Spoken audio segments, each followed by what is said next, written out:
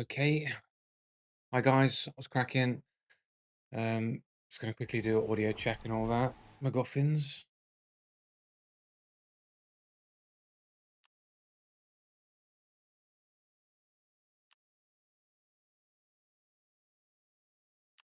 And again.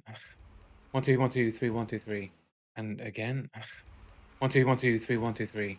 And again. One, two. Okay, all good. Let's roll.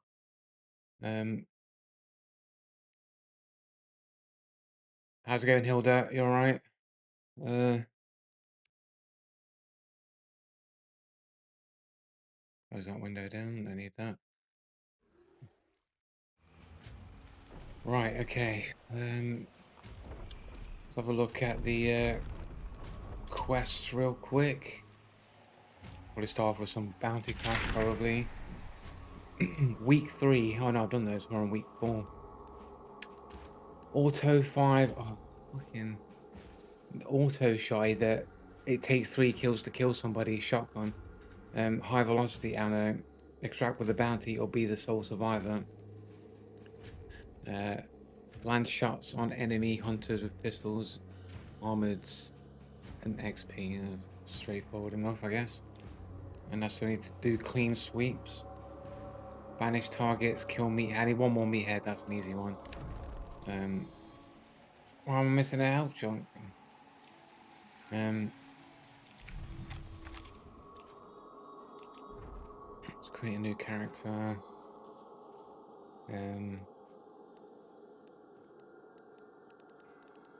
Let's just roll with this dude.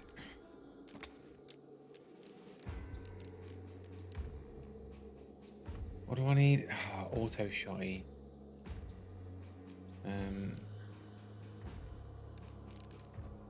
Loadout fit. Is this? No, this loadout is like completely bugged. I don't even think it's a loadout that I own. I think it's just saying that it's a loadout slot I can buy. It says 80.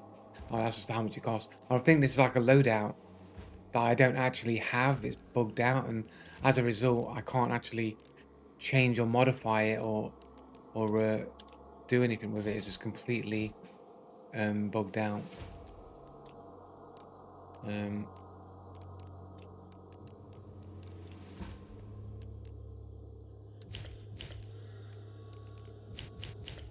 just clear this out entirely. Okay. Do I actually have this now? I do actually have the auto 4 shotty. I might actually use it. Fantastic UI. Can't use the UI. You're not allowed to type anything in the UI. Can't use ends.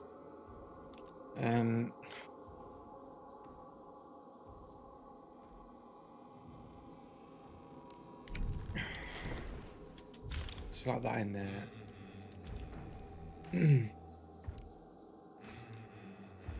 Can't type C's. CE.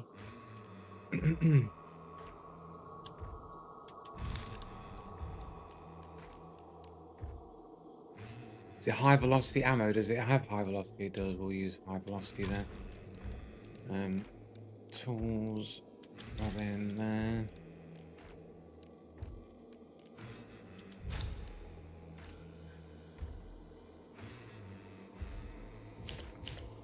I'm sure I'm doing that the wrong way around. I think it's that.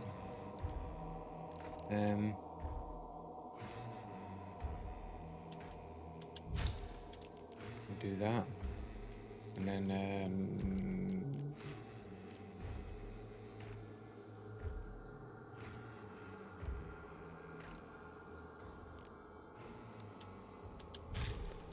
do that. Consumies.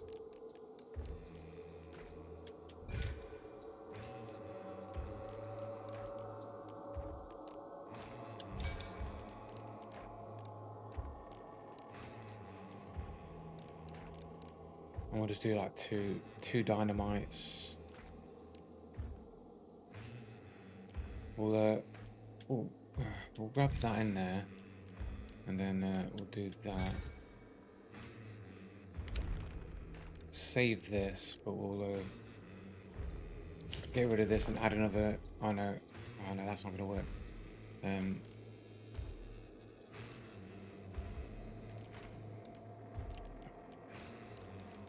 Stick that back in there. Keep that as that. This is fine. Put the load out.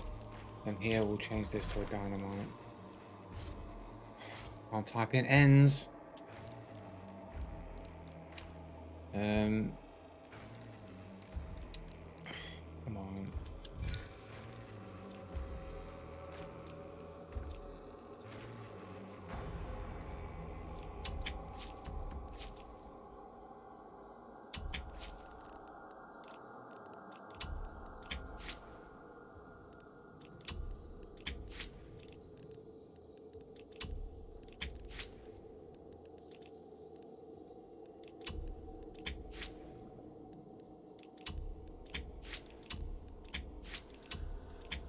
Okay, we'll just do that. And boom, we'll go Bounty Clash. So it's that high velocity, auto 5-shot, we got that covered. We don't have the pistols though, but easy enough. 15 shots with pistols, I can get that done. Easy enough. Yeah, cheers, thank you. We'll see what happens in it. Been a little bit groggy today.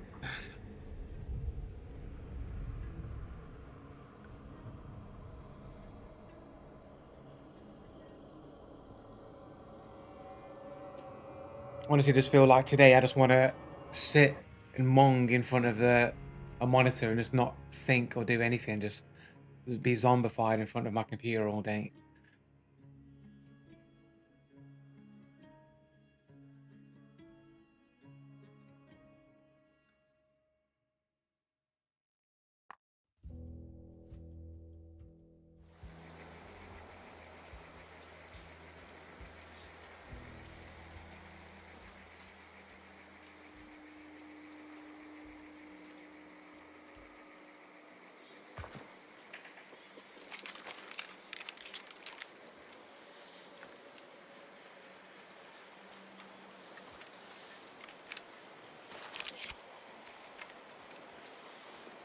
It's not bad.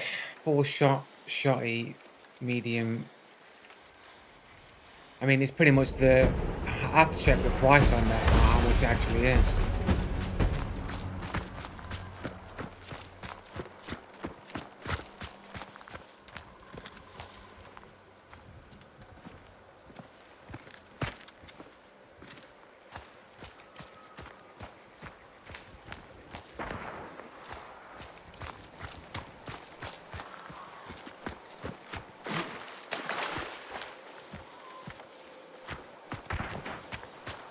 You don't know how people get there so fast, but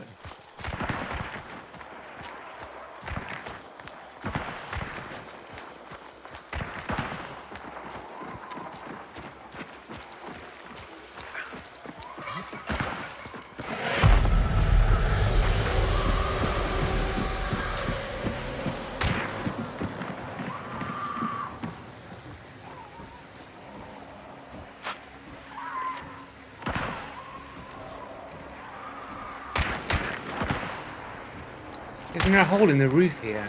Oh, here it is.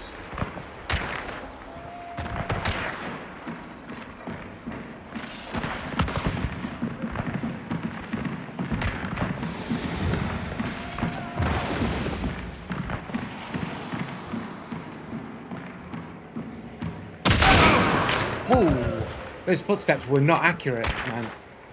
Fucking hell.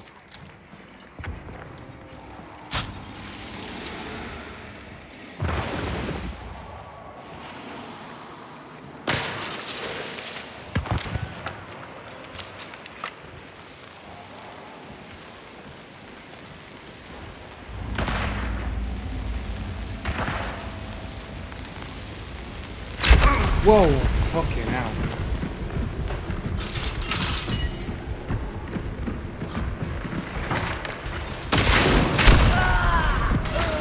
Crossbows, mate. Oh. Missed that shot, man. I needed that shot. Better go get your mate up there. Better go get your mate. Whoa. Oh, fucking bollocks, man. Did he get his mate up? Did he actually get his mate up? Are they, are they a trio?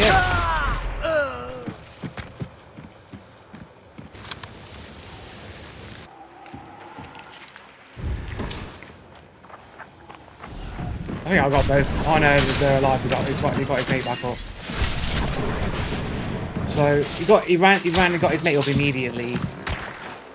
Uh,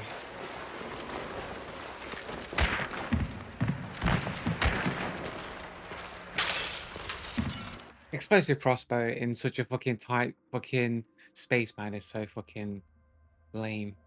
I mean, what can I do, man? I missed the critical shot I needed. I shouldn't have played fucking ring around the rosies with the dude, man. I should have probably dialed it back a little bit, man. But if I'd have got that, if I landed that shotgun shot, it might have been a different story.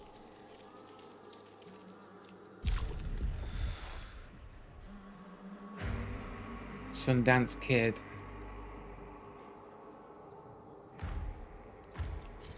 Ponge.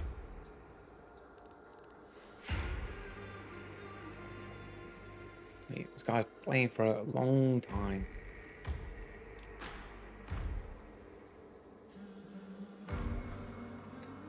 2K hours here, man. 31 games on a 19-year-old account.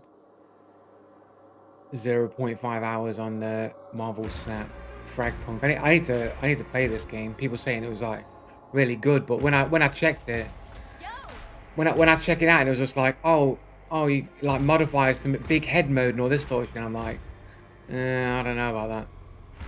Doesn't seem like competitive. It seems like, well, it is competitive, but it just seems a bit more party than anything.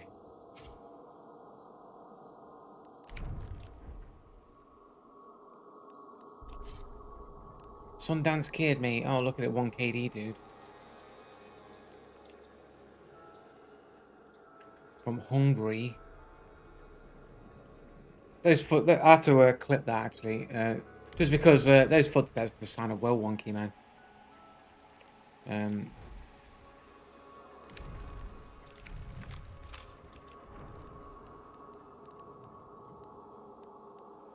least I could hear the footsteps though.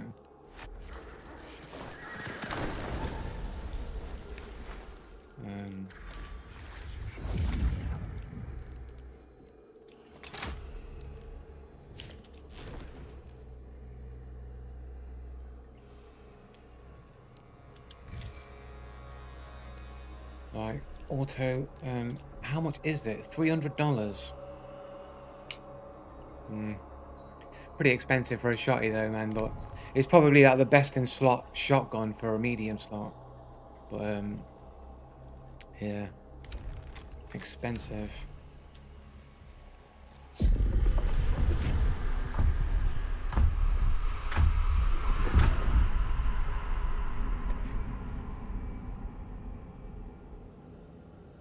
Yeah, I do have a pretty decent PC. Yeah.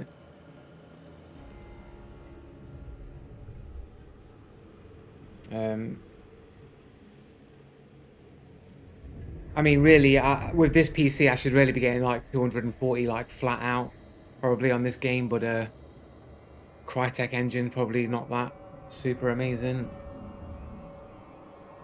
Uh, well, I don't know. I don't know. I think that the frames aren't very consistent. Like, I think it could be more consistent. Like Crytek, like the Cry engine is kind of all over the place.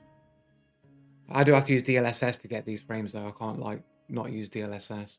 Frame rates go down quite a bit, but it's a 4090 and Intel 3900K, but you get better frames if you've got an AMD CPU. If you've got one of the AMD CPUs with a 3D cache, you'll get better frames. This game's more CPU dependent, although they have kind of made changes that it's a bit more GPU now. But I used to get like 150, 180-ish, the same sort of frames before the update, but like the graphic looks a little bit better. But if I turn DLSS off,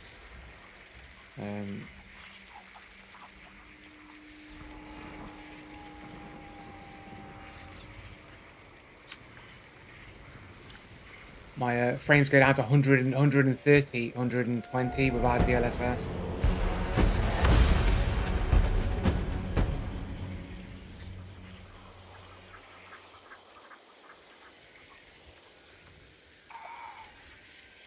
No! Ah, I can't fucking turn fucking. I've lost DLSS now because fucking Crytek's fucking broken. Now I've got to go to fucking AMD FSR. Ugh.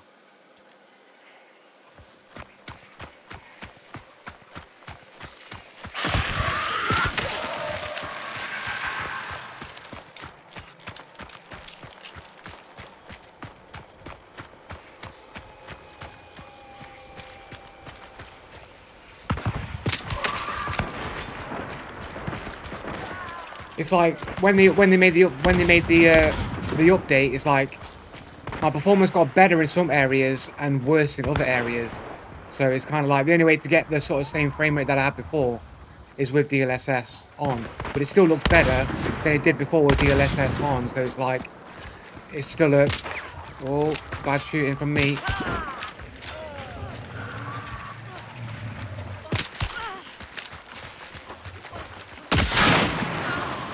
I don't get the kill for that, and now I'm running into the hive and getting fucked over by them same hive. I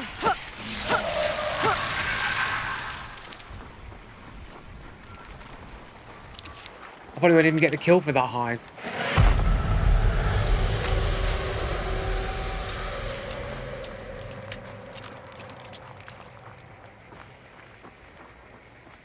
Move out the way, tree.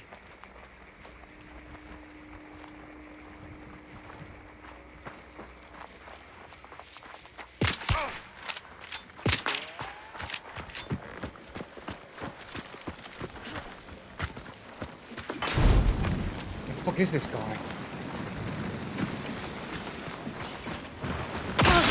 Oh shit! Where's this guy? Oh, of course. Who had time to put a bear trap up? I didn't even have fucking. I didn't even get Necro sort my fucking traits out. Sundance Kid. It's the same dude from the last game. Got his revenge on me, man. How did he have time? And they were the first ones inside the building again. These guys speed hacking. Because this is a mode where speed hacks would definitely be beneficial to be able to get to the fucking thing first and start laying your traps down straight away. Just saying, it makes tactical sense to have but they're there, the same dudes got to the building first, like again. I know it's only the second game, but still, man, it's like it's a bit sus that in 2 games they both get to the fucking to the building first. These guys might be speed hacking.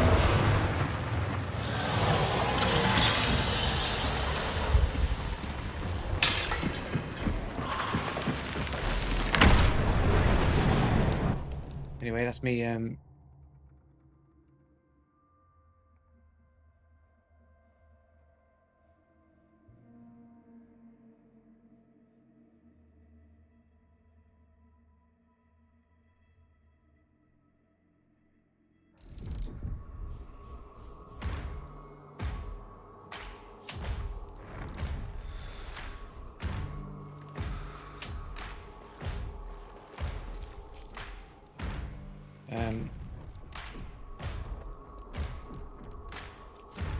options, graphics. No.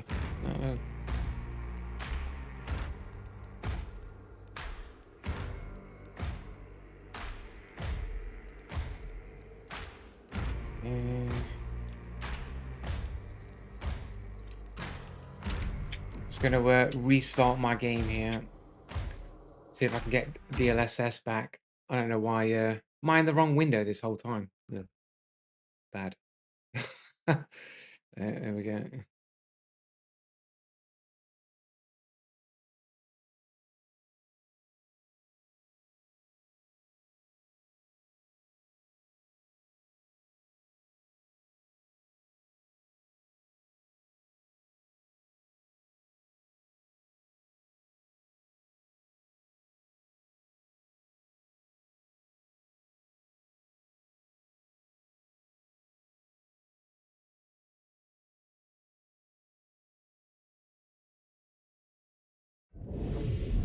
I mean, it's not really much to go on. I mean, they might just be legit. They might just do the same play style every time. Just run with reckless abandon to the bounty or whatever, to the banish, and just be there first every time, just to get the advantage. And they just got it lucky 2 times on the bounce. I mean, that can happen. But there we go. I got DLSS back anyway.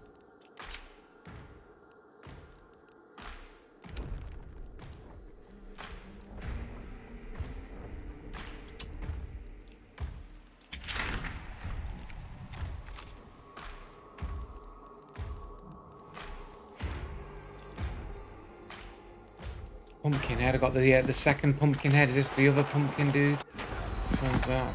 This one. Oh, let's go pumpkin head.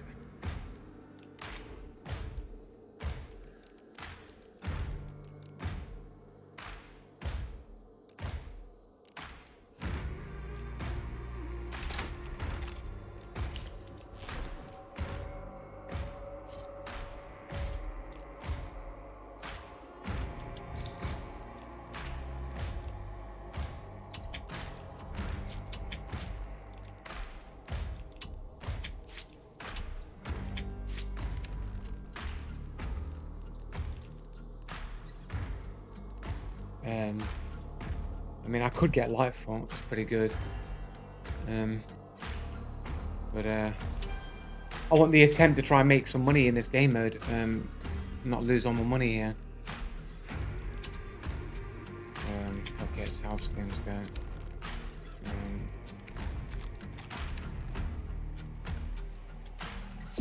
Okay.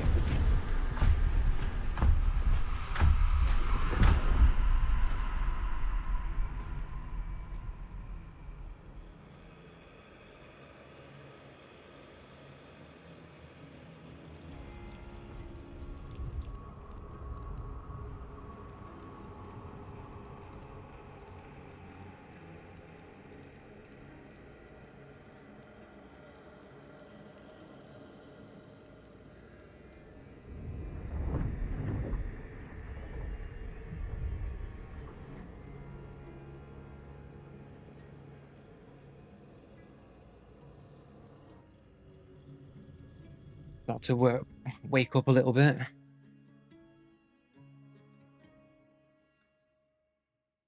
Six more cups of coffee and I'll be on it.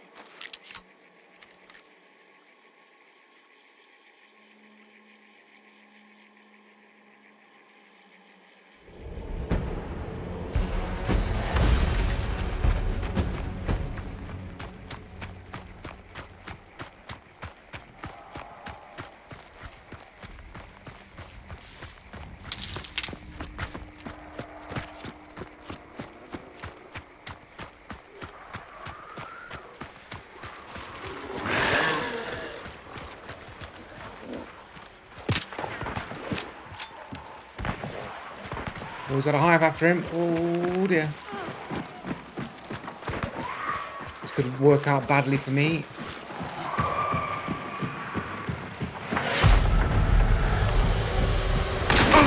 What the fuck? Around the doorway. Couldn't hear no fucking footsteps of anyone moving like around there, but there we go.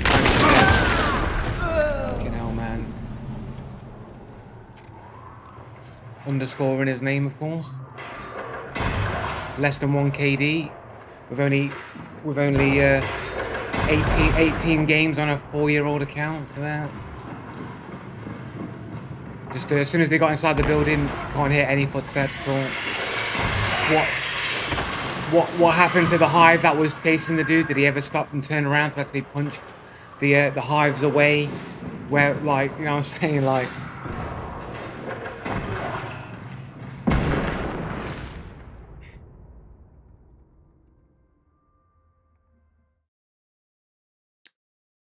Um,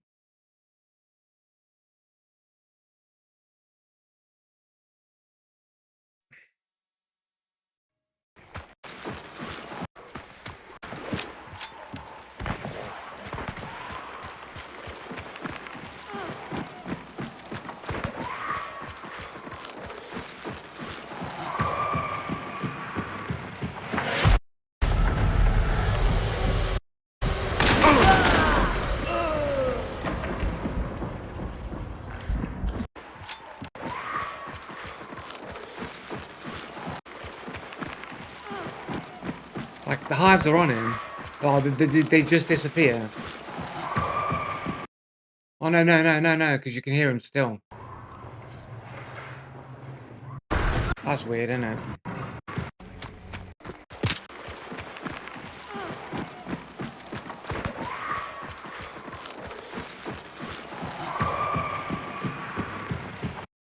And the hives just died there, right?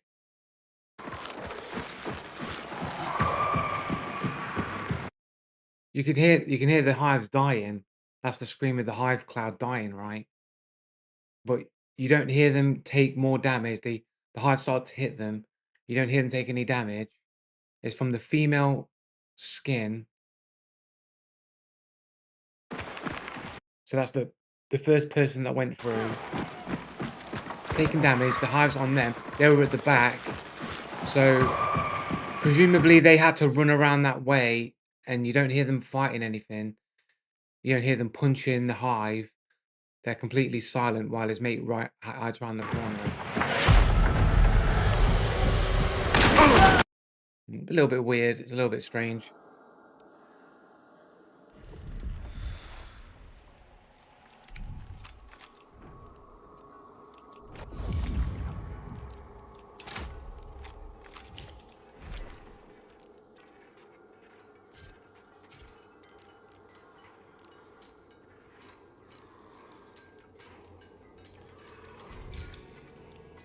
Do have doctor here, but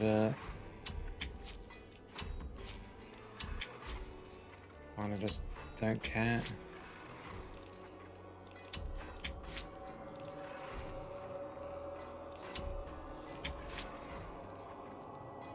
Hmm.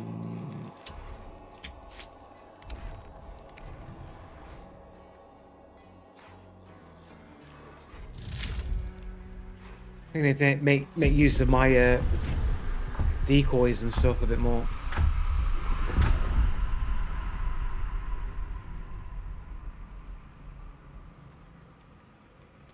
Yeah, maybe it's hard to say what was going on there.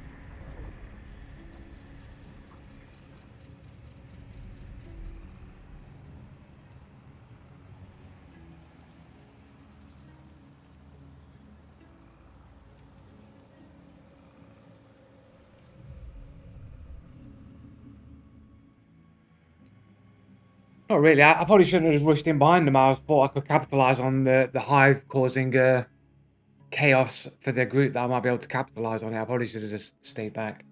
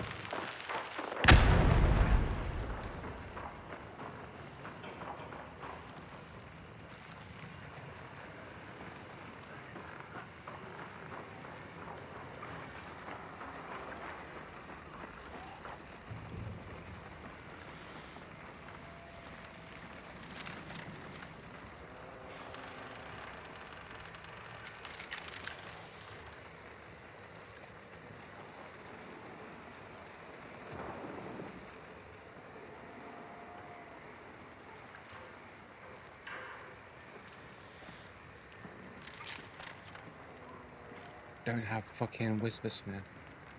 Might have heard that.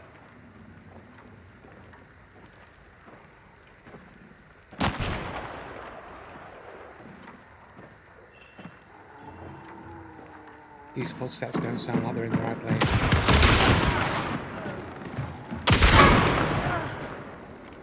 Not sure why the first shot didn't kill, but that's why I don't like the auto shotty.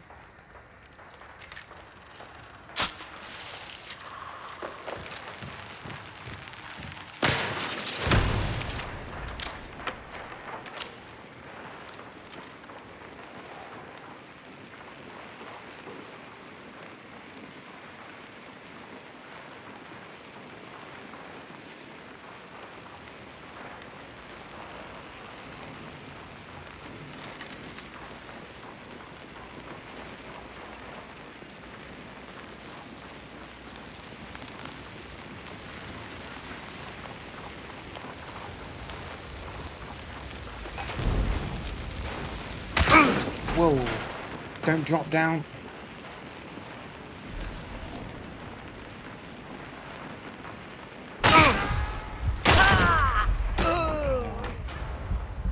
This guy is a suspected aimbot right there. The way that he just double tapped me with the dong.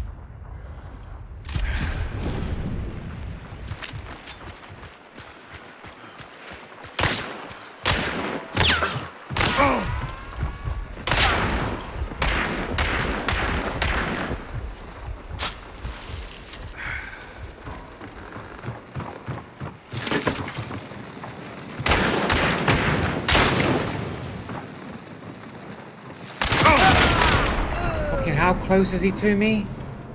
Fucking these footsteps, man. Fucking needs sorting out, mate.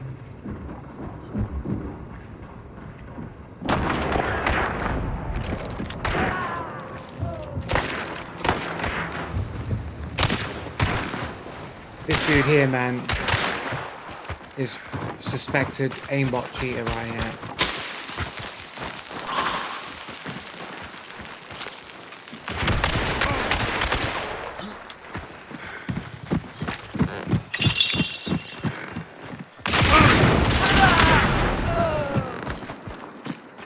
Maybe not.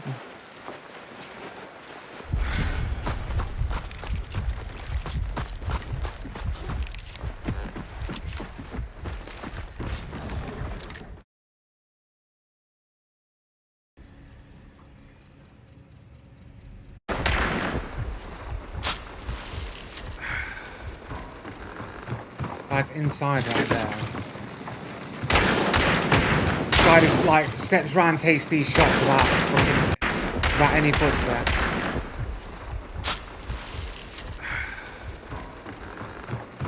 Runs up to the edge where I'll be. Waits there. I don't know, where is this dude actually? I thought he was on the edge.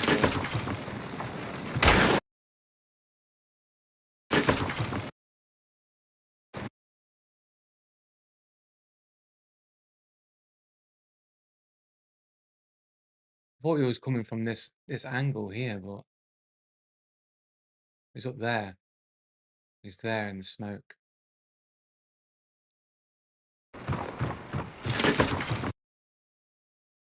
But he's not there right there. Oh, he is there. He's there. He's right there. Mate, you can't even fucking see him. He's basically like completely fucking stealthy here. Like, you can't see nothing there. Like, you don't even know if he's even there. Like, there's no one there. No, there's no one there. And then he's there. Dude, like, is he bro, what is going on? Hold up. I want to drop this into a Resolve DaVinci Resolve in it so I can see this clearly. Also, Jeff, see you glad you're exposing all these trash cheaters. Yeah, cheers, thanks, man. Doing my best, man. I mean, I'm not always right, but I try to give my opinion, I guess. Just go in here.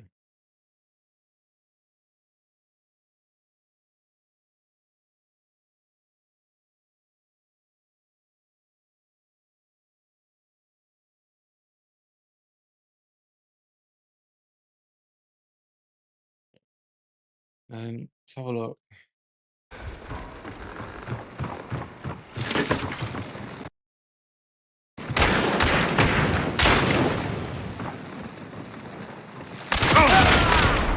I know, further back, further back.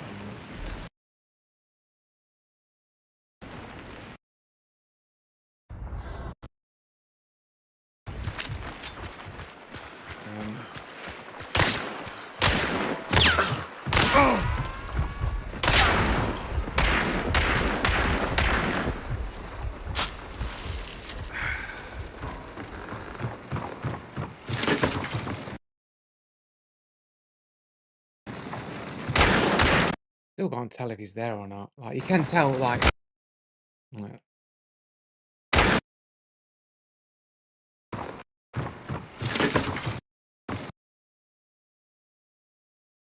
is that his arm? Is that the shoulder? Like, you can't really tell there's anything there right now. It looks like there's nothing there. He steps out there, I think. He's definitely there. You can see him. He's there, right? Just suddenly appears there through the smoke, but it's like it's hard to tell that he's even there beforehand.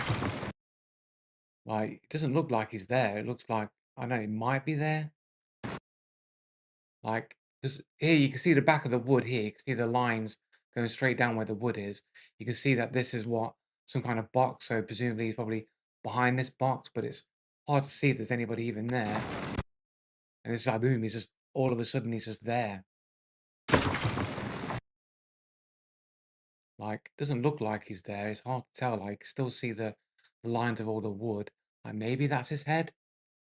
Like, maybe that's his hat right there, and that's his face, shoulder. Maybe that looks too low down for it to be his head, unless he's crouched. Yeah, because he's crouched there. Hard to say. Basically, he's practically fucking invisible because of all this smoke and the skin he's wearing. You can't fucking see this dude. I thought he was here, taking the shot from here, but he's fucking up here, mate. You can barely even see this dude.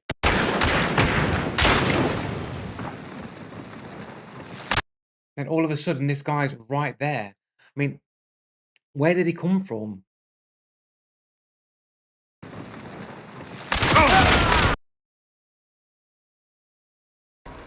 This door's barricaded, right? I can't get in from this side, so he could open the door and come around, but I never heard a door being opened. Oh no, the door just opened there. He did just open it.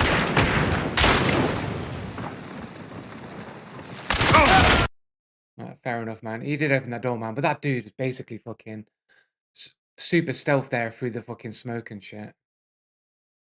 I did think the shot here was a little bit suspect.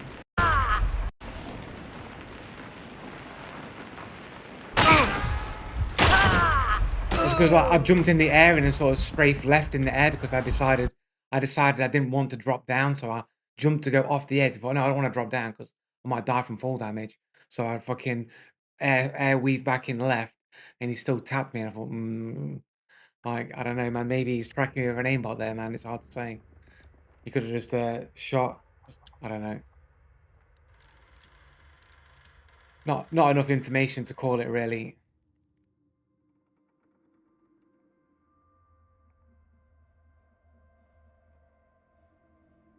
But his name looks super toxic, man. So it just makes me think he's a cheater in it.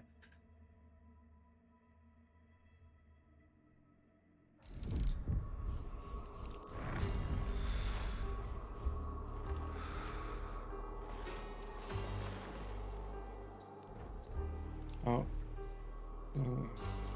Fresh ass filler Zerfresh.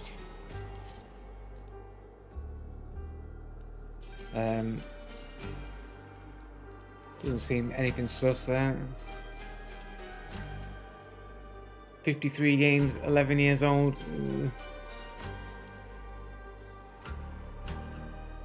What? Um,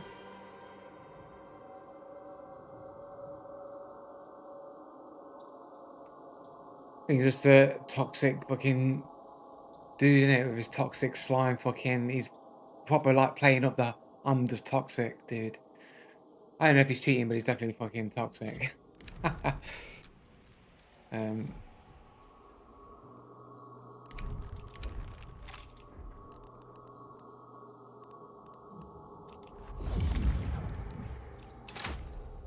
Alright, there's one more bounty on. Let's see if we can actually get a decent game, man. I'm not playing too well today. Um,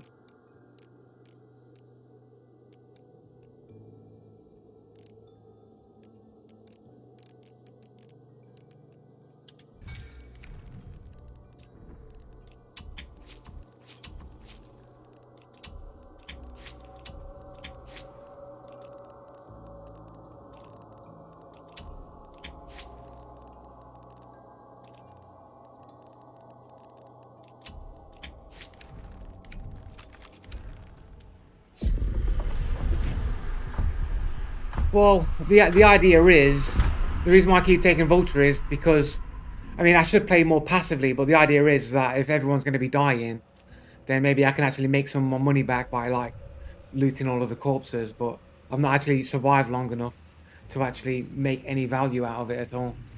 I should really just play super passive, let everybody kill each other, and then loot everyone's corpse afterwards. But I'm not really doing that.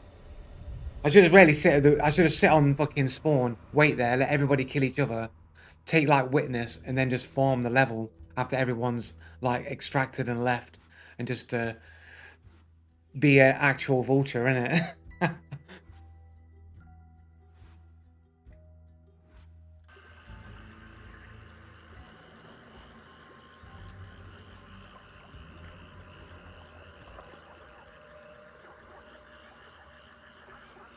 I think the best way to play Clash is to use speed hacks, zip your way to the bounty first, and then trap it to shit, and then that'll give you the best chances of winning.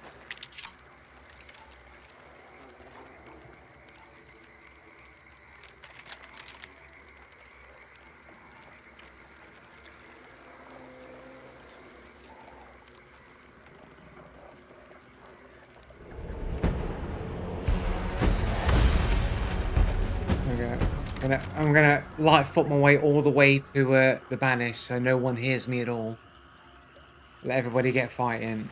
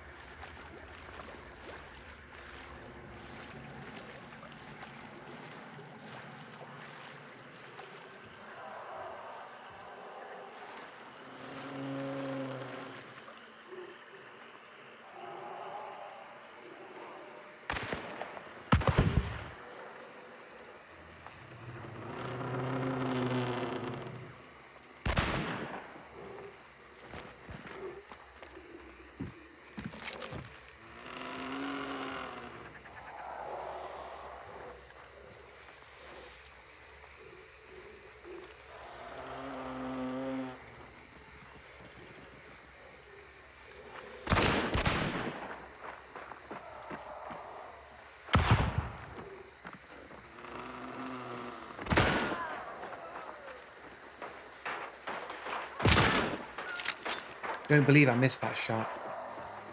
Can't believe I missed that shot.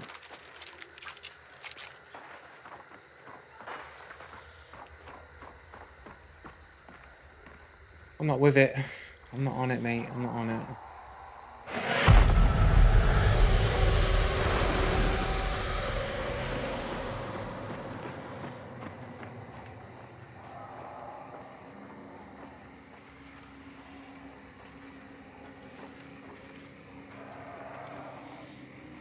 Bit of a sweaty spot if I could actually see inside clearly, if I turn my brightness up a little bit.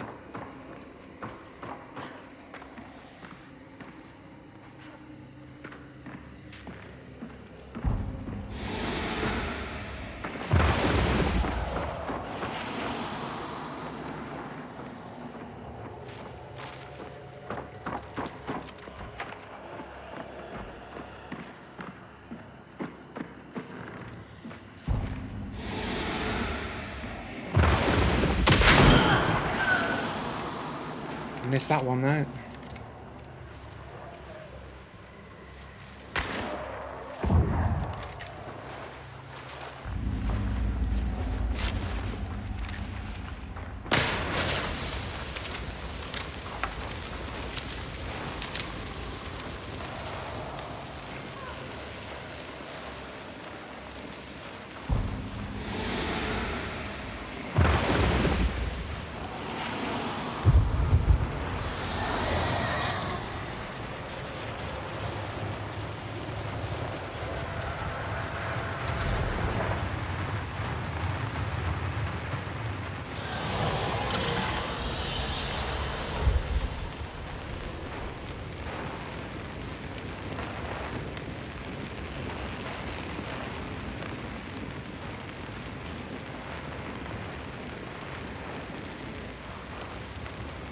There's a dude around this corner, I think. I'm just imagining things. There is. How does he know? How does he know I'm there? I've got fucking... I mean, I guess I heard the gunshots earlier, but... Like... Still, you can't know the exact location. Can you?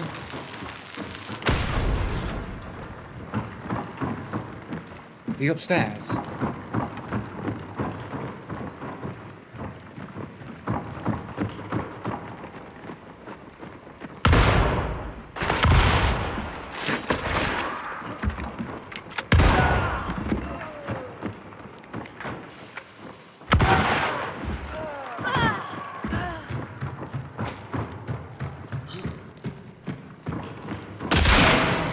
Is that the person I fucking got earlier?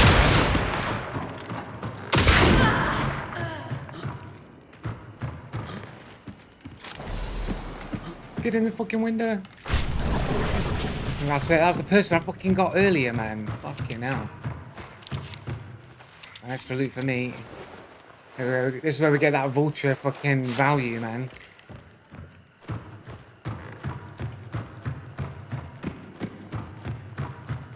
All the bodies on here, right? Have a quick little spin around again.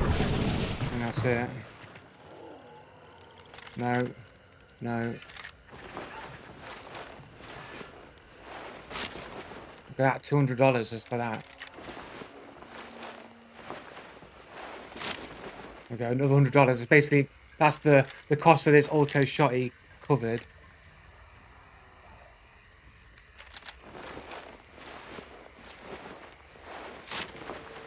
$250 there off that dude.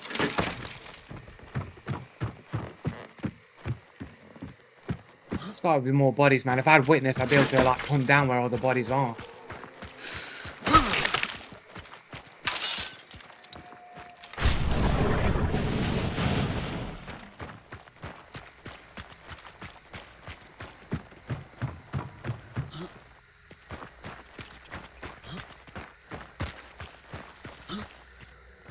Have a quick little look inside again.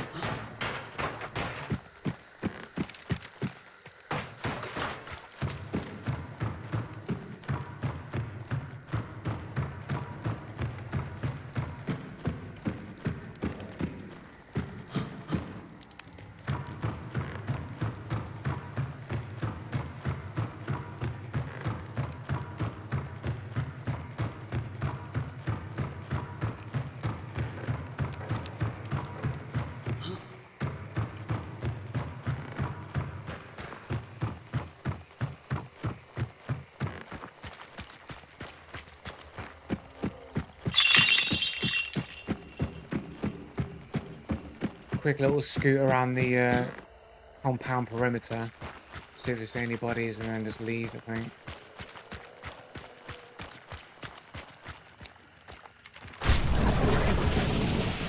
I heard footsteps for a second there.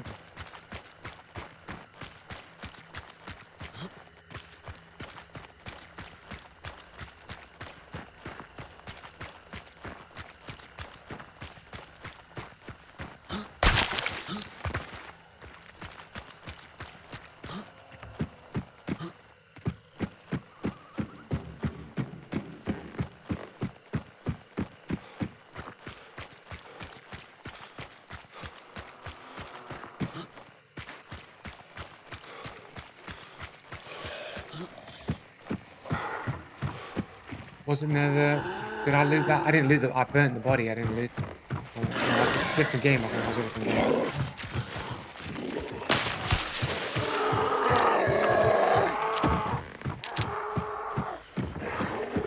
Let's just leave.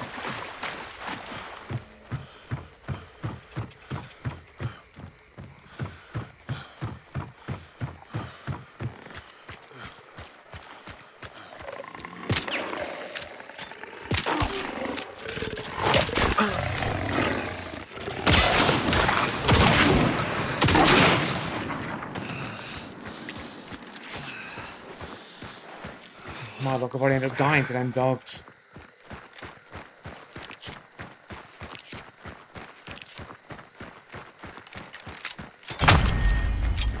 Also, he was shooting at me for a second, man. Why is the extractor sound so loud in this game mode? Like, you go on it, man. I thought someone was shooting at me. I fucking nearly fucking shot myself. Oh. I think I got lucky there, man. I can't believe that person, like, waited so long before getting up, man.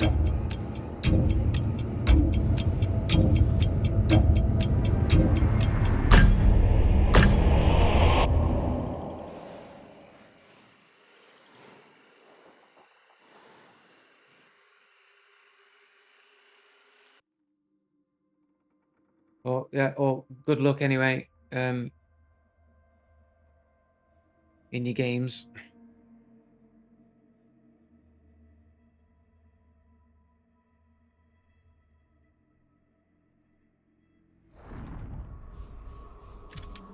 Um,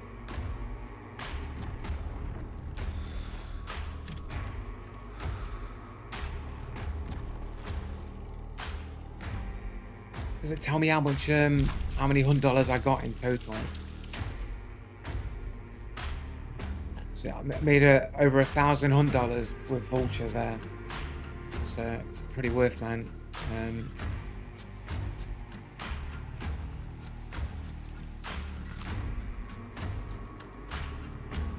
I get a witness.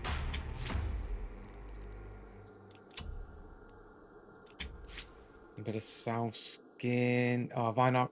Oh no.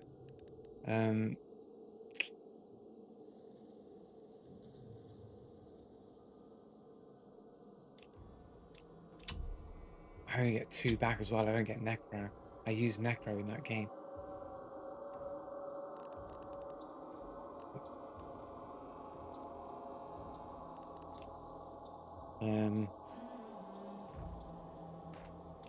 I think I need to sell Witness and get Necro back in it. Which is a bit of a shame. I hadn't realised.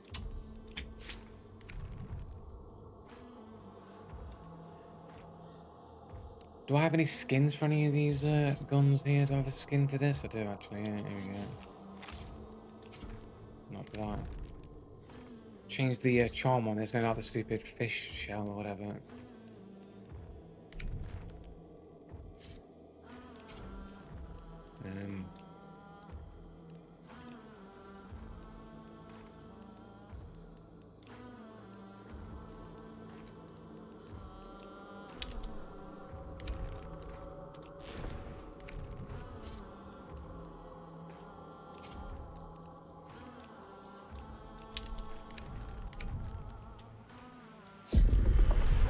Do one more bounty clash, and then I think I'll go on to doing the actual game modes here. Should be able to get this shotty one finished, hopefully.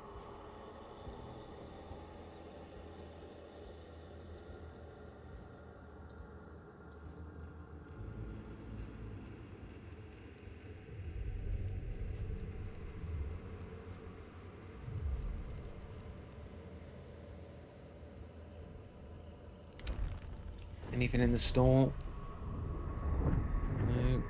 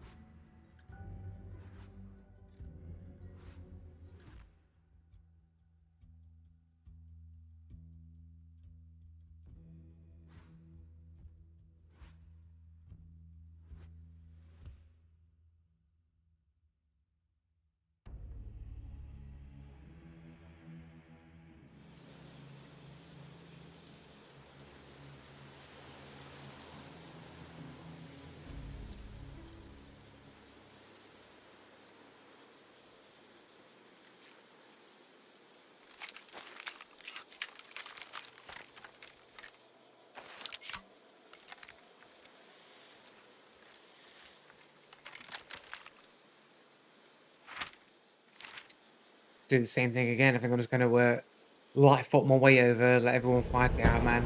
Kind of just want to loot everyone's body and just make some money.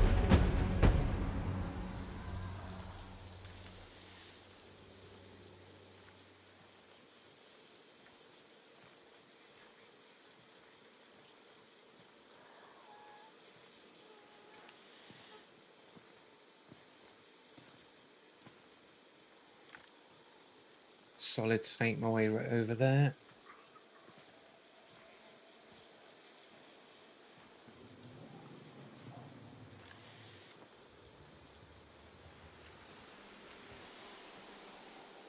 Seems awfully quiet. I've got a armored going off over there.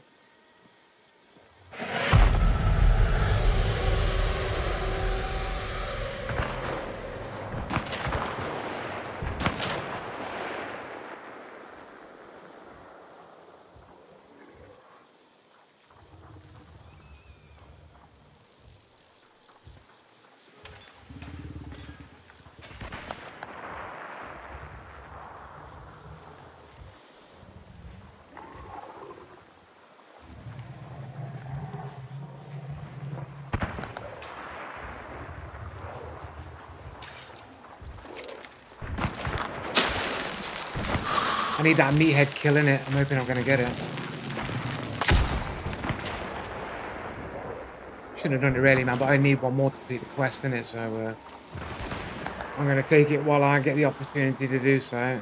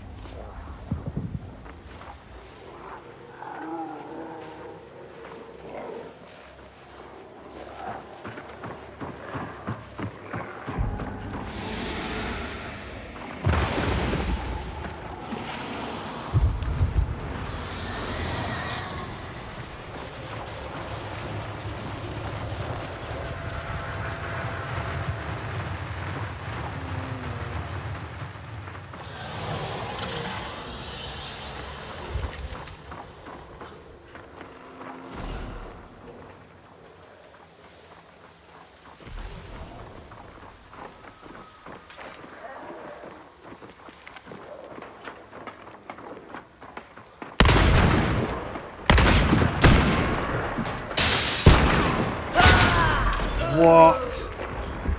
That's a little bit sus for aimbot right there.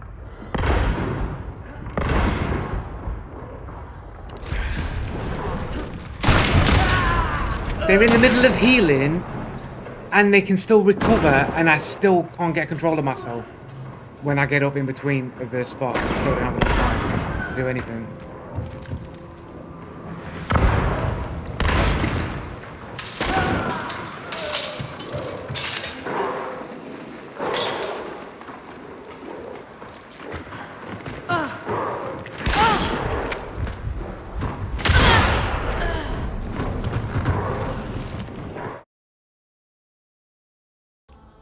All of a sudden, as soon as you're spectating, like, where's their fucking super reaction when you're spectating them? Because I knew where they were. I heard them coming up the ladder, so I knew where they were going to be. But before they finish recovering from the animation of coming up the ladder, I'll get through the window, get in position, and I've ADS, and they've already locked me bank. As I've ADS, they're already on me already.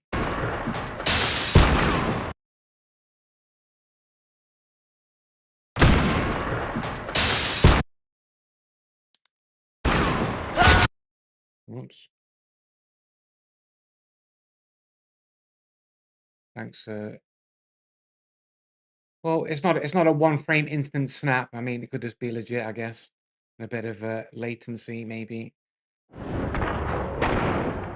I'll give it to him. I'll give it to him. We'll check his profile if there's anything sus about it. But if it was like a one frame boom straight snap to me, man, I would have called it, man. But it does have multiple frames of like transition before he actually locks to me, man. So we'll see.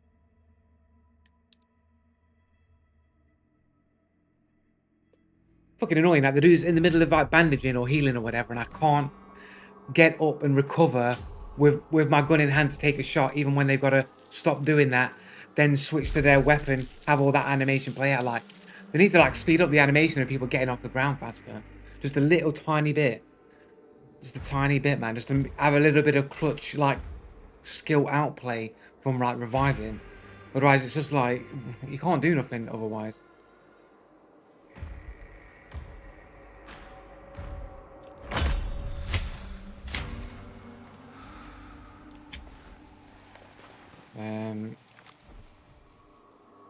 Binky Bonky. 2-star. 2-star 0.9 KD. I mean, he's been 2-star for quite a long time. Was that 300,000? 304,900. Private profile. Is that class as anime? Is that an anime avatar we can class that as? Borderline. I don't know. 2-star. Some pretty sick reactions there for a 2-star. That's all I'm saying. Some sick clutch reactions from a 2-star player there, who seemingly has been 2-star for quite some time. He's been playing the game for a while and he's still 2-star, yet he's got very good reactions for a 2-star.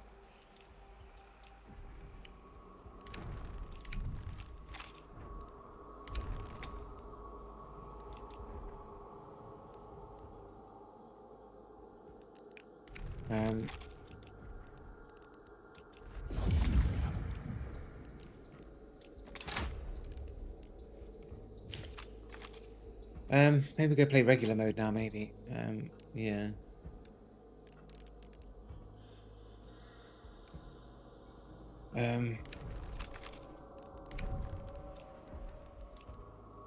Still haven't got that done. We'll do one more bounty clash. We'll do one more bounty clash. See if we can just get this shotgun one cleared off.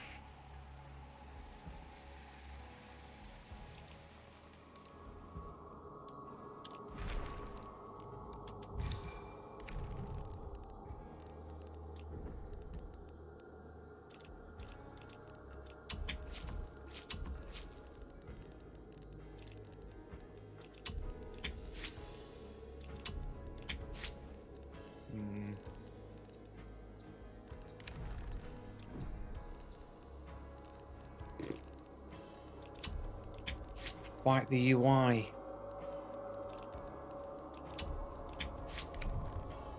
In fairness, you said there was multiple frames before the shot, and it was a close space, so not quite out in the open with a long-range headshot. Yeah. I agree. It seems legit, but still, reactions are pretty good for a 2-star.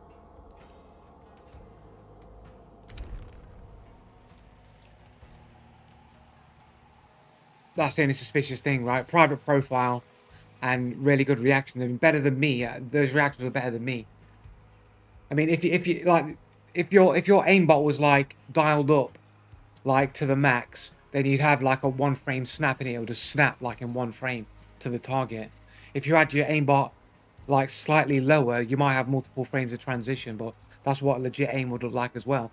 Like if it was just a 3-star, 4-star and that happened, I probably wouldn't think it was too sus. It would be fair, but the fact that he's 2-star, you think, like, how are you 2-star if you've got reactions like that?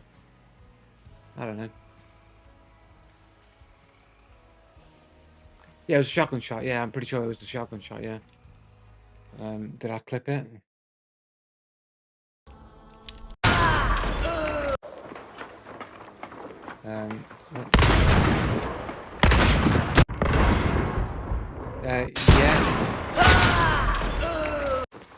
Yeah, I think it's a shotgun shot.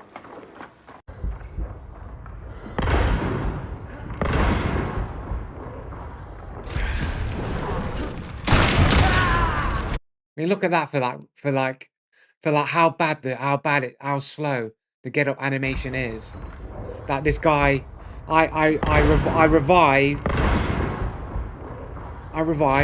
The guy's in the middle of bandaging and healing.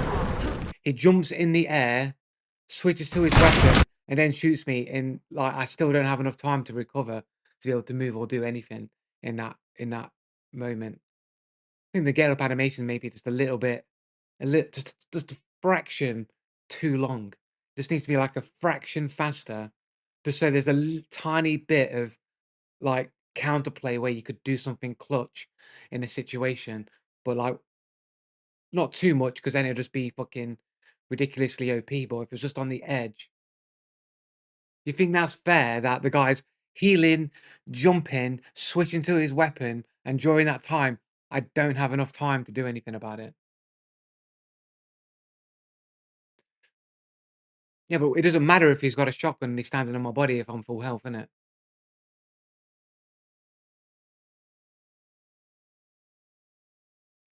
You don't think self-revive is fair? Um,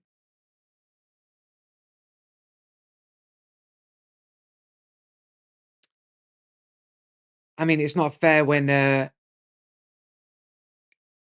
you can do it like so many times in a row, right? I mean, I don't think it's. I don't. I mean, I'd be happy to revive without full health if I could get up a bit quicker, just a tiny bit quicker. I'd sacrifice full health to get up a tiny bit quicker.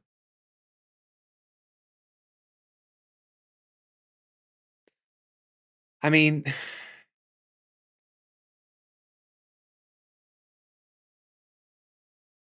it's not really a it's like it depends on the situation when it's fair and not fair.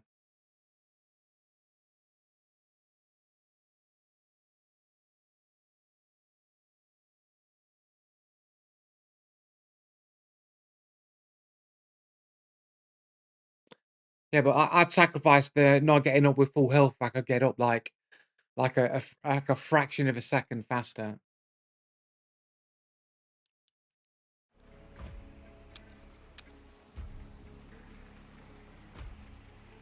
Because at the end of the day, like it's like where's the like from the point of view of the reviver in that situation, it's not fair for me in that situation. For the reviver, it's not fair because like I can't do anything to counterplay the fact I'm just going to get put straight back down again. And I am like taking the risk with my MMR, not in this game mode, my MMR is not affected, but in a regular game mode, I am risking like my MMR to potentially get up and get a clutch kill. And you just can't do it because even if somebody's reviving or stuck in animation, it takes such a long time for me to do anything. And you can make the argument that, look, if you're healing yourself while you're watching a dude's body and the dude gets up while you're doing that, you think fairness would be, I should be able to fucking kill you while you're stuck in healing. Like if you've chosen to heal in that moment, I should be able to punish that. From a gameplay competitive point of view, I should be able to punish you doing something in between waiting for my revive.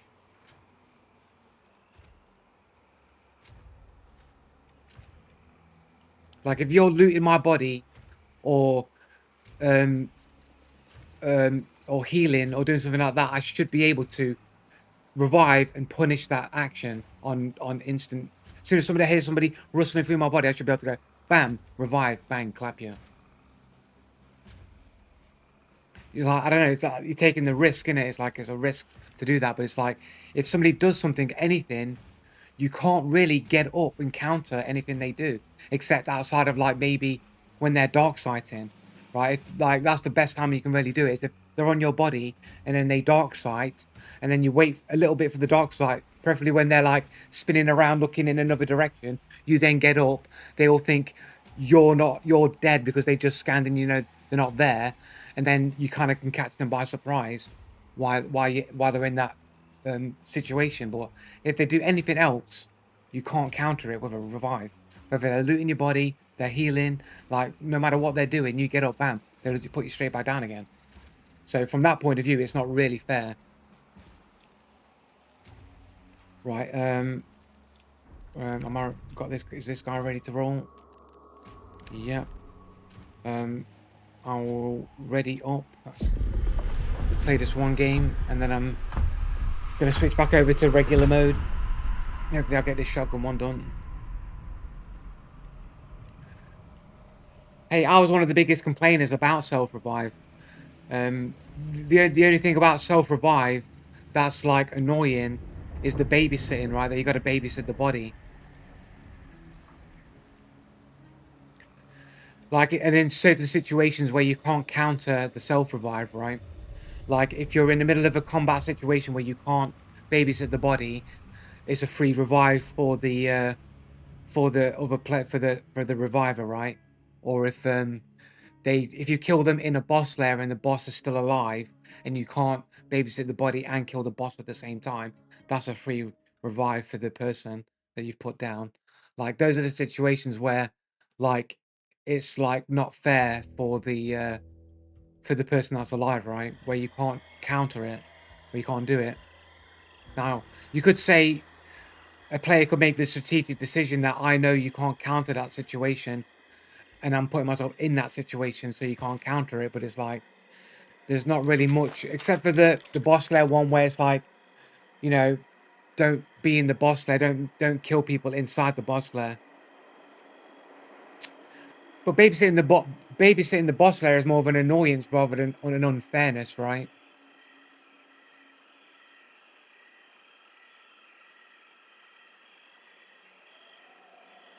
But duos can revive each other over and over and over again multiple times though, innit?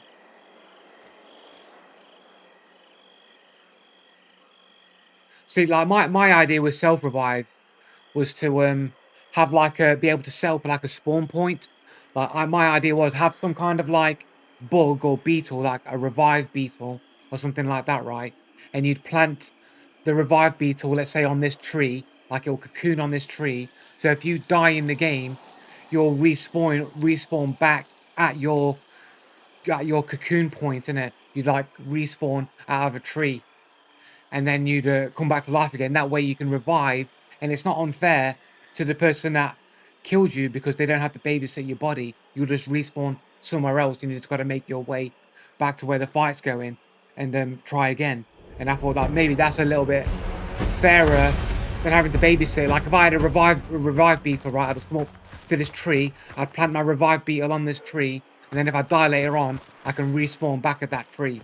And that way, people don't have to babysit your body and you're not interfering with an ongoing fight that's happening. I forgot I'm in Bounty Clash mode. I might get killed here for not paying attention.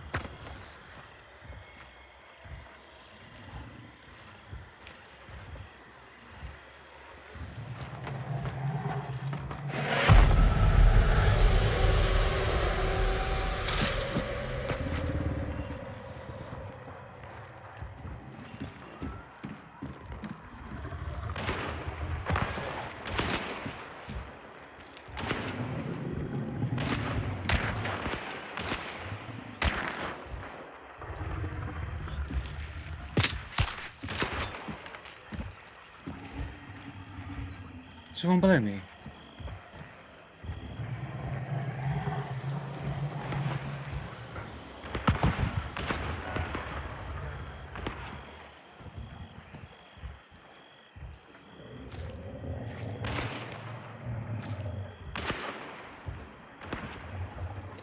Um, with duos, you have to risk the other guy to revive, and the burning at the moment is so damn fast. I agree, but that also makes having to babysit bodies like faster as well. So it makes self revive like less potent.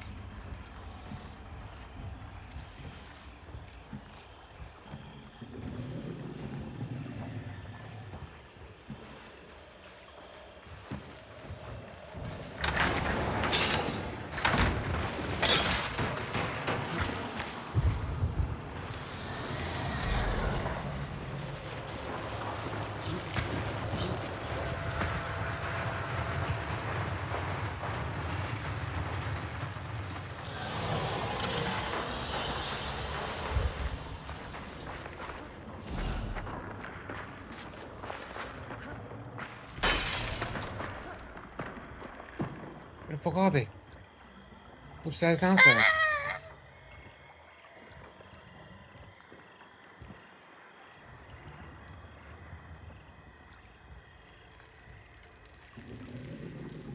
It's like they run up to these areas and then they don't push.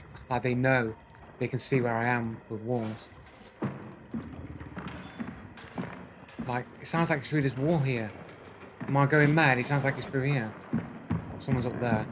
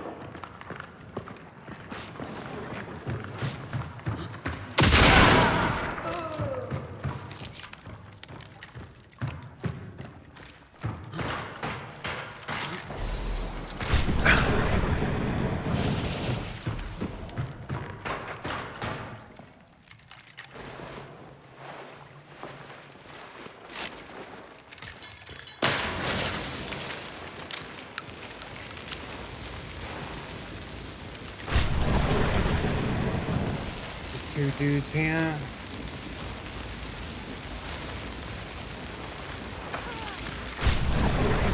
Are they fighting each other? Are they fucking...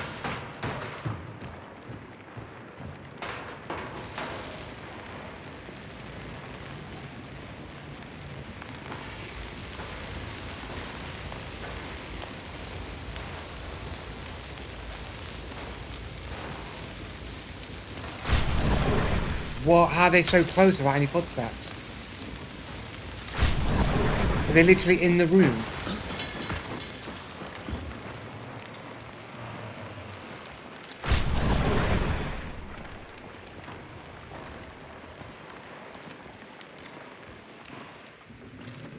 Look at this dude.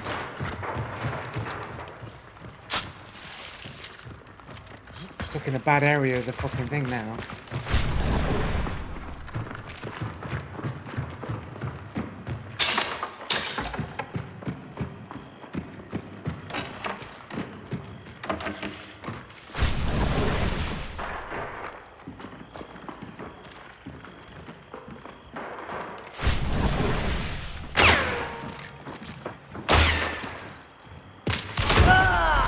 Oh, why? He got that shot on me, did he?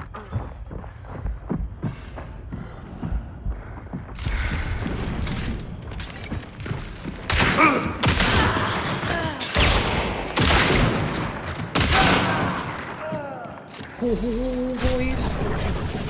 GG's, laters, bitches. How's the guy's moving around like fucking wonky ass fucking footsteps anyway?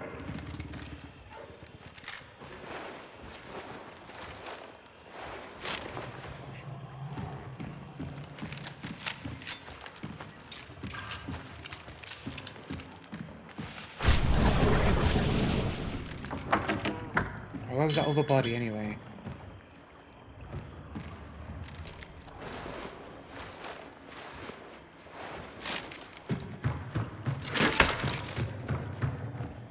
I don't think there's any other bodies in here, I think.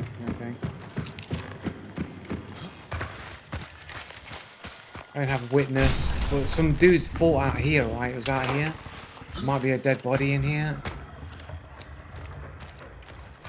Was it here? Around here somewhere, right?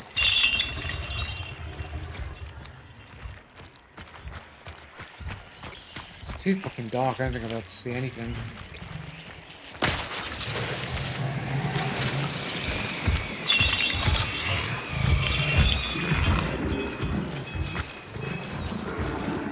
Fuck it. I'll be there all day trying to look for a body in this dark. Can't see nothing.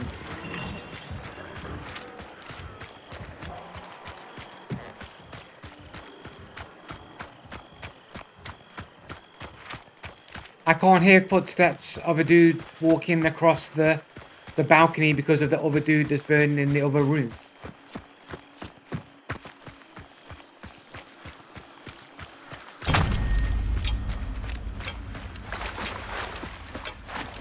Oh, you're on about. Nah. I don't know, man. I think they seemed a lot closer than they actually were. I'm not sure. Whoops.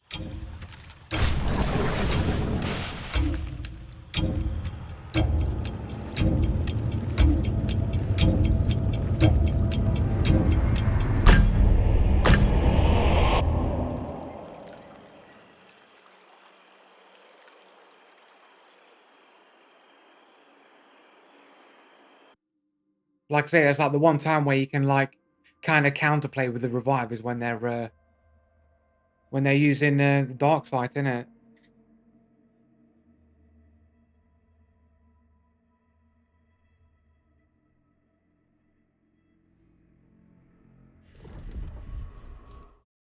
Right, let me have a quick little look at this clip. One second. Um,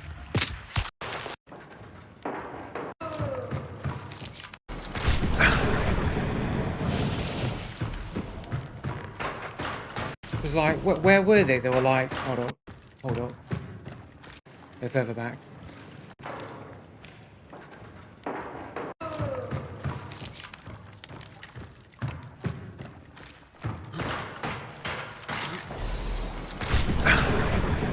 So they're over there, outside on the corner there.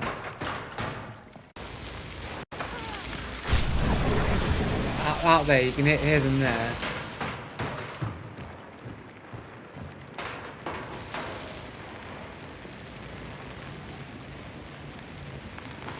A slight step, I think, to the right then.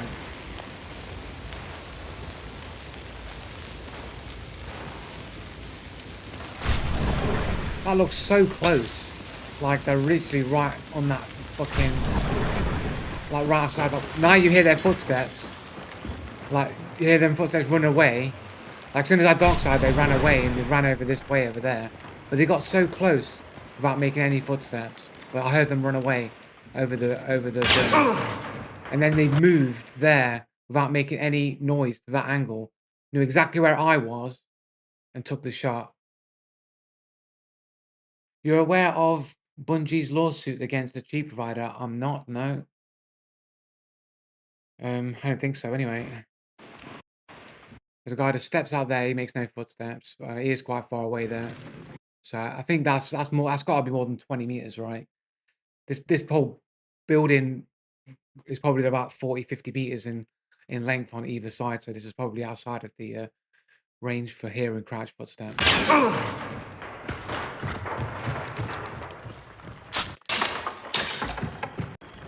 This guy though, when he comes across the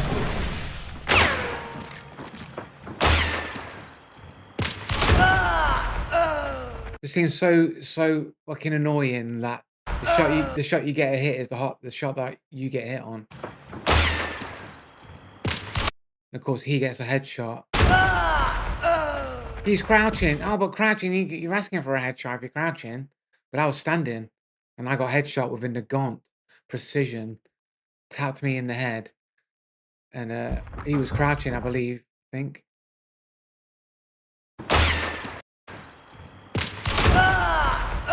Well, I don't know. Who cares?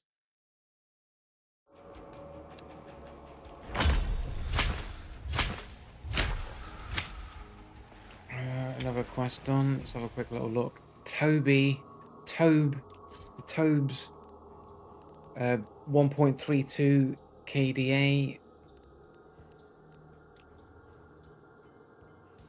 Dude's got 20 games on a 3-year-old account. Pretty fucking bog standard. Possibly cheating with an aimbot, maybe. Not much to go on there, really. Like, his account looks a bit what a cheater's account usually looks like, but the shot wasn't super sus, man, but it was just unfortunate that it happened at the exact same time that I took my shot and he got a headshot. But hey, that's how it goes sometimes, I guess. Right, we'll switch over to main bounty mode now, I think.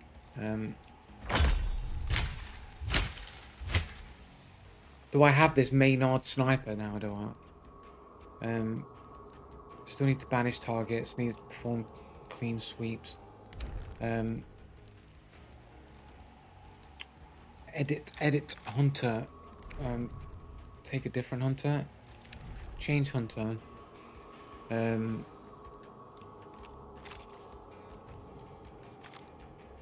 we'll take this dude.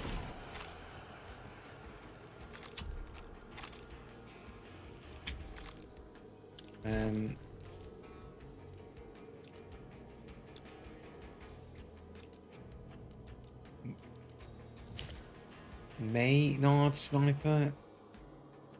Is it just unequipped all my shit? Is it M? Oh, fucking this UI, man. I swear down. Like I just feel like uninstalling the game. Like, because I've typed in Maynard sniper, M unequips all slots. So by typing that in, it's just unequipped all of my weapons and my items.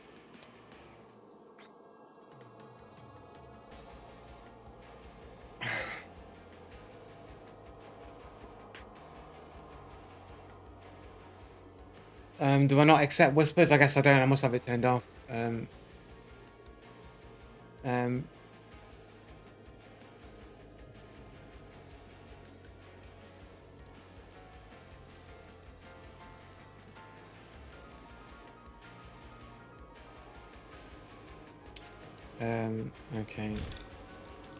Can we do have high velocity here, so we'll double it up. We'll double up the height.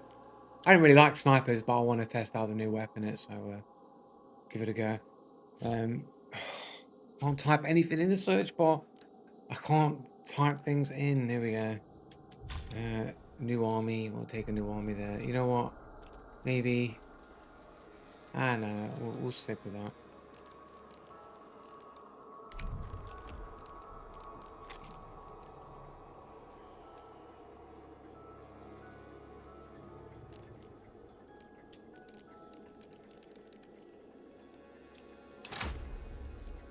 Take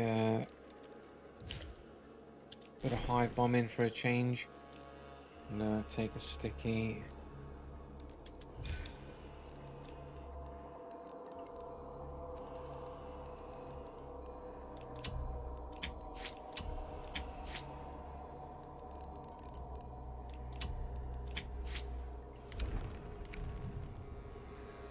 Right, okay. I'm gonna ready up. I'm just gonna go make a drink as well at the same time, and I'll be back. BRB back in a sec, guys.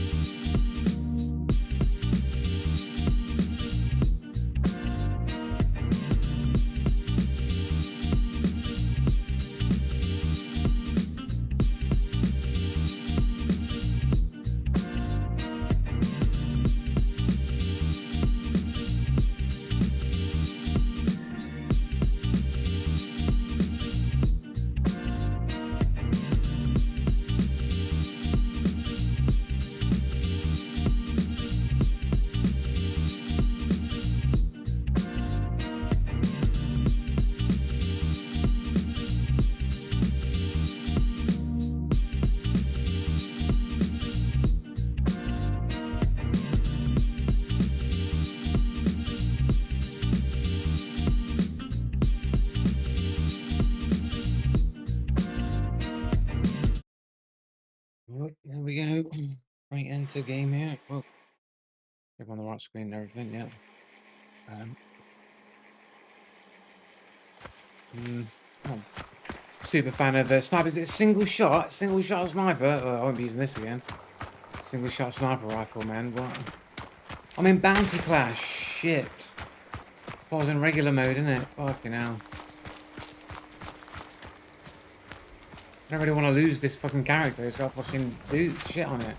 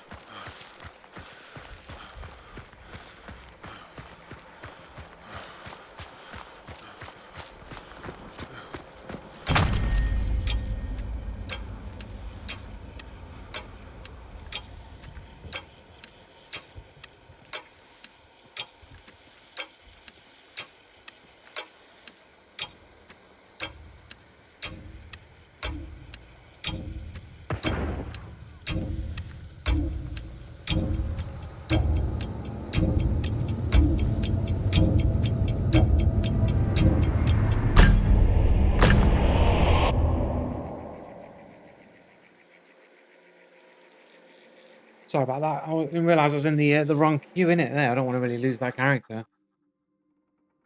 It's a waste of time. Well, optimize the time I was away by fucking queuing up.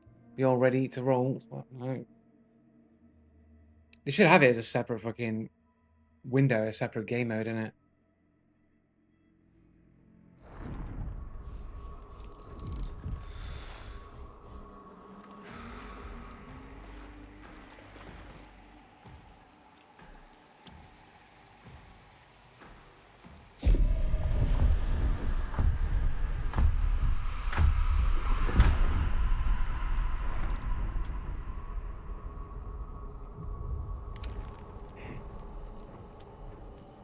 On the discounts here. Oh, skin for the carbine.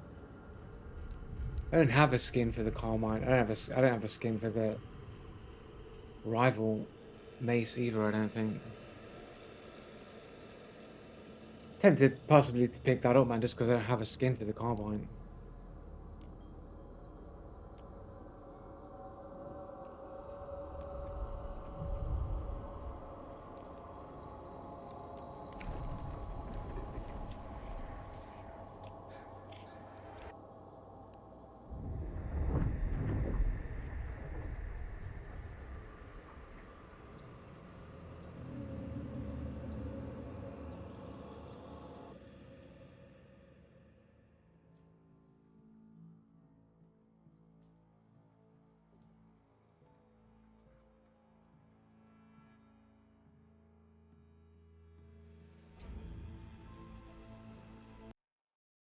Is that a game? Oh, fuck, a game crashed for a second then, eh? Fucking just paused.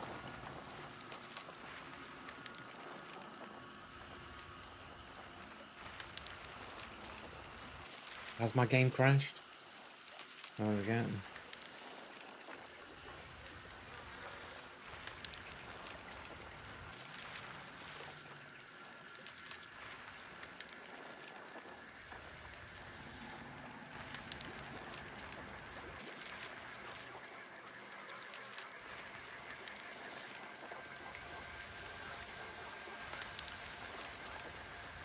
Play the super laid back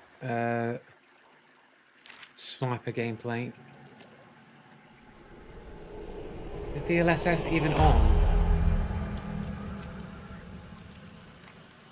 It is on. Sometimes I feel like it's not on. The janglies, mate.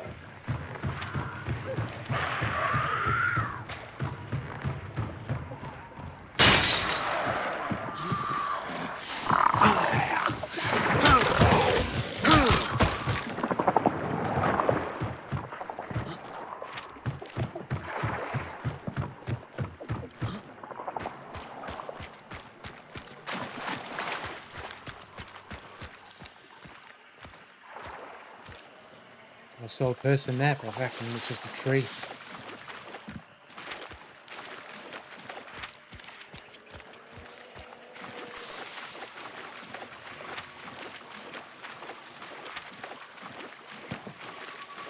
I feel like maybe I should go on to livestock and not go to graves in it, but I've kind of stuck into the decision of it now.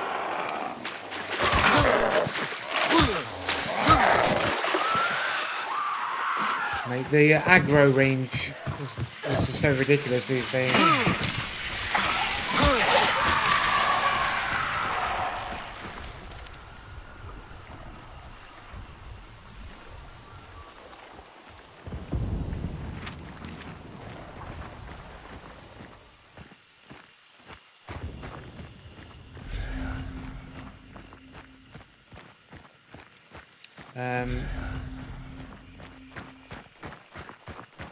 How many do I think? I mean, like, as I've said before, like, the sort of agreed upon stat that, like, a lot of people agree upon, like, people who are developing AI anti-cheats and whatnot, like, is it AnyBrain and a few other people have said they reckon the percentage is around 30% of people are cheating.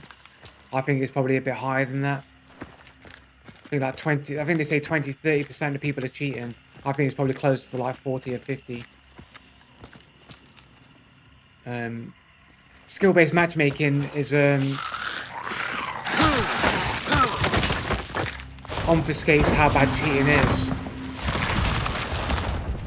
So there's like there's a lot of things that like make it difficult to nail it down. Like, you know, skill-based matchmaking, for example, is going to make people that aren't very good at games think there aren't that many cheaters in games, innit?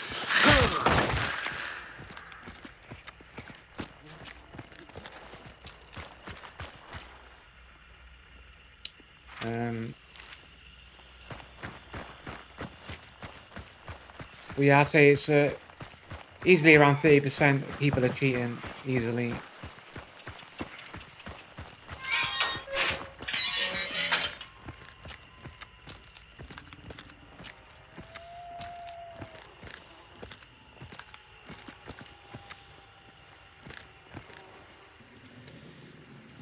Depends on the game, but it's mostly the same on all games. Like, it doesn't even matter how big the game is. It just seems like every game seems to have infected with cheaters. Like, I could download like Deceive Inc. or whatever, and it's like got nobody playing it on PC, but you'll like hardly anybody playing it on PC, but you go and play it, mate, and it's just like there'll be at least one dude on the server aimbotting everybody up, even though there's like a dead game essentially. Do you think they are evenly spread or higher concentration in higher elo?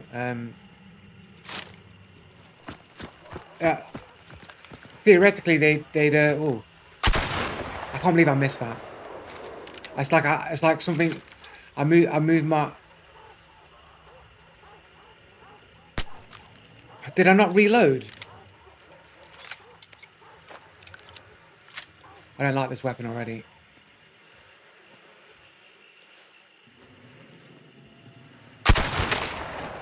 Got it. There we go, boys. Maybe the weapon's not too bad. It's not too bad. It's not too bad.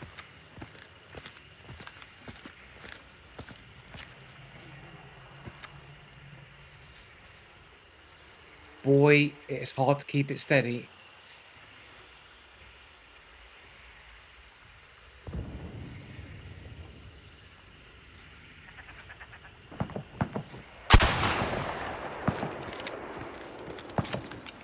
I don't know what the bullet drop is on this weapon. It's not reloaded it again. It's like it's stopping the animation. Look how long this animation is.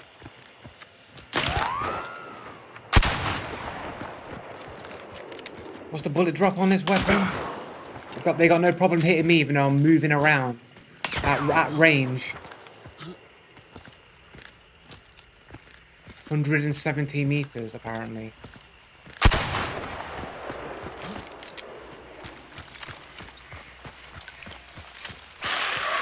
Can this fucking motherfucker... There's two fucking hives here.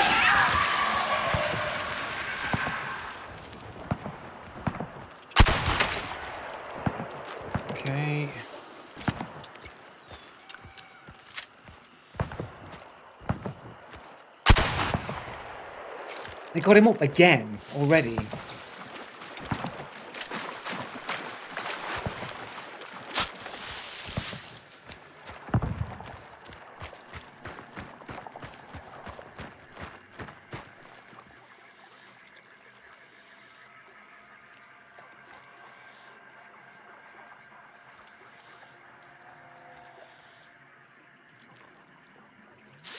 Um, like theoretically, it should be a higher concentration in higher elo, but they want to play where the legit players are, which will be lower elo, isn't it? Like they'll push everybody into the lower ranks, and they want to be where the legit players are.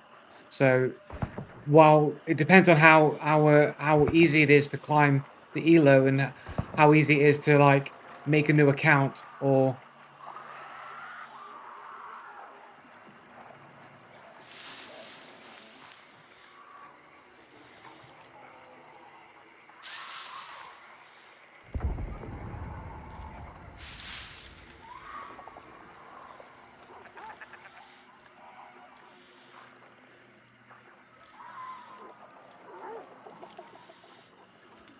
there's somebody over here.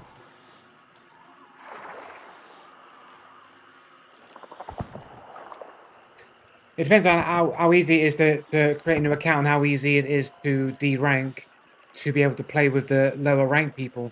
The easier it is, then you'll find more cheaters in the lower ranks. But yeah.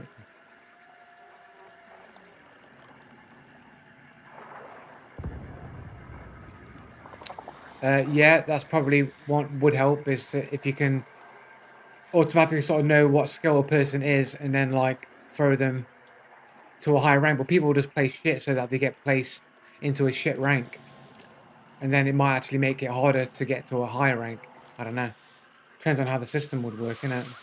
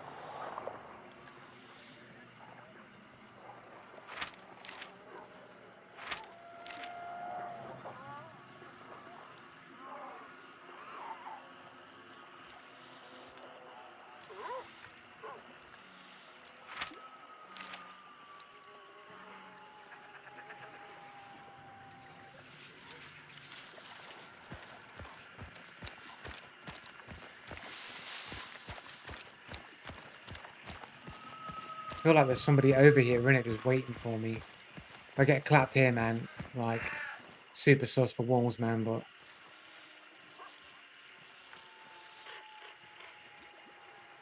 definitely heard somebody, but I definitely heard somebody on this side, like you might fucking hell, that bush is super loud. Um they might have just been coming across this way to get to the point and I just heard them crossing, even though I didn't hear any footsteps or anything, but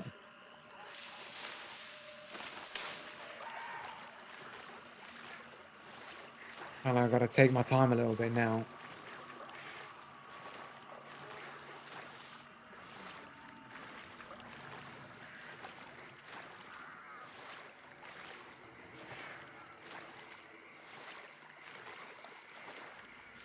Well, I know a lot of the AI stuff is AI cheating stuff is all about trying to like analyze people's like behavior. Oh shit. Okay, now we're right on top of it, man. So analyze people's behavior so like they'll always be detected based on the way that they play, that they can't like hide from the AI. I don't know how that's going to work, but some companies are making that claim that they can detect your behavior has a fingerprint or whatever, and then they'll be able to find who you are based on the way you play and ban you every time. Theoretically, like people who have an aimbot, people who have wall hacks and these cheats, they're going to play differently to a legit player. Their behavior will be distinctly different from a legitimate player. And if you can identify that behavior, then you'll be able to ban it with a high degree of success when people replicate that gameplay. Because how can you pretend to not play that you have wall hacks and aimbot and not play in an identifiable manner every time? Like, surely there's going to be distinct differences to how somebody with a aimbot and wall hacks plays to a legitimate player. And if you identify what those fundamental differences are, then surely you'll be able to spot it every single time those actions and behaviors happen in game. And then you'll know who's cheating. And if the AI detects that, then they'll just ban them automatically. It's going to be really hard for people with cheats to pretend like they're playing without cheats, like to an AI that can detect every subtle behavior that you make and whatnot. Like if you consistently run towards players on the map more consistently than the average player, then it'll probably be considered this guy might have wall hacks because he's consistently running to where players are every single time. Like surely an AI can detect that, right? Or should be able to detect that. And based on your reactions and the way you position yourself, might determine if you had an aimbot or not, and you'd be able to detect that every time. Like if you just run in straight in to a fight with no fear, and you consistently get like good reactions against other people, it might be that's an aimbot, right? And how do you pretend to play like a normal person who doesn't have an aimbot when you do have an aimbot? Like when you're playing without cheats, you're going to be playing with the fear and the caution and the tactical mindedness of not having that information. When you have that information, how can you pretend you don't have it when you know you've always got it? You're always going to make subtle actions based on the information and abilities that you have that you shouldn't have. And an AI should be able to detect that if you've got it nailed down to what that behavior is.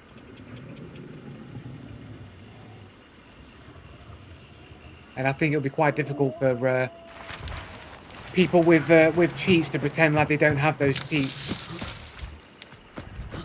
And if you're and at the end of the day, if you're forcing because of AI, if you're forcing a cheater to play more and more like a legit player, more and more, turning the AI down so that it doesn't get detected and they're acting like they don't have these cheats, the more they start acting and behaving like players that don't have cheats, the more they're going to be like players without cheats, and the more fair the game will be, even if they are in fact cheating.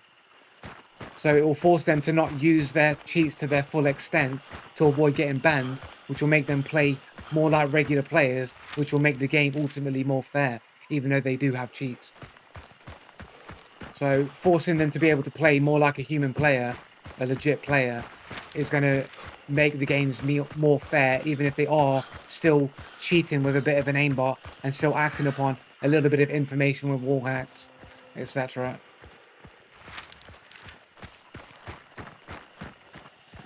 Shit me up for a second there. You know.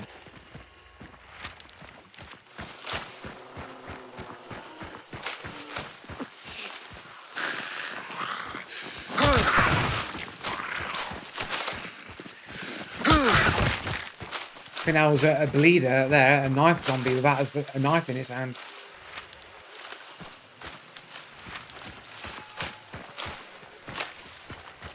Try and leg it through here. I'm super late. They're on extract. I'm gonna have to waste so much time here. I'm gonna have to run straight over to extract and just try to cut them off in a sniper position. Might end up rushing too far ahead now and actually getting killed by somebody here.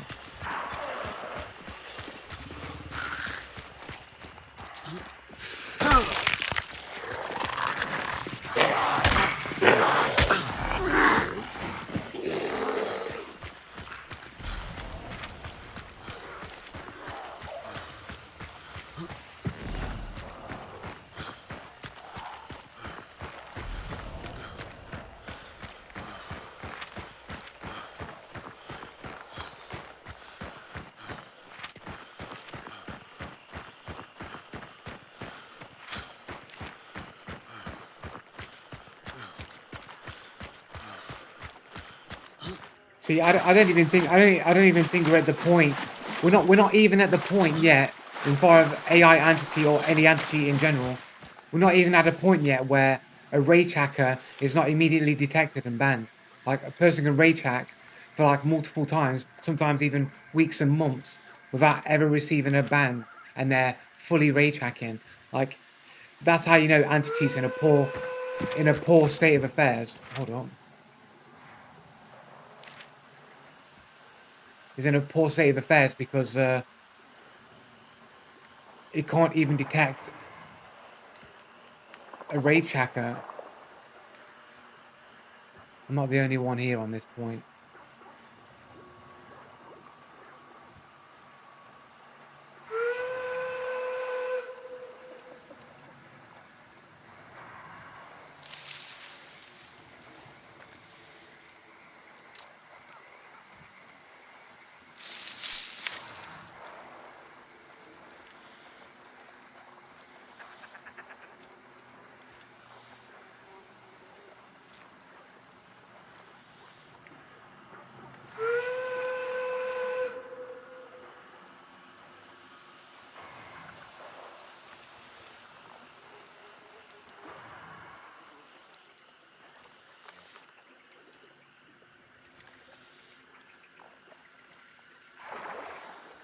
They've moved out of the range, so they must be on the other side, right?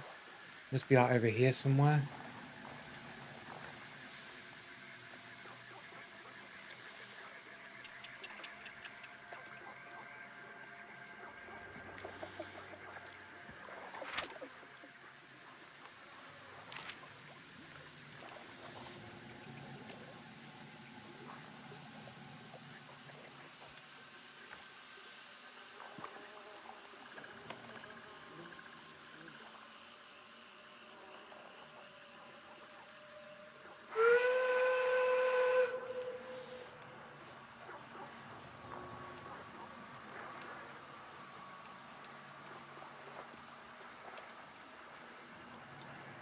Are they over there?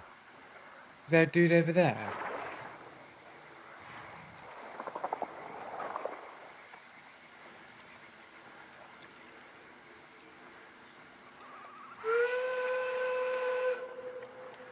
There's ambient noise.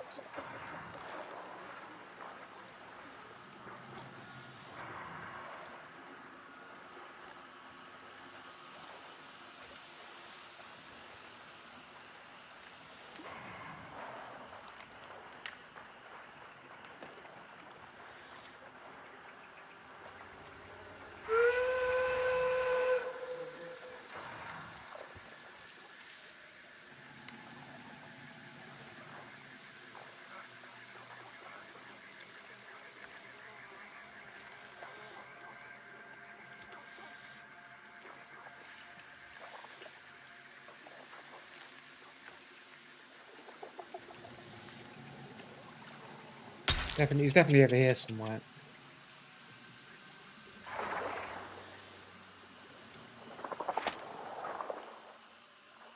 Oh, they've moved in it. That's why they moved.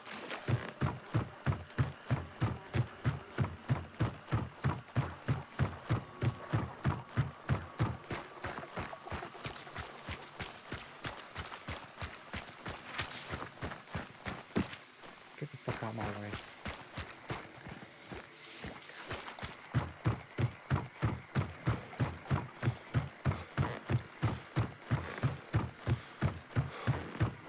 Okay, so get caught out by dudes.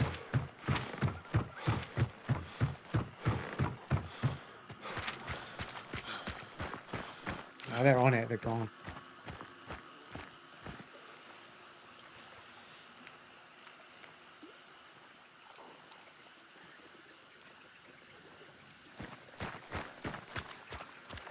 We might as well just get out of here, I think. There's no catching up to those guys, man. They're gone.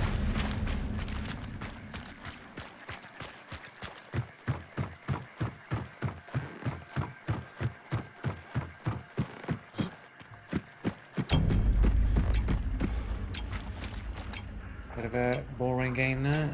They get 2 kills, like, but who cares?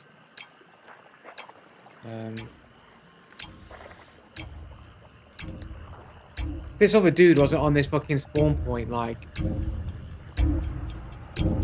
I don't know where he was, man, but he was moving around, like, heard some footsteps as he ran off, man, but not much.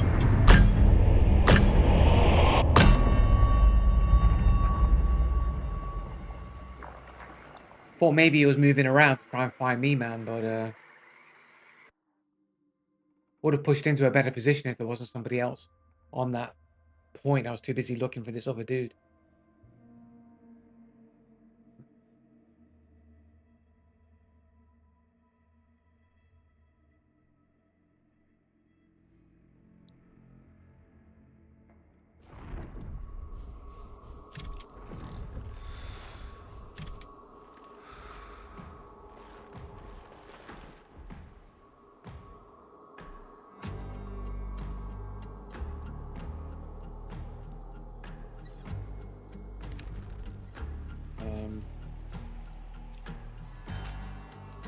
I don't know about this sniper, man. What's the challenge saying anyway?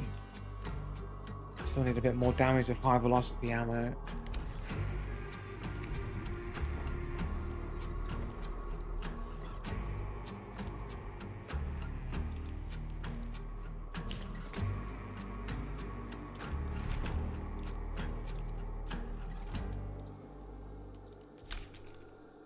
Oh. If I just discarded my item, if I just bought something, fucking hell. Can't type nothing about it pressing these buttons down here, man. It's retarded, man.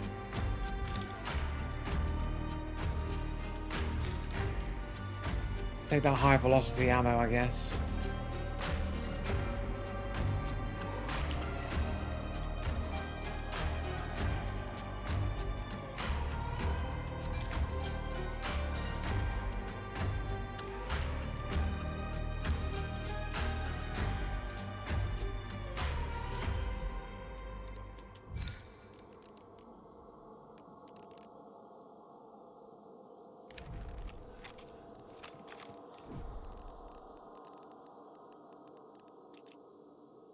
We get a witness here.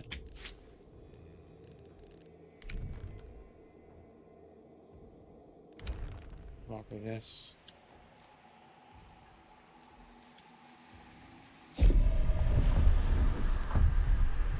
Too big on the sniper stuff, man. I kind of just want to get in there, innit?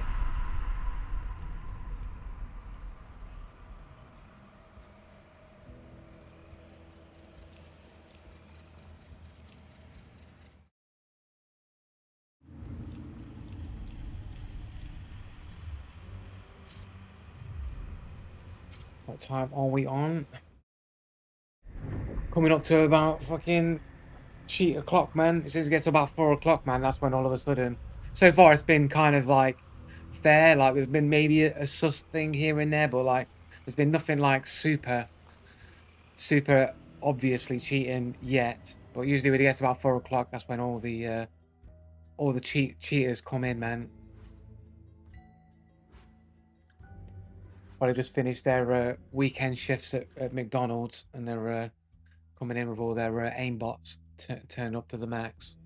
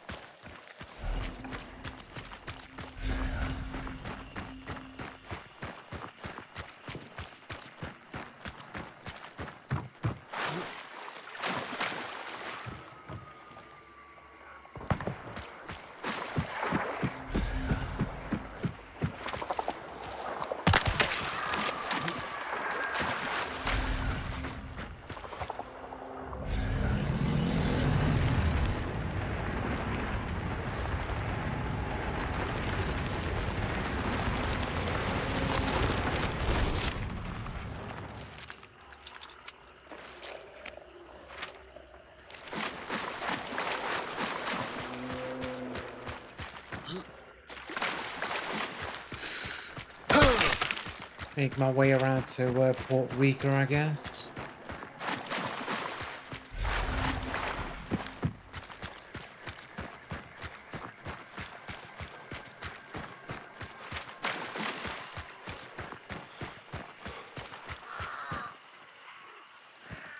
Hopefully got somebody else at Port Rica anyway. Gotta walk it in. I even picked up the pact, the Shorefoot pact. I should have picked it up really. They've either those birds are probably then leaving Port Rica, though, most likely. They probably spawned here, and then they're leaving here. Whenever not they are here.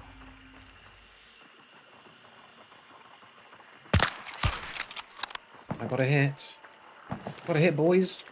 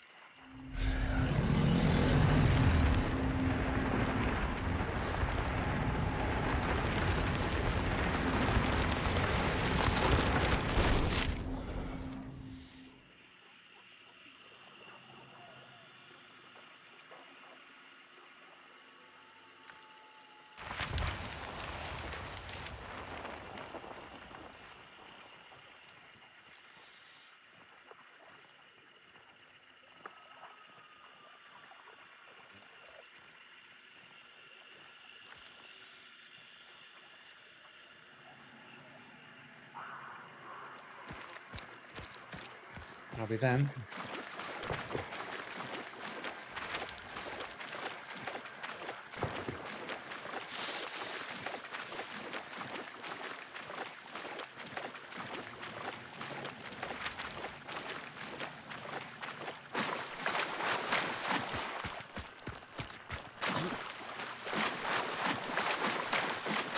Run around the long way.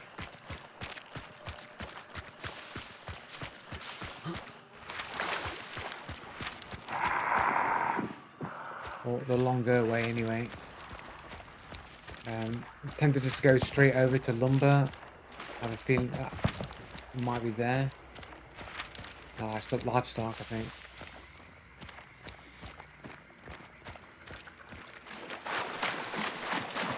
A little bit risky, but okay.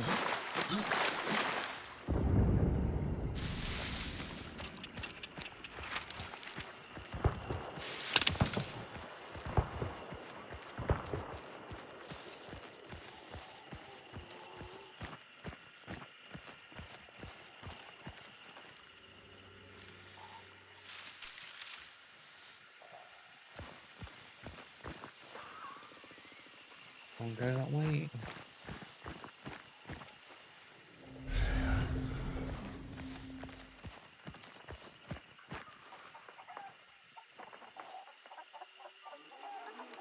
Somebody climbing up a ladder there.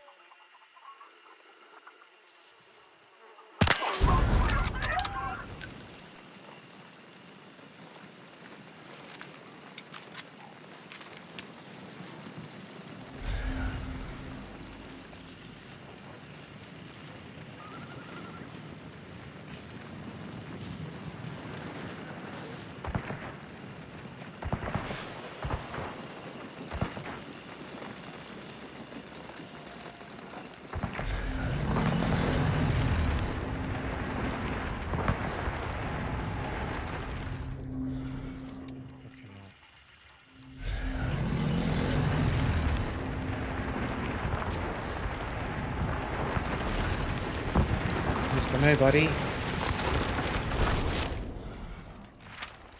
But I was... my instincts of being at lumber were correct though.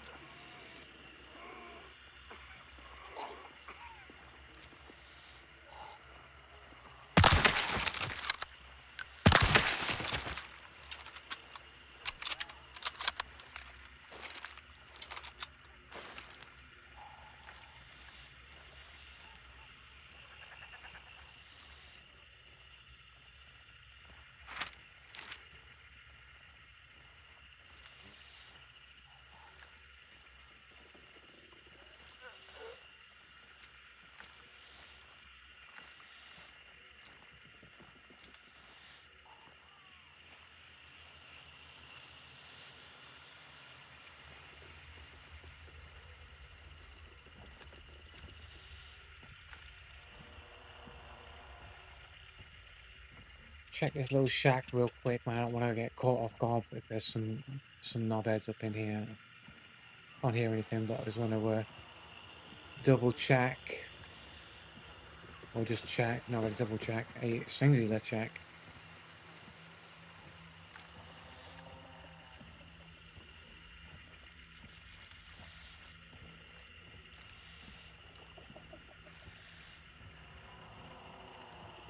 Nice Barbara there. Alright, that's from the back on the other side, right?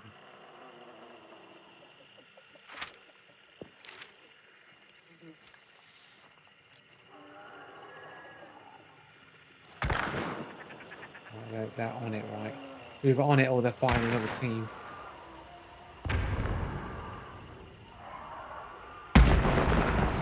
Don't really want to go up this way because of the Barbara there. He might screw me, but...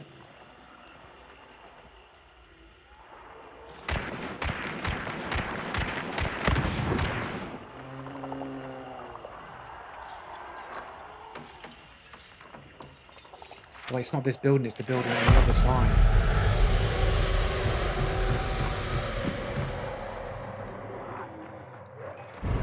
Always think it's this building, man. This fucking...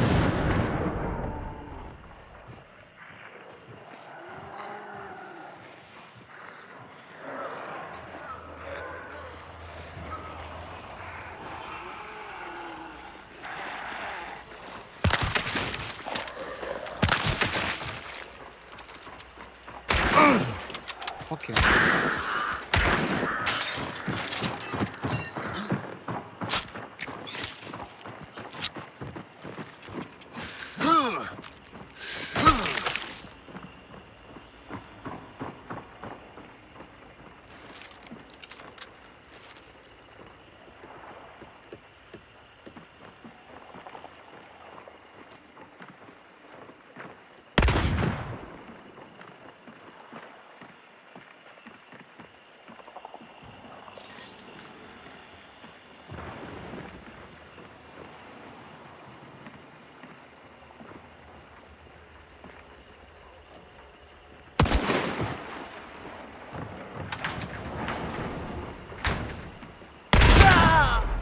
Oh, he just knew. He just knew, did he?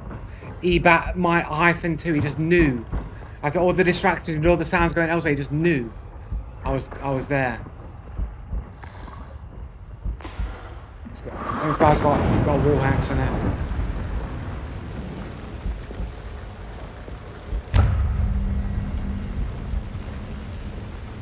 Somebody's left with the bounty.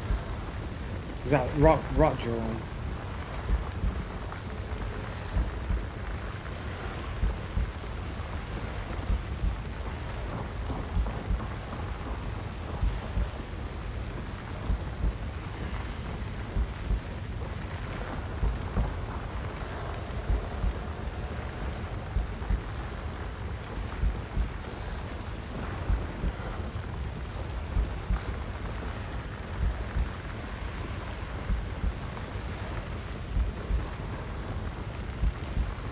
Unknown player. Why has it switched off?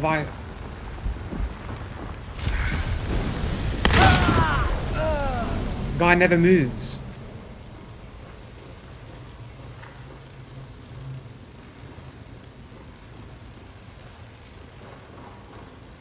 Hard player names. Hard player names. Guy looks like a knobhead, so I'm guessing he's a cheater. What, -1 at 21? KD, Russian Federation of 4,000 hours. 18 games on a 10-year-old account. HUD site, the guy uses a crosshair overlay. He's got over 2,500 hours in a crosshair overlay, so already he's showing he's going outside of the game to get advantages. So he's the type of person who will do anything to gain an advantage. So that's pretty much something that somebody that's willing to cheat will also use fucking other things to gain advantages.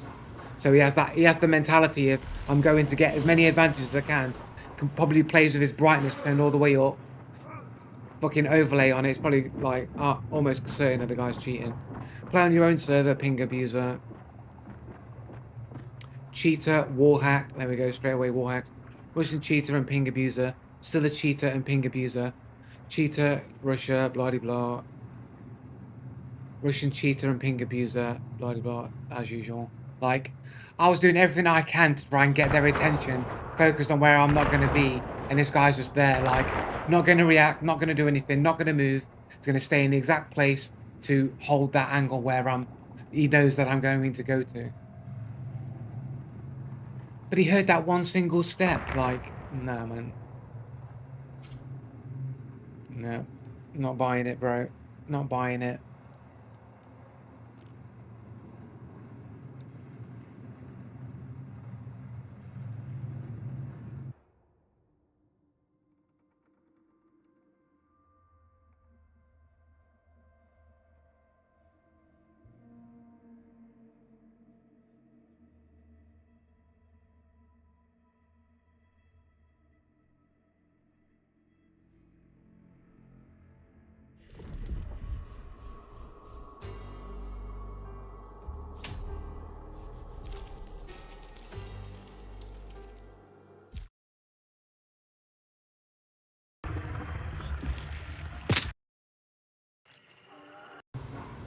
So,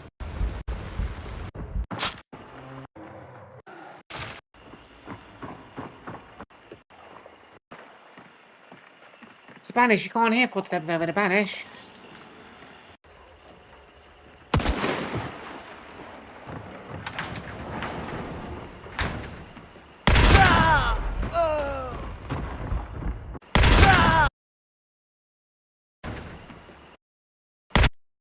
Bearing in mind that this guy's like supposedly a Russian ping abuser playing on Russian servers, he hits me on reaction on seeing me, and you think, how is that possible? If he's ping abusing and he's got high ping, surely he would be seeing me late. I'd be seeing him early, or well, how would that work?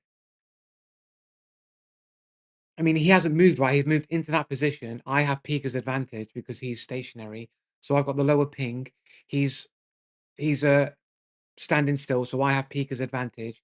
Yet he's still able to hit me faster than I can react to him, even though I have Pika's advantage. Even if he wasn't ping abusing, I would still have Pika's advantage in that situation. Yet he still hits me faster than I can react to him, and he's Russian with higher ping. So you think that he would be even more at a disadvantage against Pika's advantage, which means for him to get this shot, you think he would have either wall hacks or aimbot, and he pre-fired me as I came around the corner. But it looks like he hits me on reaction with the same reaction. But if he's ping abusing and he's stationary and I'm peeking, then you think logically the only way you can hit me on reaction like that is if you got wall hacks or aimbot and you already locked on me in advance or saw me through the wall in advance and pre-fired, right? Doesn't that makes logical sense, right?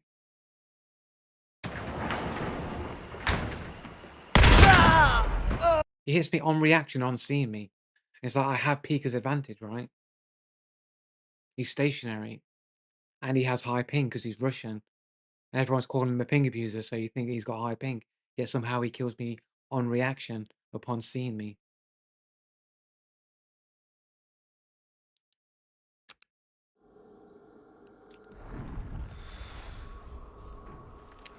I think that the fact that he's there waiting, he hits me on reaction when he's supposed to be Russian ping abuser. I'd say that's probably means he's got wall hacks, right? At least wall hacks.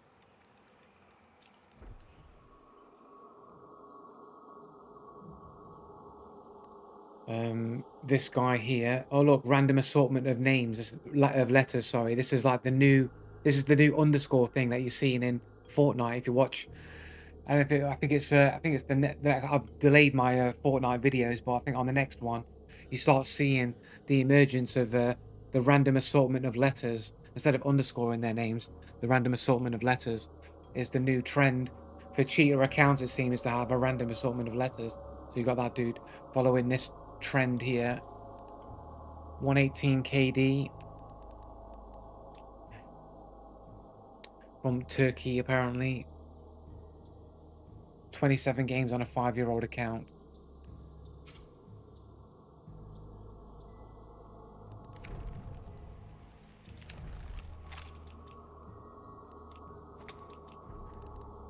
Um,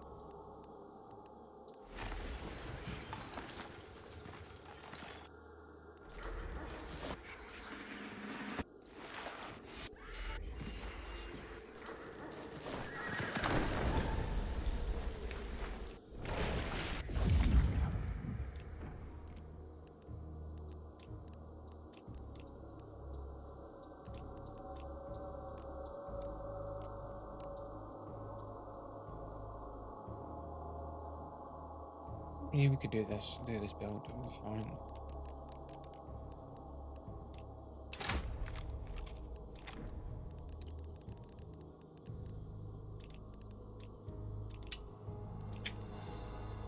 I want it gone. Oh.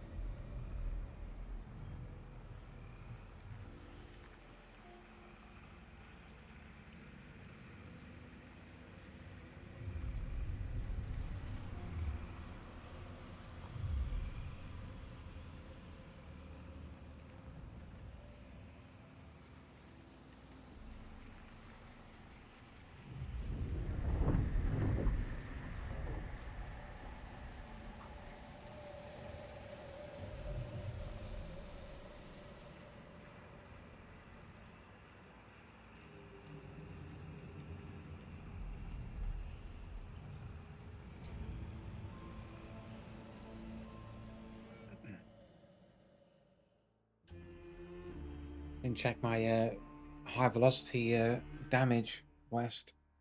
Did I even hit anybody with the and there? I did hit that one dude at the start of the game. It's not really going to be enough. I think I had like, is this about 600 damage? About 650 or something.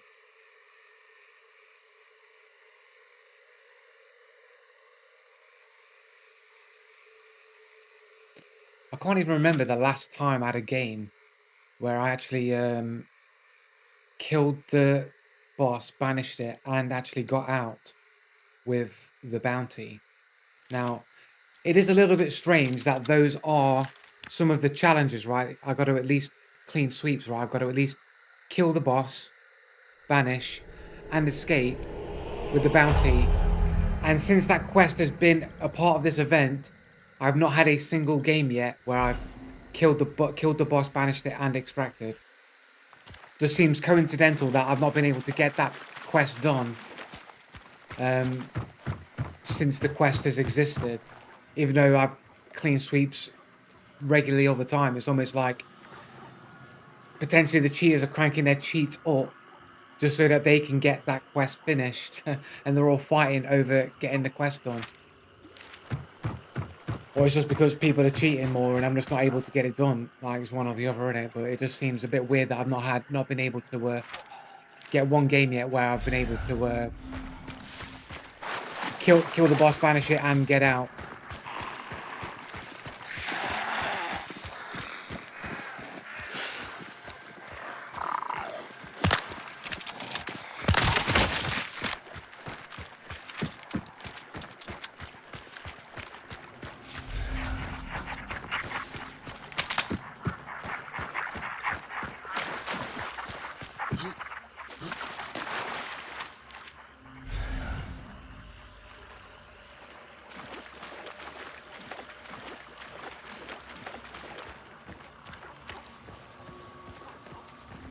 Am I on Scrape Beak?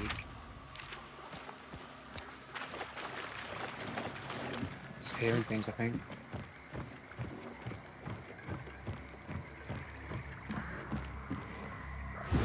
People here, though. Not a double over there.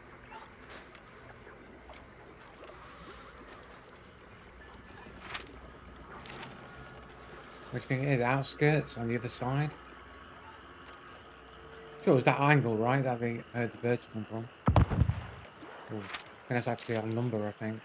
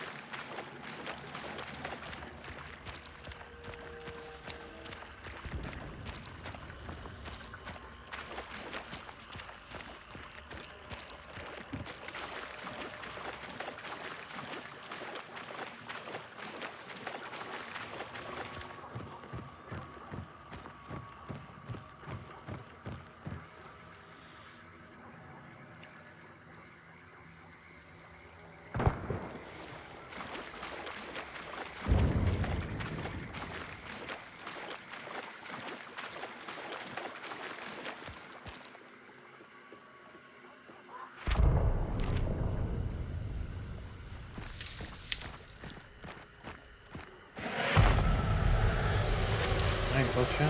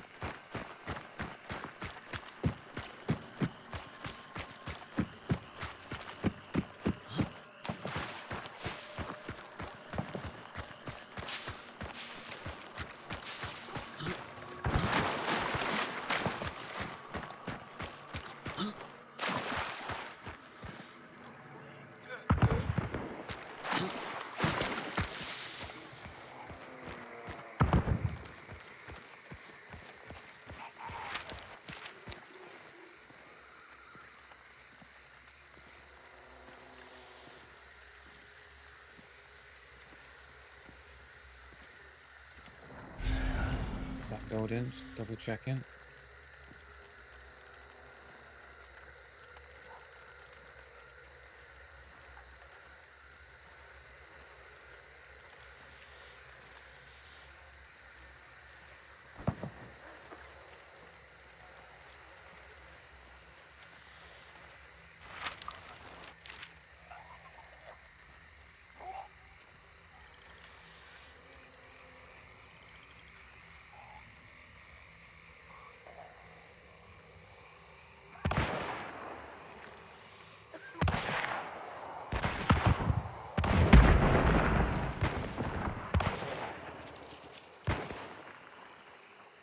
Did I not put high velocity ammo on this fucking rifle? Fuck.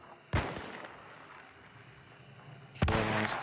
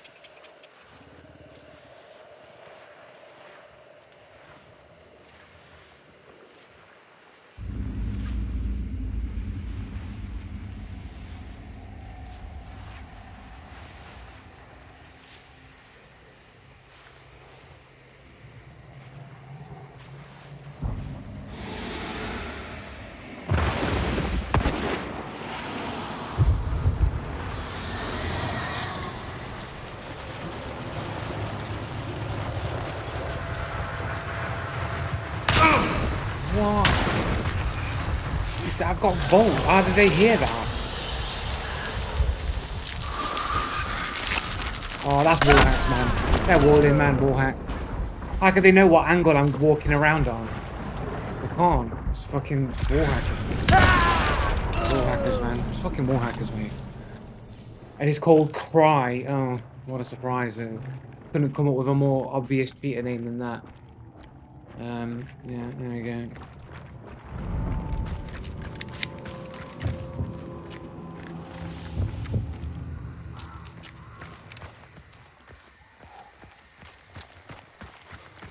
What noise did I make? What noise did I make? I'm literally right on top of the banish. What noise did I make? Like, what fucking noise did I make, bro? Yeah, but there's a fucking sheet. There's a fucking bed sheet in the way. There's a fucking bed sheet. There's the banish right next to it that's obfuscating the entire vision of that area.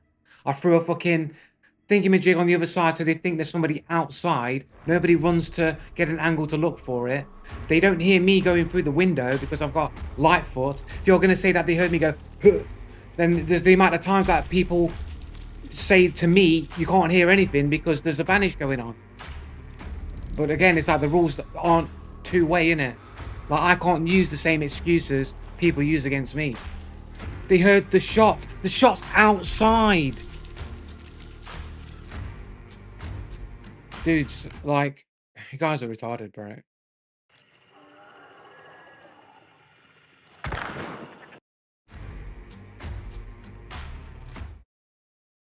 Dudes is fully retarded, bro. Over the banish.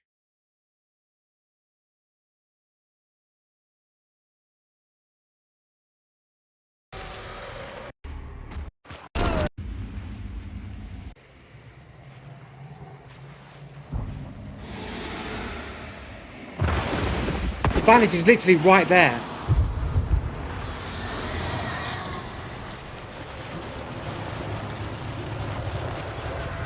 You can't see nothing through this. You got the banish right on the doorstep here. You can't see nothing. You got the bed sheet there. I can't see shit. Got the door frame there blocking that side. They're literally on that right at the other end there, just looking there. And his mate shoots me from a position that he can't even see.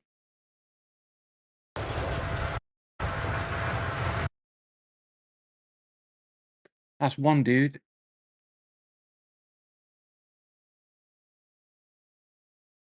But the dude that actually shoots me, you can see the muzzle flash here. This guy's shooting me through the banish, through this darkened area, through whatever the fuck this shit is. Wait, is that not even the dude that's shooting me? How is he even, is he shooting me through the wall, through the door? The dude's shooting me like he can't see me when this shot's happening.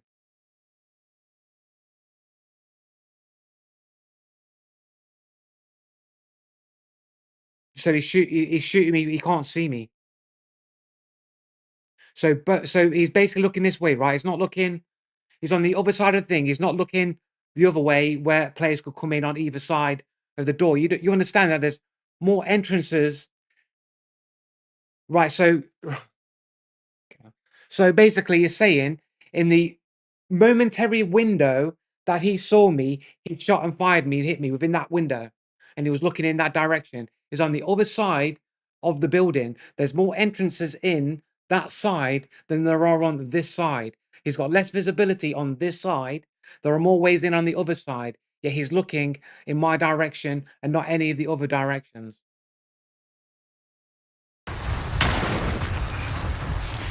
And then I'm stopping the bleeding.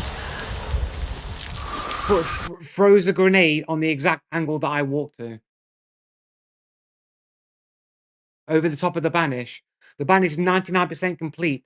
The banish is the loudest it can possibly be. They're on the other side of the banish. And you're going to tell me they're hearing me on this angle right here. But if I was saying, why can't I hear this guy on the other side? You'd all be saying, but you can't hear anything over the banish. You'd all say that. He didn't throw it through the window. He threw it through this entrance here where I would be and not where I am. He didn't throw it through the window, he threw it through the entrance.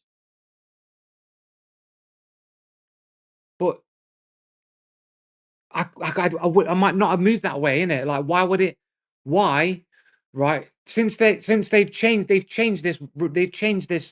building. They've changed this building, there's an entrance there now. I forgot. But this is open now. This is actually open now. No, no, no, no, no, no, no, no, no, no, it's not game sense. It's not game sense. It's not game sense, my friend.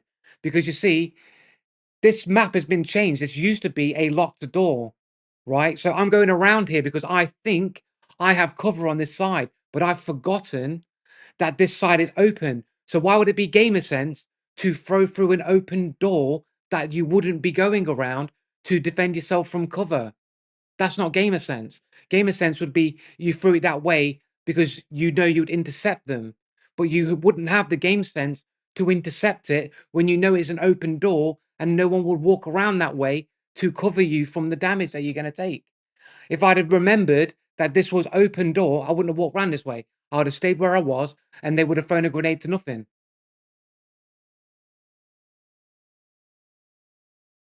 No, no, no, but what I'm saying, but the game sense on my behalf is on me. It's not gamer sense for them because if they had gamer sense, they would be saying nobody would walk around to an open door where they'd be exposed.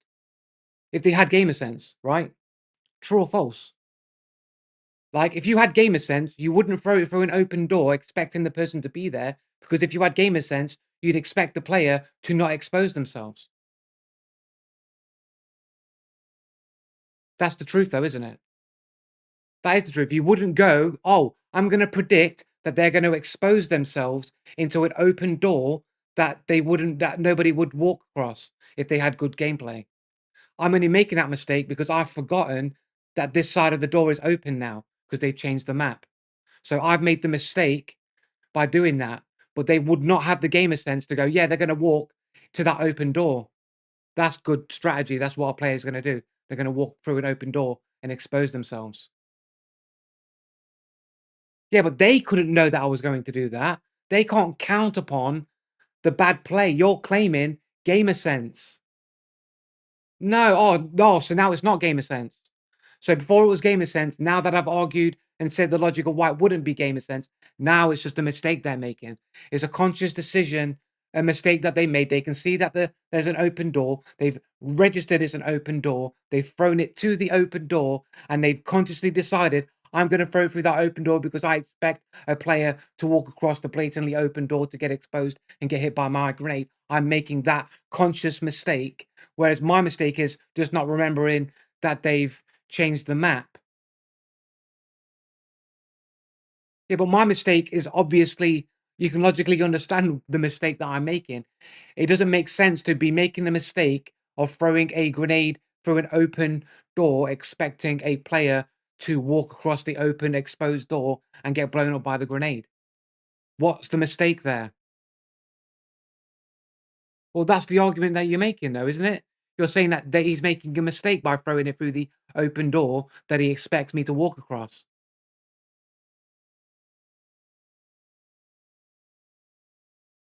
That's what you're saying, right?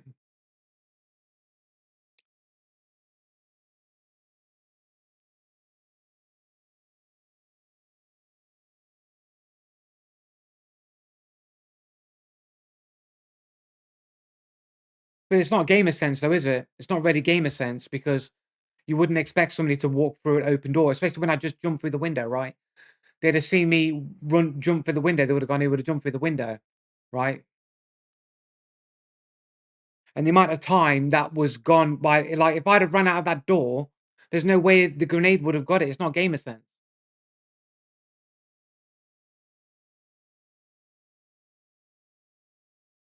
Then trying to sneak into the only entrance but it's not the only entrance, is it? Like, how is it the only entrance that I could be coming from?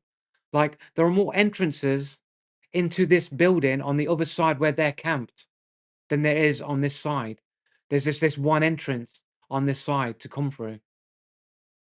Yeah, exactly. Literally the only entrance on this side. Yeah, there's at least 3 entry points on the other side where they're camped, and they're not looking at any of them.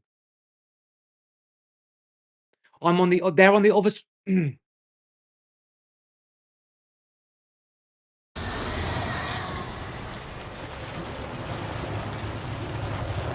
So you're telling me they heard that jump over the top of the banish and they're on the other side of the room?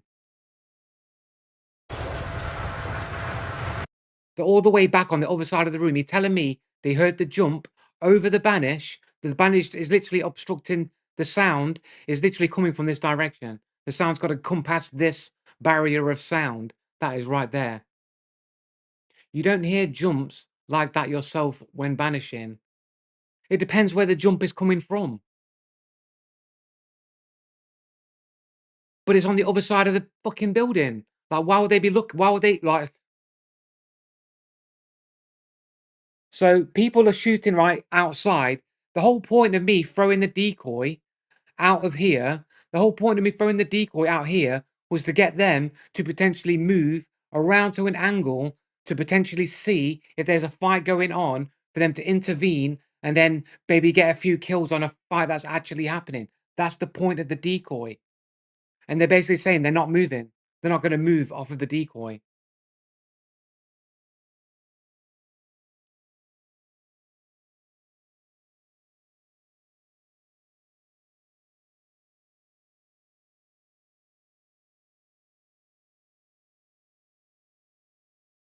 But what information are they going to get by looking through a wall they can't see?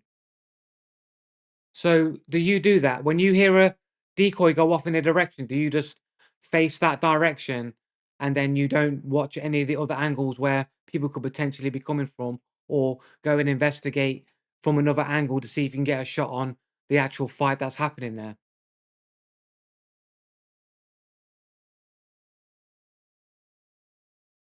No, but it's not the only angle they can go to, though, is it? Like there's an open door.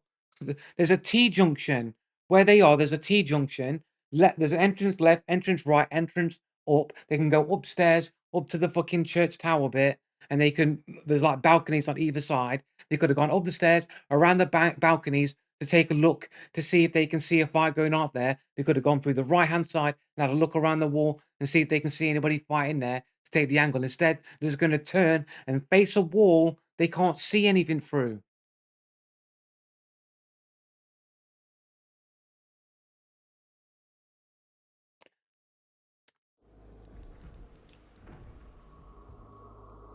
And the guy's name is Cry. Go Cry.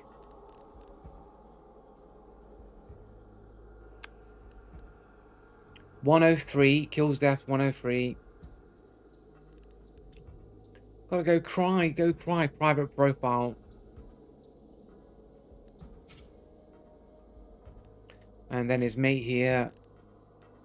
Prestige 37, rank 91. With less than 1 KD. He's got that gamer sense with his less than 1 KD. Oh, Russian Federation with his 6 games on a 6-year-old account. So what are you saying, guys? You're gonna say this guy's you don't miss cheater. Minus rep cheater, wall hack plus aim lock and toxic.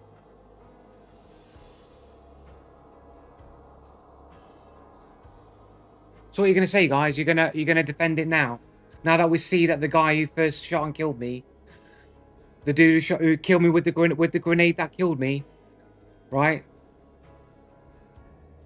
So the guy that killed me with the grenade has 8 games on a 6-year-old account, Russian Federation, and has accusations of wall hacking and aimbotting.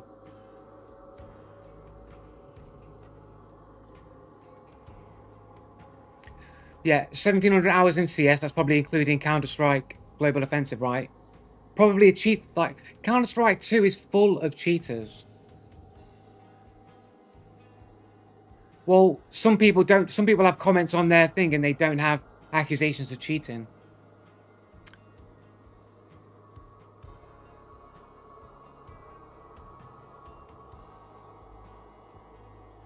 Do you have any proof to back up that claim that you're making? Because I know from doing my research in cheating, I know that Counter-Strike 2 is full of cheaters.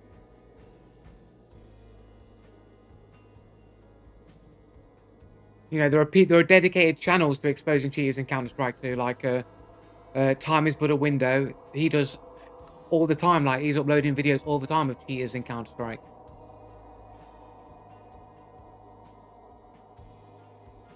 No, it's not extremely common. It's over the top of a banish. He's on the other side of the room. There are 3 more entrances. There are 3 more entrances into... There are 3... Okay, look, let's go through... Let's review all of the facts again, right? Let's go through all of the facts again. So, there's a banish going on. That's obfuscating a lot of the sound. I jump on the other side of the banish sound. He's on the other side of the room where there are 3 entrances on the other side. There are more entrances in the other side to be covering than the other side. I go through the window. Upon the very moment that he sees me through the slight gap, he hits me and shoots me through a fucking door because he's already hit me in the exact moment that he saw me through the tiniest of windows. Notice that this guy says here, you don't miss, cheater. There's somebody else has called him a cheater for never missing.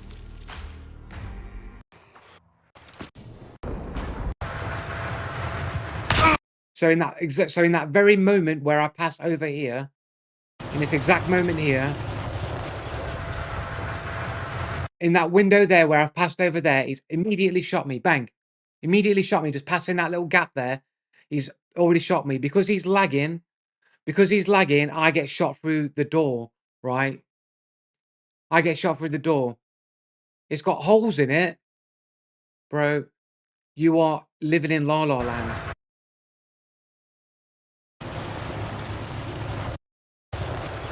Like, you're living in La La Land if you think he's seen me through this. This hole here, he hasn't seen me through this angle yet. I'm not on that angle. This here is obfuscated. There's like a fucking pillar. There's a stone pillar in the way here. He can't see me through that. He's like here. He's in this bit here. He can't see me on this angle. Like, I'm crouched, so the chances are, if you're going to see anything, you see in the top of my dark hat. So you probably won't see anything there. Might have saw something there, but it's hard to say for certain. Like, this is the angle that he's on. Like, if you can see anything, he can definitely see me here because I'd be contrasted by the daylight that's behind me on the entrance. So you'll definitely see me on this window. And in that window, he's hit me instantaneously with 100% accuracy. It's not a lot of time to react to a very small space, be aimed on that position. If he was cheating, he would have shot you before you were fully crossed. Why, if he was trying to hide cheating?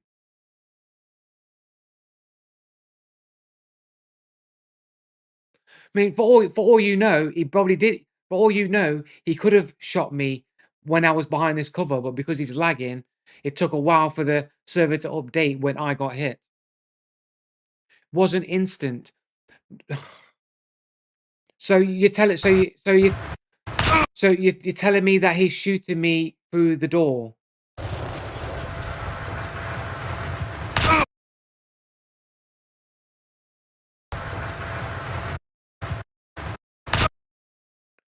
You know what? I'm still convinced. Actually, I'm convinced. Right, so this is the shot. You can see the smoke clouds as if it's what is hitting the edge of the door frame here. So I'm already to the right of where the shot's actually showing where the smoke plume's coming from. You can't make this one up. All you're doing is just chatting shit, guys. You're just chatting shit in the chat. You know what I'm saying? Like, this angle of which I'm being hit on is off center of where I actually am. So the guy shoots me through the most unlikeliest of windows. The guy then follows me around with the grenade as if he knows I'm going around that way and gets me with the grenade. And he's only got 8 games on a 6-year-old account. He's Russian and he's got accusations of cheating and war hacking. And you're all just going to go, yeah, it's legit. You'll just make up all the excuses you want every single time. My instincts tell me immediately this guy's got wall hacks. That's what my instincts say. And then I'm vilified, I guess. Not vilified, validated that other people also saying that the guy's a cheater. Zero game sense. No, my game sense is telling me the dude's got wall hacks. That's my game sense in it. My game sense is telling me the dude's got wall hacks. and then it's validated by other people that it's got wall hacks.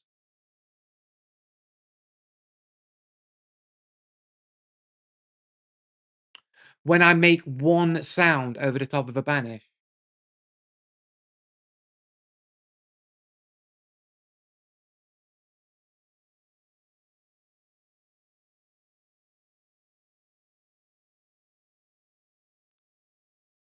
the previous game you smacked a pumpkin head and got killed 10 seconds after. Yeah, I don't think that's what happened, mate. I think you're just making up plot lines.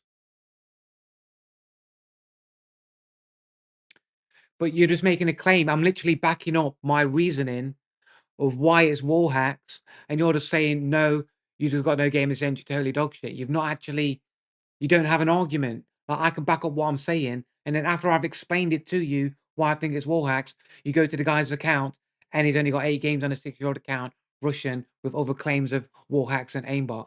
So it would seem like I have. It's not like I've. It's not like I've looked at the guy's profile, right? It's not like I looked at the guy's profile and then went, "Yeah, I think the guy's cheating just because of his profile." I actually thought the guy's probably cheating based on how the circumstances of the situation happened, and then it seems like he's got a cheater account afterwards. So that would support that my instincts were correct. Like the fact that it's done happened in that order would support my view, whereas you don't have anything to support your claims. You literally at first saying it was his gamer sense. It's his gamer sense. That's why he threw it to the open door. But that doesn't make any sense for to expect a player to walk out into an open, exposed position like that. Your argument is based on misinterpreting. What am I misinterpreting? Am I misinterpreting the fact that there's a banish covering my sound and entry point? Is it me interpretation that he only hits me through the most smallest of windows and got the hit? And it's just my misinterpretation that he seemed to just perfectly predict my location and throw a grenade straight on top of me. Am I just misinterpreting those facts that happened? Is that a misinterpretation of the facts of what happened?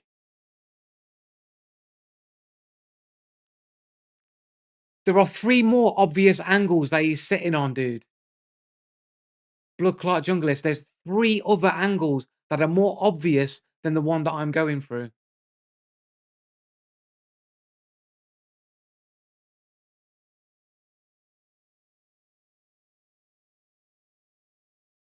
And they're looking at the one that they're furthest away from. The most obvious, they're sitting on a point that has more ways in. And they're right, okay, look, let's get MS Paint out. Let's get MS Paint out, bro. Let's get the old MS Paint out here. What the fuck? Go away, fucking set later. Fuck off.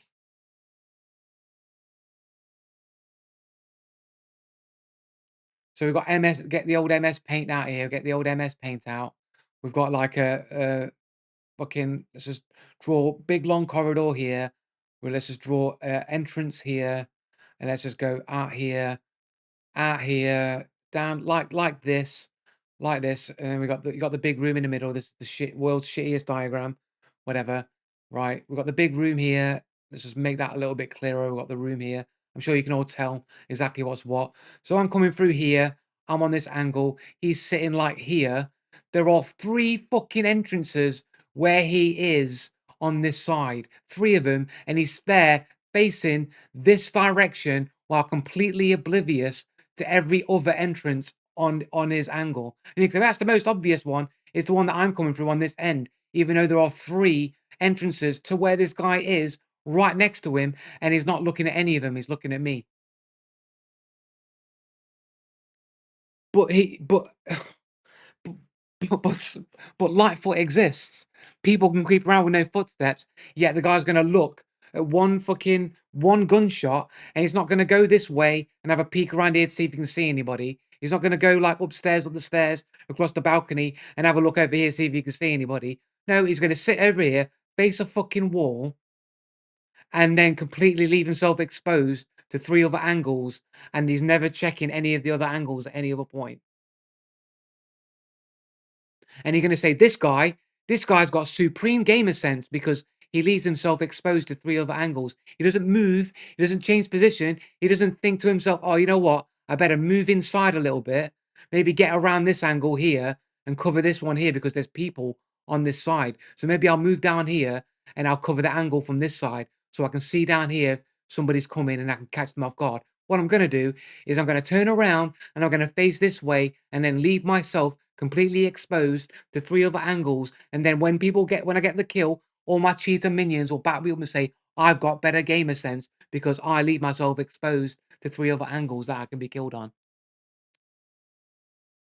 Well, he didn't turn around, did he? Because he was looking at me and killed me through the most minimalistic windows of all time.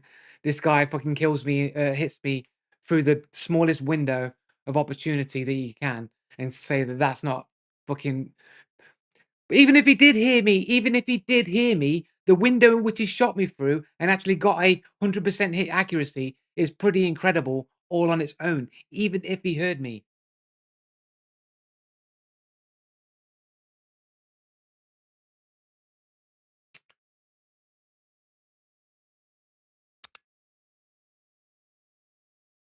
But, 8 games on a 6-year-old account though, innit?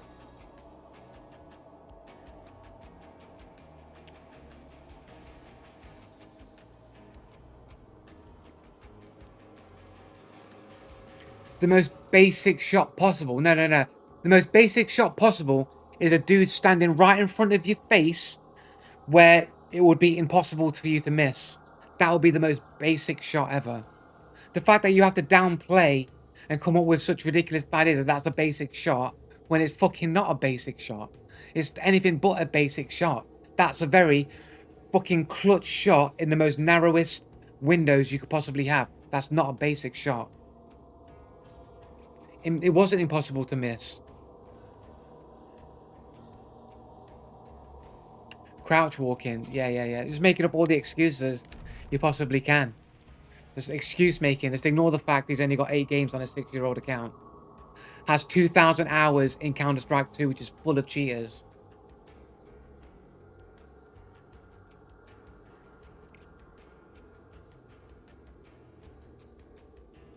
What excuses you were doing it? What are you talking about? What excuses you were doing? What excuses were you doing it? You should pass the opened rip before your head did.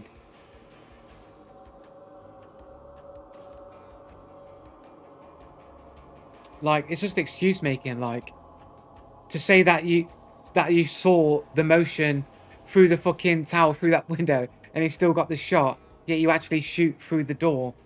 Like, no, like, it's not basis claims. It's pretty small window of opportunity to hit that target, and they made that hit that target, and then they got multiple accusations of cheating on on an account that's like 6 years old with only eight games owned on it.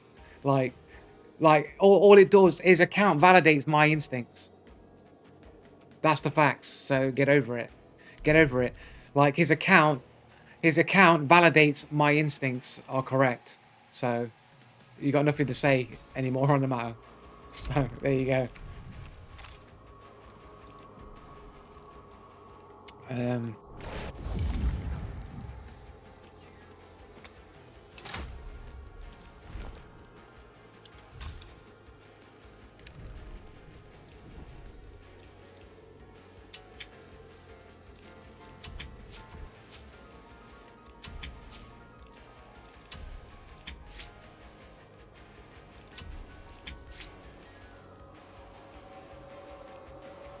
um,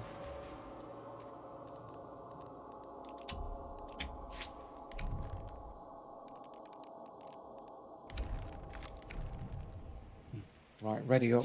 Gonna grab.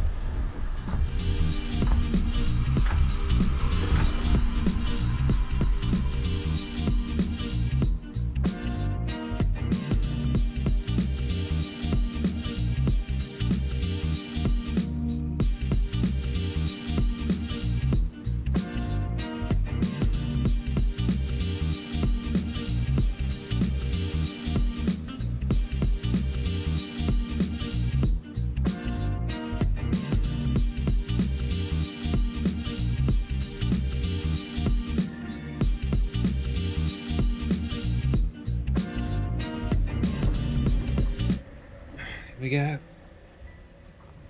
This is way too funny. Insane how someone is so dense and unable to learn the most things. Like, what am I supposed to be learning? I've literally made my argumentation based on multiple factors, and then their account validates those factors and my instincts correct. And all you can say is, you're just stupid and you don't know nothing. Every CS player above go have accusations, but maybe it's true because Counter-Strike 2 is full of cheaters. So maybe it's correct. You got to remember, Blood Clot Junglist, you are a cheater. I've exposed you for being a cheater. So like your credibility isn't exactly very good.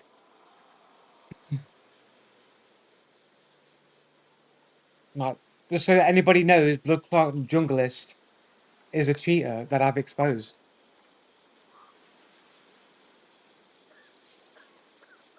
Oh no, of course not. No, I'm not exposed no cheaters ever, man. Nah, of course not. Nope.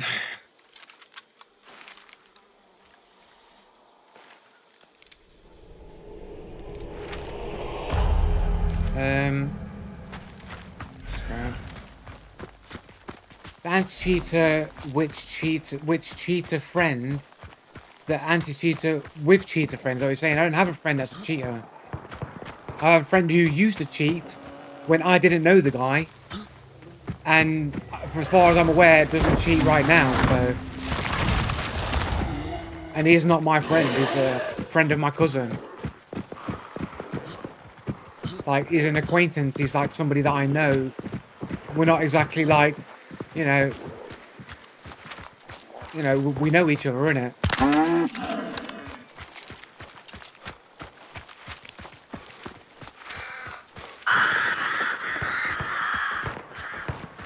No time to react to that. In your friends list, so what? I got loads of people. I got other people in my friends list I'm not friends with. Like, are you actually friends with all of the people that are in your friends list?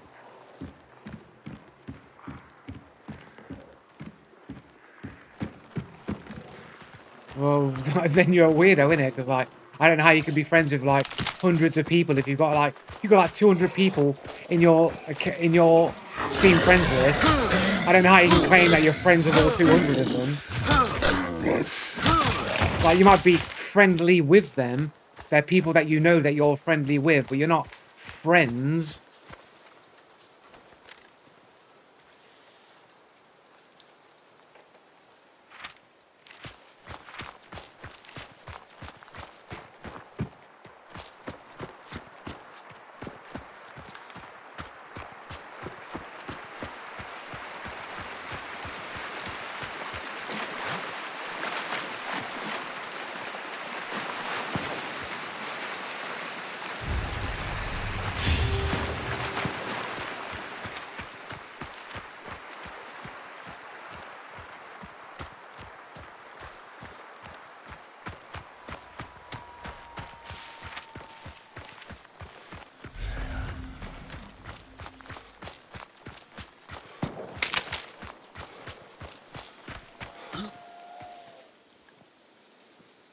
I'm not one of them. Only people with like only 6 stars.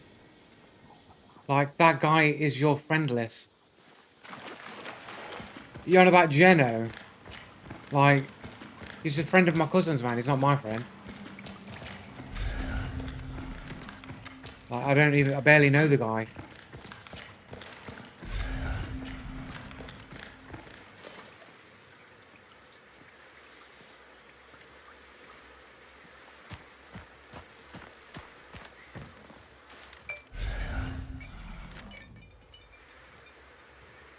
My cousin's not a cheater. What are you talking about?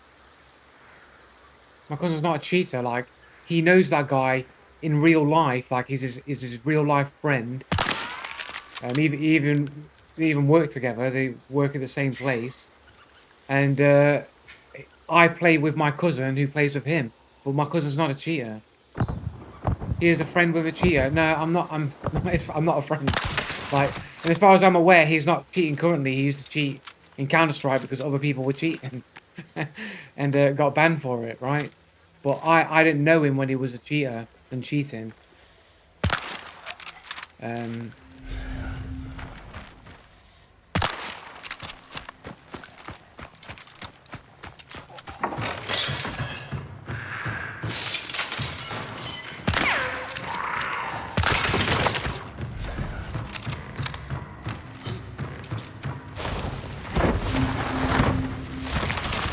I don't know how you come to the conclusion that I'm a cheater because somebody on my friends list used to cheat that I occasionally play games with.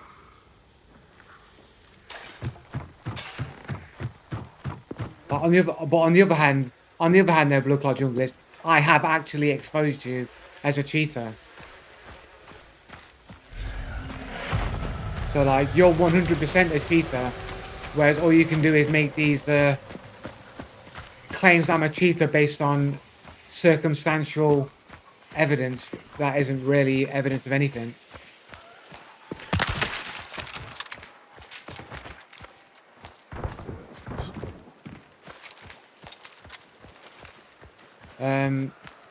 No, I've proven you're a cheater.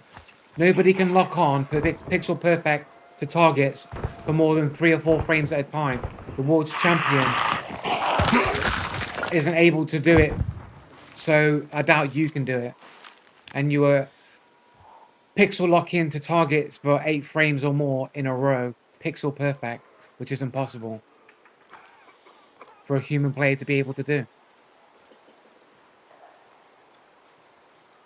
Well, the proof is that the world champion Matty is unable to do it.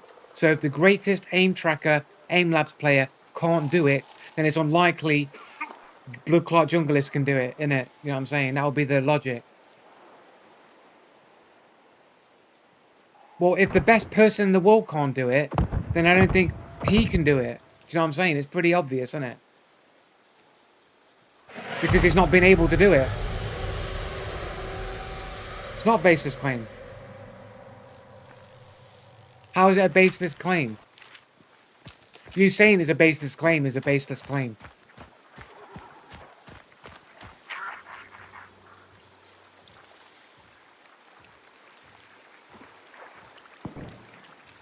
It's not my analysis, it was Crash Project's analysis. So I'll have to go through the story again. So Crash Project is a YouTube channel. He's an ex-professional. He's played professionally in first-person shooter games. Okay. He's an ex-FPS player, pro player, who caught a cheater in Dr. Disrespect's game, Dead Drop. And he caught him by tracking how long he was locked onto a player. And then he did the analysis of Matty and showed that none of his footage he was able to lock on for more frames than this player can. So it would seem that the player must be cheating because the best player in the world can't do it.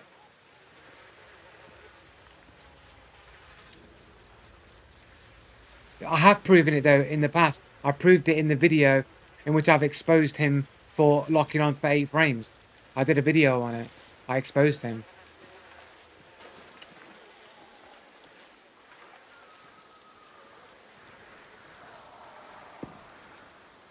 Yeah, I did. He did. He did lock on for 8 frames.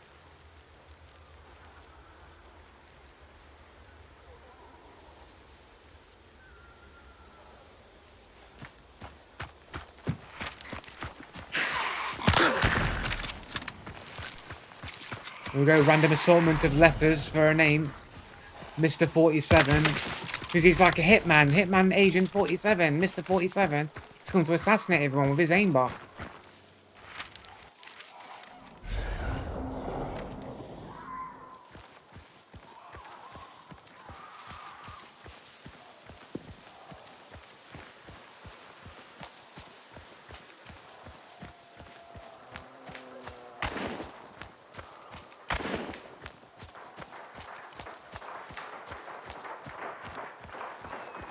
Can they hear me? Are they coming over to me?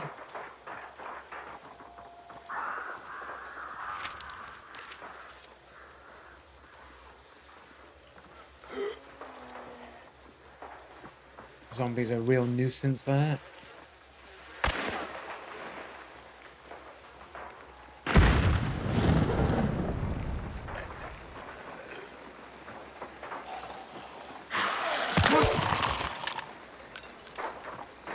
Super annoying there.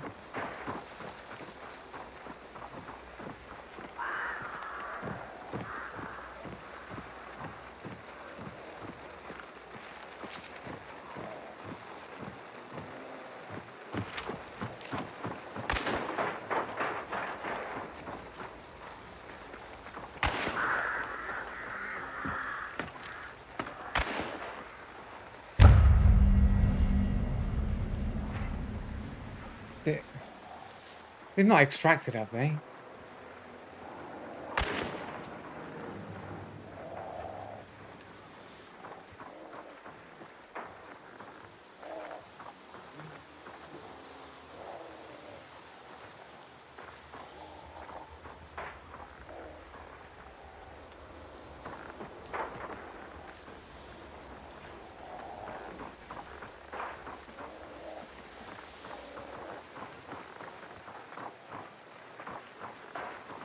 Can't see anything, it's too dark.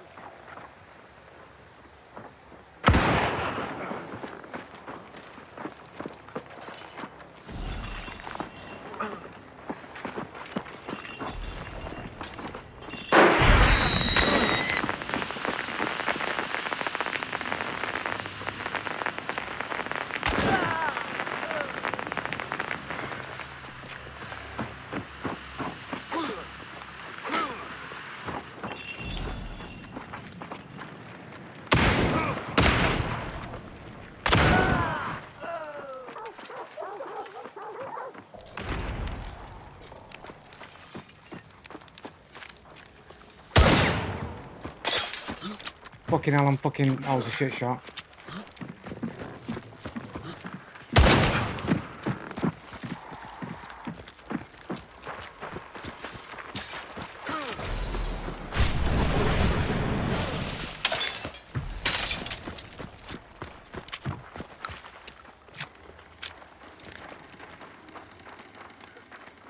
World's shittest shot right there. I shouldn't have really had the old oh, he got his mate up as well. Fuck. That's annoying.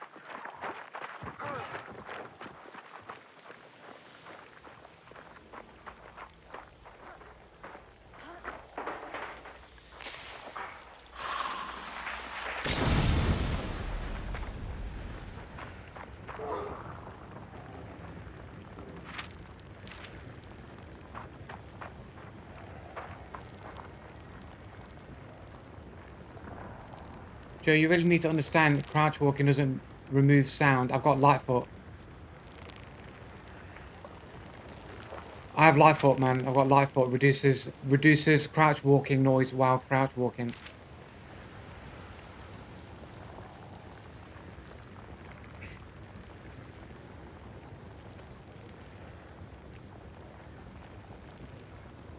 It's basically silent. It's pretty much silent, man. Yeah, it's pretty much completely silent, man. How does he know? How does he know there? How does he know I'm on that angle?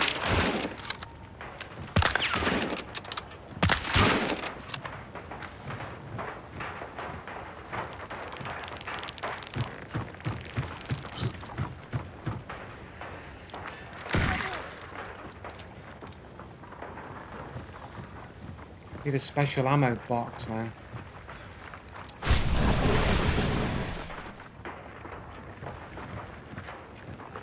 Can I open this door?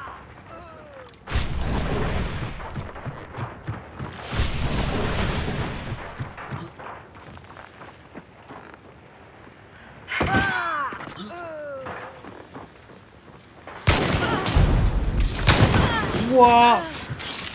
Did you see that? That's some fucking speed hacking shit, bro. Oh, why? What? There's a fucking hole there, bro. Dude, right underneath me, man. That's some speed hacking shit right there, bro. Go on, dark side. Dark side. Dark side. Dark side. Fucking hell, man. Where's that dickhead coming from, bro? That's some fucking speed hacking shit, bro. Where's this guy's footsteps? Where did this second dude just come from?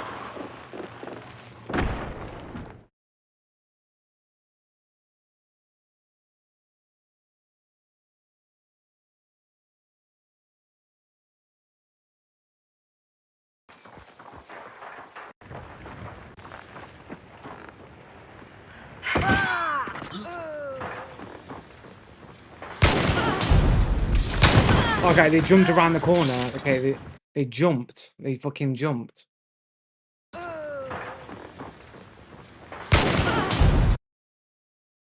They ran all the way. They ran to that point there with no footsteps, and then they jumped around the corner.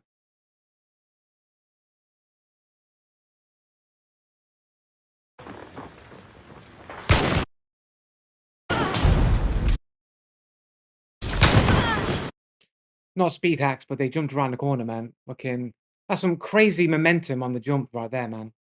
If I was adding the footsteps, yeah, probably. But like the momentum off that jump, man, like just seems super sus to me, man. Like so much momentum off of a jump. Like the guy's flying around the corner like he's fucking Superman. This doesn't seem legit to me, man.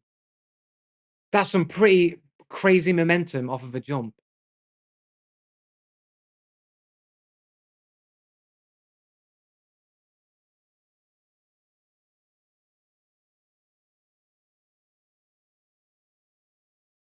I mean, jumping doesn't look this fucking massive when I jump around the corner. I mean, I jumped earlier around the corner, right?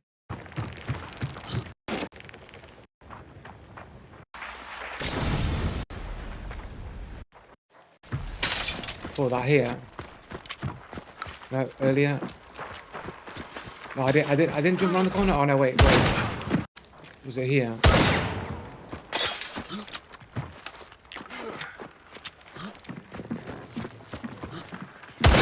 Like, are you gonna tell me that this jump, and that's me jumping as fast as I can, this jump here is anywhere equal to the distance that that person jumped? You have full control over jumping when sprinting, including turning while in the air. I'm like, do you think like the same distance is the same? Yeah, but it's not about where I ended up here. It's the fact that that distance that I jumped is less than the distance they jumped.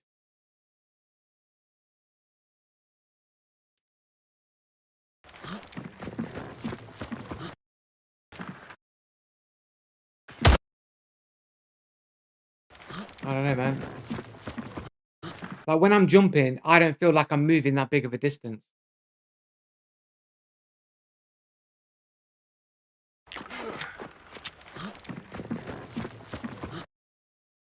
So like jumping here, like that's like the peak of the jump. I'm falling there at that point.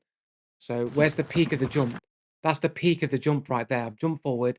That's the peak of the jump.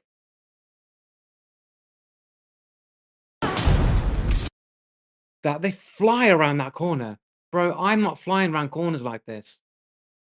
Like this is speed hacking or cheating or something. Like this you can't fly around corners like fucking Superman.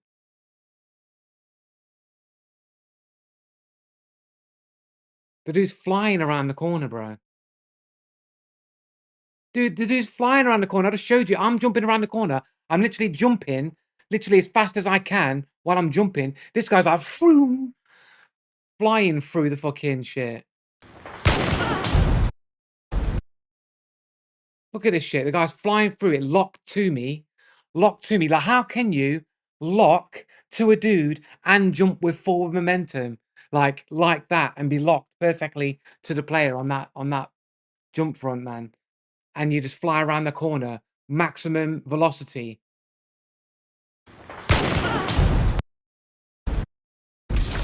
Dude's flying around this corner. The dude flies around that corner, bro. I'm literally jumping when I jump around, I'm literally jumping around like as fast as I can. Like when I jump this corner, like, I'm not flying around that corner. I'm not going. Hmm. I'm not flying around the corner here, man. Like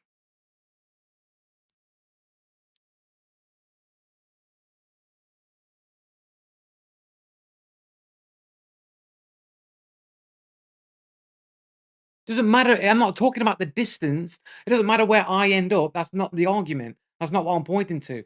I'm pointing to the fact that I'm not flying around a corner. I'm not flying with some superhuman momentum like around the corner like this guy's doing.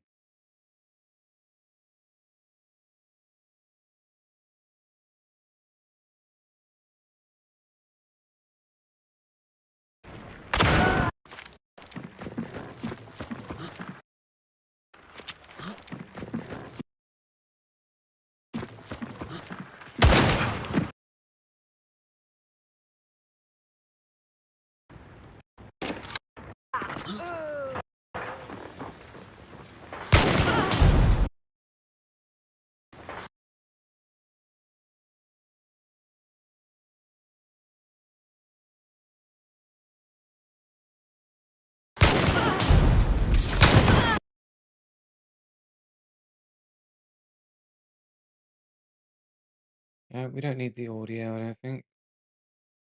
Um,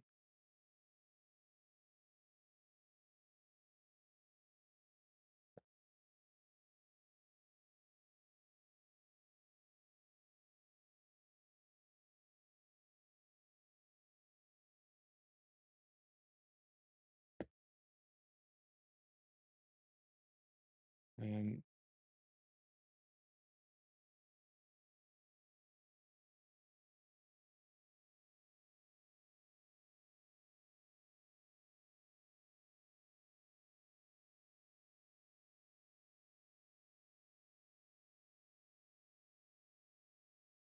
mm, it's gonna be difficult to line these up. Delete this.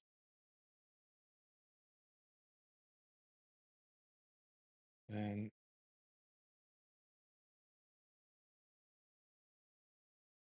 maybe just make them smaller. Maybe.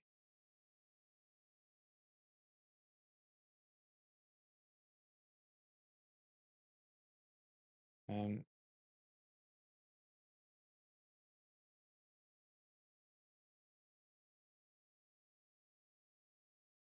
so this is the point that I jump here. Let's move. Oh, wrong one.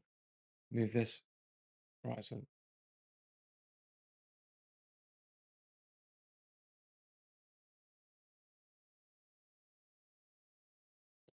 you know, is this not?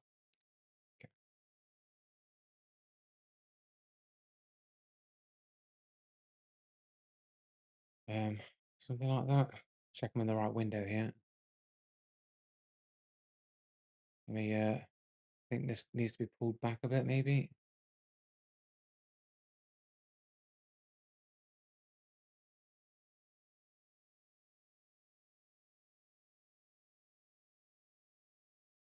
Mm,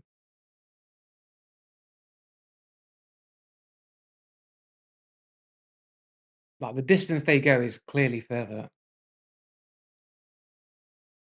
We've got. I think the jump is more or less the same. I think. If you get the exact, that's the exact moment they jump. I think it's a little bit. I think it needs to be a bit further ahead.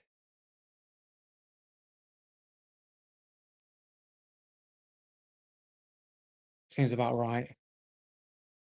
But like distance wise, like it looks like they go a lot further than I go.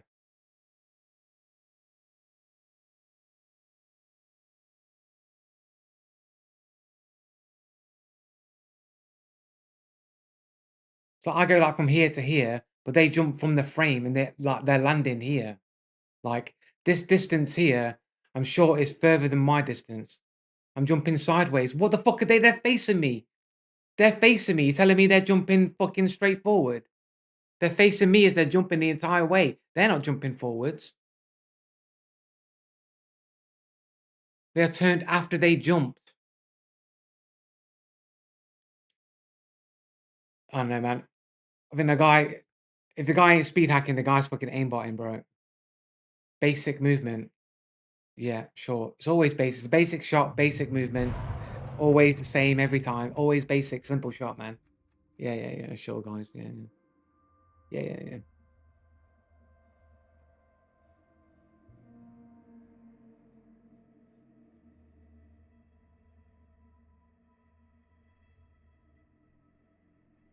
explain how it's not, because it would be a lot easier if you had an aimbot to run and jump and then automatically lock to your player rather than making the mouse motion yourself, which would be more difficult to get the motory functions to jump forward and have this sort of obtuse ability to like look forward. Not in that window of time.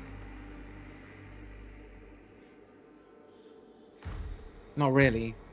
It's easier to do it with an aimbot though, isn't it?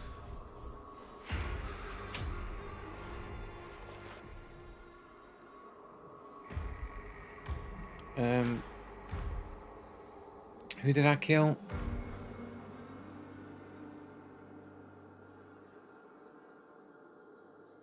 This guy, I Profit, and his mate that is called ACV 1593557N, who's 2-star. Do you reckon these guys are legit? Let's have a look at his mate first, because it won't let me select the person that killed me. Maxed out Hunter's 20. That's like 15 more than what I've got. Open profile. Oh, private profile. Can't see him. Oh, no.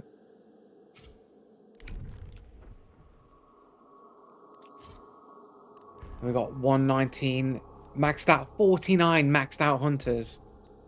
49 maxed out Hunters. From the Netherlands. 240 games on a 14-year-old account. Can't really tell anything, man. He's had the account for a while, man. But this guy's got a lot of maxed out Hunters, though. Next level, cope to call aimbot when getting meleeed. I didn't get meleeed. I didn't get meleeed. He shot me, didn't he? I killed him. What are you talking about?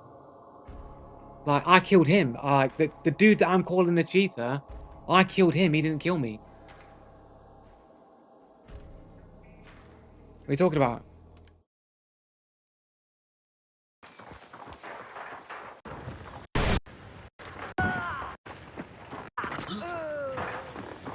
Like, the guy I'm accusing of cheating, this guy here, I killed him. Like, the person I'm accusing never killed me. I'm killing a dude I killed. Oh, you're calling it an aimbot when they go for a melee. They weren't going for a melee. It was because they jumped out and it looked super fucking fast.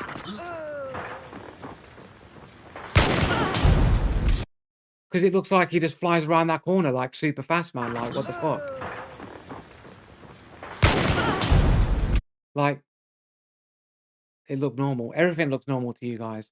But like, normal's a... It's not... It's a... If everybody's cheating, then cheating would look normal, wouldn't it?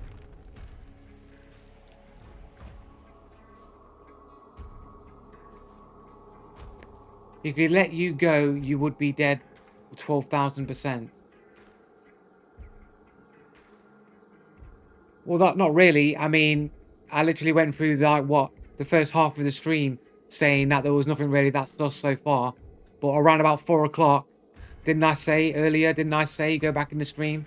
Didn't I say earlier that so far in the stream it's been pretty chill and it's like not been that sus? Like one or two things maybe, but it's mostly been fine. But around about 4 o'clock, that's when all the cheating ramps up to like fucking 11, and now it's got to that time. Now it just seems like it's all cheaters and sus players. That other dude, it might just be, he's that good, right? Like, all I'm thinking is that he flew around that corner, locking onto me, and it's just like, that to me is a little bit sus.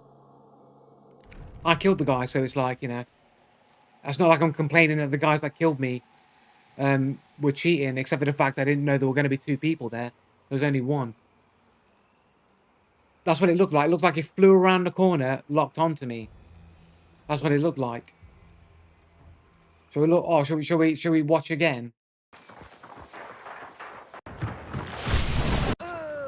So, like, I'm not allowed to have the opinion that this guy flies around the corner, seemingly locked to me.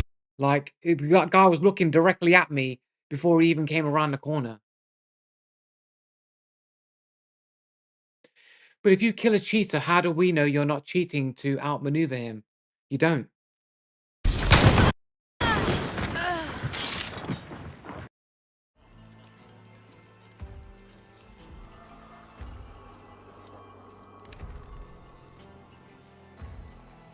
Faster than aimbot, is it? How do you... what basis?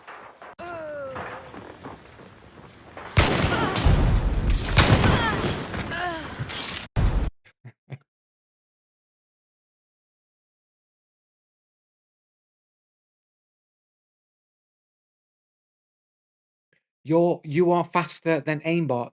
Like what on what account? On what basis of an aimbot? I'd already turned to look to go that way.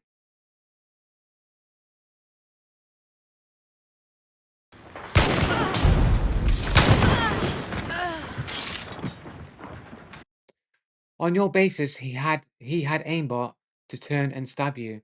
He wasn't stabbing me, he wasn't meleeing me. He just flew around the corner and he was automatically already looking at me when he flew around the corner.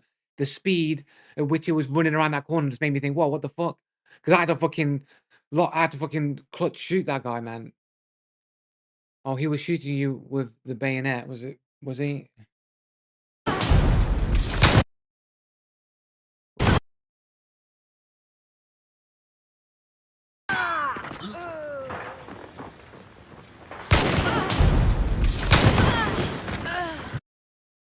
You could even hear the melee charge sound he makes. So what? Like maybe he was going for a melee. I don't. I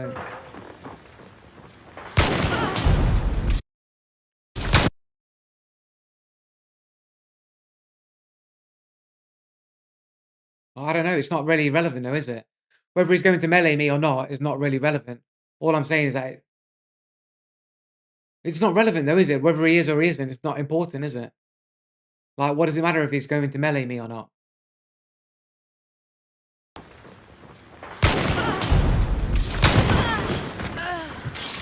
The guy gets set on fire, and the guy just proceeds to run around. Well, I want to get into a game anyway and not fucking argue about this fucking clip, man. Like, the guy flew around that corner super fast, man, and it just made me think the guy was aimbotting or like speed hacking or something to fly around the corner like that and just be like locked to me. It just made me think like that shit was sus, innit? Like, I can say that, like, you know what I'm saying? Basic movement. Everything's fucking basic, man.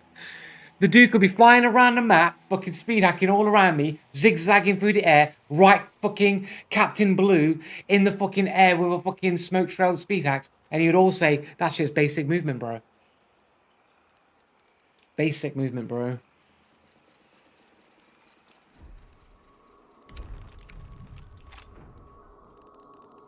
Basic. Basic 2-star movement.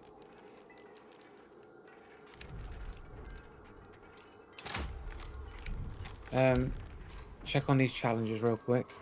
Still not got this high velocity one. Oh, yeah, I need to get armors and hives, and I forgot about this.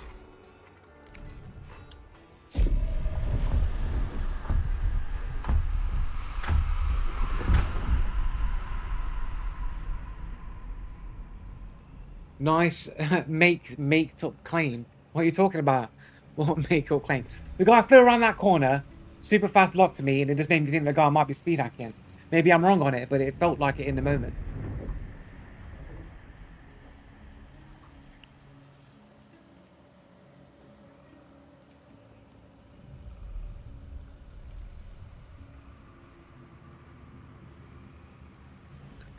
It was fucking, dude, it looked super fucking fast. The guy looked like he was fucking flying through the air like he was fucking Superman around that corner, mate. Zipping around me. Fucking Sonic the Hedgehog on fire, just flaming through. It was fast. It looked fast, man. It looked super fast.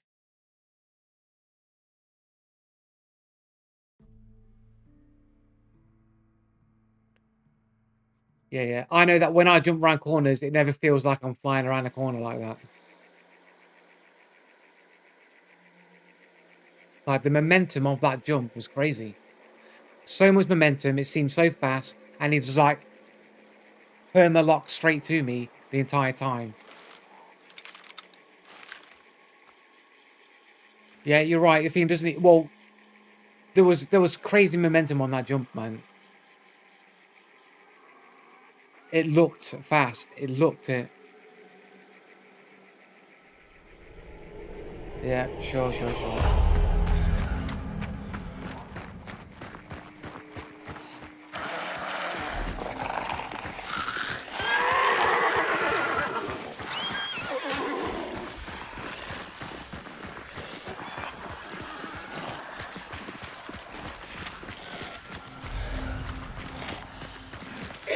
Didn't change my perks again. But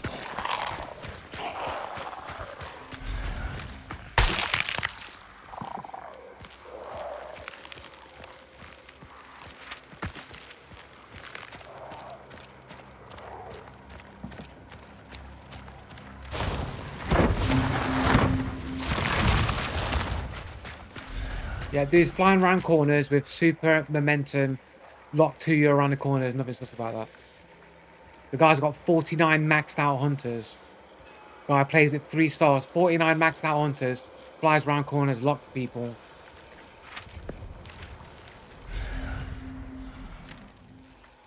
With basic movement, apparently. He has basic movement.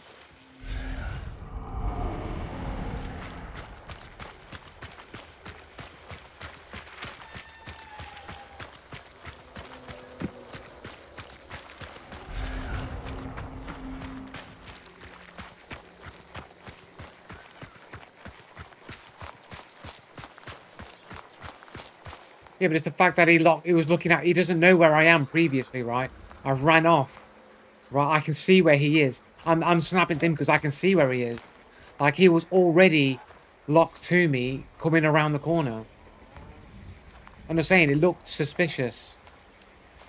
Look, I'm not right all of the time, man, but like my instincts at the time when that guy flew around the corner with like maximum momentum, locked straight to me, seemed a little bit sus, man.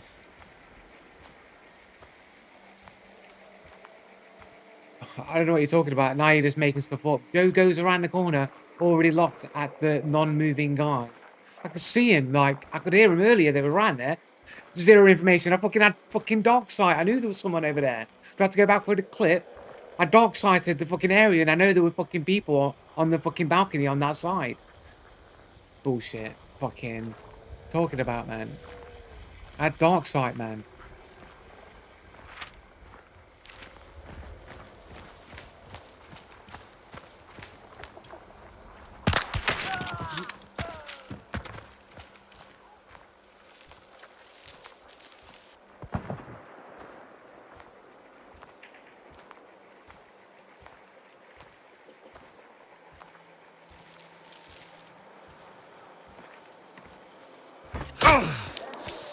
Shit.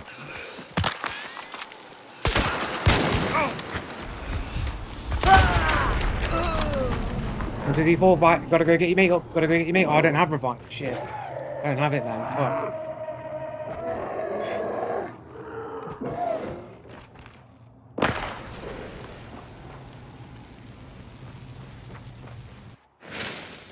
Fuck.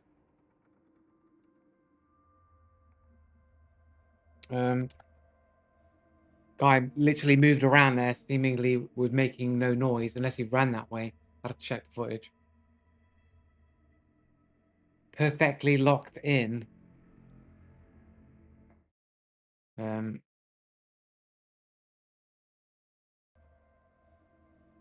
why do I not have the footage now? Oh, I do. Okay. So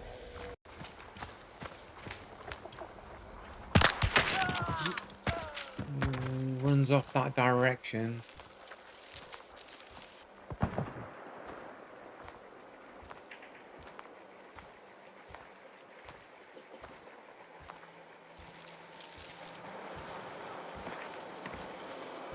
Some steps here, but like, didn't he run in through this door? Didn't he go over here?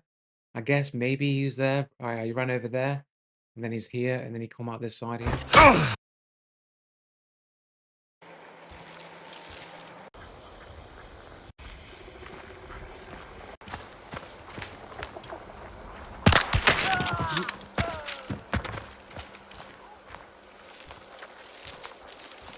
I think a little bit of a step there.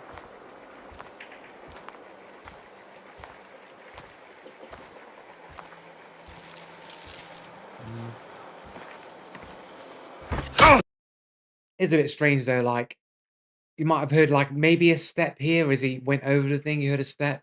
It's like you don't hear anything until he makes the steps to step out and take the shot. It's like when he's traversing down this area here, you basically don't hear anything. Basically nothing.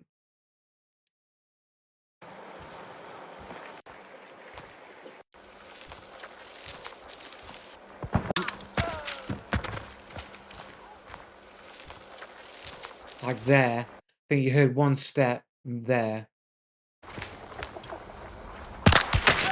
So I can hear their footsteps walking at this range. I can hear them. Right there, the steps there, coming from this angle here. where presumably he's just jumped over the fence. He's made no hut noise, so presumably he's got light foot. But light foot reduced footsteps only works as a solo, not as a duo. Like step again there around here.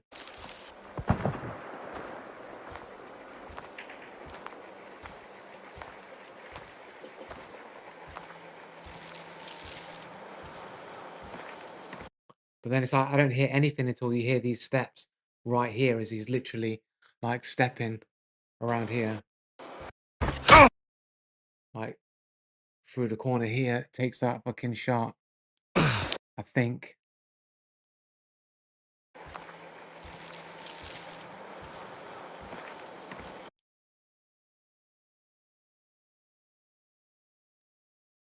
Oh no, it's hard. I don't think you can see him. Is he shooting me through a crack in the wall?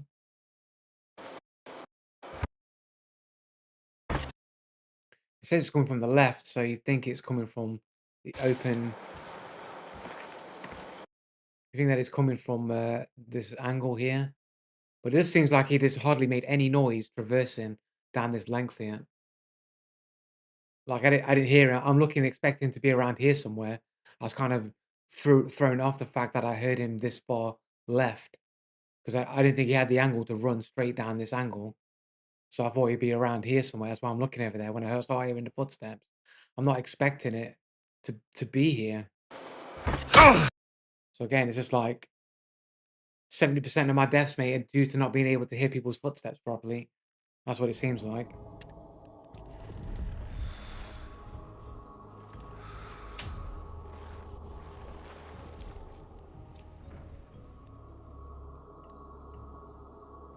Um,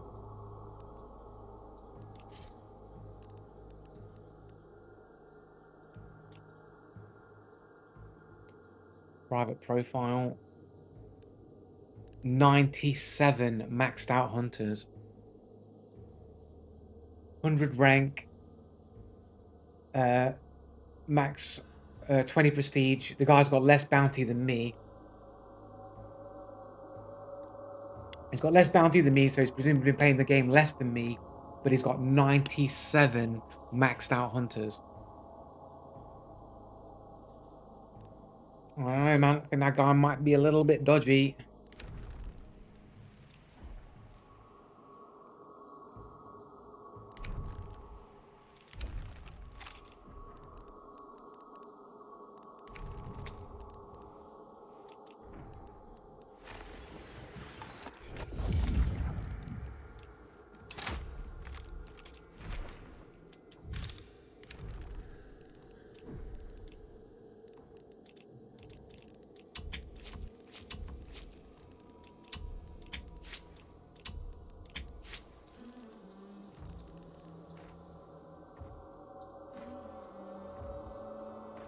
Um,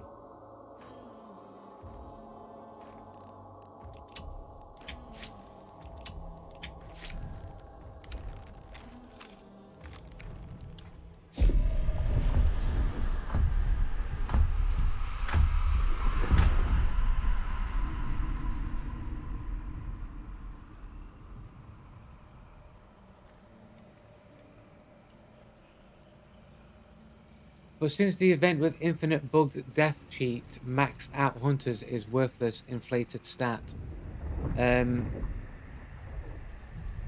I've not really come across death cheat like once in these events, so it's not like it's an easy cheat, an easy perk to come across 97 times.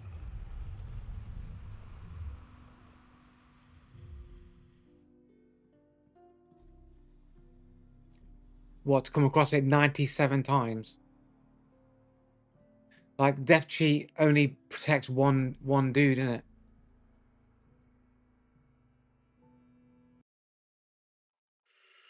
And you just assume that everyone did it. Everyone just abused it.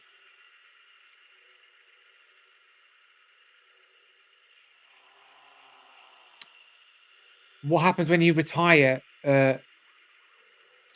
What happens when you retire maxed out hunters? Do they count as maxed out hunters? Yeah, so did I, but I didn't abuse it like that. But yeah, sure. 97 times. I pick death cheat every single time, and I only have 5, 6 maxed out hunters.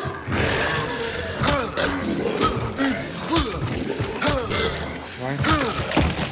Every single person picked death cheats on that event every single time, and I only have like what 6 maxed out hunters in total, even with death cheat.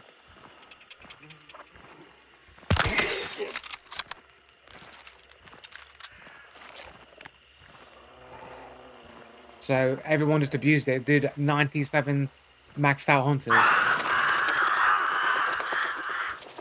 Yeah, because a lot of people are cheating, so some people are still going to like max out their characters a lot faster, innit?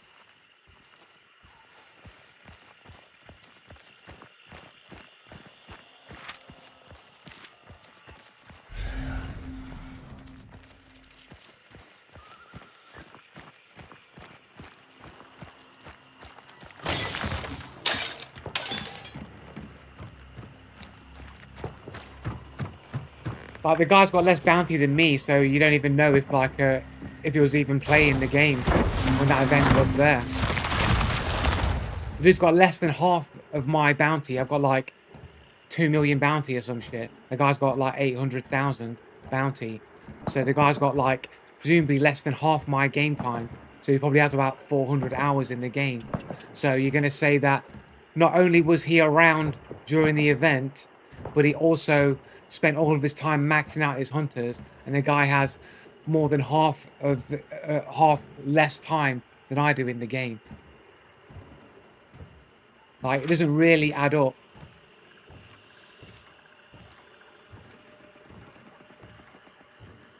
Well, all of the facts would suggest that it's quite difficult to be able to do that based on how much time he's been playing the game.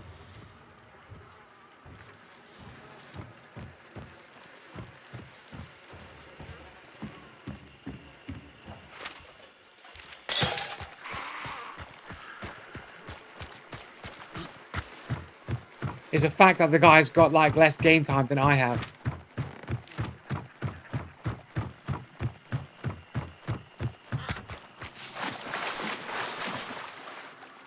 We don't know. The guy's got 800,000 bounty. I've got 2 million bounty.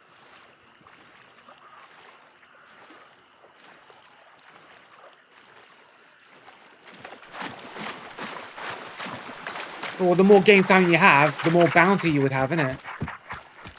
So you're going to say that the guy's so bad at the game, so then your argument would then be, the dude's so bad at the game that he can't get any bounty in the game. He's played the game just as long as me, maybe even longer, but can't get more bounty in the game than me, but he's also better than me to get 97 maxed out hunters.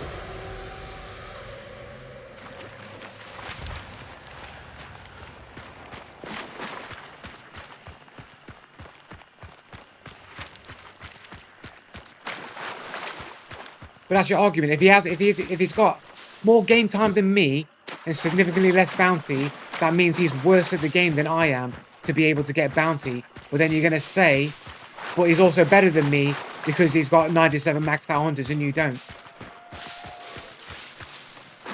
The logic proves it's a fact. It's called logic, called critical thinking.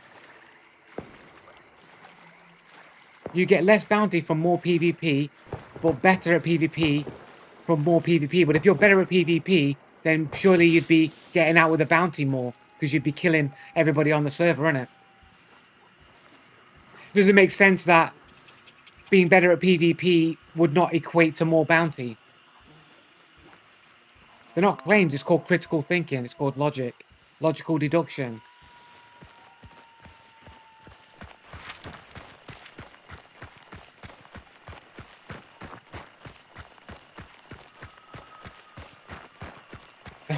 Right, but why? But you're talking about probability earlier, and now you're going to talk about things that are improbable.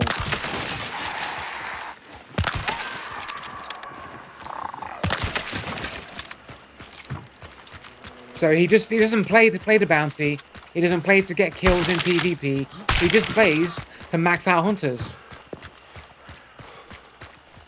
Does that seem like a good assumption to have, that he just doesn't play the game? He only plays to max out hunters. He doesn't play for PvP. He doesn't play for bounty. He just plays to max out his hunters. He doesn't play for any other reason. Right, okay, so when you have a PvP account, right? To me, hold on, yeah. See, when he says I have a PvP account, to me that it says I have a cheating account. I have an account with all my aimbot. I use my aimbots, and that's my PvP account. My PvP account is my cheating account, and then I have my legit account. I have a PvP. So you're telling me that when you do your PvP account, when you kill the whole server, you don't get the bounty and leave. You go, I've killed the server. I'm not going to bother with the bounty. I'm just going to leave.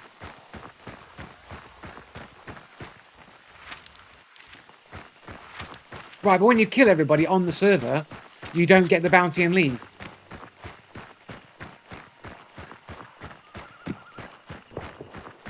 You're like, no, I've killed the whole server, but I won't get the bounty. Some people play for prestige. Some people play to unlock all of the weapons and items so that you can have diverse, unique gameplay with strategy, with different builds and stuff. To not play for that, instead, just to remove that and keep going back to the beginning of the game and doing that over and over again. That's fun and exciting gameplay. Yeah, right. Get fucked, man. Talking at your arsehole. Talking shit. Talking shit. No one plays to reset the game and play on a baby account.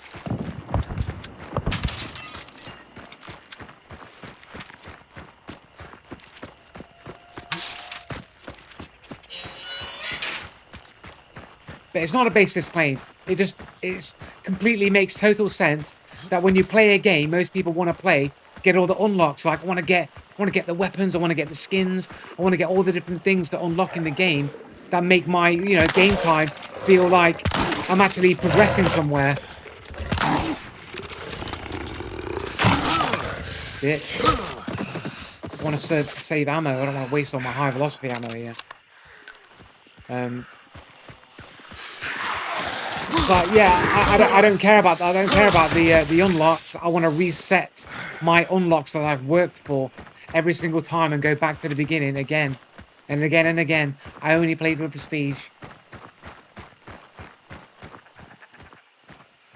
Practicing an actual what's the skill in prestige in?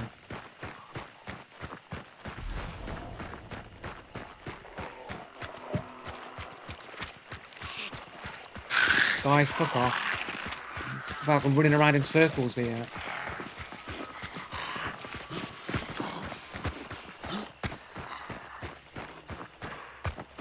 To beat the best person I can be in this single life I have.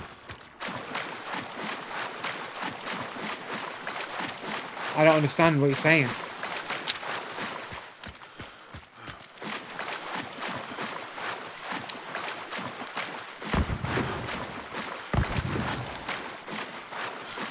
Well, it's not about the skins, but surely you care about the weapons, right? Technically you don't lose your skins. When I'm saying skins, I'm not necessarily talking about this game.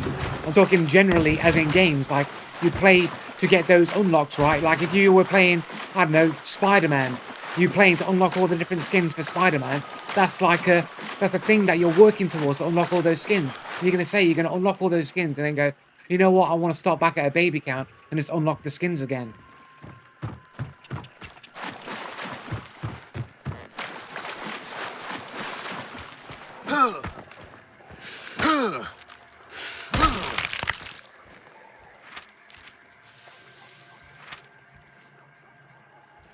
What? These guys have legged it already. Where were those gunshots coming from?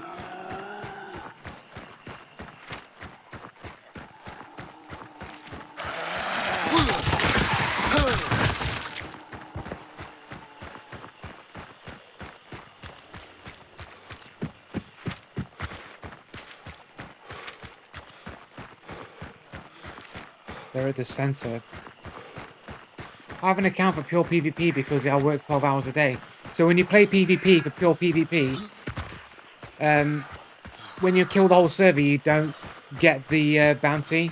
Like, am I just playing just to get the bounty? I'm not PvPing right now. Like, it's so ridiculous. I'm playing for PvP right now. This is a PvP game. Like, what are you talking? Total bollocks. You can't PvP because I work 12 hours a day, 6-hour work weeks, and I only have so much time to play, so I try to get better at PvP combat in the short time I have. Then when I have time to play with my kids, I like to help them get skins and take the time to enjoy the game. That doesn't make sense to me, man. I don't understand that.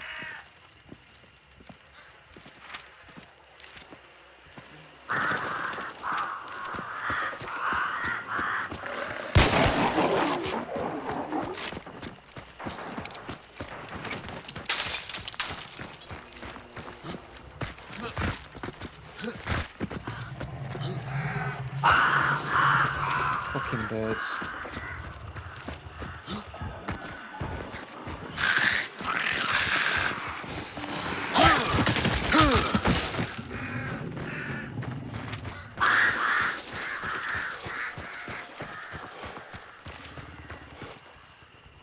Seemingly waiting here at this point here. When there are docks.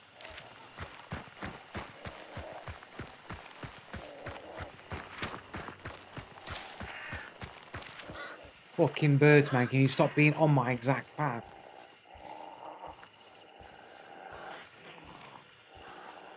I don't understand what your kids have to do with any of the claims that I'm making. I don't understand, like, what your kids have to do with any of that. Like, what does that have to do with your total bounty? Like, you're just completely, like, distracting away from what the argument is about.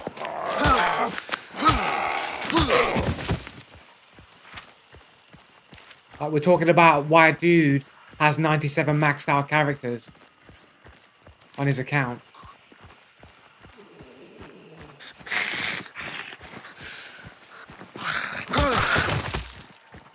Your argument is that he has a PvP account and therefore doesn't collect the bounty, why he's got less bounty than me. But like, the game's a PvP game in general, so I don't know what you're talking about. I don't know what your kids have to do with your argument here. Well, I only have 6 and he has 97, so the guy seems to has less game time than me, but seemingly has a lot of time to get maxed out hunters, presumably back to back to back to back within that like time frame. Might suggest that maybe he's got cheats and that's why he's able to effectively get to 97 maxed out characters.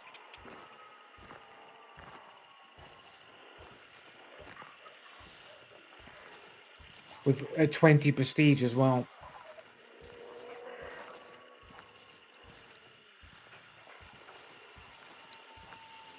Right, but that's not the game though, is it? Like, if he wants to play, fucking hide and seek, go fucking play fucking Dead by Daylight, innit?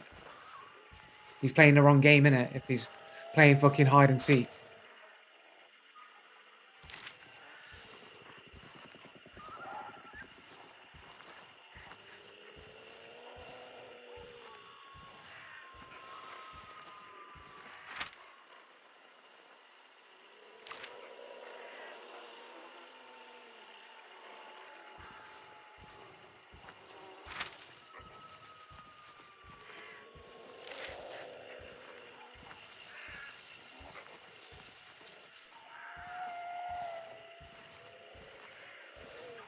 Well, the game's PvP, man. So, like, if you're running around playing a PvE game in a PvP game, man, I'd say you're playing the wrong game, innit?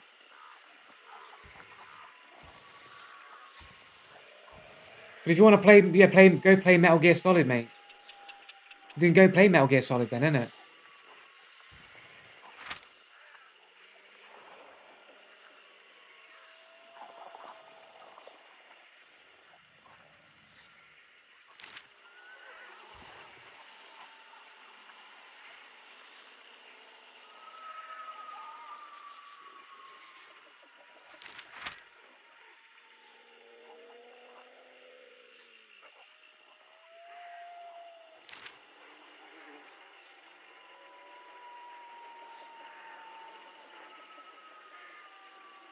Yeah, but I'm playing PvP. I'm not playing PvE, and that not playing like you're just picking and choosing your arguments here. Like his argument was whoever said it, saying, "Oh, maybe he's playing a PvE game and playing hide," and I'm like, "Well, you're playing the wrong game. It's a PvP game, isn't it?"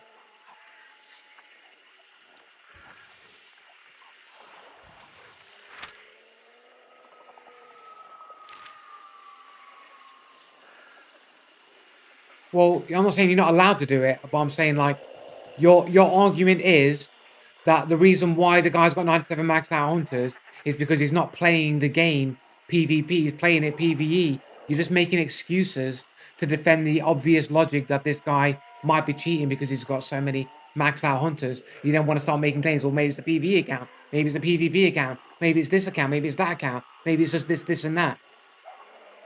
Yeah, but the key point is it's a PvP game. It's not PvE, no P part. There's a P in there, isn't it? It's a PvE VP, not PvE. So if you're playing a PvE VP game as a PvE game, you're playing the wrong game, innit?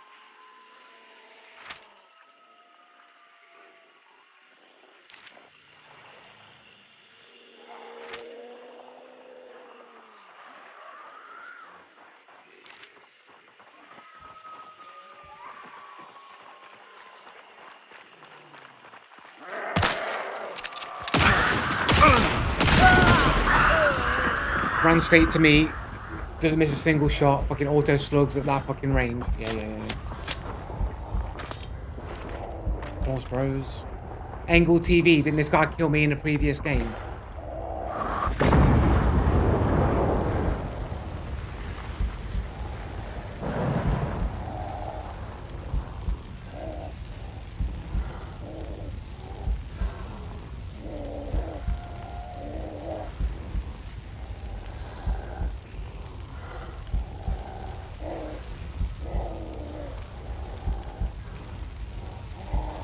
Love how like my high velocity bullets didn't seem to penetrate the wood there.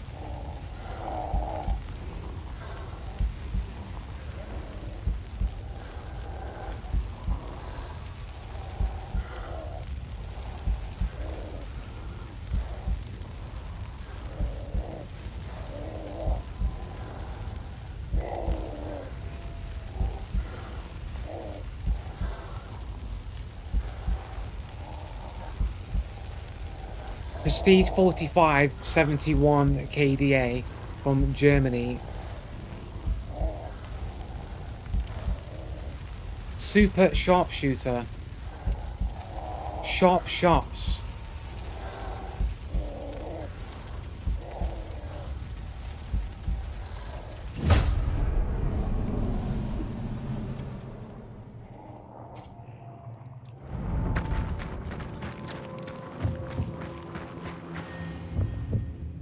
Never even heard them run away from my body, but there you go.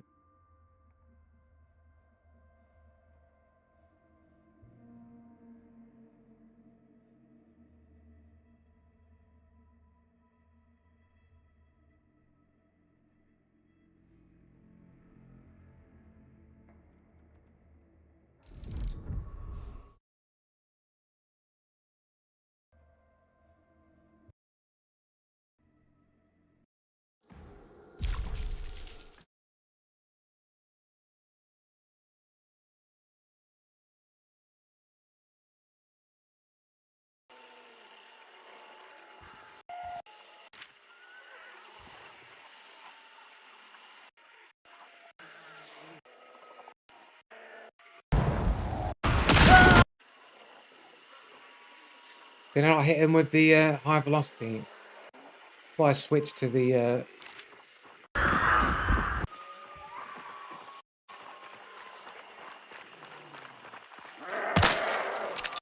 well, that would have been a hit, man, even through the wood, innit? And that was a little bit late.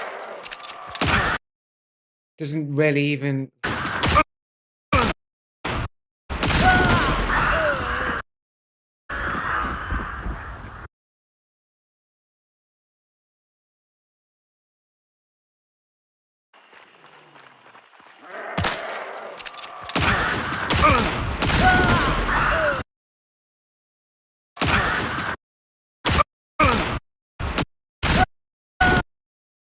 Should have looked at the damage readout exactly who was hitting me there.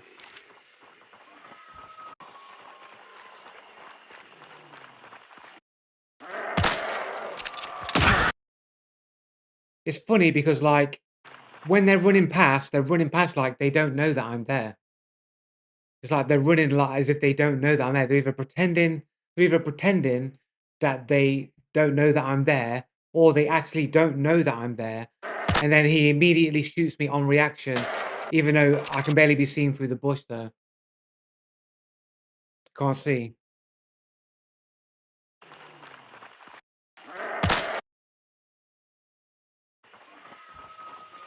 So you see when they're running past, it's like they're not running towards me, they're running past me, right? It's only when I shoot with my silent shot that they turn and take a shot, right?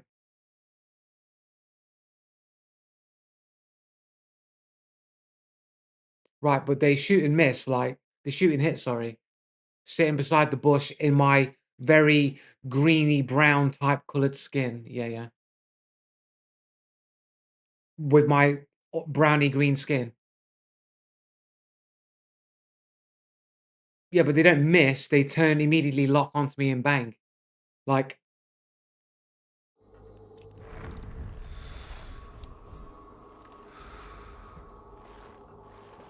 so what? It's a greeny brown color. It would be very difficult to see on reaction.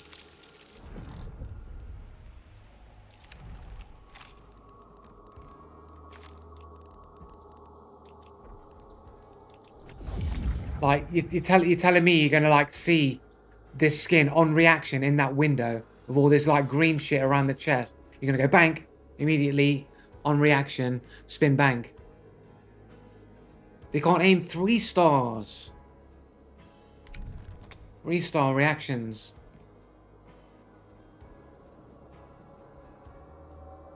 Nah, man. You'd say I could be in a full black skin, full green skin, and you'd still be saying the same thing that it'll be obvious shot.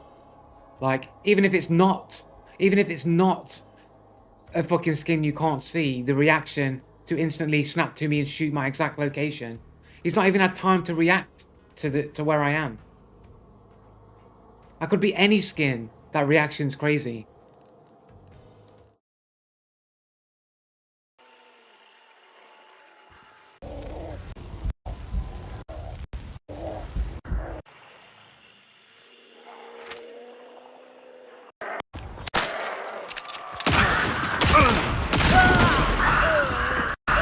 Not a single shot gets missed. Like immediate turn bang, like first hit. That's pretty instant reaction, man. I mean, I can't even see him like here. Like literally instant reaction, right?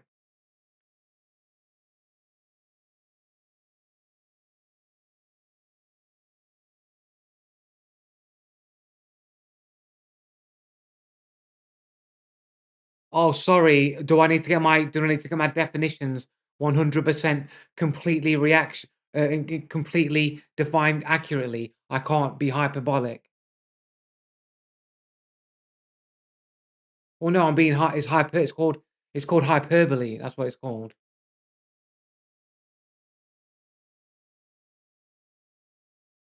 It's called hyperbole. Get a dictionary in it.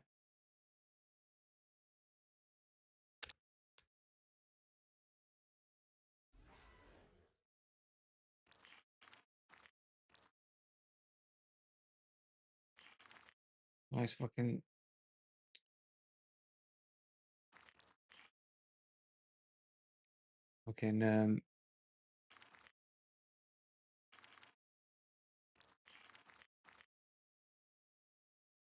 hyper ER. Um, a figure of speech in which exaggeration is used for emphasis or effect, as in I could sleep for a year, or this book weighs a ton. Like I'm using that hyperbole. It's instant. Obviously, it's not fucking instant, but the reaction is fucking super fast, is it? It's just hyperbole, innit?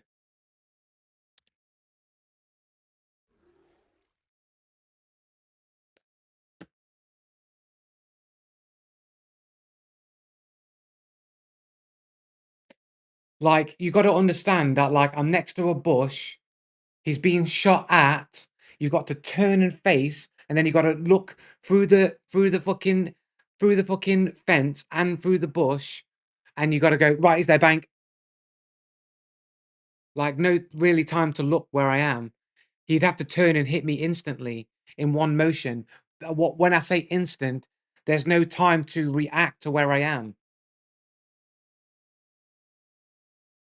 But it's not about the time. It's about the fact that there can't be any time for him to look where I am and react to it. He's just aimed straight to me bank. Like, where's the human reaction part? Where's the reaction? It's literally about the time. About what time?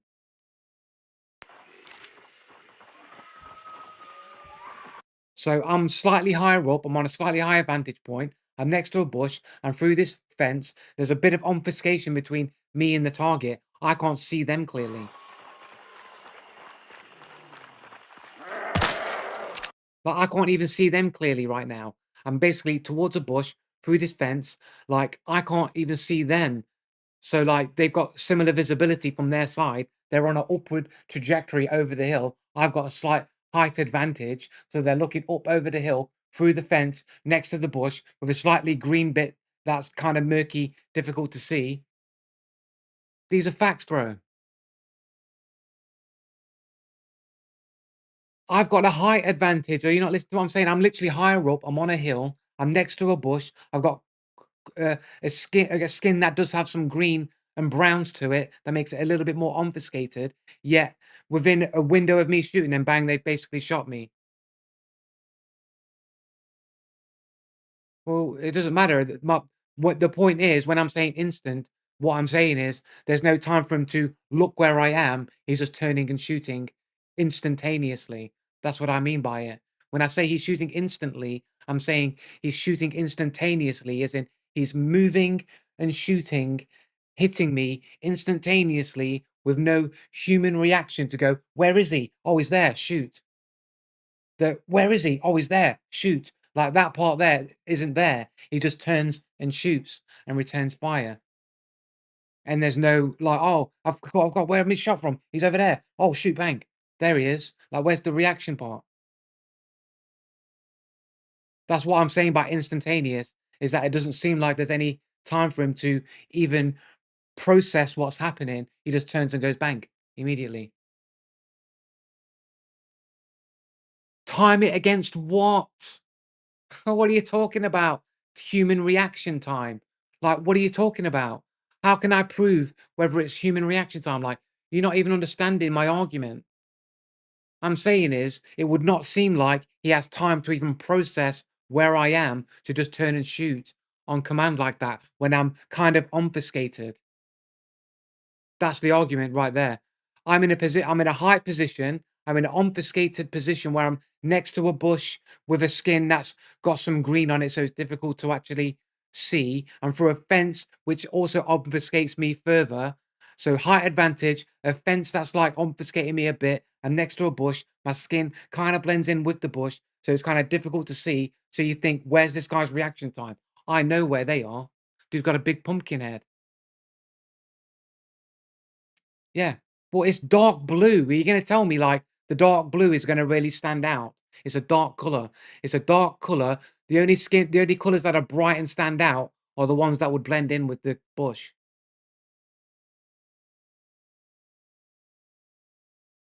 The blue, it's a dark blue skin. It's not bright blue.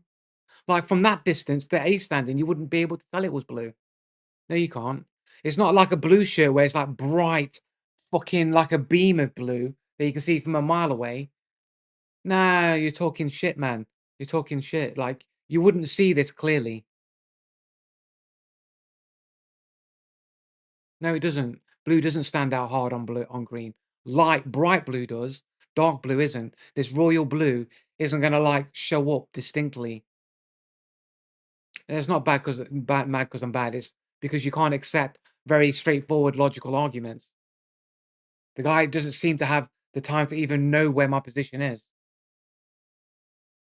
Facts. That's the facts.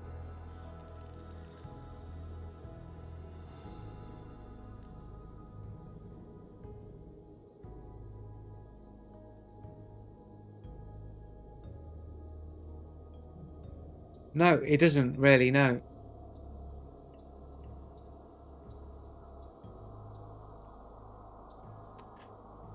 You can be a dark skin sitting next to a fucking bush and it'd still be difficult to see in this game.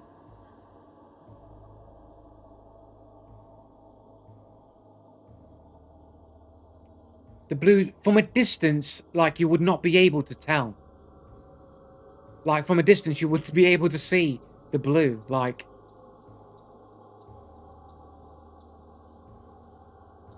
yeah, but everything else on the fucking horizon isn't. Like, like if it was if it was an entirely black, white background and there's a black skin in there, you go, oh yeah, that's the black skin there.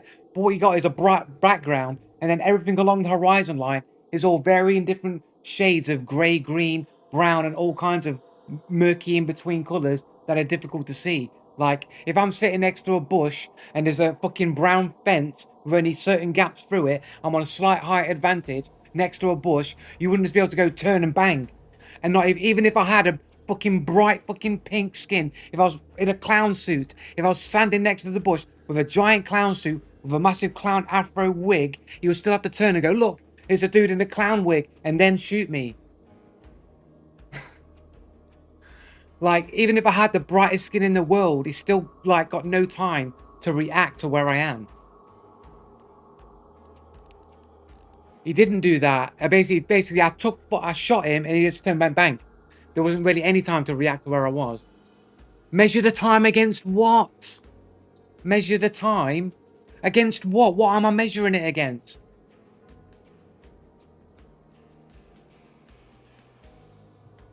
And what does that prove? What does that measurement of that time prove?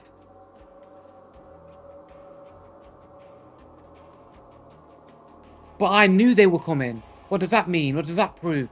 I knew they were coming. I could hear them coming. I can see them because he's got a big fucking orange pumpkin head on. Like, I can see the dudes. I know they're coming.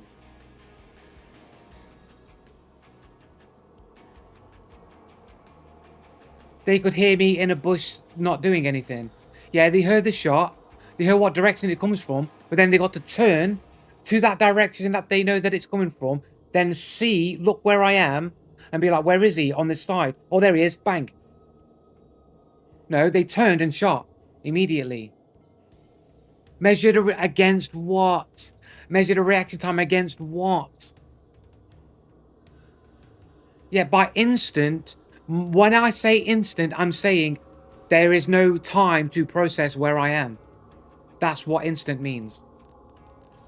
Instant as in, he instantly reacted and shot, and there was no reaction time. That's what I'm saying. Well, you keep saying I'm dense or something, I keep explaining it, and then you're not listening to what I'm saying. From your shot to their shot, my shot, I know they're there. I know they're coming. Like it's not a one-to-one metric. You've not explained how measuring it proves anything. You've not explained how measuring it proves anything. They react to your shot. Right, okay. So let me go through the logic again, just in case it's hard for you to understand it. A shot comes in, they hear where the shot comes from, they don't get hit, so they don't have a damage indicator showing the direct direction where it comes from. They just hear there's a shot coming from over there. It's a silenced shot, so they probably don't know the exact distance of the shot. So they know somewhere over here there is a shot coming from. And they turn, and then once they've turned in the direction where they know the shot is coming from, they then have to look and see where the person is. And I am on a higher altitude because there is a ramp. There's a hill that goes up that way, so I'm above them. So not only do you have to turn and look left, you also have to be looking up. And then there's a fence, and in between that fence there are gaps that they can see me through. And then I'm in a skin that is dark and green next to a bush, and it could be quite difficult to see on reaction through all of that stuff. And you're saying he turned to me, went bang, without having any time to process where I am. You assume that they turn to see me, but I'm literally pointing out all the facts where even if I had the brightest skin in the world, it would be very difficult to just turn and go bang without any kind of time to go, oh, there he is. Yeah, they had to turn, but then once they've turned, they then need to process where they see it. Like, I've got above average reaction times. I've got, what, 150 to 180 ms reaction times. That's above reaction. So people who are supposed to be in below average should have below average reactions, which is like 250 ms. You're talking like a quarter of a second processing time just to process where I am.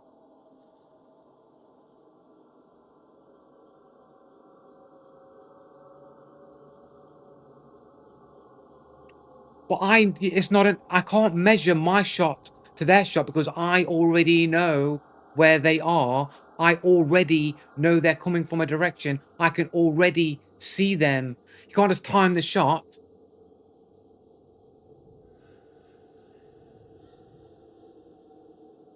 And with basic human reaction time, they shot you based on what? Based on what? Like, I couldn't even, I didn't have enough time to follow up with another shot before they shot me. That's how fast that they shot me. Guys, you're all chatting shit. You don't know what you're talking about. You got no idea what you're talking about, man. You can't even listen to like straight up like logic. You know what I'm saying? These below average players in 3-star can just turn and know exactly my position. Yeah, you saw the clip, but you ignore all of the facts of the clip.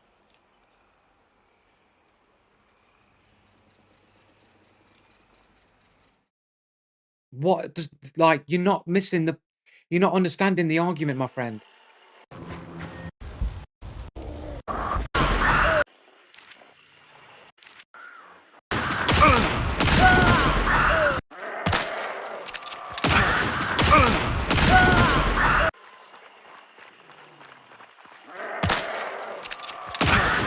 See, I don't even have time.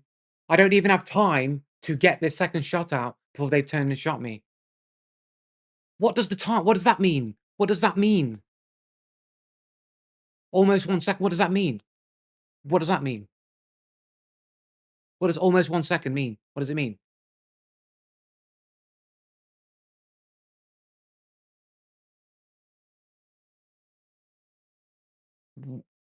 What does it mean? So what? You don't know what their reaction time is.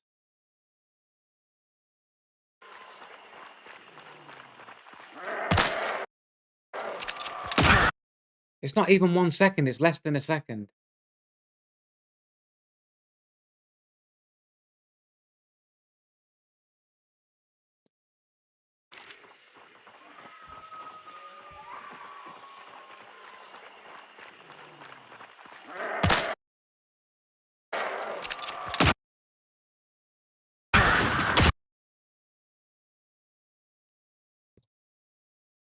But they, all I'm saying, like you just refuse to listen to my argument. So basically, they turned and you understand, right?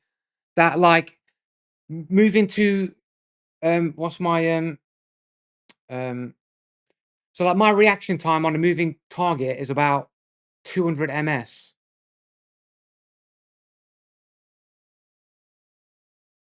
They're moving. They've got to move. You guys are stupid. You guys are stupid, man. Seriously. Like, he's got to move and turn to the target. Like 1 second. Where's the point where he sees me and goes, "Oh, he's there, bang! I've got to get him." No, no, you're assuming facts that aren't there. No, you're assuming facts that aren't there. Like 1 second reaction time means nothing. Doesn't mean anything. But you're assuming that he can see me. The assumption there is that he can see me.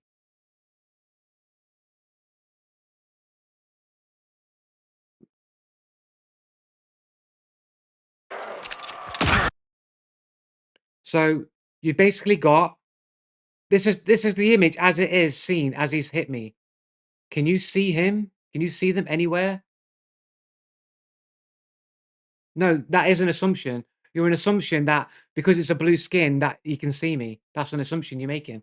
Like all of this is dark to him. Like from the other side, you got these fences here blocking out his image. You got this smoke cloud here also blocking what he's able to see. Yet somehow he's able to shoot me and I can't even see them because I'm on the same angle as them and I can't see them.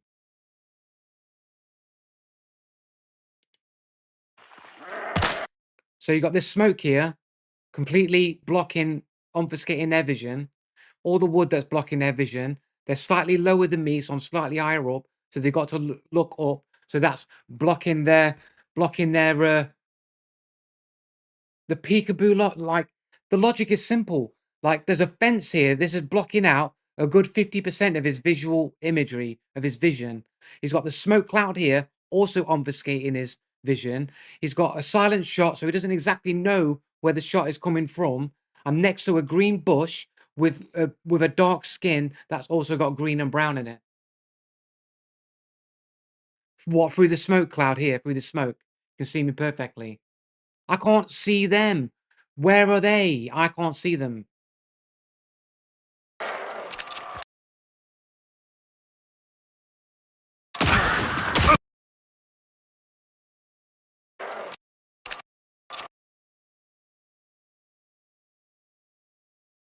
The shot is being fired through the smoke.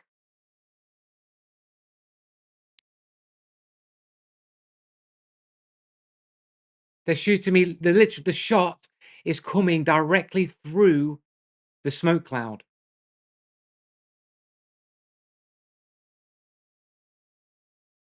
But you're just ignoring all of the obfuscation of my position.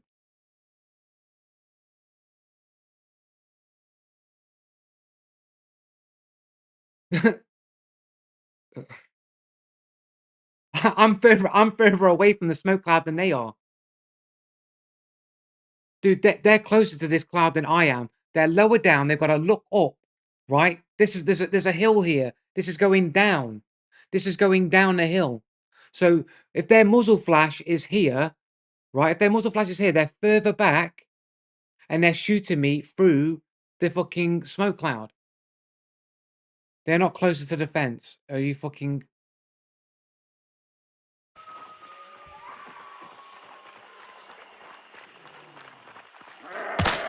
We know that the first one is about here, right?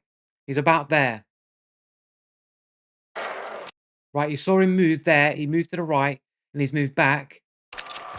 So only at that point where he's moved can we see where he's actually turned and shot. Right? So the shot comes out. At that point here, he's just moved back and turned.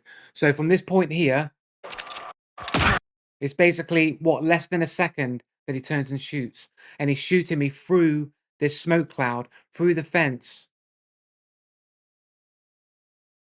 But you're all cheaters. Most of you all are cheaters and going to back each other up anyway. Like, there's so much levels of obfuscation here that there's literally no time to even process where I might be. All of these things might confuse the player, innit? Nah, because you're all cheaters, innit? That's why. Because you're all cheaters, you'll say anything. You'll say anything, bro. He doesn't have the smoke cloud. What are you talking about? He doesn't have the smoke cloud. You're just making up excuses now. No, it's not. The smoke's not client-sided. Smoke is not client-sided. Guys are retards, man. Full retards, bro. Guys is full retarded, mate. Full retards here. Um,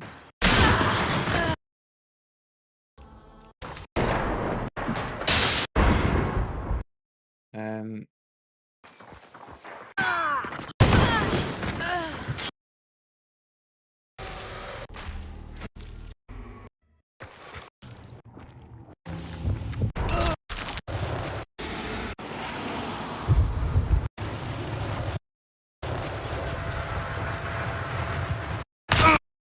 that client-sided smoke.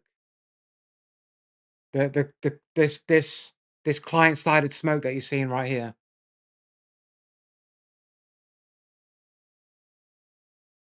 Why is it, if the smoke is client-sided, how come I can see it on my client, even though it's from his shot? So then why am I seeing this guy's smoke cloud on my side? You can't see through it, man. What are you talking about? But this is like fully dissipated. Like, what are you talking about? Like, let's go back a frame.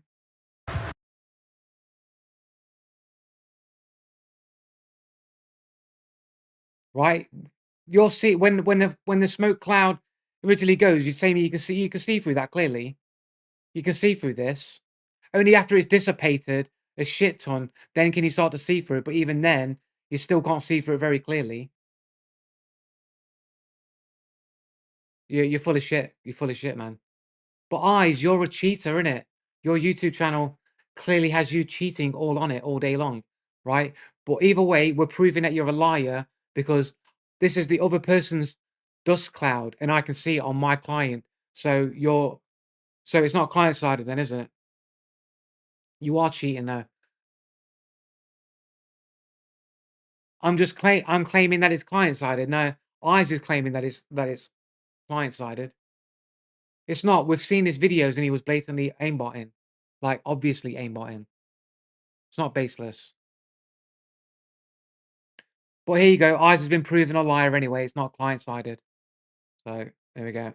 Just chatting shit, guys. You're just chatting shit as always, isn't it? But it's not. We just proved that it's not. Smoke isn't client-sided. Just proved that it's not client-sided. Different for different clients, right? So, it could be worse on his screen. So, that smoke cloud that was on my screen might be worse on his screen.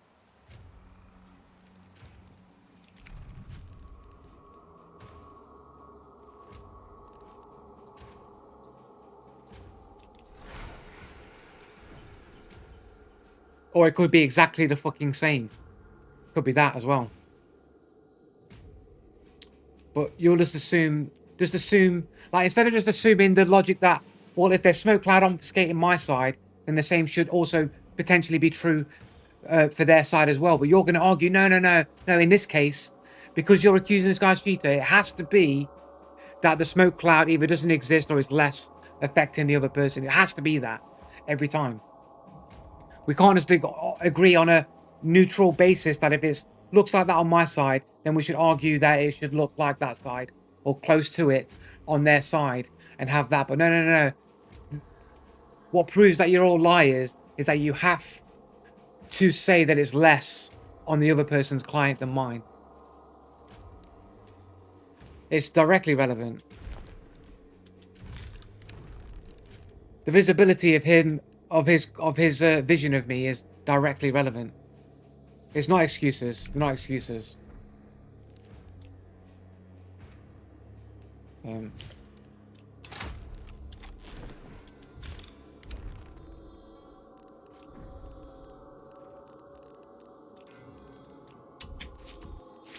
Whoops.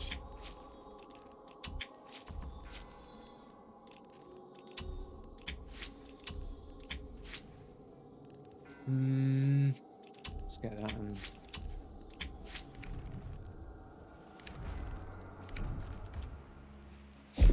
All right, back in 1 second.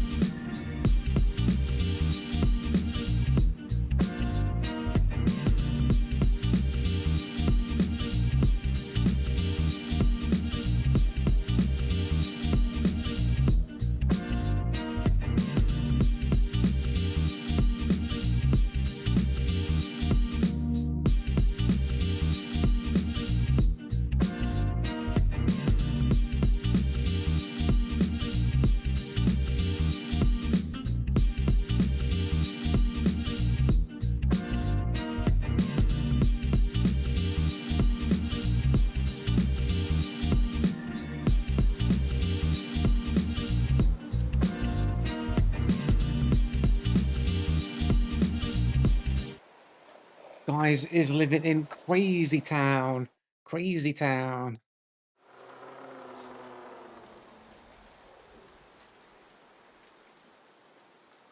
You can't post links. I don't have links enabled, so. I've shown his videos on the stream before, man. The guy's blatantly fucking cheating.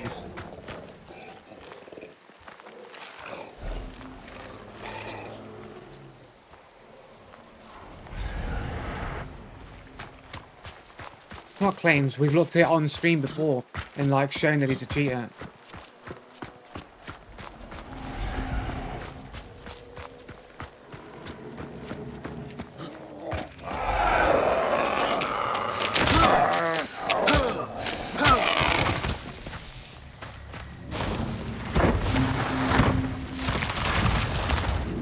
Show my clips then. Why are you also a cheater?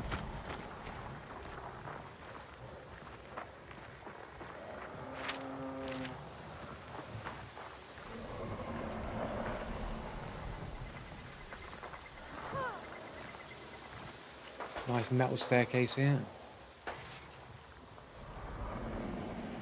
A bit weird. It's like they're ghosting my motions here. I mean, the people that come to my channel and comment on my stuff are most likely cheaters, yeah.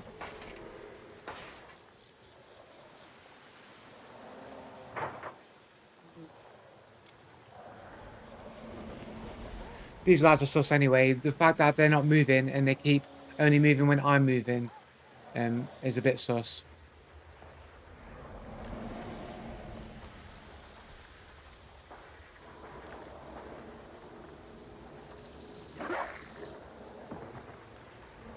Well,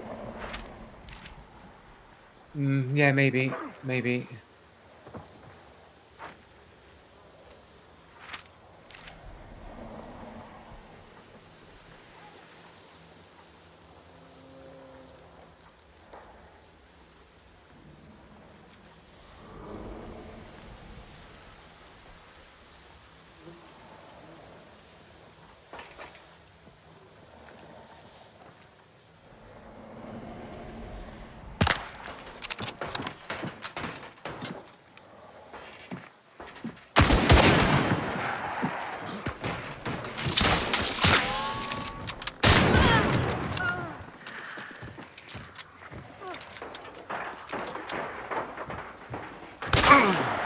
Fuck?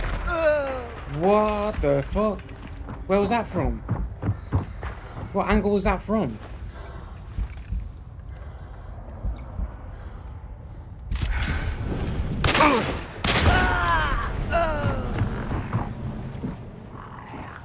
Like what? Like what angle was that from, man?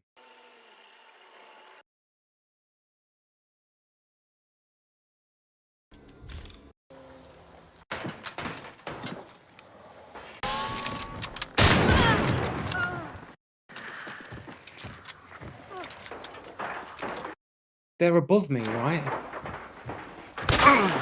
Like what is this? What's this angle, man?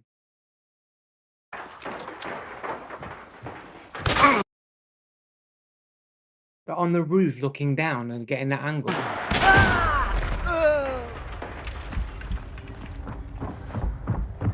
Like you didn't hear him drop down or anything.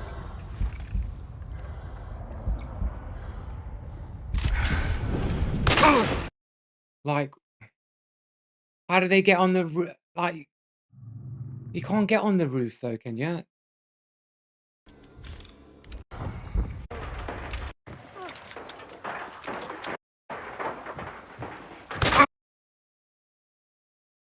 Well, the arrow, he's on the stairwell there.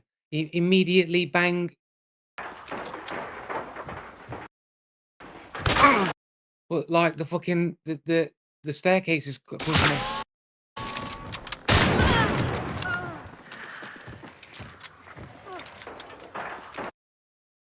I mean, it literally sounds like the footsteps are coming from the right on my level, not that they're coming from below me.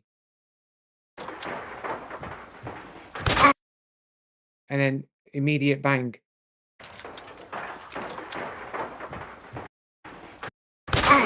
Like, I can't even hear where these, like the footsteps don't sound like they're coming from below me.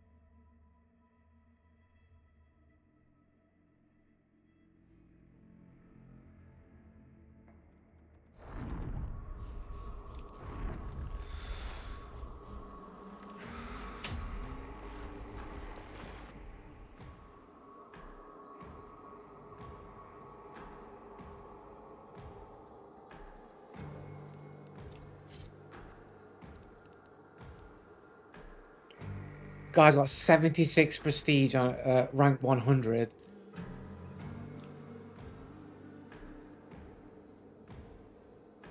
Austria.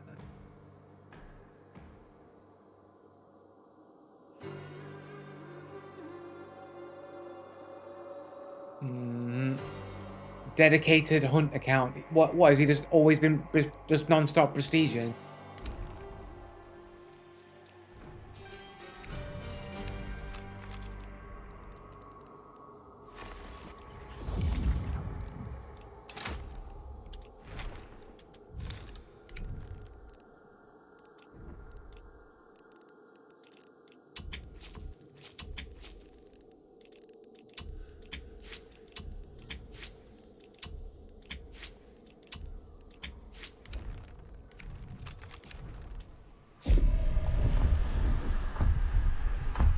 Yeah, I don't really play with people that often, and I'm definitely not going to play with some dude who's a cheater, innit?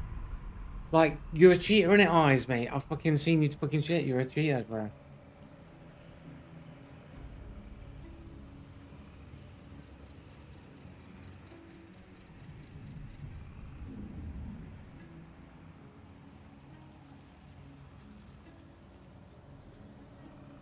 Look at my shit then, like, what is your shit? Like, what's your shit? What's the name of one of your videos then? Like, I don't know why you call no, I'm calling Eyes a cheater. I'm saying like if you're Rydori Games.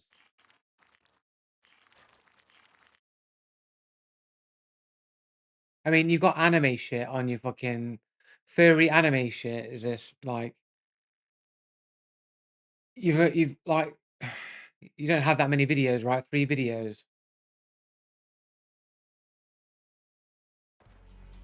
That fuck got me, and I don't think it got him because I'm still getting shot at. Let's move. Like, everyone has to put music over their clips. Dead. Gotta reload. One down. Oh, bomb lance coming up. You're playing on a controller or something. Bro! I just killed our guy. What? Okay. You're playing on controller. No rain or Thought I heard Noom. rain. Yeah, playing on controller. But Yeah. no, I Wait, hold this other- function button down. I can mess with my volumes, my sound prioritization. I can switch my button mapping. Ready? Fireballs don't I've been bled! I've been bled! He does not. hoping It does not count, but he does. Yeah, no, he does account for any. that high. Yeah, see them right. I'm a bit They're pushing. out of bleed now.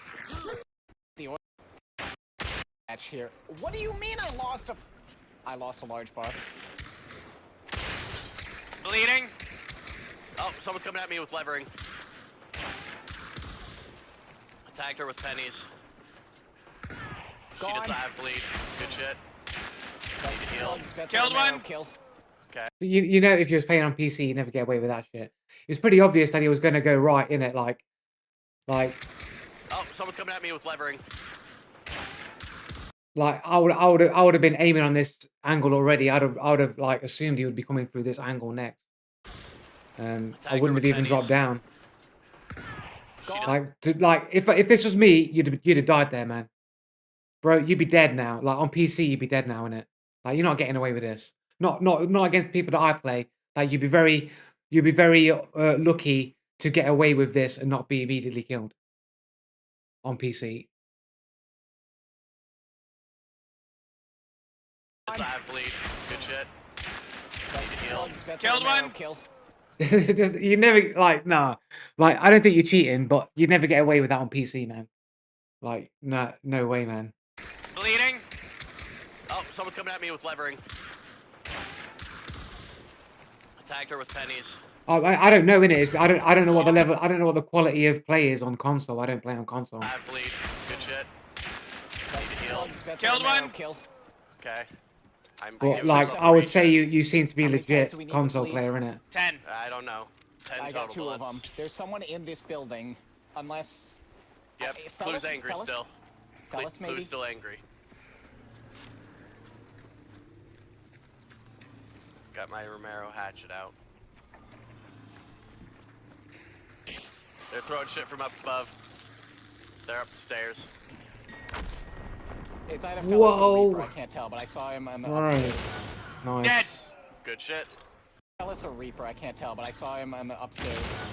Dead. I mean, I'm guessing that's like some Throw aim shit from assist up above. there. Reaper, I can't tell, but I saw him on the upstairs. I don't know how strong the console shit aim from up assist above. is, but I'm assuming that's They're aim assist, upstairs. right? It's either Fellas or Reaper, I can't tell, but I saw him on the upstairs. You can almost see it It's activate, either innit? Fellas Like or Reaper, I can't tell, but I like saw I him think on around the there. upstairs. Like maybe Stairs. it's hard to say. Aim It's either assist is Fellas or off. Reaper, I can't tell, but I saw him on the upstairs. Oh, maybe. Dead. You might be Good right. shit. I am It might just be pretty much. the analog sticks as you like turn. Do you have linear or exponential? Well, we're gonna go to the center, get you your shit back. Make sure you're meleeing any AI. Zombies. It's okay. You play with aim assist turned off. There's one up on that ledge, one down in the river. Ow, fuck, they got fire. Yeah, okay. All right, let him. There's someone New teammate Immune. I'll gonna go. they're in water. right on.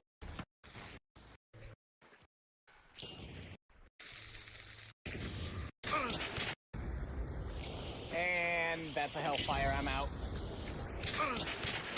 Oh, fucking shit. So you're saying you don't have any aim assist? Oh, fuck. And that's a hellfire, I'm out. Oh, fucking shit. And that's a hellfire, I'm out. Oh, fucking shit. Fire, I'm out. Oh, fucking shit. With bleed. I'm down to a 50. I'm dead. Probably just like console where? turning speed, and They're it looks a literally bit like down in that lane. robotic. But yeah. I need to heal.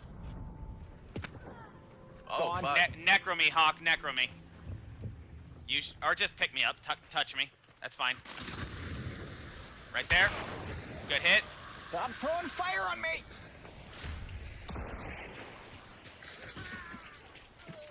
Got another one. Go on! Done. That's all three. Caitlin's out. Fuck you, Caitlin. We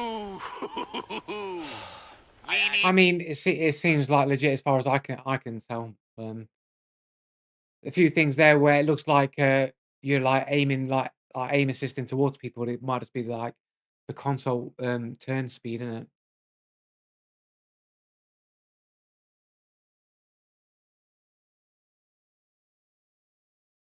But it seems legit, man.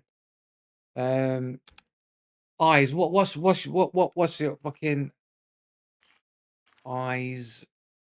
That's not how you spell it. Yeah.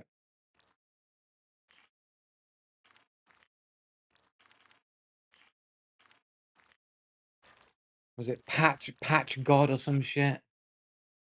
New patch god. Here we go. We've got eyes here. Oh, new patch god. You're not loading anything new then. So this is eyes here.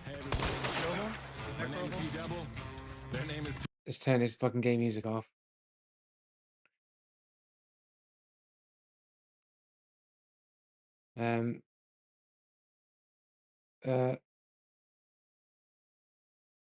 Oh, you do have new ones, yeah.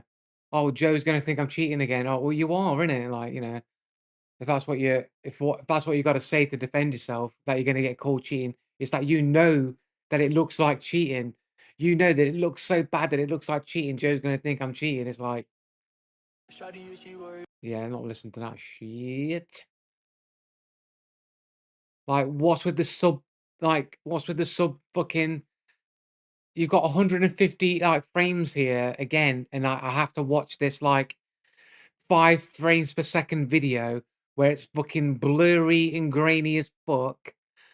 And this is like your footage that I have to deal with, this like incomprehensible noise at like a fucking slideshow. And this is what I have to work with. Stretch res. Fucking stretch res. Oh, that's legit, bro. Bro, legit shot right there. You can't even see anything.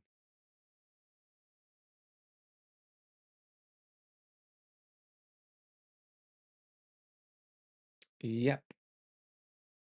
footage looks like it's been sped up and then had its fucking FPS reduced to like 5 frames per second. Like, I can't fucking see any of this shit. Oh yeah, yeah. Can't see nothing. It's just like, whoa, it's left, right, all over, bang, bang, bang, headshot, bang, headshot, bang, headshot. 5 frames per second, all this fucking noise. Can't see shit. Go to the video before. Remember the name, eyes. Remember my name, boys. What? Did I throw it? Surely did I throw it? Didn't I see this one before? I'm sure I saw this before. What? Did I throw it? What are you shooting at, man? Like, why is it so incomprehensible?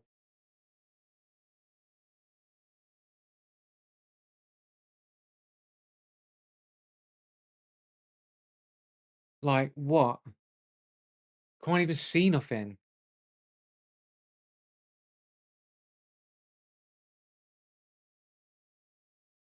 That. Can't even see anything. That's not the one before, isn't it? Isn't it not?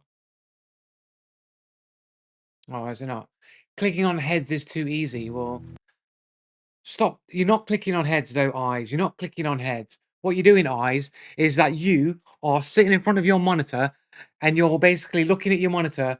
And then every time you see a person, you hold a button down and then you go, huh, kill. And then you start drooling. You start drooling from your mouth like, oh, kill. Oh, press my aimbot button. Oh, I got another kill. Oh. And then you're watching your screen and drooling and then just pretending that you're clicking on heads. You ain't clicking on nothing. This game says I have 2 bucks in a row. What the fuck? Turn that off, mate. Turn that shit right off. Projection? No, man. Like, like, why can't you upload footage that's like 60 FPS and is like not 420p, not 360p video? Got 360p video uploaded at 1080p. This is never 1080p, and it's like 4 frames per second.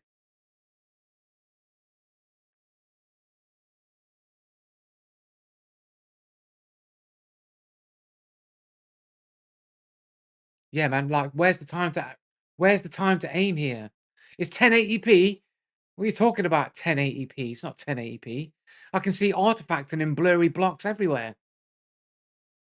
Yeah, shitty compression because you've uploaded a less than fucking lower resolution video at 1080p. You can't even see nothing, bro. Can't see no one. You got no information. You got nothing. What information have you got to make this fucking wall bank here? Oh, you jumped. Oh, he's there, and I can just know. I jump. I see him there, but I can just perfectly line up through the wood. That's where he is and get the shot. Yeah, 1080 low bitrate. Either way, it's like it's shit, isn't it? Like why like recording such low bitrate?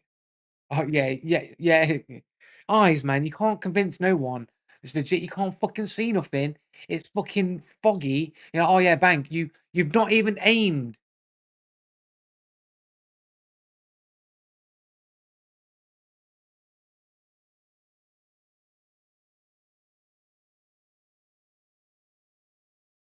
Right. So you're taking this random shot here. You can't even see anyone. You go and you switch out to the Dolch. And you're already turning and locking onto the player. Your gun's not even come out yet. You're turning, you're locking onto a player. You're already locked onto the player. You're going straight into ADS. You're not even compensating your aim or anything. Predicted it. Shut the fuck up. Predicted it. You're fucking aimbotting. You just put your foot pedal down and then you just switch to your other weapon. As you're switching to your other weapon, you put your foot pedal down, went straight into your aim lock, and then fucking tap the dude. Fuck off, bullshit. Bullshit, bruv. Bullshit. You're not fooling me, man. You're not fooling me, man. Fucking legit. Yeah, right, bro. Foot pedal, man. It's fucking. What's your foot pedal, mate? Obvious foot pedal, man.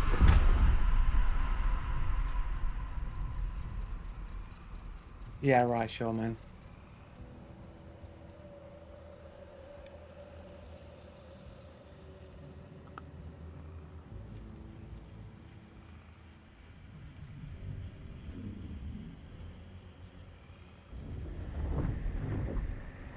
fucking foot pedal, man. Obvious foot pedal, mate.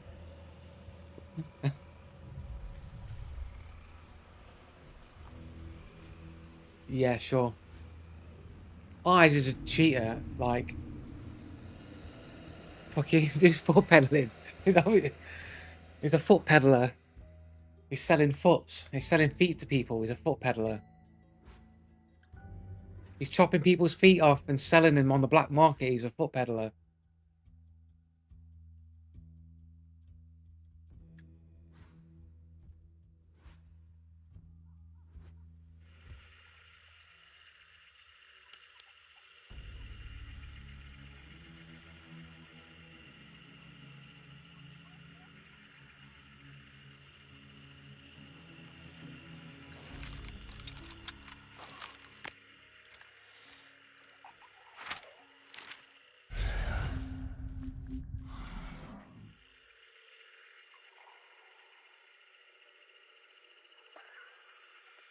I love how he looks at the worst game in my high and lows vid. Like, or you just asked me whether or not if I thought you was cheating or not, and based on what I saw, it didn't look like you were cheating.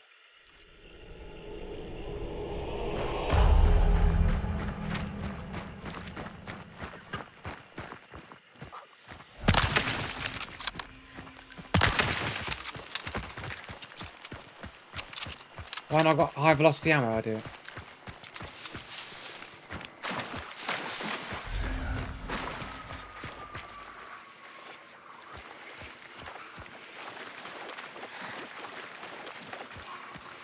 I mean, Eyes, you already play on stretch res, so you're already a cheater, innit?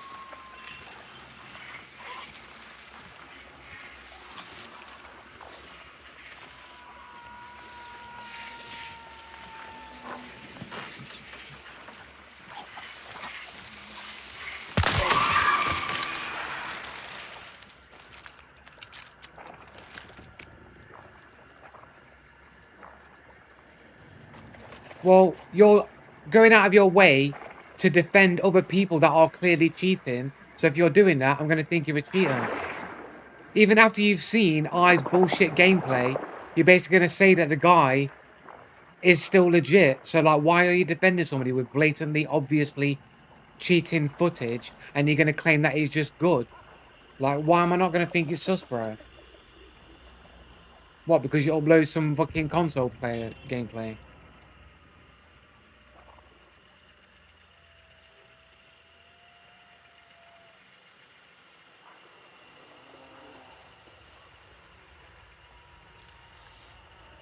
But you're assuming that you're playing in 4-3 and you're not playing with a stretch res. Presuming that, yeah, but like, is he playing at 4-3 or is he playing on a different resolution and he's just stretching the resolution? Because a lot of people cheat with stretch res, isn't it? Yeah, but you're assuming that it's 4-3 that he's playing on. Like, people like Ractor, for example, use stretch res because when you stretch the resolution, it makes it easier to hit headshots because you see more head. So why don't you upload the video in 4-3 then?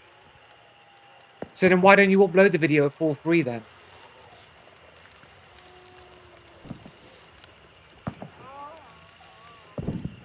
You can't upload 4-3 resolution video to YouTube, so why are you uploading it stretched? Why aren't you uploading it at the correct resolution? With a bigger screen, you see bigger heads. Is that cheating? Yeah, it's definitely used by people to make it easier to make headshots, which gives you unfair advantage over those playing at the correct ratio. Yeah, that's cheating.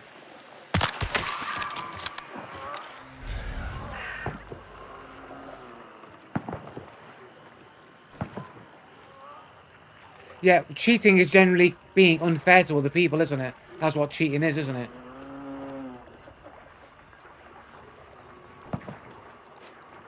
Not a handicap, you can hit headshots easier.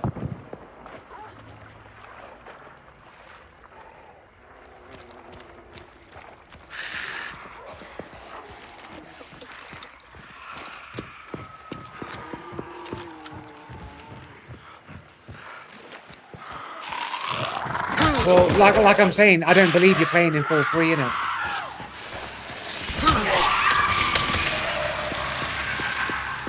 Yeah, I don't believe you're playing in full free. I believe you're playing on a regular widescreen monitor using a stretched res for a competitive advantage. I don't think you're playing on full free monitor at all. That's a lie. Because if you were recording on a full free monitor, you'd output your video at a full free resolution. The video is 4:3, so you got it on 4:3 and you're playing stretch reg on a 4:3 monitor.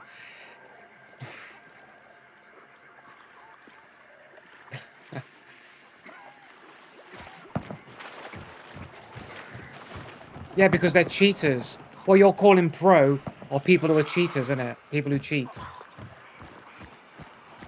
Yeah, that's called cheating, isn't it?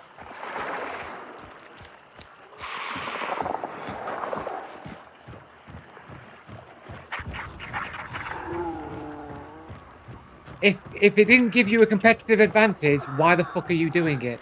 Why aren't you just playing in 4:3 resolution, 4:3 ratio? Like, you can buy a fucking 16:9 monitor like pretty fucking cheap these days. Why have you gone out of your way to get a 4:3 monitor or TV and then stretch res on it if it didn't give you a competitive advantage? Like, why would you do that? Oh, but it's a hindrance, it's a handicap, then why are you doing it? If it's a handicap, why are you doing it? You can't get a cheap 16:9 monitor.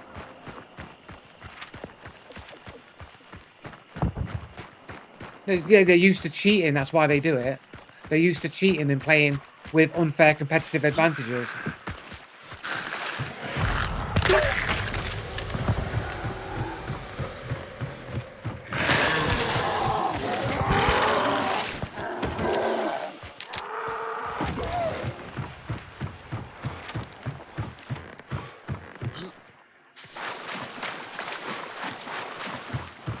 No, it's not unfair.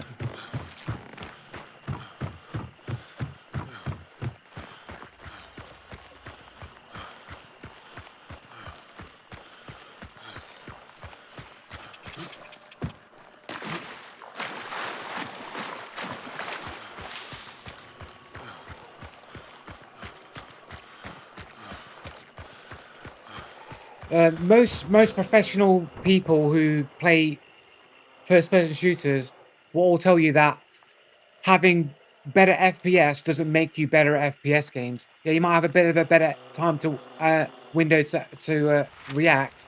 However, being a better aimer is still going to win you more games than having a better reaction time.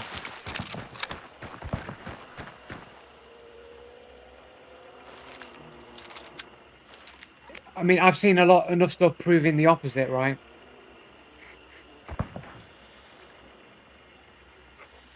The difference isn't massive.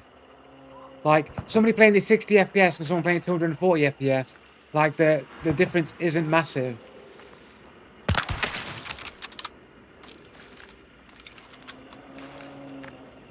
It's not massive. Right, okay, so I'm playing at, like, high FPS, pretty much on all games, yet I can't win a single game of Fortnite. I play Fortnite at 240 FPS, more or less, but I can't win a single game of Fortnite. So my so-called advantage that I'm getting seems to be non-existent. Where am I benefiting from this massive advantage? Wouldn't that suggest that maybe people are cheating? Because like my competitive advantage that I've got from being able to play at a high frame rate means nothing. Oh, so now you need skill first, so skill matters more than your FPS. What I said originally. That's what I originally said in it. That's what I said. I said your skill matters more than your reaction time that you get from higher FPS. But now that I've said this argument, now you're going back to what I said already that you were denying. Now it's back to you need skill first. Right, okay, got it. Got it, bro. Yeah. Just switch and change the argument. When it doesn't go your way, let's go back to that argument. Oh, that one's not working out. Let's go back to this other argument. Oh, that one's not working out. Let's go back to this other argument. Yep. Makes sense. my super massive advantage that I get at playing a higher frame rate that literally doesn't seem to benefit me because people supposedly who have worse FPS than me and worse ping than me can apparently hit me basically on reaction through a tiny gap in a sheet.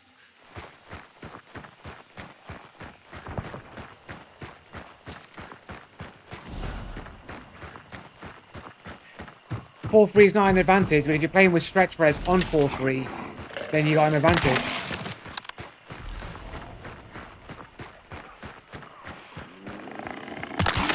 It wasn't over 1 second. From the time that he moved back to turn and shoot me, it's less than a second.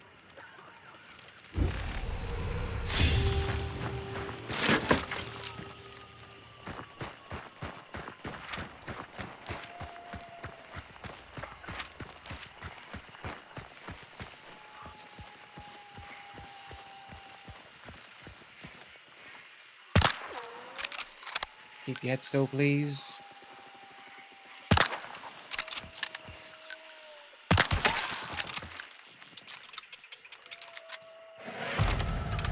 Check the clip and stop lying. I did.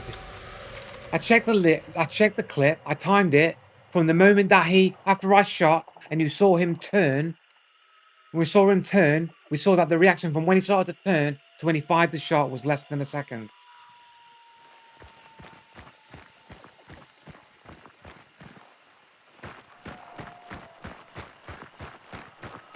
Yeah, over a second from the shot, but from the point where he's turned, when he starts to turn after he's reacted to the shot,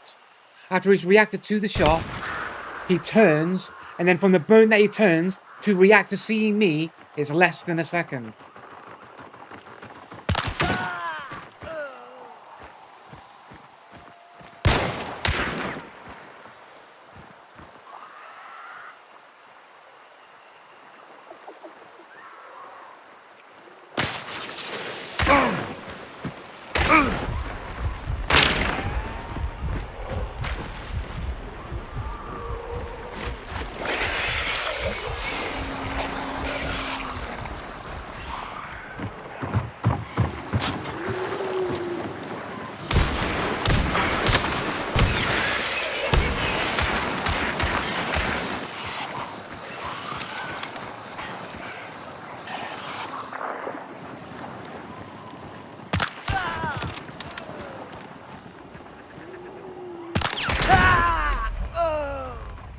That fucking headshot reaction there with the guy with random names and letters and numbers for his name.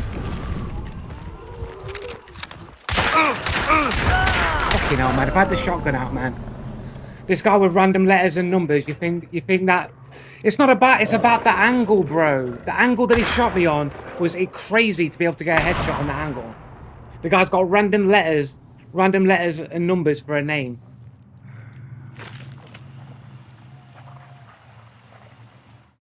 Dude, the angle's ridiculous, man. I had full vision of the dude on the angle that I shot him from.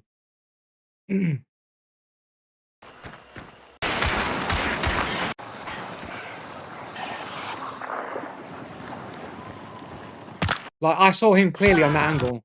I'm through it in a bush. I see him, I take a shot, and bang. Like, on that angle right there, man. Like, the guy just fucking head tapped me. And ducked behind the fucking fence and everything. I've got up to move. I've stood up. And as I'm stood up, bang, hits me in the head. As I've stood up.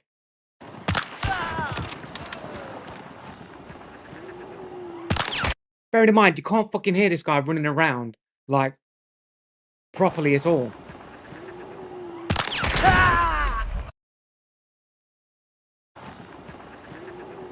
Like, I only saw him because I moved. I only saw him because he moved on my location, then took a shot. So this guy, more or less, was like, he just moved in and bang, and head tapped me.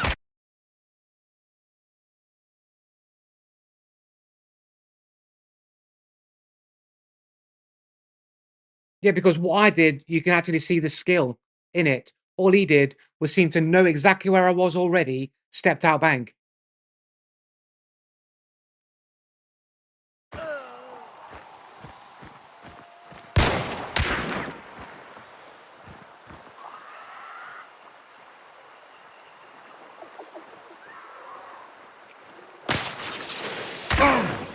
Like, you can't even... This guy just steps out without fucking... The guy's run all the way down there, and it's like...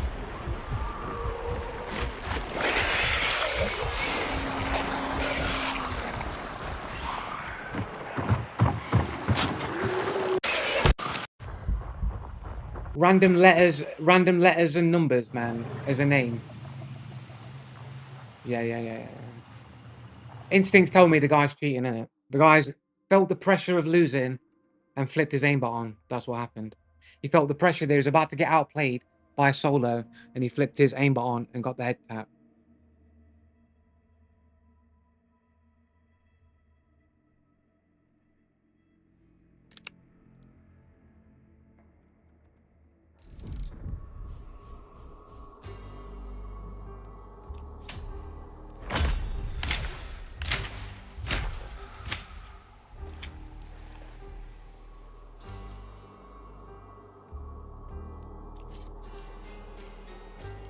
Got less than 1 KD.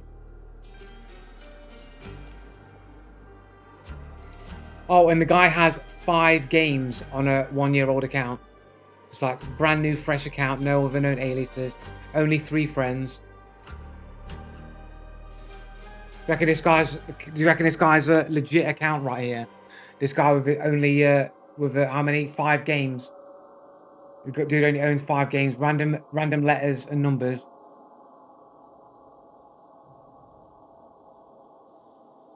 Yeah, no, of course. If it's just new to games, so he's brand new. I have to make this argument every time. Why do I have to make this argument every time? So we've got this niche game called Hunt Showdown that commercially not many people actually know about. It's not really in the public zeitgeist. It's not like Call of Duty or Fortnite. Then this guy's brand new to gaming, but he goes straight to Hunt Showdown, this niche game that not many people have heard about, but he's brand new to gaming. Brand new game. He doesn't name his account anything proper like, Magic Mike, fucking 1986. It's like, no, he's going to call himself a random assortment of letters and fucking names. And then he's going to fucking have hardly any games on it. But one of the first games that he gets is Hunt Showdown.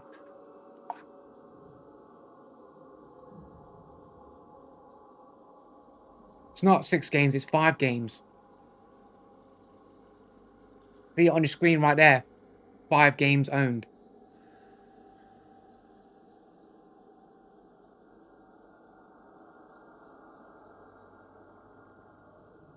Five plus. I'm highlighting it. Look. I'm highlighting it. 5 games owned. There. The highlighted thing says the amount of games he has.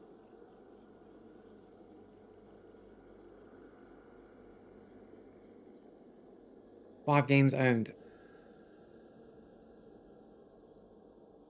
The guy clearly and obviously was feeling the pressure of about to be outplayed by a better player, and he toggled his aimbot on. They both had the bounty. They had bounty. Wasn't even checking I was even there. Were running across the bridge with reckless abandon because they're that shit at the game. And then got ambushed. And then when he felt the pressure that he was about to lose, he toggled his aimbot on. When his mate went down the second time, he toggled his aimbot on and took me out, man.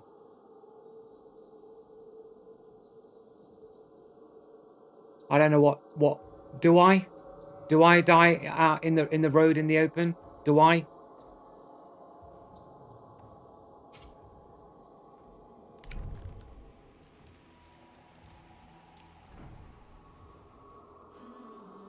And then Sam King here, his mate, who's been playing the game for quite some time here. He also only has 15 games on a 4-year-old account. And only 10 friends here.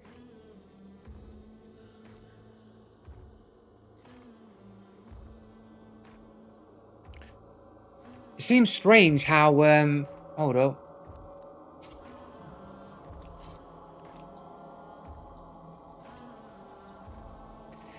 Isn't it weird how this guy has Sam King 2282 on his friends list, but Sam King here doesn't have him on his friend list?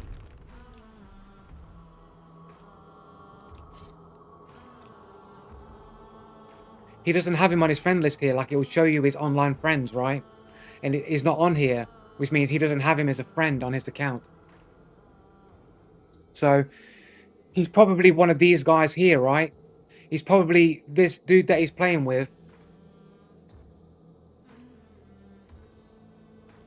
Okay, he is there actually. Yeah, he is there.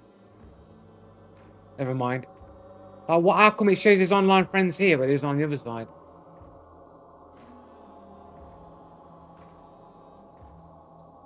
There's no difference except for the fact that they seem to get these crazy fucking shots on me. Steam account level 1. Like, the fact that he's hardly got any games playing on a game that is a niche game is seems pretty obvious to me that the guy's cheating.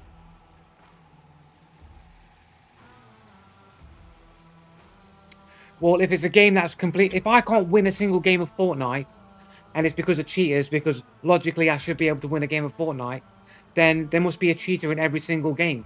And in games like this, one cheater can destroy the entire server. So if I can't win games consistently, then it would seem like there's at least one cheater in every single game that I play. Based on what? Where am I shit at Fortnite? I've shown, like, you got no evidence that I'm shit at Fortnite, mate.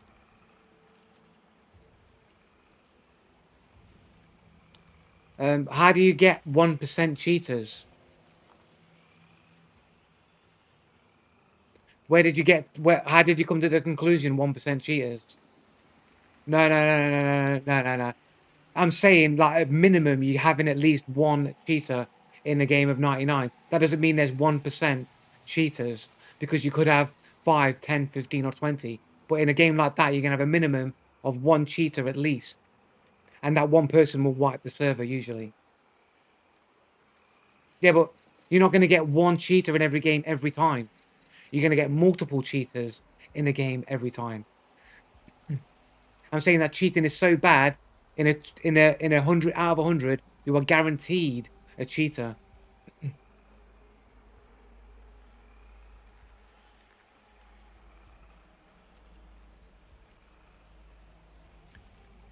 Plus, 40 to 50 of the people are like bots anyway, so it's like 1 out of 50. What do you mean? What's the data to support that claim? The data to support that claim is me not being able to win a game in like a 6-hour session for like 5 weeks in a row. You can't win bot lobby. Oh, okay. All right. Okay.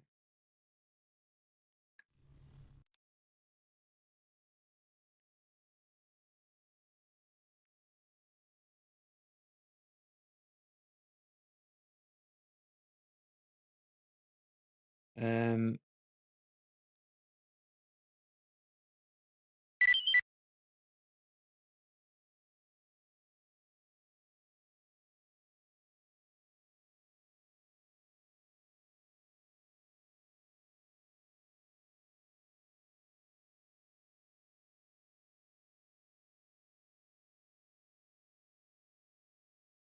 One second. I don't know why it's muted the tab for some reason.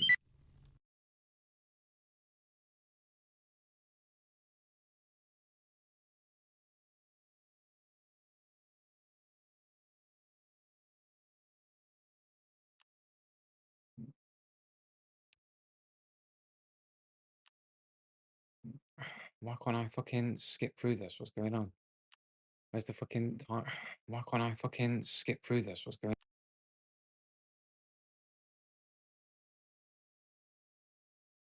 on? What's going on with fucking this jank here?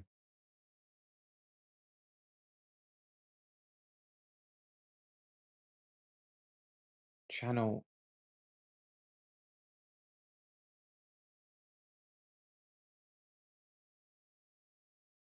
Go to VOD page. There we go. And then for a while.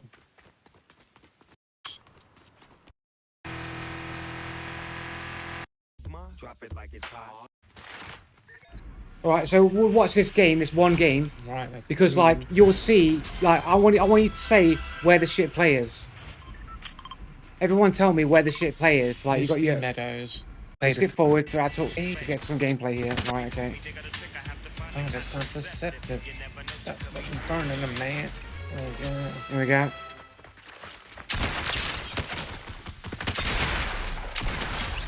Not good enough, my friend. Need to get a better aimbot, boy.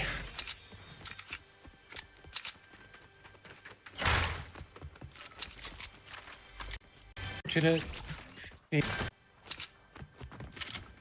Man, please.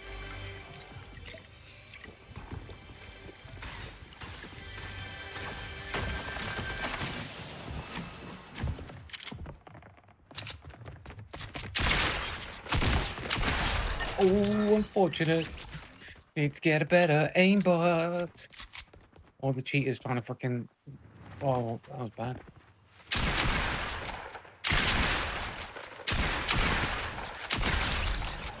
Get fucked, bitch. There we go, boys. Get it locked in. Drop it like it's hot. Drop it like it's hot. Right, we'll get forward to the fights. Okay. Hopefully this is just a bot, right? Those first 2 kills were not bots. The third one was a bot. The first 2 were not bots.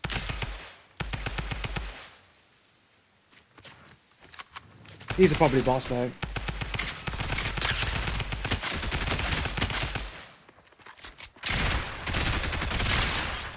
Right, these are bots. These are bots. Oh, can I get in? Yeah, boy. Muted.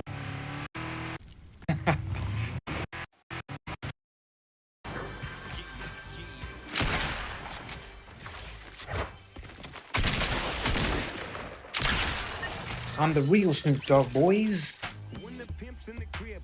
Drop it like it's hot.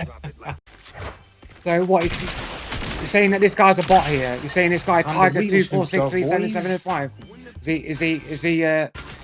he a bot? Is he?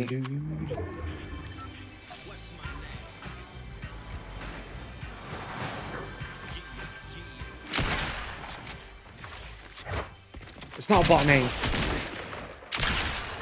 I'm the real Snoop Dogg. Bot names are like 2 words and capital letters. It'll be like Tiger Salad 4321. That's how bot names are, innit? Boys. Drop it like it's hot. Shitting on 12-year-olds, yet I still can't win a single game of Fortnite. You're saying that I'm bad at the game.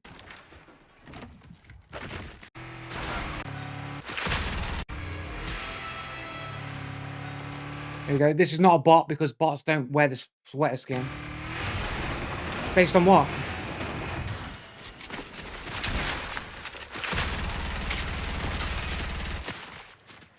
Some motherfucking dickhead behind me. I'm through the fucking alpha. To me, man. Directly to all the dudes.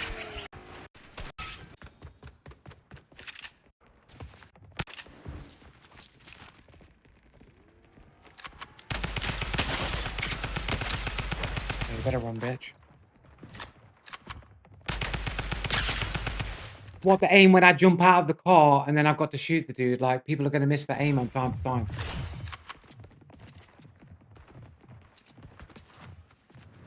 On my days.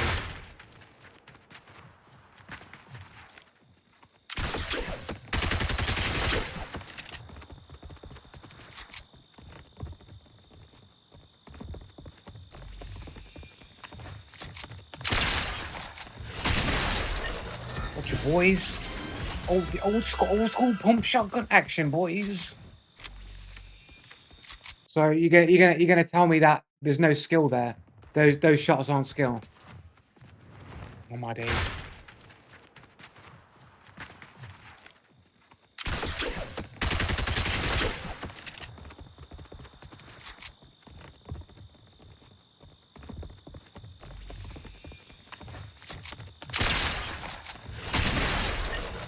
Gotcha, boys. The old school pump shotgun action, boys. So now it's because of the weapon I'm using. It's not average, man. There's nothing average about it, bro.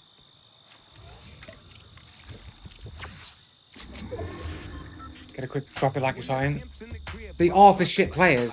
Those aren't easy shots to hit if you're shit at the game. It's not average. Get me out of there. It's not average. Nothing average about it, bro. In here somewhere.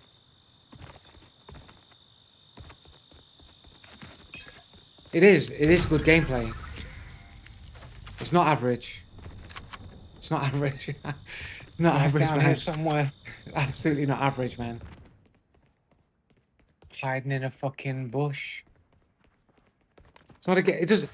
Whether it was a bot or not makes no difference. The fact that those shots were still amazing, even if it was on a bot. But like bots don't move around like that, so it's not a bot.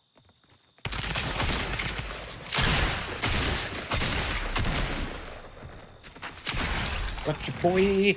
That's not a bot. Fuck out of here, Mr. Underscore, man. He ain't ready for me, boys. It's not average shots. That dude's almost certainly probably a cheater. It's not average shots, man. He ain't ready for me, boys. Oh, there's a boss here.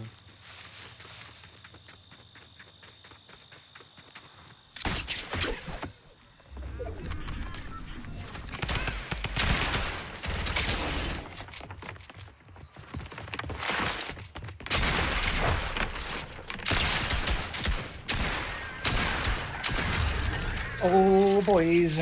Mr. Shooting me where I'm not, fucking dickhead. I still won, and that dude was blatantly cheating. What are you talking about? This guy's won a previous game, so then there's likely being a cheater. They're shooting me, hitting me where I'm not. And I still win. Like, these shots are hitting me where I'm not, man. Look at these shots. The guy's fucking shooting past me, hitting me where I'm fucking not. Look at that shot. That shot goes clean past me. And this guy's fucking shooting me, bro.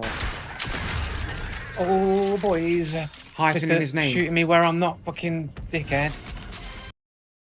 Why is he a cheater? Because he won a game. He didn't win the game. I killed him. What are you talking about? He won a game because I can't win any games.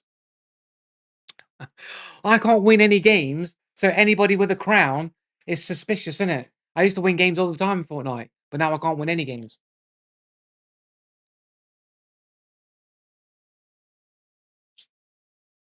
How fucked that? So I can't win any games. I used to be able to win games all the time. Had no problem. The game felt fair. I wasn't being shot where I was not. It felt fun. I played the game. I spent money on the game. Didn't have a problem with the game. Then all of a sudden, I stopped being able to win any games. And then I start noticing, hey, I'm always being shot where I'm not. All of the time. And no matter how I move or how I evade, I'm always getting hit. And I can't win any games. And it gets worse and worse and worse and worse and worse. To the point where I make videos about it. Everyone else got better. Everyone else took the fucking Captain America Super Soldier serum, and they woke up the next day superhuman Fortnite killing machines.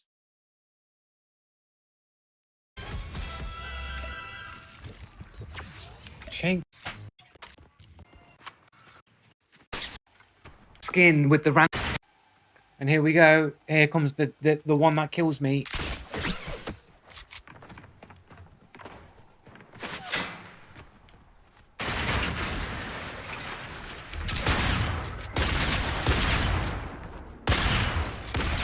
Course, the cat skin with the random letters and numbers wins.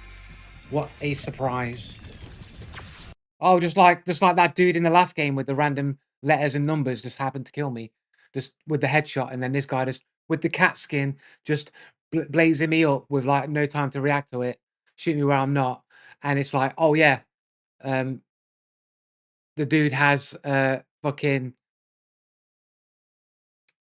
you're some watched up boomer. No. It's just that all you new gen dudes are all cheaters and can't fight legit in it. Like the Gen Zers or whatever. All you dudes just like are all cheaters, innit? You all cheat. So then what are you talking about?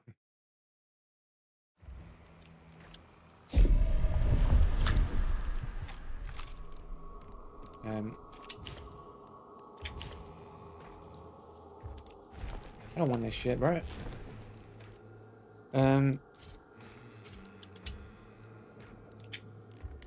What's going on here? I don't want this. I don't want this character. I need a new character.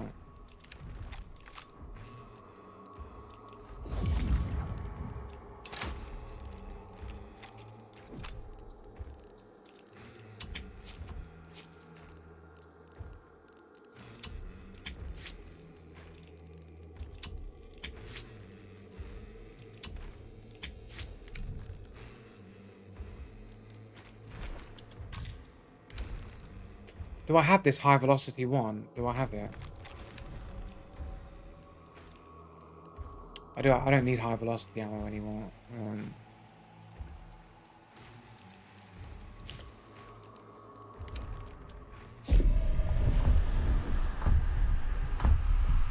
Notice how nobody commented on those good plays. Yeah, because you're all cheaters and you're always going to say that I'm bad at the game, even though I used to win games all the time.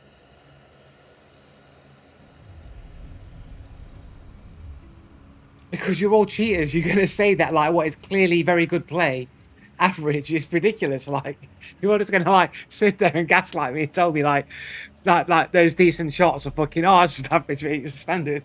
Like, who are you trying to gaslight, man?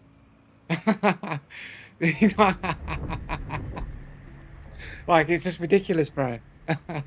Like, you're all just going to tell me that, sit there and gaslight me and tell me that those plays are fucking bad. Like, oh, I know what you're talking about, bro. Gaslight with facts. But, you know, you don't have any facts. You're just saying the average. You don't have it. I've shown you the facts, and that's clearly good skill. Like, somebody who's pretty decent at games that is able to do that. And you're just going to say, yeah, no, that's just fucking average, bro. It's average, bro. It's just average. Yeah, one opinion verse 5, that's called appeal to consensus fallacy. It's the logical fallacy, assuming that if everybody thinks something is true, then it must be true. But then that's not true at all.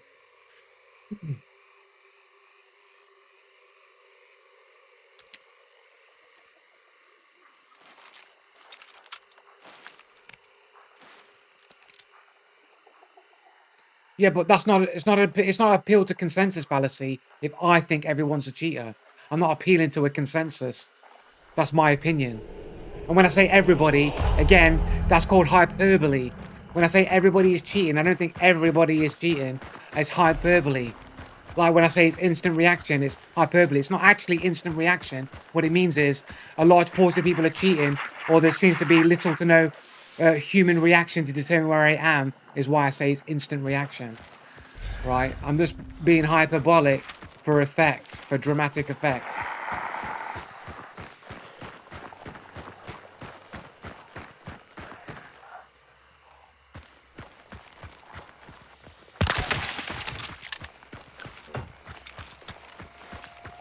The fact that you think those good clips are good claims is exactly why you're so average.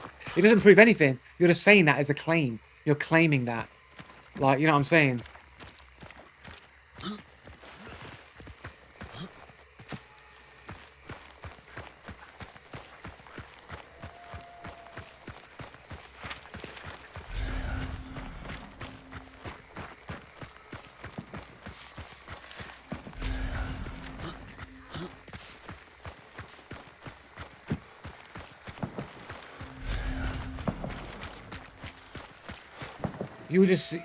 Just like you're claiming that they aren't. Like, it's visible to anybody with a brain that that's good gameplay. Like, it's not bad gameplay, because a bad person would have got killed by those players. Like, those first two players that I killed when I dropped down, like, those people had underscores in their name, and they were shooting me where I wasn't. Like, the first dude that killed me, or attempted to kill me, I killed.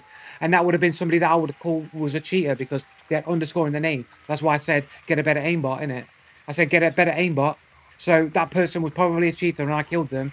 A bad player would have died to that player, cheating or not. Underscore in the name, bro. Yep. That's right. Got underscore in the name.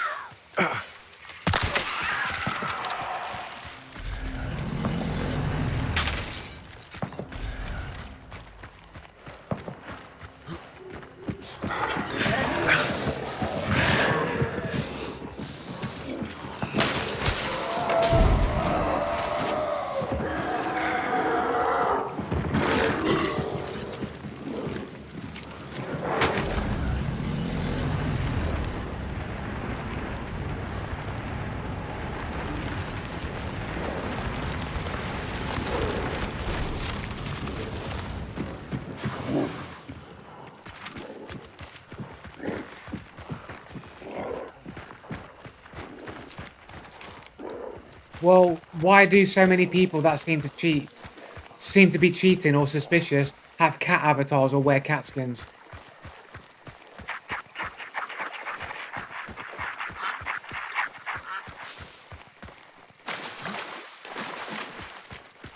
Why do they?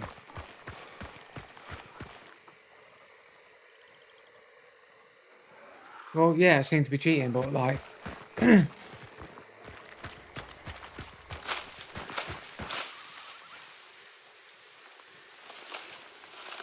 right, but you don't see loads of people with dog avatars, innit?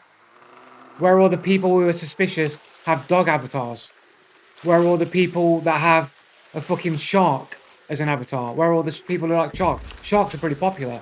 There's a whole like on fucking National Discovery or whatever, Discovery Channel. They have Shark Week. Sharks are so popular. They have a whole week dedicated to sharks. Why is it that you don't have people with shark avatars?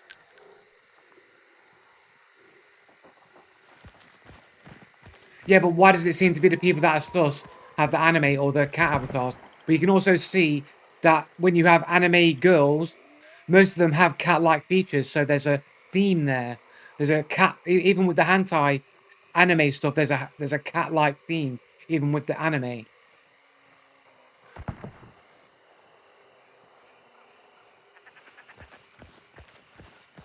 But they are sus to you. I have evidence and reasons why I think they're sus. I'm not just saying they're sus. Night of the Living Cat people. That's what it is. The cat zombies. No, they're only sus to people with brain and common sense. They're not sus to the people who are also sus who say that.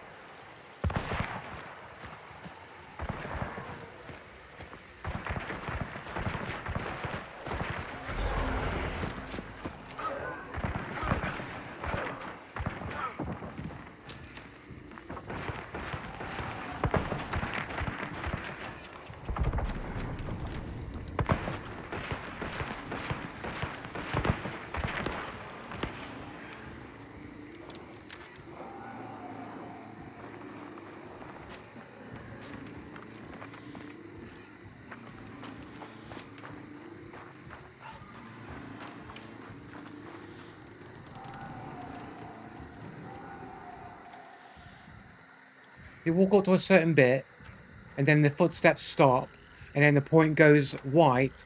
Where are the rest of their footsteps? Where have they gone? Look, he's over there, look. How's he got over there with no footsteps? What? He crouch walked all the way in that distance over there, all the way over there?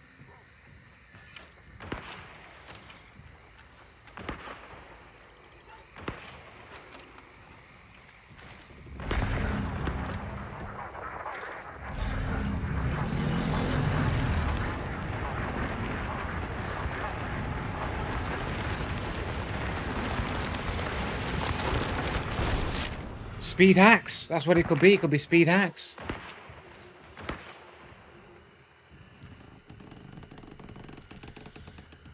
It's like he knows I'm on this side and he's going around the other way without being seen. Am I using stereo surround? Like, what do you mean? I've got headphones on. I'm using what do you mean? I'm using the game's audio engine, innit?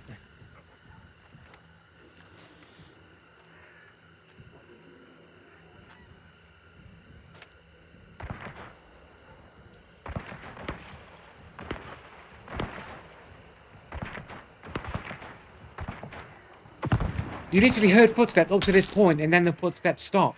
And then moments later, he's like further down that way. Like, what are you talking about?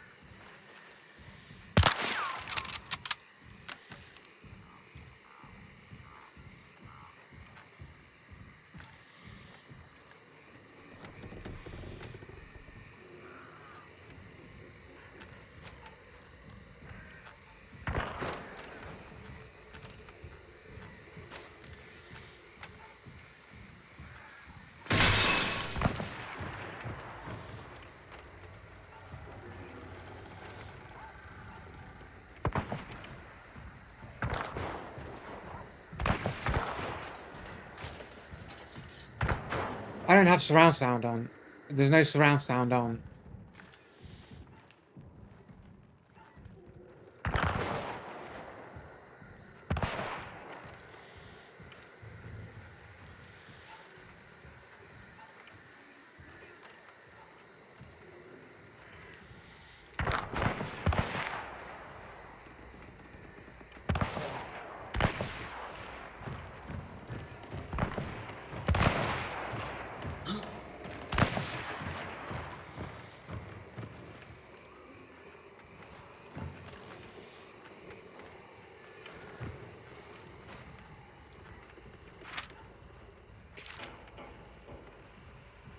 There's no point in starting a fight about not hearing anything.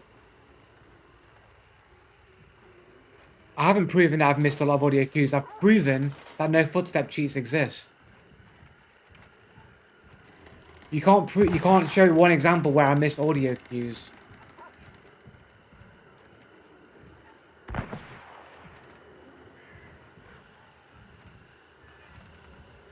Is he actually playing with mouse acceleration? I'm not playing with mouse acceleration, no.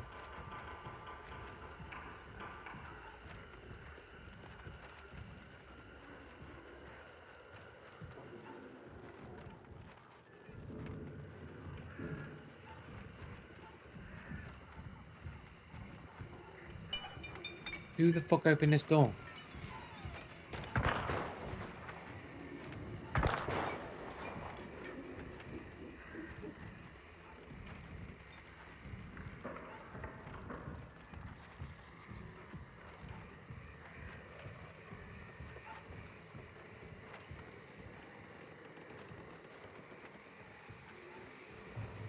I don't know, 5 or 6, man. I don't know. Not that many.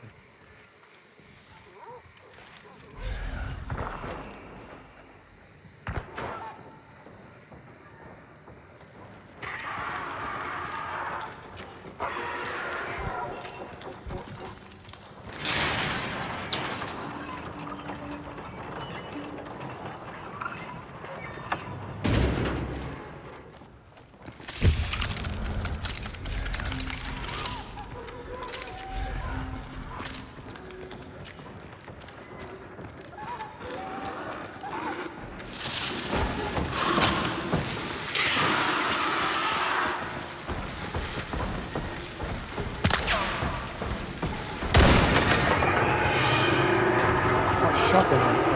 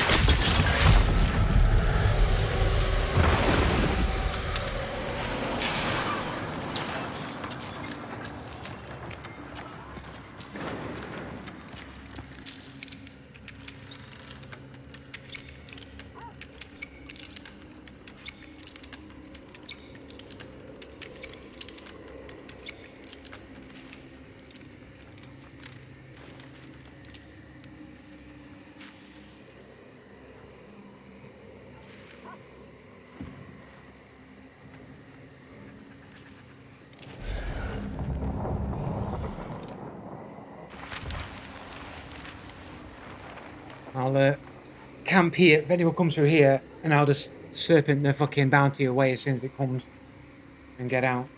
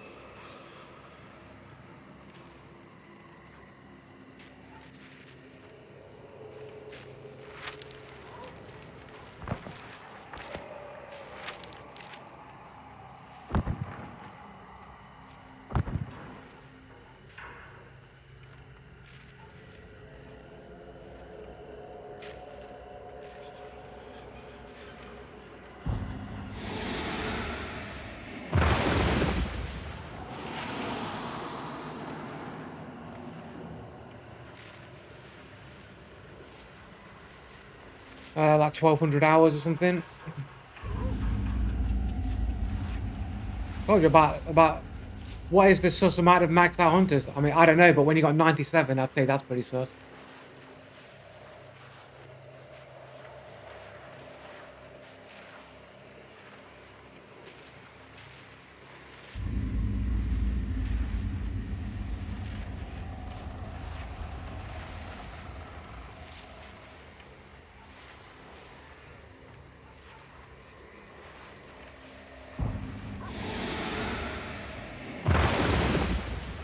I don't know. I don't know, man. 50? Anything above 50 hunters?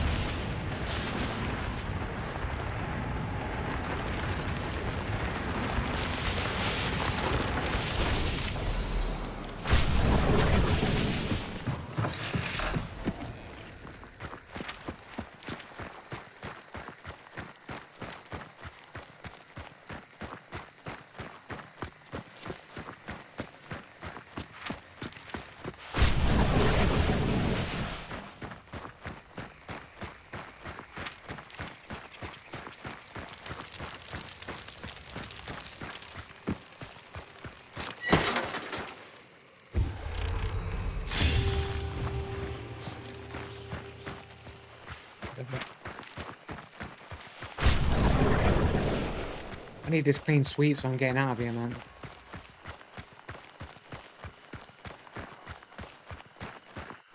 Well, I'm a pretty decent gamer, so if it's something that I can't achieve, and the people that kill me that are supposed to be in my skill bracket I'm gonna say that's a bit sus, isn't it?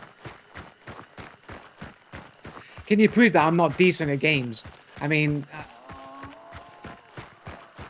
pretty decent. Yeah, I'm pretty decent at games, man. Yeah, I've been playing games for a long time.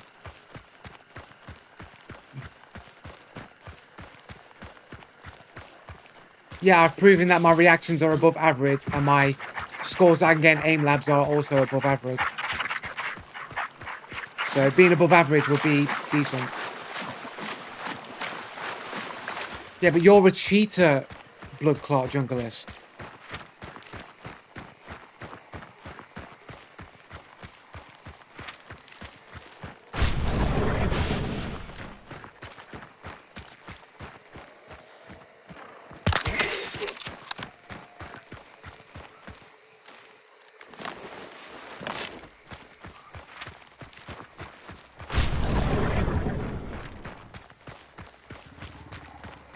I'm proving it now. I'm proving it when I play it that it's decent.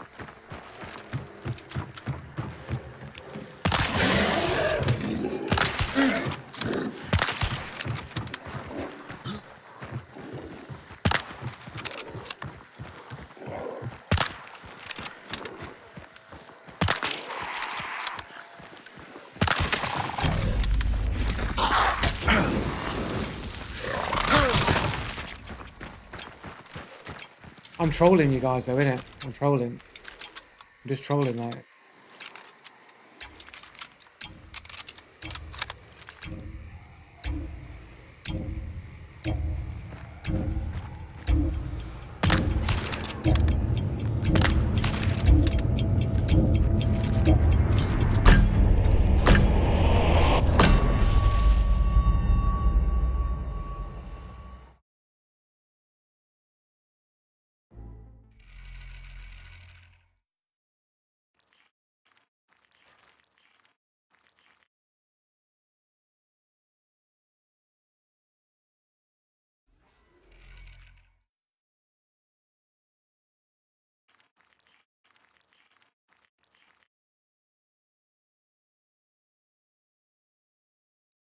Um,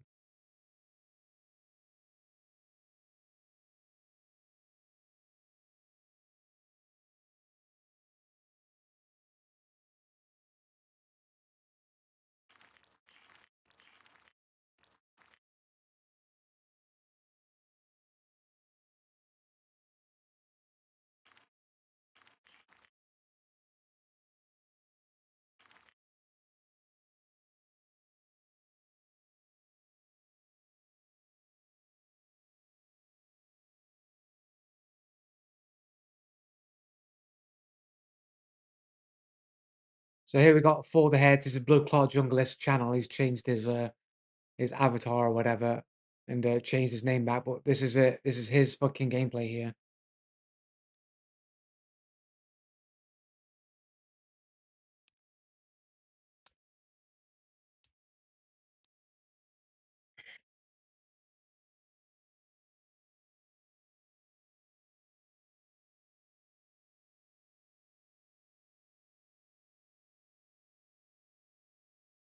So we've got 1, 2, 3, 4, 5, 6, 7, 7 frames in a row there. That's like already better than what the world champion at AIM Labs can do.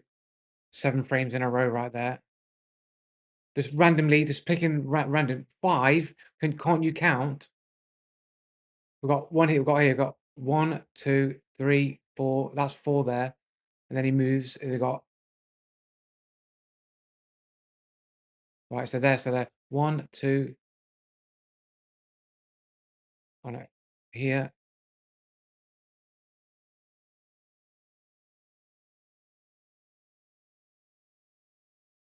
Right. So here. 1, 2, 3, 4, 5, 6, 7, and then 7 frames.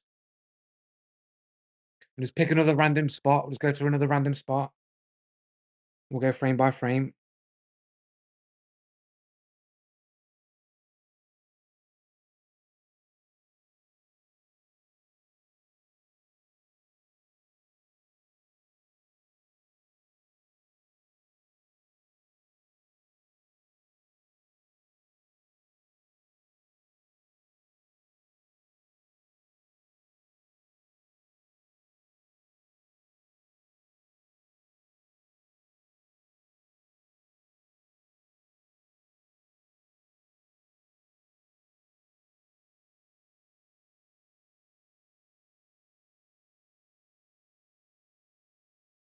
So what? 1, 2, 3, 4, 5.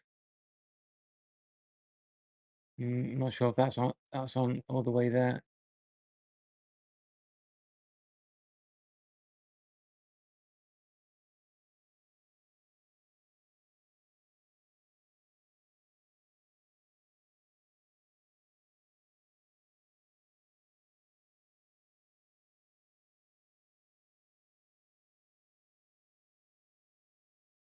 Oh, here we go. Like, because it's here, we can measure it better. So like 1, 2, 3, 4, 5, 6, 7, 8, 9, 10, 11, or maybe it was 10, 9. Let's go back. What? 1, 2, 3, 4, 5, 6, 7, 8, maybe 7. I think it's 7.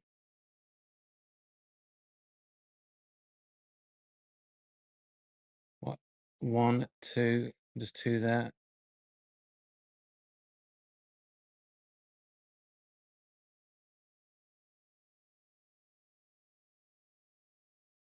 What's that? 1, 2, 3, 4. Oh,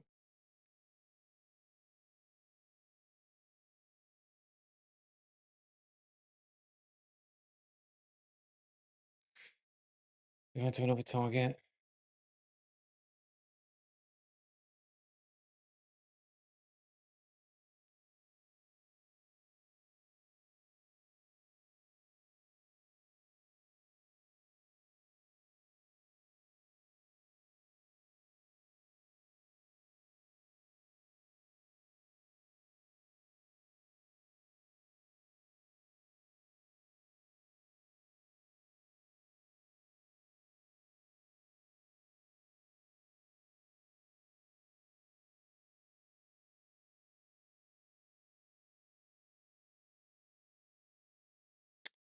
Because YouTube will stop buffering every frame that I click to.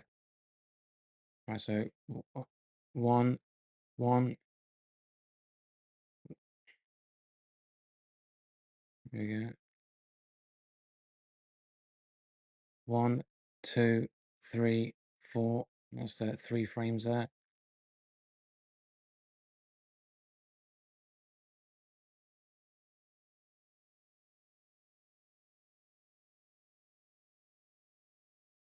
think that was 4 frames.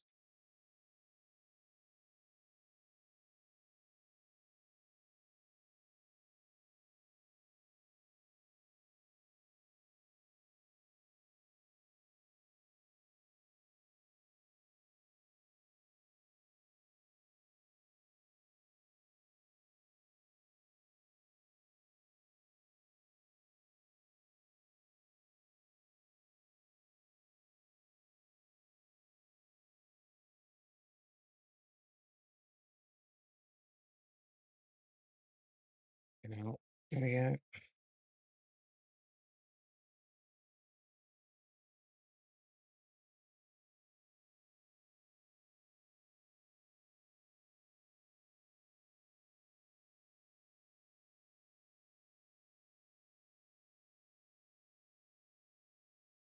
So 1, 2, 3, 4, 5, 6, 7. That's like 6 frames there. 3.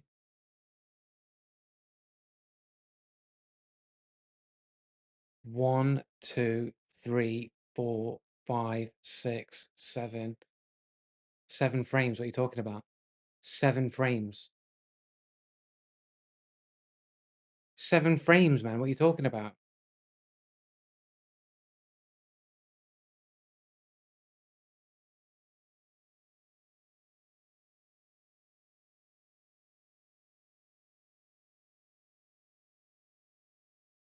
One, two, three.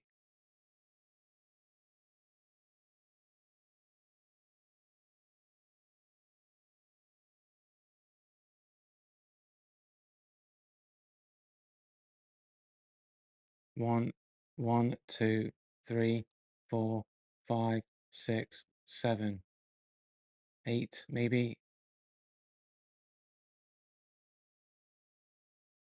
That's like pixel. It moved on to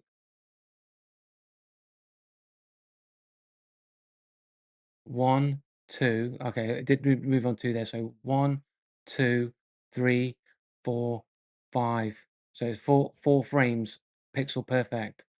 4 frames. Bear in mind, 4 frames is the most the master can do. So even Matty can only hold for like 3 frames at a time. It's not fucking 3, it was 4.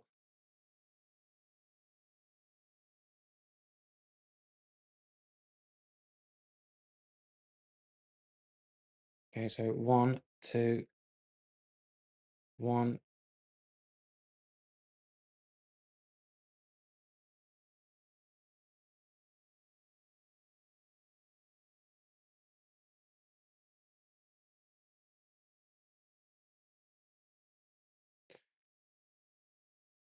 It's got any with like any closer targets.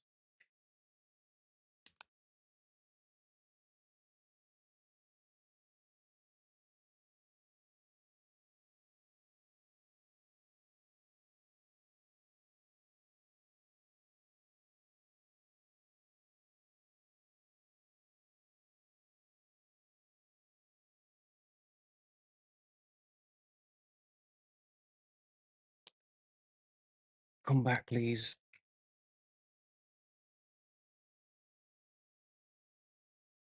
No, it's not going to work. It's always going to be at the center of the screen.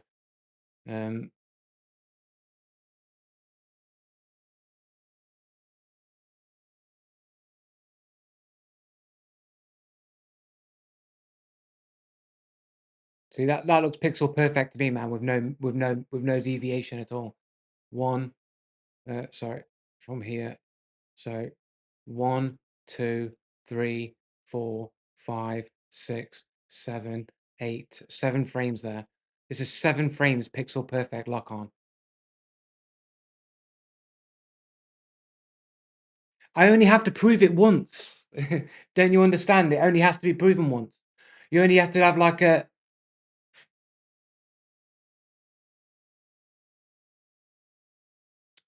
Why would it? People cheat in aim labs and all the time. Like most of the leaderboards are full of cheaters. What are you talking about?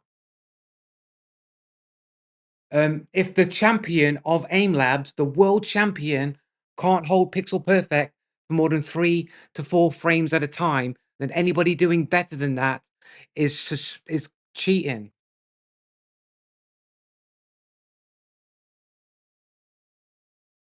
Well, there would have been evidence that he could do it in the one that he won, innit? But there's no evidence that he did.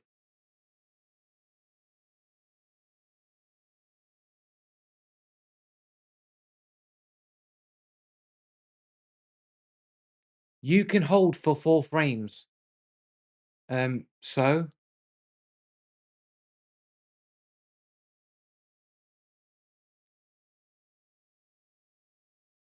Well, of course it does, because if a professional world champion can't do it, you only have to prove it once. Like, if somebody aim snaps to somebody once in their entire gameplay, well, that proves they're fucking an aimbot, innit? Doesn't matter if they don't do it all the time. I'm not stopping with the nonsense, man. Like, I'm not talking nonsense, like.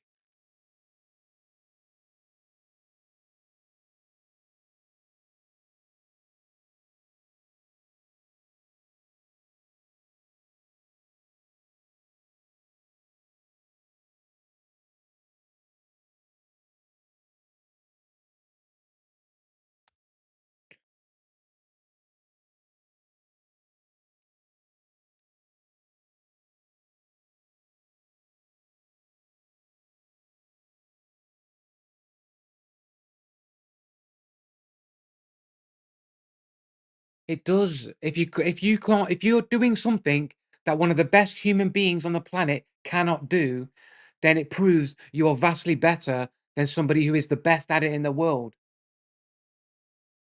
I've read your comment, you're not saying anything, like, your comments aren't saying anything of worth. What, I can hold for 7 frames in a row? What are you talking about? So I can hold for 7 frames pixel perfect. Oh, yeah, and? So? So if I can hold the same amount of frames that one of the best players in the world can do, then you can say 3 to 4 frames is what a human is capable of doing. Where did I claim Matty can't hold 4? I said he can't do more than 3 to 4 at a time. Yeah, but he just did 7 frames in a row. Blood Clot Junglist did 7 frames in a row, pixel perfect. He did. It was 7 frames, clearly, obviously 7 frames.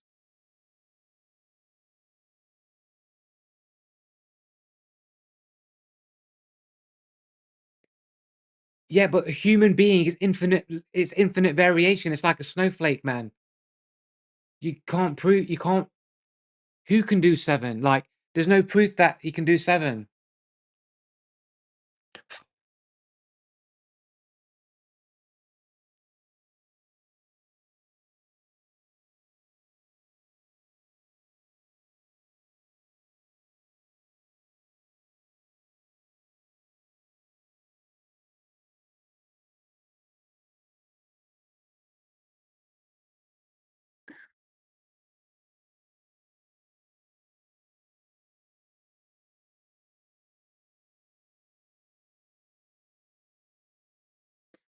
So I've got like 1, 2, 3, 4, 5, 6, 6 frames in a row there. I'm not. This is a different instance where it's 6 frames on this one as well.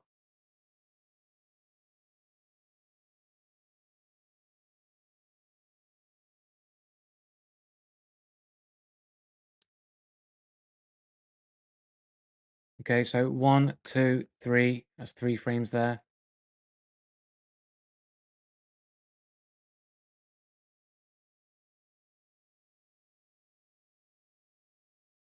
Okay, so 1, 2, 3, 4. Okay, let's move that. 4, 1, 2, 3, 4, 5. That's 5 frames there.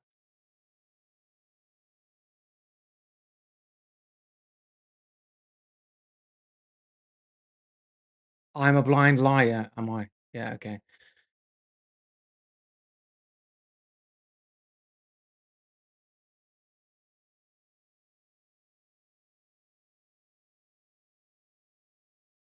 By the way, I did all this on my video, by the way.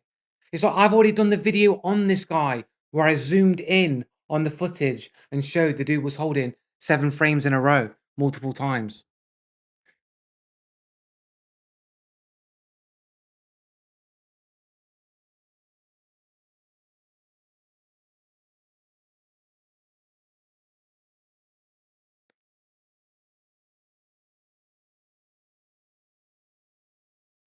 One, two, three. What was that? Let's go through like this, man, super fast.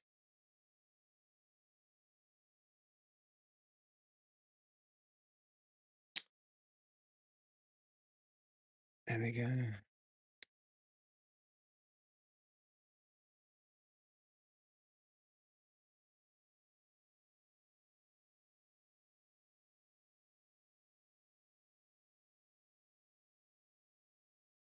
We've got what? 1, 2, 3, 4.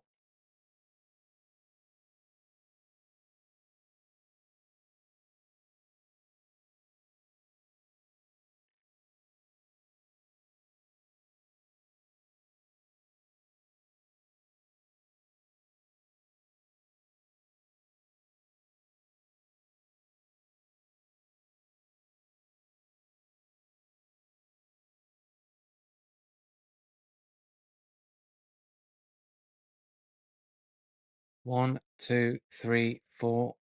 That's 3.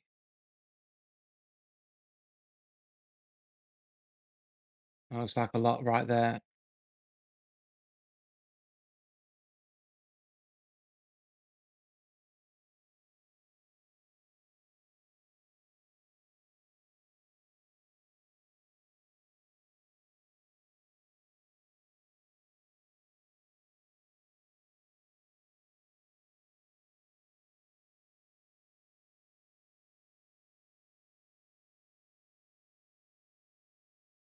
One, two, three,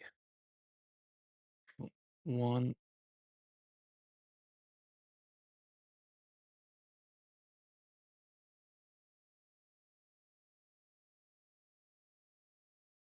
You just have to go and check the video that I did because I already analyzed all of this, man. I don't have time to like sit here and like analyze all this like frame by frame in it. Like I've already proven like 2 instances, one 7 frames and the other 6 frames. So it's like, how many instances do you need? I analyzed it wrong. I did a whole video on it where I zoomed in and went frame by frame where it was unarguably the facts.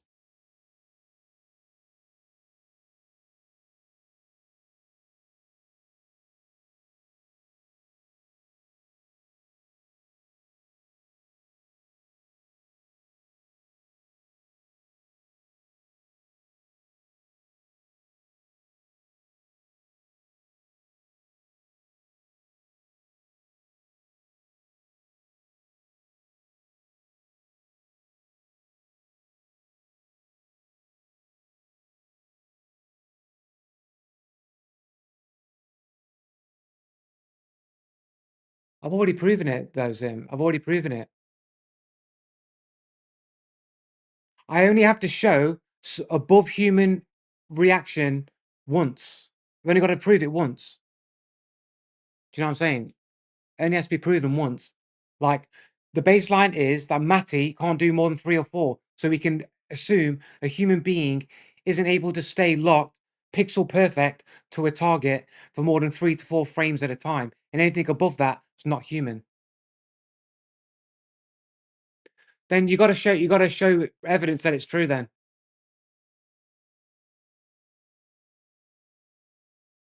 You prove that he can do it. Why don't you prove that he can do it? Because the Crash Project already went through it. He went through the dudes. He went through and analyzed that guy's footage already.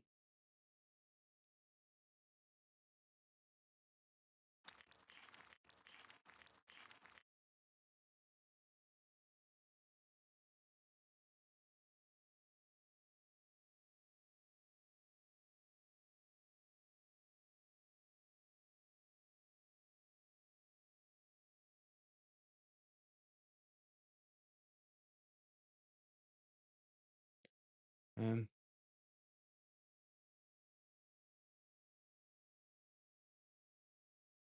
And this is Dead Drop, which already has a problem with cheating. Here we go. All right, this is Zeph. Zeph. Right, 1 second. Let me just quickly let me just remove my camera for a second here. Right, I'm just going to play this video through. I'm just going to go to the bathroom really quick, and I'll be back in a second. The cheater. And this is Dead Drop, which already has a problem with cheating. Here we go. This crosshair is exactly where it needs to be for position, for reference. Right here. Right here. All right, you'll see that he swings really fast and then stops dead on. I'm playing real time. Right here. Right here. Right here. Right here. Right here. Now, swing, stop. You see the crosshair.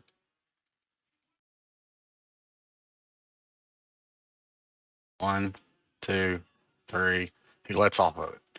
You'll notice the theme as we go along here. After he hard locks, when he lets off of it, he tries his best to get it back in the middle or whatnot, but he can't because he sucks. So here we go. Watch him fight, because it's going to swing left or swing right because he sucks. Bam. See, that's how bad Zeph really is. Sorry, Dingle.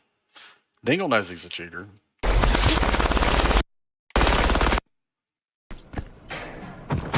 Right here. I'm just Terrible. right here. I'm just so much fucking better. Oh my god. Oh my god. Right here. What the fuck? I think, I could be wrong. I think he uses his lock, knows where he's at right there, lets off of it, and marks. There's He Sorry, sucks guys, so I bad just he realised can't I mark probably need to turn at this the up so same you can time actually when he hear it. lets I did turn hard it up. locks or lets go, whatever. He's always behind a little bit. You'll notice that too. there's something. All right, he goes up here, gets stuck on some type of glitch thing here.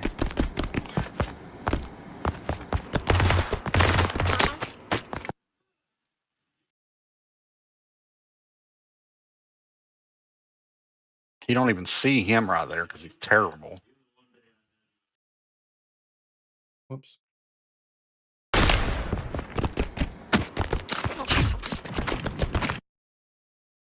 All right. Right here, he hard locked. Yeah. Because Dingle is right here. He's right there. See how it just Confirmation went straight bias up? fallacy. Okay, Locktar, Boom. can you Exactly where explain why Dingle's it's going to appear is confirmation right there. bias, please? This guy jumping down is not Dingle. He comes in second. Oh, look, right on cue, right where he was at. Is this the right video? He's on here. Okay, and again, 1 after he second. lets off his hard.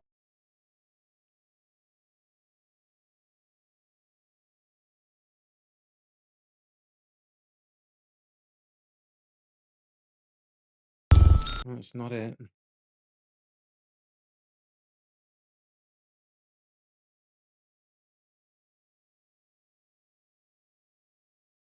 Hmm.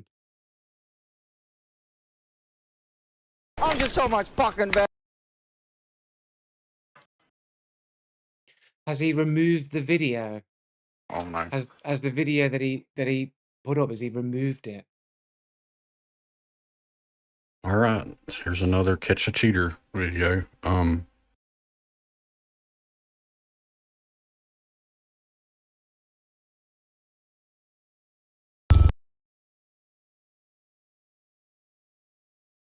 Oh, here we go. This is it.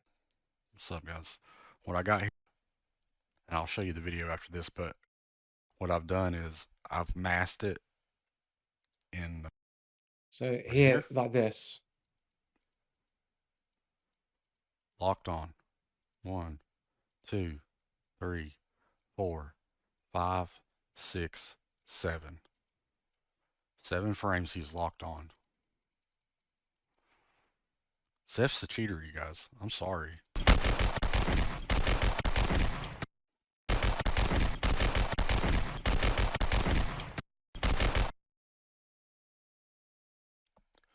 I hope that proves it. Another thing I wanted to mention too, to build more on my case here, I guess. This is Matty, the best aimer in the world, or at least according to Aim Labs in this tournament and Red Bull and all that stuff. But Matty is amazing. If you don't know who he is, go check out his channel. The kid can aim. He's crazy good. The second place guy's not even close. But even he can't stay pixel perfect for 7 frames. He's close sometimes. One, two, three.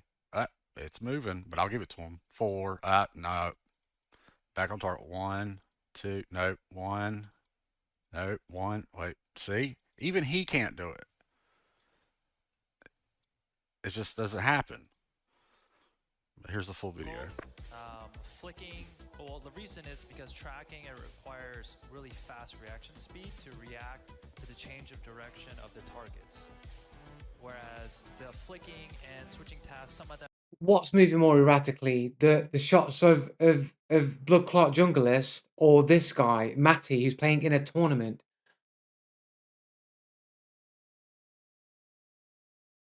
Like, you understand that, like, do you understand infinite variance? Do you understand that nature? Do you understand that in nature there's infinite variance? Yeah, I know the target. I know what you're on about. The target. Right, do you understand infinite variance? Do you guys understand that in nature you have like infinite variance, like a snowflake? Like every snowflake is unique, right? Like infinite variance in nature. How you determine something is human and something is robotic is that a human is going to have infinite variance in their aim on anything. If they're aiming, there's going to be infinite variance and pattern on a human. A robot is going to stay pixel perfect, locked to a target. So this human being, Matty here, can't stay locked for more than 3 or 4 frames at a time on a target.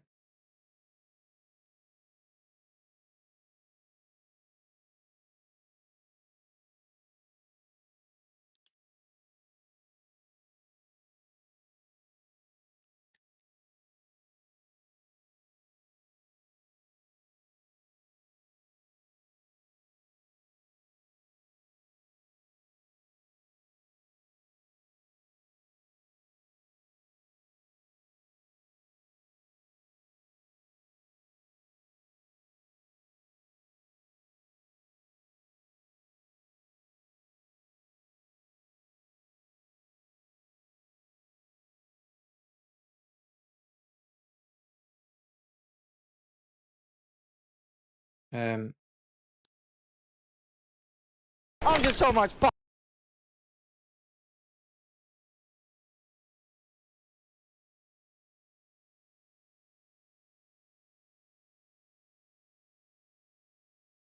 So for the heads here, he's getting S2 Grandmaster rating, like some of the best ratings like in the game, Grandmaster rated. And you're going to say, this guy is playing in a tournament is more erratic than the scores this guy's getting when the guy's at a Grandmaster level.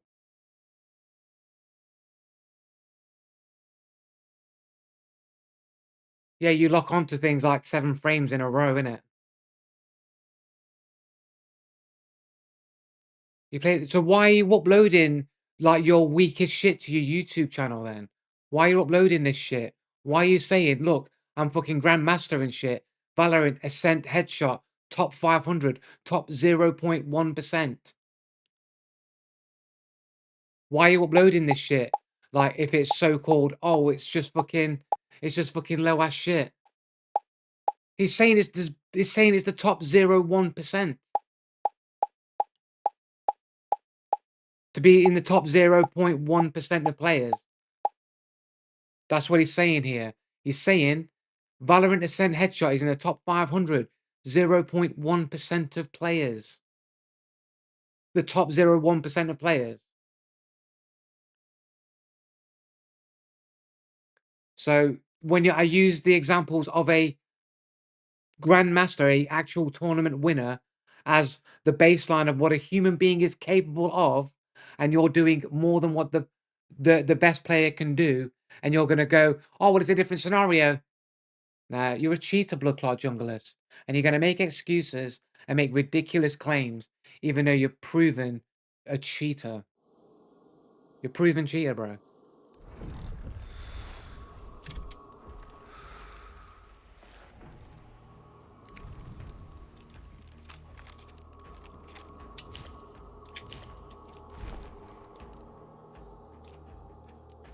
Uh,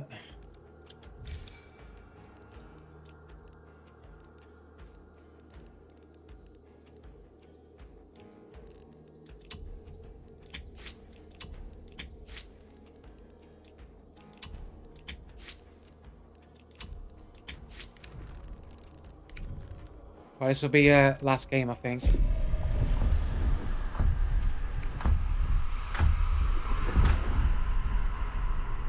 Answer your question. I don't know what your question is, man. I'm not claiming nonsense, man. He's locking onto dudes. Where's the proof? I showed you 2 instances where he locked to a dude for 7 frames and locked to a target for 6 frames. I proved it. It's not a lie. Right, okay, so Matty, right, let's go through the logic again. Matty cannot hold a target for more than 3 to 4 frames at a time. In fact, in the footage Crash Project showed, he never able to do it for 4 frames in a row. He did it for 3 and for 2, and he's gone through it. I'm not lying. Then you show me the footage where he can snap more than 4. You go find it. Crash Project already went through that scenario. What does that mean?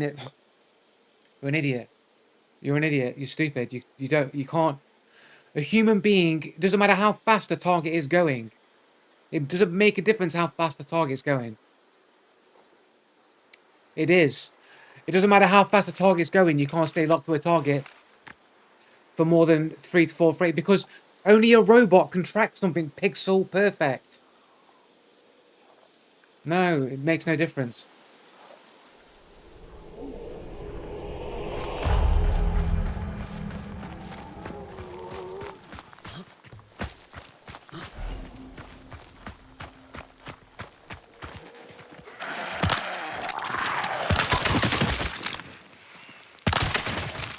Even if the target was moving super slow, you wouldn't be able to track to it pixel perfect for 7 frames in a row. Even if it was moving slowly, you still would not be able to track pixel perfect for 7 frames.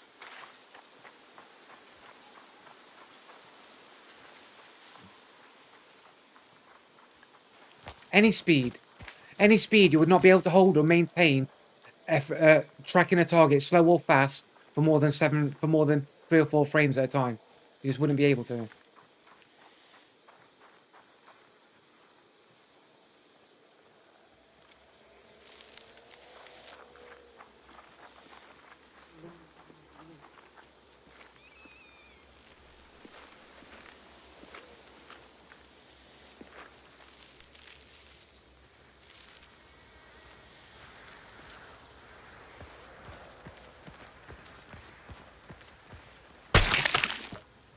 Why doesn't people who play aim labs get banned in aim labs when they're clearly cheating in the leaderboards?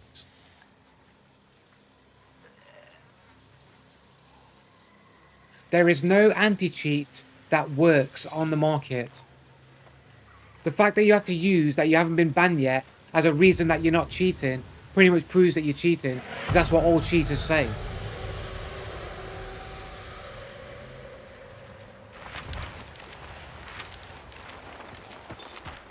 It's not more claims. Every single person that is sus always uses the fact that they haven't been cheated as some form of proof. Like, not being banned doesn't prove you're not cheating. It's basic common sense. Basic. If you claim, why haven't I been banned yet, as a bit of evidence that you're not a cheater, that doesn't prove you're not a cheater. Because people like Z-Laner and all these Call of Duty streamers that are clearly cheating all use those same excuses. Well, if I'm cheating, why haven't I been banned yet? They all say that. Like, not being banned doesn't prove you're not cheating. That's basic common sense. To use it as an excuse is highly suspicious that you would use something that is clearly not a true thing as your defense mechanism. That's what makes it sus.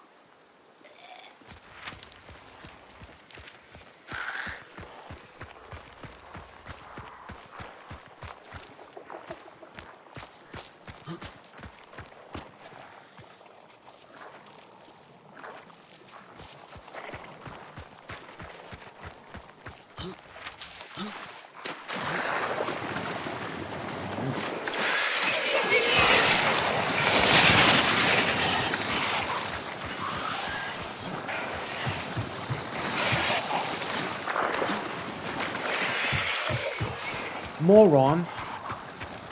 So if you've not been banned in a game, that proves you're not cheating because you haven't been banned. Right, yeah, and I'm the moron. Yeah. If you have to use that as a defense, you are suspicious, automatically outright a cheater, because no person with a brain would ever use that as an argument to prove that they're not cheating, because they would know that's not an argument in the first place.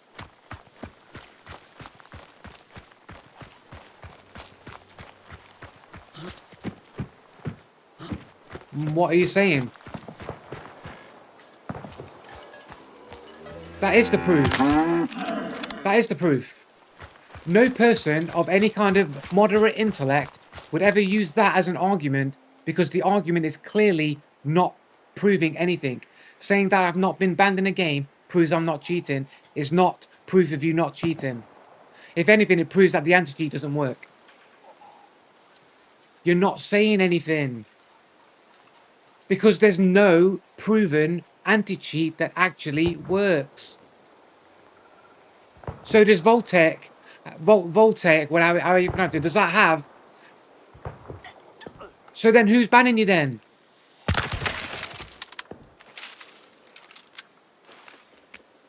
So they don't ban people then? So they don't ban people then who are cheating in their game?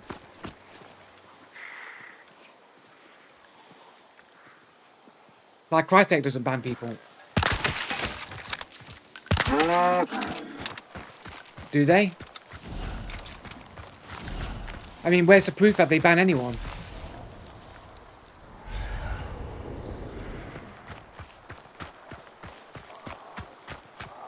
Where's the proof? Where's the proof that they ban people? Where's the proof?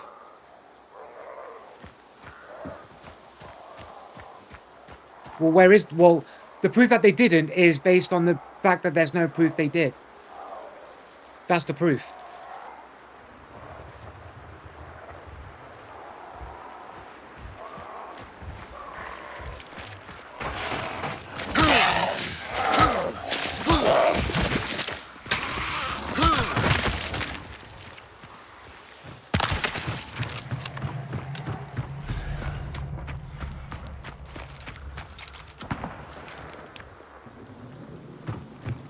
Can you prove that they actually ban people and they're not just saying that they ban people to make people think that they're banning people when they're not actually banning people? Can you prove that the people that they ban are subtly cheating, or are they people who are blatantly rage hacking and it's blatantly obvious that they're cheating?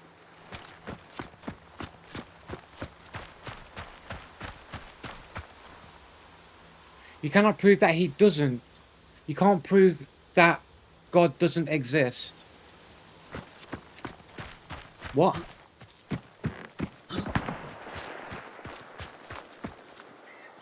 Like I can give you proof of God's existence. I can prove God exists. I can prove this is a created reality created by some kind of, yeah, I can. I 100% can prove it. Bannable for what? What am I bannable for? Because I can prove that there is a creator. Yeah, I can. I'll prove it right now. Yeah, I'll prove it right now. Here we go. I'm gonna sit right here. I'm gonna go to YouTube. I'm gonna prove it right now.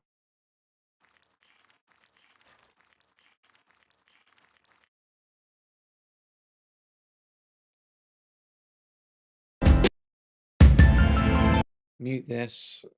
Come over here. Open this. There we go. We'll prove to you that God exists right now. There we go. This is proof of creation right here. This proves creation. This proves creation. Because patterns denotes intelligence. Right? The argument is to disprove God is evolution, right? That there's a biology where species evolve over time. Yeah, but it's a pattern. It's a pattern being formed by sound waves. Yeah, but it proves that it's creation. It proves an intelligence designed it that way. How did sound waves? Yeah, sound waves. How So how did this determine to be a pattern? Right, but then doesn't the fact that math works prove there's a creator because maths works? Doesn't that prove creation? Because math works, that proves creation. Because why is there a logic? Why is there an order to the universe that makes logical sense? Yes, it does. It proves creation. Because if it wasn't because it's in a logical order. Pattern denotes intelligence. If mathematics works, it means there's logic and order in the universe. And how did that logic and order manifest if there wasn't an intelligence to order it that way?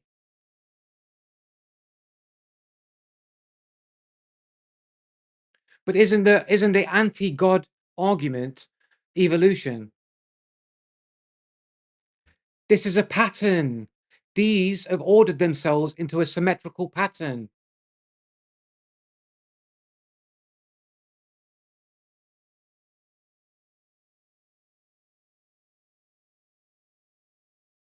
Well, evolution is the anti-God argument, isn't it? Evolution is the theory to say that God isn't real, that things evolved over time. What are you on about? Like, this proves there's an intelligence that has made sound do this. Because where can you prove what's making sound randomize into logical order?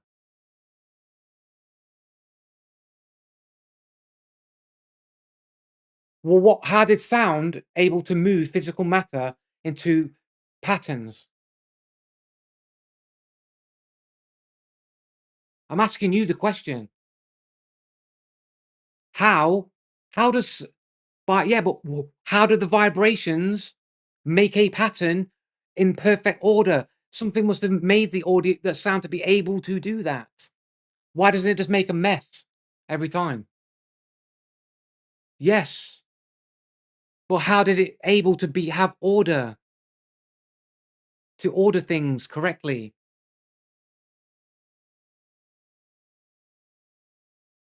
Because you need an intelligence to order things in a pattern.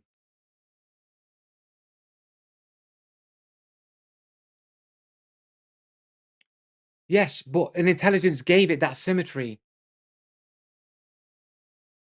How do you explain sound, right? Okay, so the argument is in evolution that biology mutates over time, that small things mutate slowly over time, and that in the beginning the universe was all chaotic, it was all a mess, it was all broken down, it was just a complete mess, and over time through trial and error, somehow things were ordered into a logical state of order, and things mutated into higher levels of intelligence. Now you might be able to you might be able to play like gymnastics in your head with biology and say biology is mutating. You can't use that argument for sound. Yeah, there is a logical state of order. You're looking at it right now. But adaptation isn't evolution. Like adaptation is not really the same thing. Like how, but you can't prove that it's random genetic mutations. The idea is the reason why you've got complex life forms that exist now is due to random genetic mutations. That argument doesn't work on sound because there's no biology. Yeah, but there's no biology in sound. How did sound evolve to make patterns? How does sound evolve to make patterns? So, how is it that sound can make patterns? Yes, and if the physics makes sense and there's logical order to the physics, then there must be an intelligence that made it that way. Otherwise, everything would be random and nothing would make any sense. Like there would be no logic because nothing makes sense. Because otherwise, nothing would make sense. There'd be no order in the universe.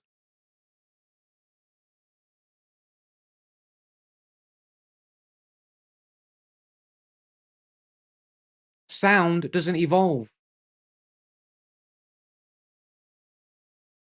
That's order. This is order. This is a symmetrical pattern of order.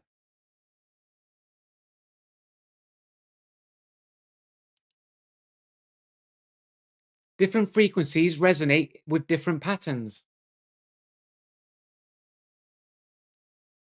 But sound doesn't evolve. Yeah, but sound doesn't evolve. So how was it at the beginning when everything was supposed to be chaotic? How do sound waves have geometric ordered patterns in them embedded in their very meaning? And so then there's an intelligence that made the sound waves able to do that. Yeah, but the wave itself is a pattern. That's why it makes a pattern in physical matter. The sound wave is a pattern. This is a physical representation of the waveform's pattern.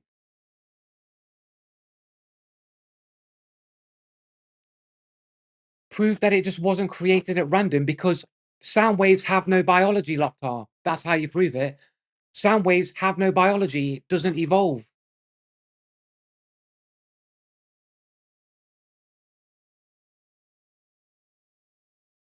It does. It does prove it. You're just in denial of it. Sound waves doesn't have biology.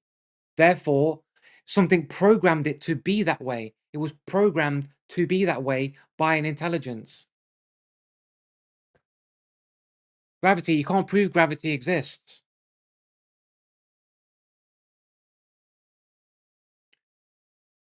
Because it has no biology. You can't prove gravity exists. How do you prove gravity exists? You drop a ball and prove gravity. Okay, okay. Let me propose a scenario to you then, Loktar. Let's say you've built an AI world, you've created a computer game world, and you've created, like, say Skyrim, right? You got a world like Skyrim, you got an open world game, and you got AI populated with AI, and for whatever reason, some miraculous reason, the AI becomes self-aware.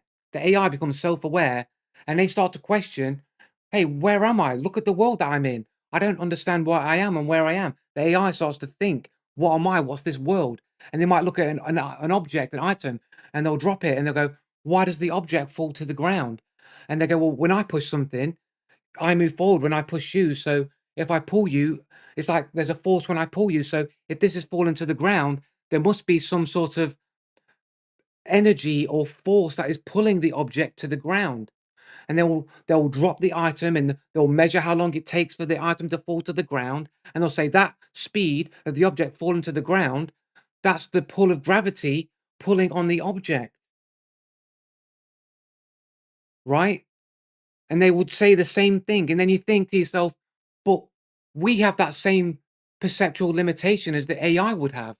We can't prove the gravity exists any more than the AI exists, except we know because we created that game world. There is no force of gravity. It's just game code that we program for the object to fall that way. And they're just measuring the observation of the program.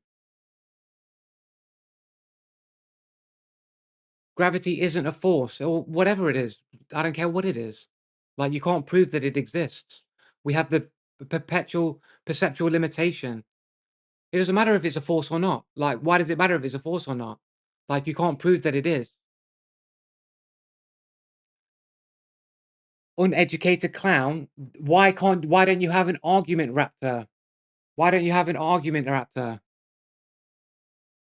Right? All I do is observe that a AI in a computerized world would use the same scientific method that we use to determine what the force pulling on objects is and come to very similar conclusions that the AI would come to. And we both share the same similarity, and that is we can't actually prove why the objects fall.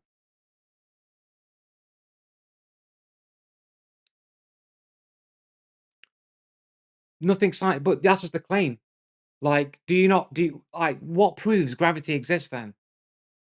Because dropping Lokhtar said Lokhtar's argument was you can prove gravity by dropping a ball. And my argument is, well, an AI can do that. If they became self-aware in a computerized world, they would drop an object and they would also think that there was a force pulling on it. So we have that same perceptual limitation an AI creation would also have. So how can we not recognize that as human beings? You're literally claiming uneducated gibberish as a defense. It's not, it's logical. Like, you just prove that we are in a computer world then. I can't.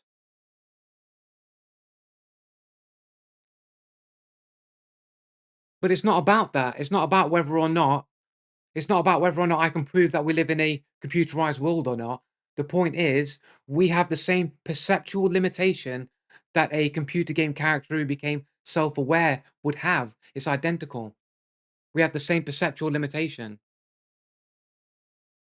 Well, then you tell me how you prove gravity then. Well, then educate me then. Educate me on how you prove gravity.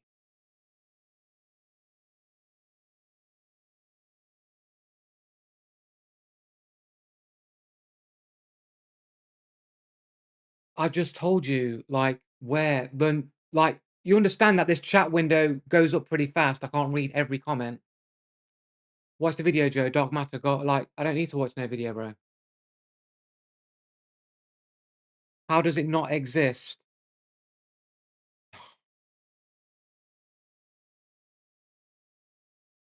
No, I can scroll, but I can't be bothered to scroll. So if you want me to read it, you're gonna have to type it again. Gravity is proven by gravitational lensing, mapping of planetary orbits. You can't prove that anything above you's like is what it is.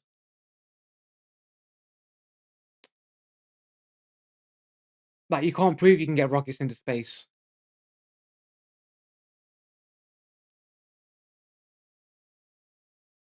I don't have to prove that it's not.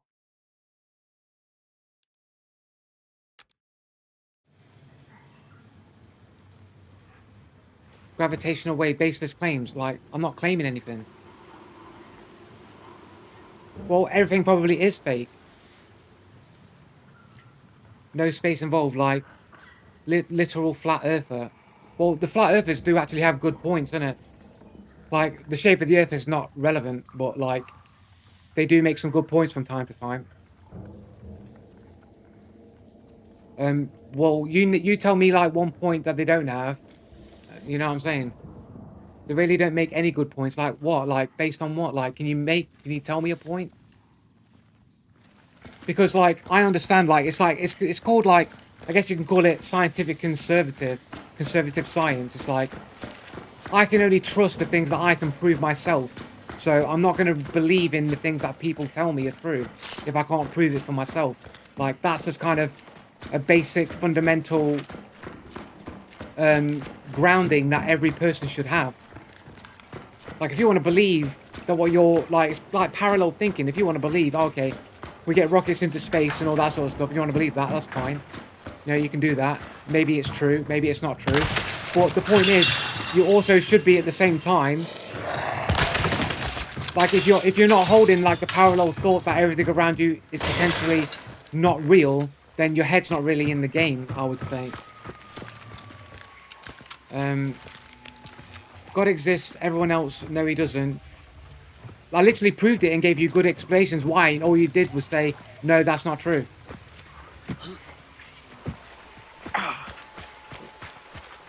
You just won't recognize that.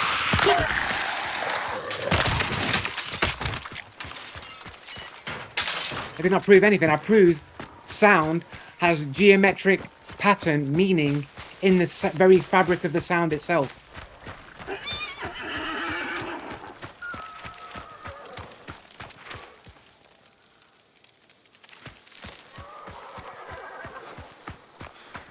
I read books all the time, man.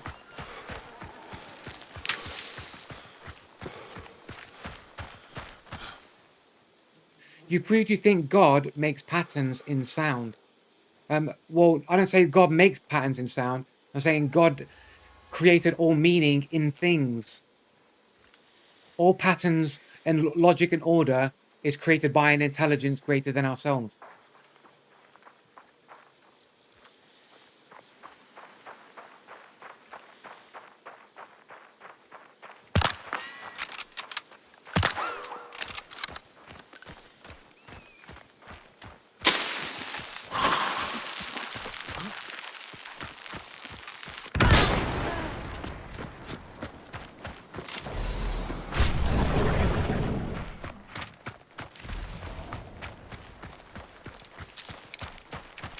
just claims.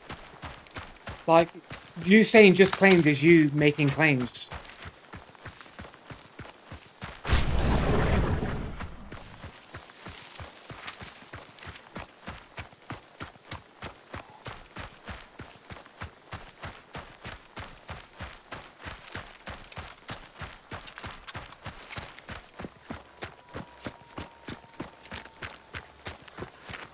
You are just making claims. It's not a claim. Saying that there is geometric pattern and meaning in sound is not a claim. That's a fact.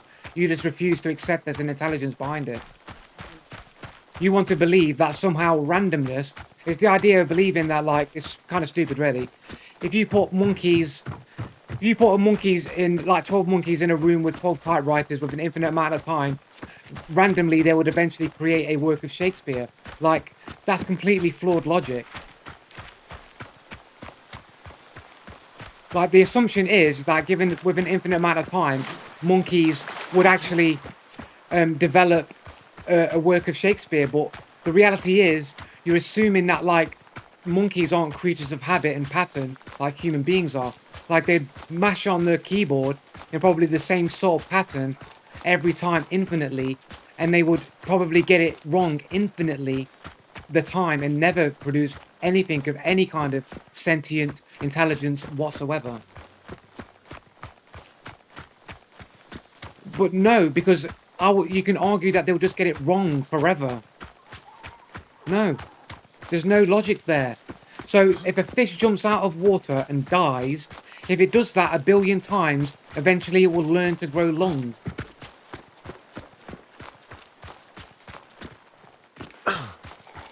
Yeah, but it's about pattern and behavior, isn't it? Like, the monkeys are going to behave in a repeatably predictable fashion, which means if they bang on, if they can't get it in one go, a work of Shakespeare in one go, then logic would be they would never get it right, ever. With an infinite amount of time, they would never get it right. It's logical. If they can't get it right once, they'll never get it right with an infinite amount of time. They'll just get it wrong an infinite amount of times forever. No, that is not flawed logic. The flawed logic is you're assuming that a monkey that has no intelligence would somehow, with an infinite amount of time, produce intelligence when logic would tell you they just get it wrong forever. Infinite failures, yeah, because they would never get it right once. You're assuming that they would do something different, that they would learn. Like, a monkey's going to hit the typewriter randomly, like this, and you're going to think that eventually they'll just produce Shakespeare. But, like, they probably smash their hands in a very similar pattern every time, over and over again, infinitely, and get it wrong infinitely. They would like, there's no logic that they would accidentally produce Shakespeare. It's retarded. It's literally retarded. If you think if you give monkeys an infinite amount of time, they produce Shakespeare, you're retarded. You are a retarded person. It's not infinite possibilities. The monkey has a limited amount of intelligence and therefore it has limited possibilities.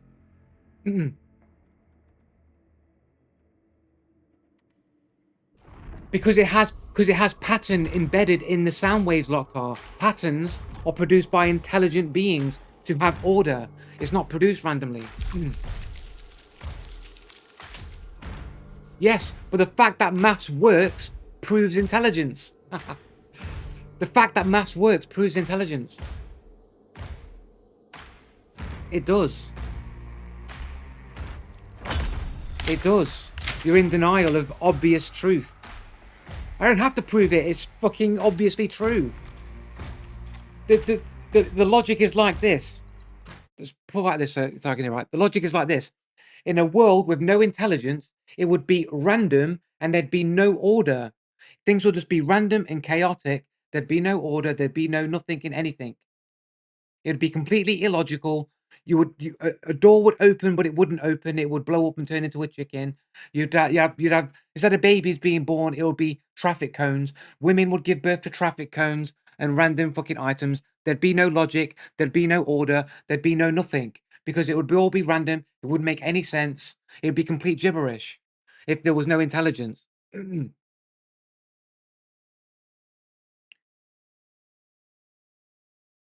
infinite time, like if you have if you have a limited if you have a limited amount of intelligence, then you could only a monkey. If a monkey went pressing every single key on a keyboard, he might go around the keyboard pressing the keyboard in a similar pattern every single time. He would press it randomly, think of things to happen. He wouldn't go. The monkey probably wouldn't go. You know what? I haven't pressed the buttons in this order. This order, that one. I've not pressed it in this order before. I'm going to do something different. The monkey will probably just keep hitting the keys in the same kind of pattern infinitely over and over again and never change the pattern. And it wouldn't have the intelligence to recognize it's doing the same pattern over and over again to think to do something different. It will go about its behavioral pattern over and over again infinitely, and nothing different or anything would happen that would deviate from that. So the idea if you have an infinite amount of time, the monkey would somehow produce Shakespeare is full retard.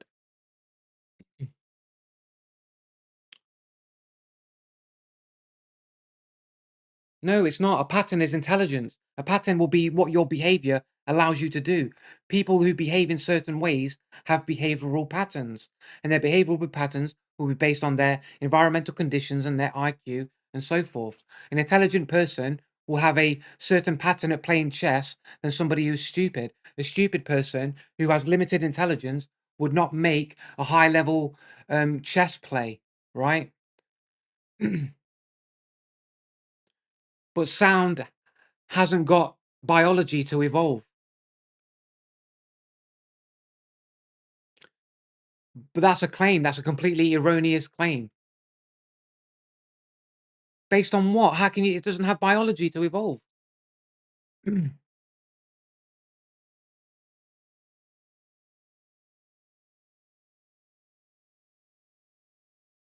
We know it's true. Yeah. Okay. So basically, just not you just can't deal with defeat. Basically, we can see to the first few seconds after the Big Bang. You can't prove the Big Bang is real, man. Like it's theoretical science, man. 6 billion. It's appeal to consensus again.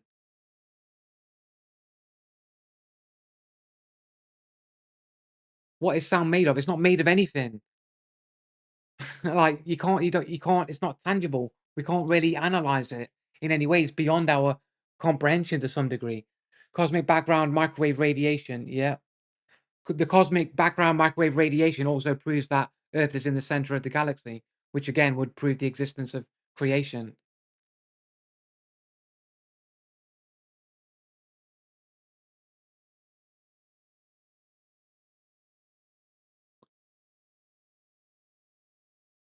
Yeah, measurable doesn't mean that it's tangible, though, does it? Like, do you know what I'm saying? Like, we can analyze biology to a degree and have an understanding about biology because we can see it. We've got microscopes. We can get some insight into it. Sound is like completely invisible. We can hear it. We can measure it based on the hearing, but as a physical, tangible substance, we have no idea what sound is made of.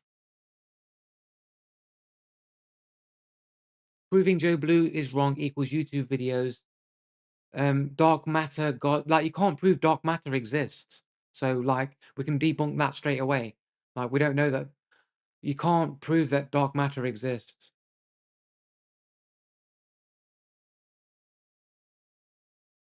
That's just it's made of phonons. Like somebody just said, "Oh, what's it made out of? Oh, it's made out of something. We know it exists. Let's call it a name, phonons." Like just because you've named something doesn't mean that that means anything. You know, you could say, "Well, what sound waves made out of? It's made out of fish sticks. It's made out of fish sticks. Sound is." So that proves sound is a tangible thing because we know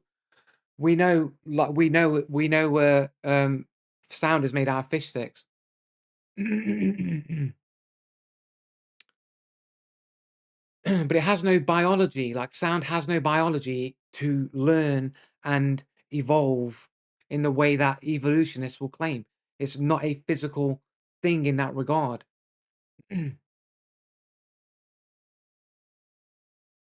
not religious. I'm not a member of any formal religion.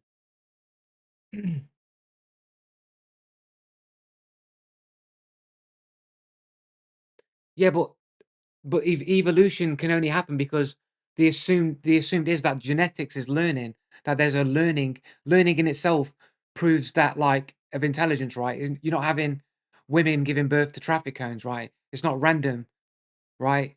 There's a pattern to it, right? Like, to learn is intelligence. Like, we get smarter because we make mistakes, recognize we made a mistake, and then correct it. You're basically saying that evolution is constantly evolving, making mistakes and then learning, correcting those mistakes, and making better creatures as time goes on, more complex creatures over a time. That in itself would be intelligence, right? Is that not intelligence? No. So then why aren't traffic cones being born? Why aren't talking Why isn't Thomas the Tank Engine being given birth to by women just randomly with no order? It's like, oh, giving birth, is it a boy or a girl? No, it's Thomas the Tank Engine. Choo choo. Like, because there's an order there, right? There's a pattern. A human being gives birth to another human being. It's not like, oh, well, it's evolution. It's all random mutations. Give birth to a fucking Thomas the Tank Engine. Like, I'm being hyperbolic. I'm being extreme for an effect.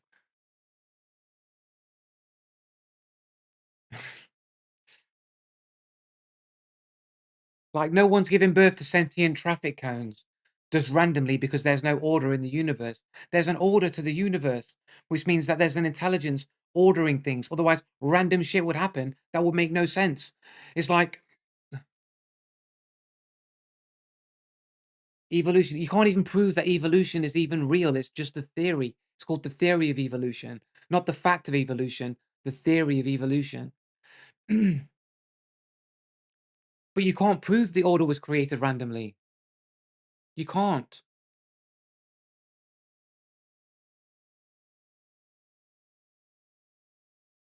Prove that there is order in the universe. Like, that the pattern is order. My physical matter ordering itself into a symmetrical pattern, that's order. Skeletal records don't prove anything because um fossils don't, like, can't be analyzed the way that you think they can.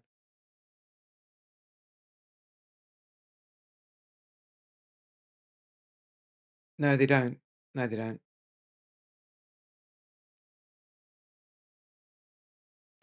Because carbon dating doesn't work. It's not accurate. Carbon dating's not accurate, man.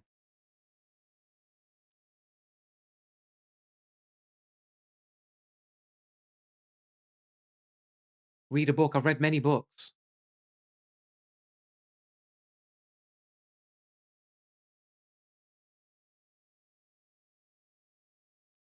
But, like, none of you are making any good arguments here. You're just, like, saying stuff and just insulting me.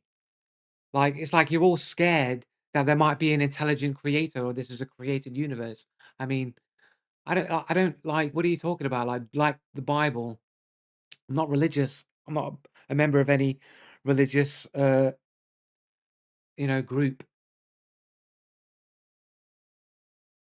What scientific evidence, blood clot? You've not given any scientific evidence. You've made some claims. Like, you're saying, look at the planets, look at rocket ships. We can't prove these things are true. You know, what? Because of rockets? Because rockets get sent into space. You got proof of that. Look, rockets going into space. Um, you're fucked. Look, rockets into space. Like, you're relying. Let's do a quick bounty clash anyway. Let's do a quick bounty clash. And I'm gonna have to go in it. Look at this guy, Barco Battler. Was this the guy that I killed? No. Have a look at this guy's profile.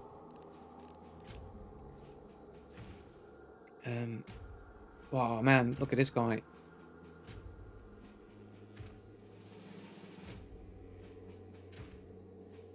Zero zero 1 0 1 0 1 0. 43 hours on record.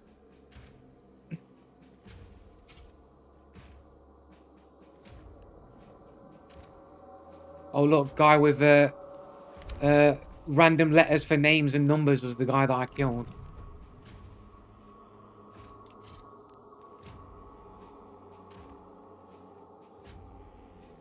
A little bit sus. 36 games on a 2-year-old account.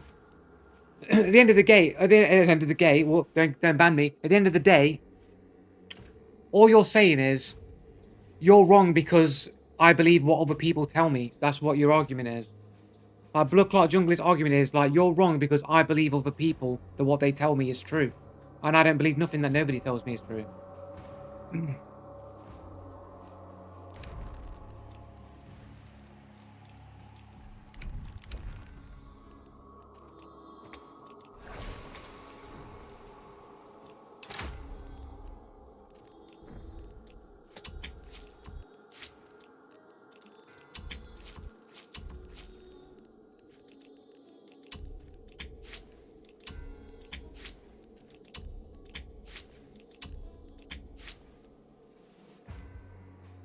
Um.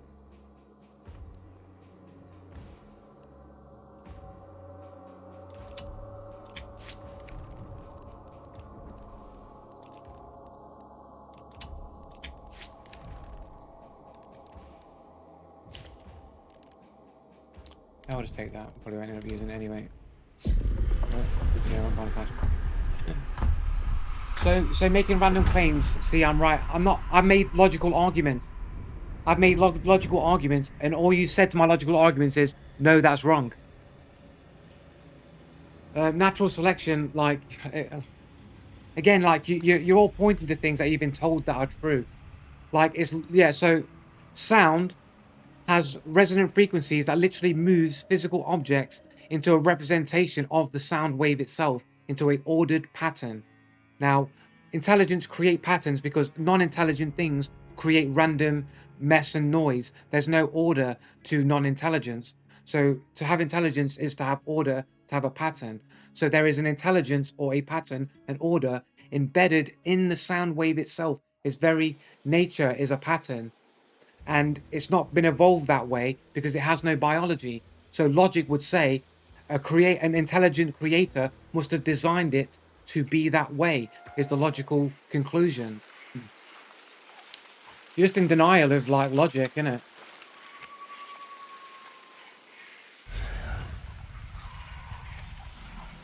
I believe that monkeys, given an infinite amount of time and an infinite amount of typewriters, they'll produce Shakespeare just because reasons. That's what you're saying, reasons. Infinite time proves it. Infinite time. Literally no logic at all in that statement. There's literally no logic at all that if you give monkeys an infinite amount of time, they'll produce Shakespeare. There's no logic there. No, but that's the argument of evolution. That's the evolution argument. If you give it an infinite amount of time, it's going to produce a human being through natural selection and random mutations. It's going to produce a human. No, because there's no intelligence. Even a monkey has intelligence. A monkey with limited intelligence would never develop Shakespeare, but no intelligence would create a person, a human being.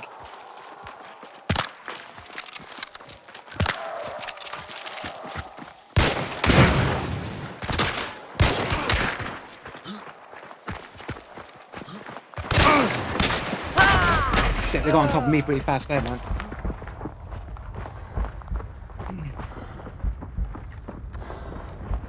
Right, okay. So the basic logic is, you think that a monkey with a limited amount of intelligence would produce Shakespeare. My argument would be their intelligence will be too limited to even accidentally get Shakespeare right once. If you gave them an infinite amount of time, they would never develop a work of Shakespeare. And then to argue for evolution, you're then going to say zero intelligence, no force, no nothing, no intelligence would somehow, over time, create a human being and a world full of order and beauty and patterns. No, but that's the argument that evolutionists make. But that's the argument of evolution. You might not be saying that, but that's the argument of evolution. I'm not arguing against a straw man. That's the argument of evolution. If given an infinite amount of time, infinite things will happen because of infinite amount of time.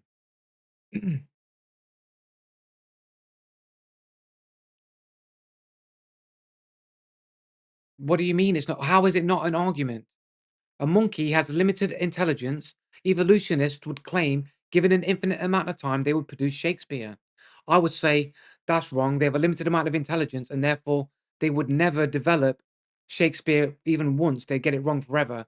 And then to back that claim up, they tried to make out that it's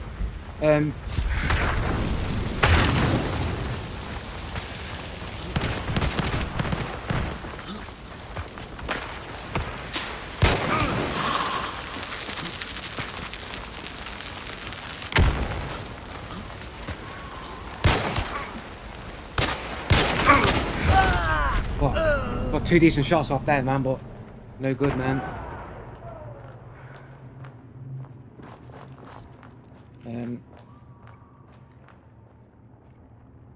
Germany. Humans have a limited intelligence, and thus we would never create the same as an android with infinite possibility. An android, like, what do you mean? Humans have a limited intelligence, and thus we would never create the same as an android with infinite possible intelligence. Like, what does that even mean, Lockdar? That's not my argument. That's literally a straw man. It's not my argument.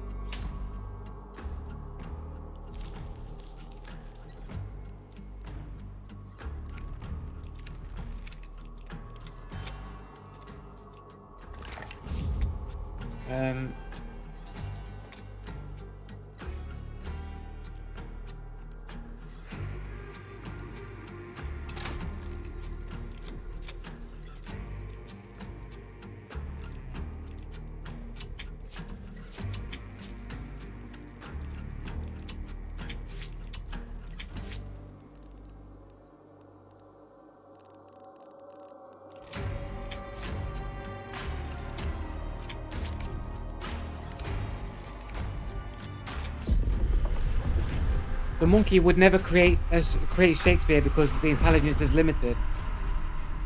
But human beings have a limited intelligence, but we are capable of creating video games and video game worlds. Like, it's quite within our intelligence to do so because we do it all the time.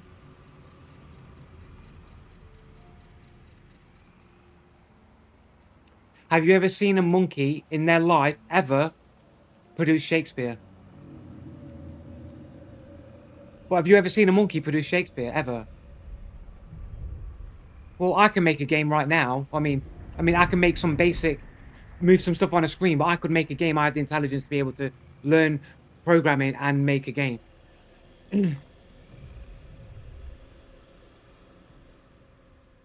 Yeah, but I don't know how to make a microwave. I've not learned, but I could learn to make a microwave, right?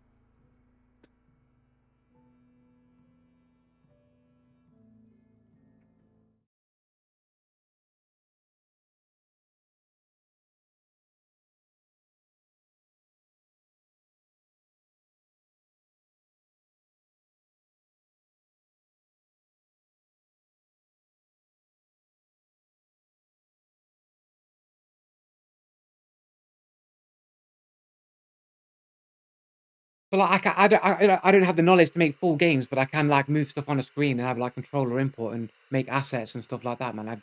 I can program to a degree, but I'm still learning. So of course I can't make full things. Yeah, we can make rocket ships, but you can't prove that space is real, innit? Like, whether space exists or not isn't the point that I'm making. I know that it's easy to get distracted. Go, oh, this guy's a retard. He doesn't believe in space. No, it's the idea of intellectual conservatism. Like, I'm not going to believe things that I can't prove for myself. It's perfectly logical. You should always have that as your core. As a base, you should always...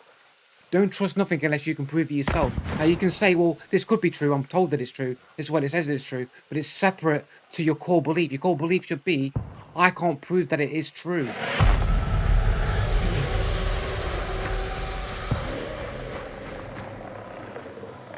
You know, there are many theories.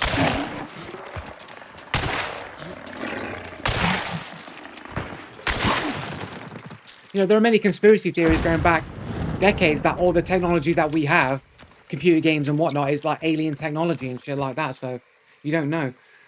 Exactly equals God does not exist. I don't know how you got to that point, Lockhart. But the order does prove, like, creation exists. Like, I can prove that order exists, Locktar. Like, I can prove that sound doesn't evolve, and there is order to it, and logic dictates that intelligence creates order.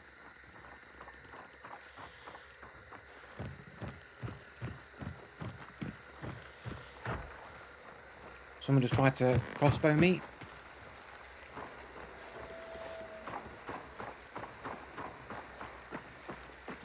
You can't create order. Yeah, I can. I can draw a circle. I could draw a pattern right now. Humans created order to feel comfortable. There's patterns in nature. Do you know what I'm saying? Patterns in nature. Sound waves make patterns. That's order. That's intelligence. That is order. That is literally order.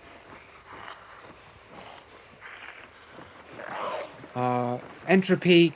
Entropy is how long something takes to break down and be destroyed. Look at that guy. It's like he knows I'm looking at him. And he moved.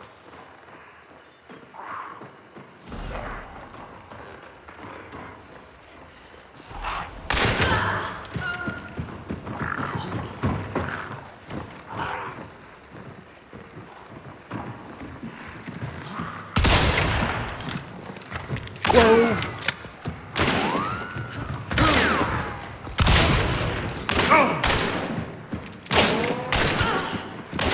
Bleeds, baby. Better get bleeding.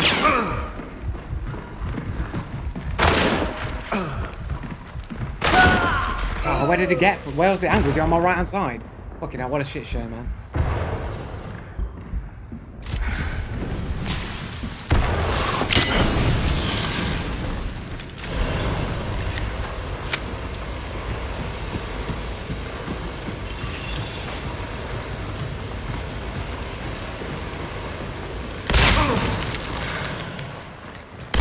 Oh, fucking hell, on my right hand side. Fucking hell. Didn't hear him move up that far, innit? Didn't hear him move up that far. Yeah, but I'm in the middle of arguing with you guys and shit, so my full concentration isn't on the game.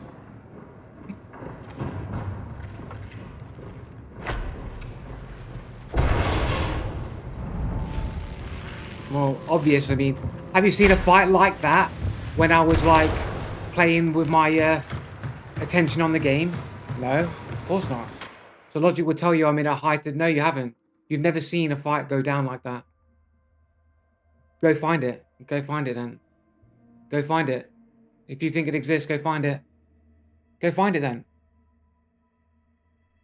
Go find it, then. Go find him, then.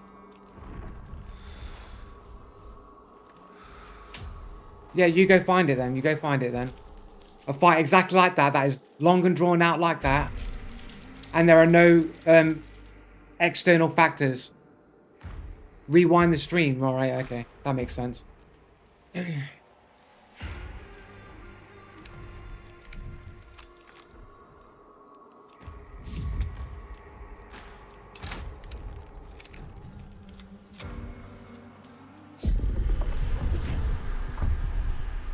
Well, no, there's not. There's not external factors where I'm always just arguing with people in the chat.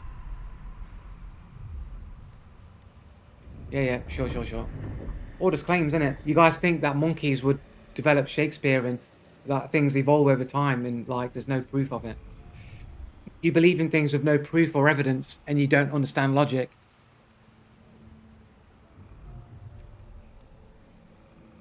But you claim evolution and that's what evolutionists claim, so you claim it by proxy. You claim it by proxy. Not projection. I'm not projecting anything. What am I projecting? What am I projecting exactly?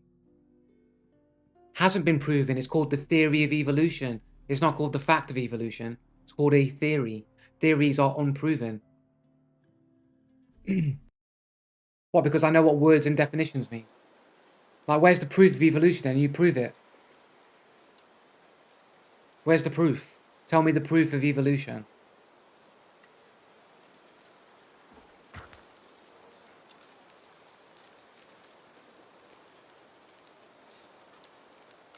A scientific theory is something that is assumed to be true based on all the evidence that scientists have, but it doesn't prove that it's true. That's what the scientific method is for. Scientific method and science proves things absolutely true. Scientific theory is just assumed truth based off of evidence, but it doesn't prove that it's true.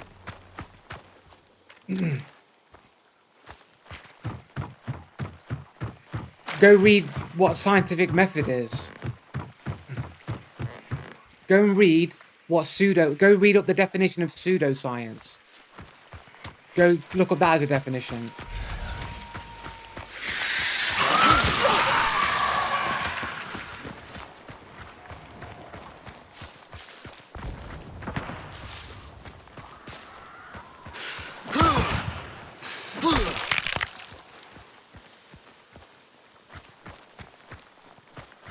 Why don't you go look up the definition of pseudoscience?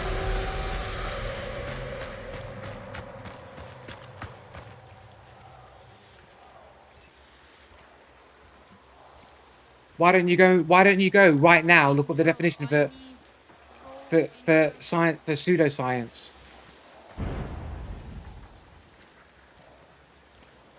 Right. Why do I need to go? Why don't you just go and look up the definition for pseudoscience?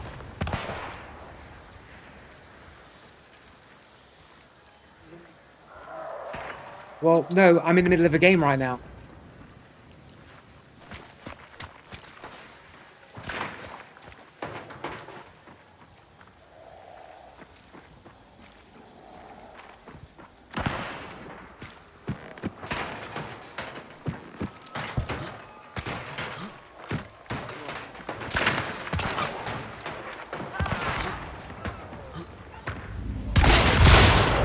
Out the window.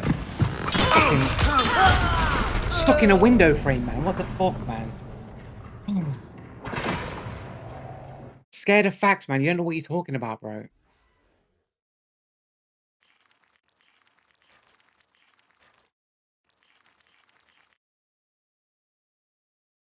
Scientific theory definition: a systematic identitional identitional structure of broad scope conceived by the human imagination, keyword there, that encompasses a family of empirical, exponential, experimental, keyword there, experimental, laws regarding regularities existing in objects and events, both observed, keyword there, observed, and persisted. Scientific theory is a structure suggested by these laws and is devised to explain them in a scientifically rational manner.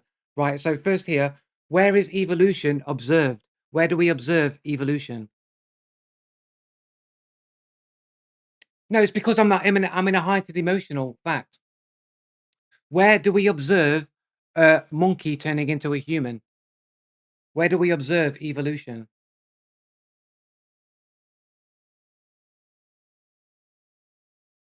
Where do we observe evolution? Where do we observe a monkey turning into a human? Where do we observe evolution? We don't observe evolution in DNA.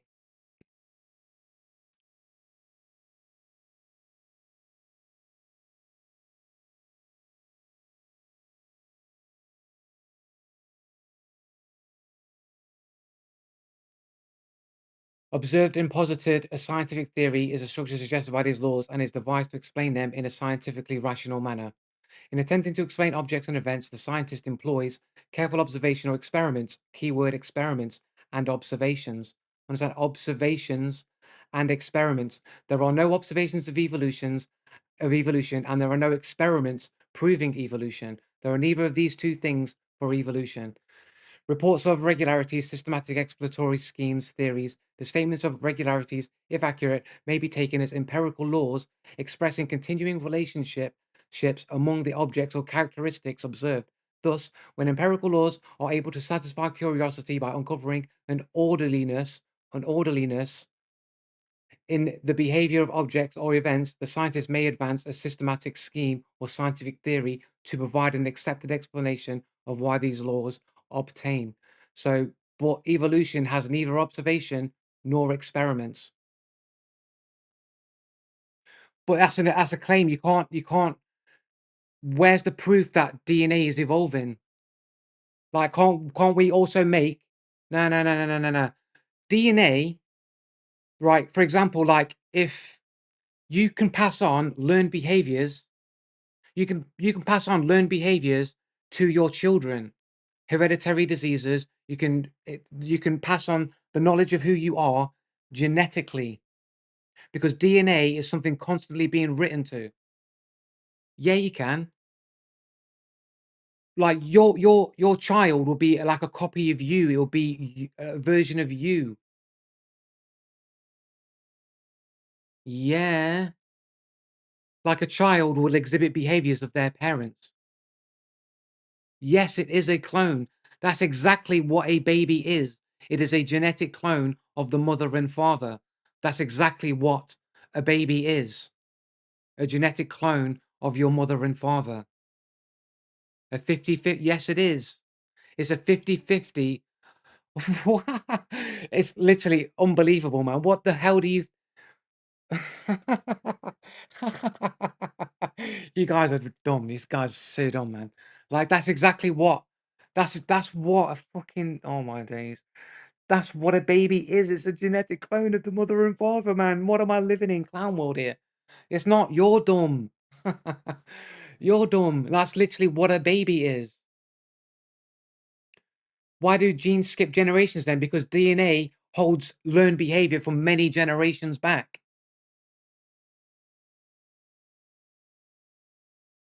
Your DNA, arguably, your DNA contains a complete historical genetic record of your entire family tree from the original parent.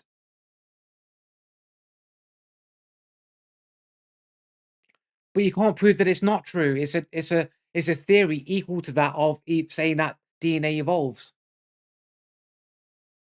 So you will say DNA proves evolution, and I'd say no, it improves DNA can be written to and can learn based off its information received from its ancestors that wrote to the DNA. And you're right to that same book. It's like a book, a record of everything that happened to you. That's what DNA is. It's like a record of everything that happened to you in your life.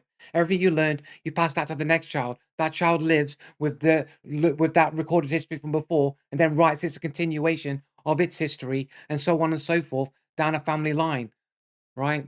That's like genetic history of your heritage is like a record of your behavior learned through your ancestry. And it evolves based on that premise. So I can say that's what DNA is, but that's a theory equal to you just saying, well, it proves evolution. It doesn't prove evolution.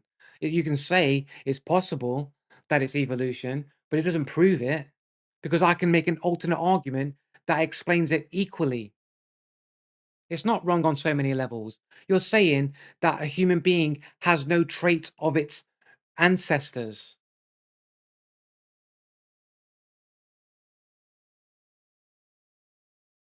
I'm so clueless.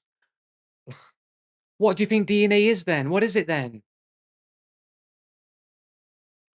DNA is a record of your genetic being, of what you are to create a human and all of the learned behaviors. How do you think the turtles that like give birth underwater or whatever and like there's learned behaviors. How did it learn to do that? It must have learned at some point in history to do that, recorded it genetically, and that behavior has been passed on to its children. And because there's nothing better or something ever needed to change, it never did anything different, and therefore it is trained genetically in the DNA.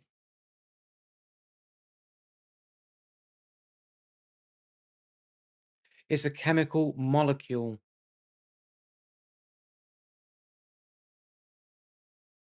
Yeah, but all behavior is genetic. So do you think so do you think that if you had a culture, let's say, of Spartans, right, of warriors that train their children as fighters, they throw their children to the wolves and they make sure only the strong survive and they go on to reproduce and only the strongest survive, wouldn't they produce better fighters over time because they are genetically learning in real life and genetically learning to the next ancestors that they'll be better fighters? And if you take another group of people where they're just fat, lazy bastards eating McDonald's all the time, that they'll produce mentally brain dead retards who think they're right all the time when they're wrong.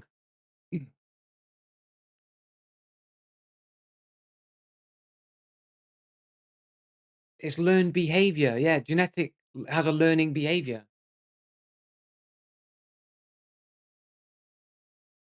That's why, get into the Bible now. Oh no, Bible talks, but the Bible does say sin will last for 1,000 generations.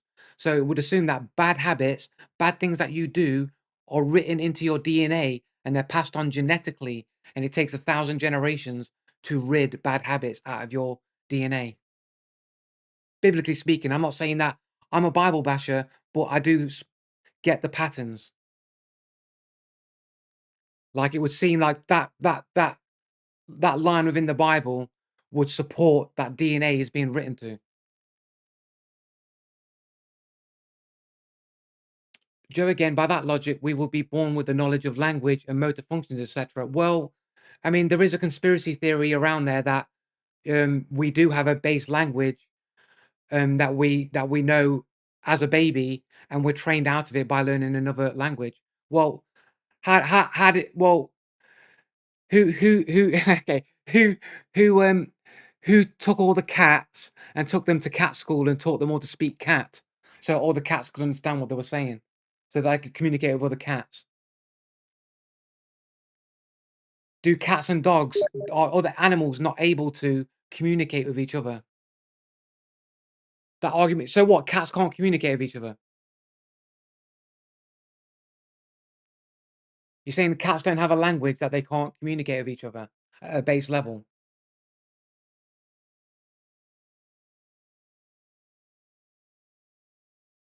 Yeah, but I'm saying theoretically they're like sound, just like sound was programmed to have a pattern in it. Animals and species, human beings were programmed with a base language that we all knew by default, that we're trained out of and forget because we're taught another language in its place.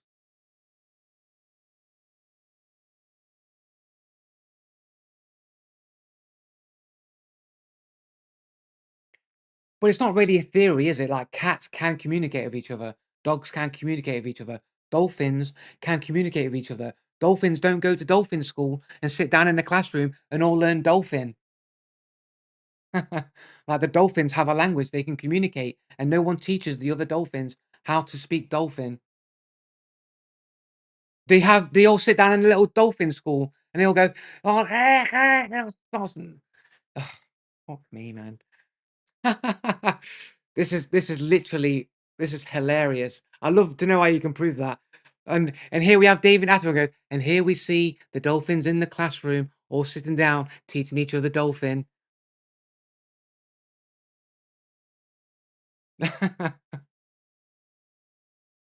Well, I'm being hyperbolic again. It's called hyperbole again, isn't it? I'm being hyperbolic, right? But the point is, you're not seeing them like. But then, how did? Oh, it's fucking. It is like it is mental. It is so mental. So you're saying like they all just know this language, like a dolphin never comes across another dolphin goes, oh, they're those dolphins that speak that weird dolphin language that we don't understand. Those separate dolphins, they speak the Q language and we speak the R language. We don't understand those Q dolphins. Fuck them Q dolphins, man. We don't like the Qs, but they speak it all in dolphin. They all have their separate different dolphin dialects.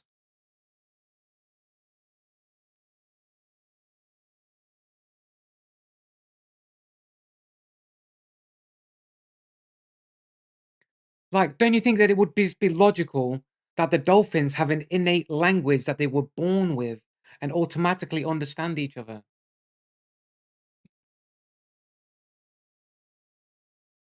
You yourself made an argument for eugenics. Like, but are you saying that like eugenics like isn't true? Don't don't people who have horses breed horses specifically for racing and they breed the best horses because they make the best racers? Doesn't that prove eugenics is real? Uh But you again, it's like it doesn't prove evolution. There's an alternate theory that genetics is being written to, and that good behavior and learning good traits will produce better offspring.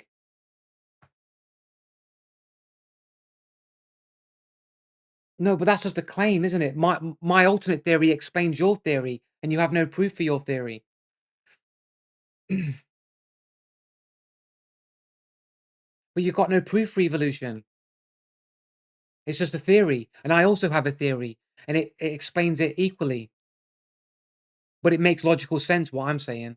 What I say makes logical sense, and it's a theory. It's not a fact. It's a theory that doesn't have any observation or experiment.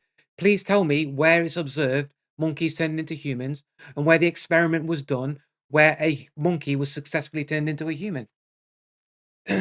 Well, as soon as you can give me an observation of a monkey turning into a human and then the experiment where a monkey is forced to turn into a human, I will accept that evolution is real. Well, then tell me an observation and experiment that proves these things. We are that's not proof. Saying we are the proof isn't proof because I can also say we are the proof proves there's a creator. So I can say that same equal theory right back at you. You can't prove that it takes millions of years. But you see, there's a thing called what is it called? The Cambrian explosion, is it? Is it the Cambrian explosion? That's when like jellyfish came into the world, right? Jellyfish and things like that. And the Cambrian explosion. Um, Cambrian explosion. Sorry, the Cambrian explosion. The Cambrian explosion, also known as the Cambrian radiation, Cambrian diversification, referred to. Oh, sorry, back away. Cambrian explosion. Right. So this is where I'm assuming things like jellyfish. Right. This is when these came into the world. Now, when people say, "Why is there no fossil records of these things existing before this period?" Evolutionists say it happened too fast for there to be a fossil record. But then when you ask them, well, why can't we see monkeys turn into humans? They say, well, it just takes too long. It takes millions of years. So evolutionists will argue that on one hand, it's too fast, and on the other hand, it's too slow. How can evolution be both fast and slow at the same time?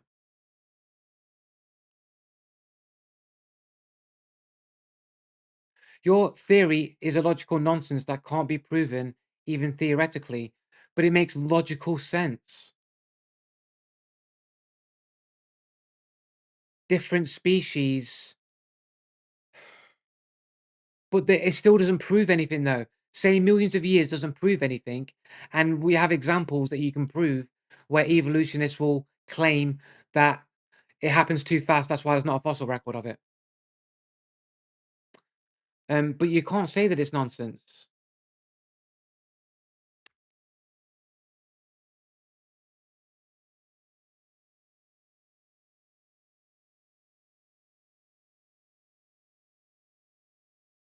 Um, you don't have any proof. You have neither an observation nor an experiment that proves your scientific theory. You don't even have a theory because you don't even have an observation, nor do you have an experiment. You don't have either. Well, where's the observation where where a monkey was turned into a human?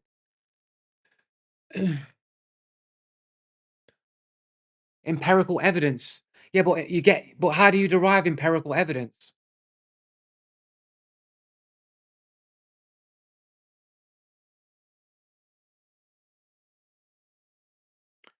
You gain empirical evidence by adhering to scientific method. If you stick to scientific method and then you prove the cause of the effect, then you have proven the cause of the effect and you have empirical evidence for your theory. Just like you look at the rocket ships that are not real. I mean, I can show rocket ships are things going in space that look fake. So, I don't know what your argument is.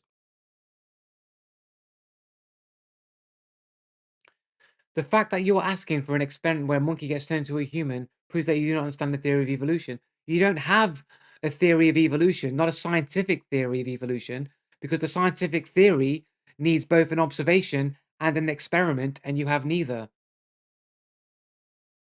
You have a theory of evolution, but you don't have a scientific theory of evolution because you have neither an observation nor an experiment.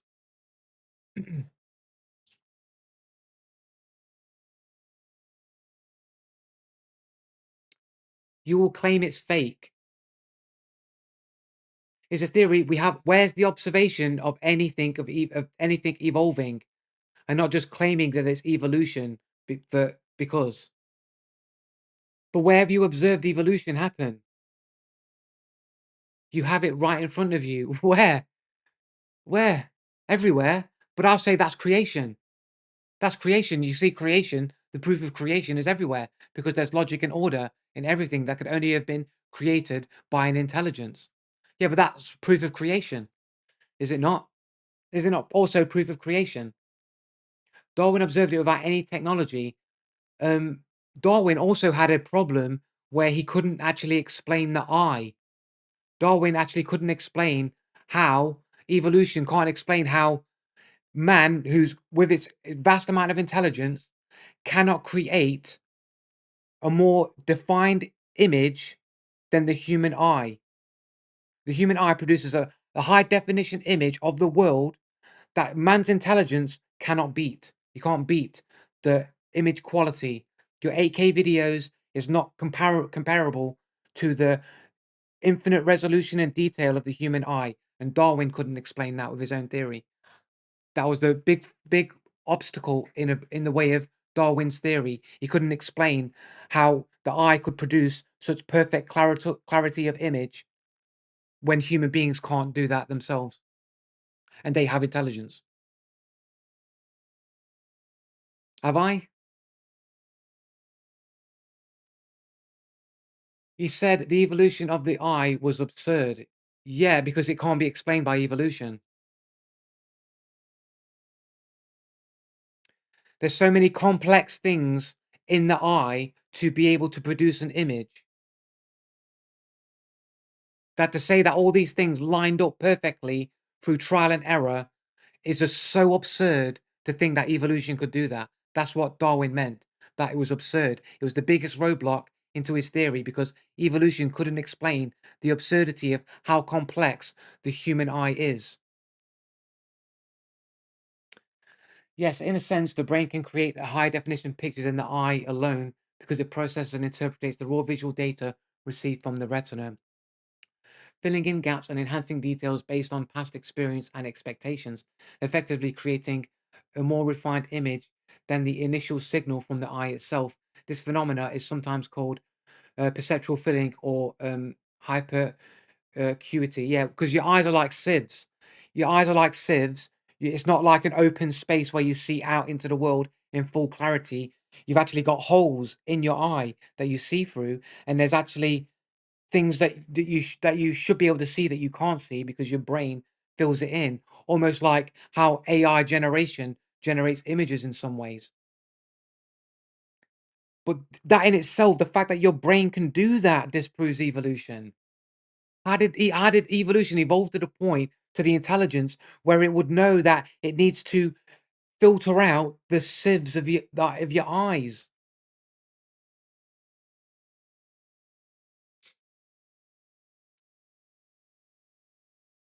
What difference does it make?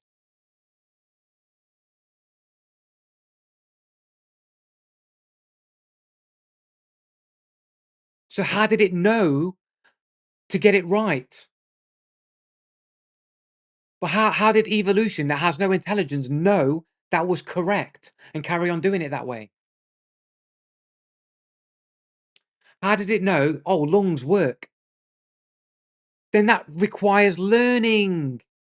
If you know that I think that I did, that's wrong. I will not do that because that's wrong. You then learn, then you don't do it, and you do the better thing. That's called learning. That requires intelligence. Yes, it does. Otherwise, you just get it wrong and right and wrong and right and wrong and right and wrong and right and wrong. You're right and wrong over and over again. And you would have no natural selection means there's an intelligence. So then why aren't people like born wrong consistently to as much regularity? In fact, there'll be more bad births than good births, right? It can't be random. They're not. People are born healthy most of the time.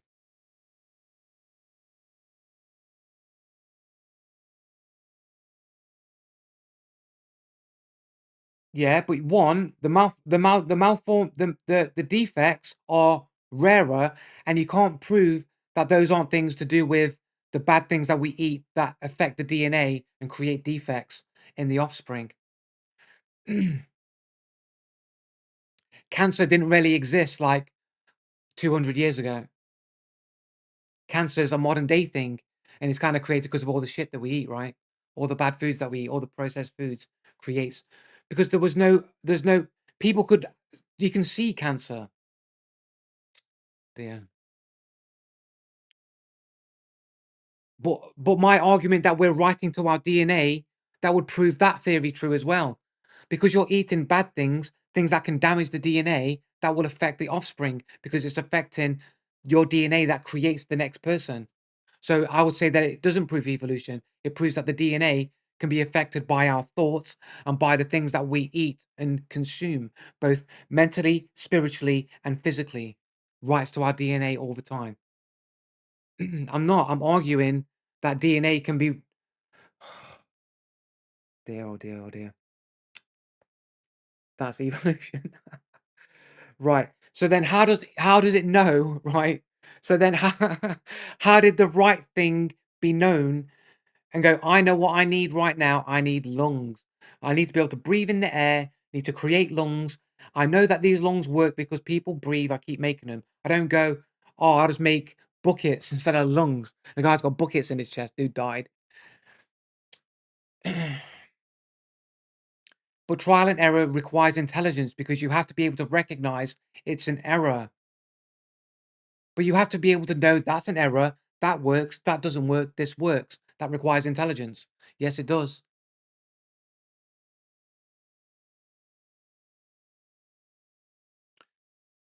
Yes, but then when it gets it right and it doesn't die, how does it know that it's right and doesn't produce more things that die? Yeah, but how does it know it's right to keep doing it? But how does it know it's right? If you're saying it produces something that dies, therefore it's wrong, then produces something that is life, how does it know that works and then doesn't just randomly produce something that dies? But it's not random because we produce things that live more often than not. It's not random. But it does know because it keeps doing the right thing.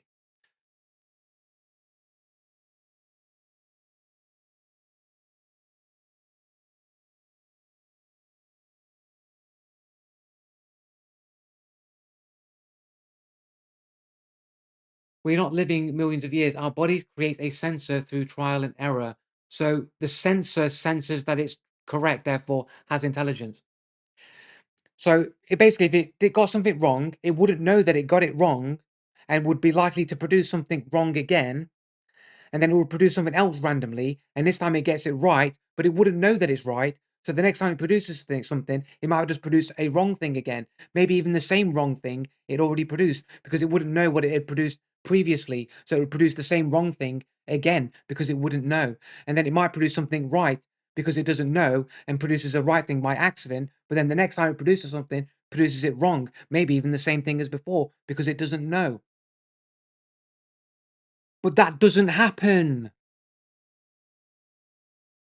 But it doesn't happen. We can see living human beings and animals are born all the time perfectly identical to that of its ancestors and doesn't produce completely random effects randomly. It knows what happened before. It has intelligence. It doesn't matter. If somebody is born tomorrow, a fucking Thomas the Tank Engine isn't being born. A fucking traffic cone A talking traffic cone isn't being produced tomorrow. Another human being that embodies the traits of its ancestors is born again. And nothing, not other than that blueprint, is ever produced. So it's not random because it sticks to the blueprint. There is a blueprint, and life produces life based on that blueprint. And the changes made to that blueprint can be altered and changed by the things that we ourselves do based on our intelligence. We can choose to live good lives and train ourselves, like think and learn, grow, be better, and pass that learned behavior onto the next generation. Or we can eat bad foods that are bad for us, damage our DNA. We can do bad habits and pass those bad habits on to the next generation. People who are alcoholics can pass their alcoholism onto their children, right? These learned behaviors get passed on to their children. We, right to our DNA, we evolve and change, but not into different species. We stick to a blueprint. So then why is it that you can have I have a friend who was an alcoholic and his mother was an alcoholic and he himself was an alcoholic. Like my dad is an alcoholic and I don't drink anymore because I'll just keep fucking drinking like there's nobody's business if I drink alcohol. So I don't drink alcohol. So I've been passed that genetically from my father, just like my friend was passed on from his mother.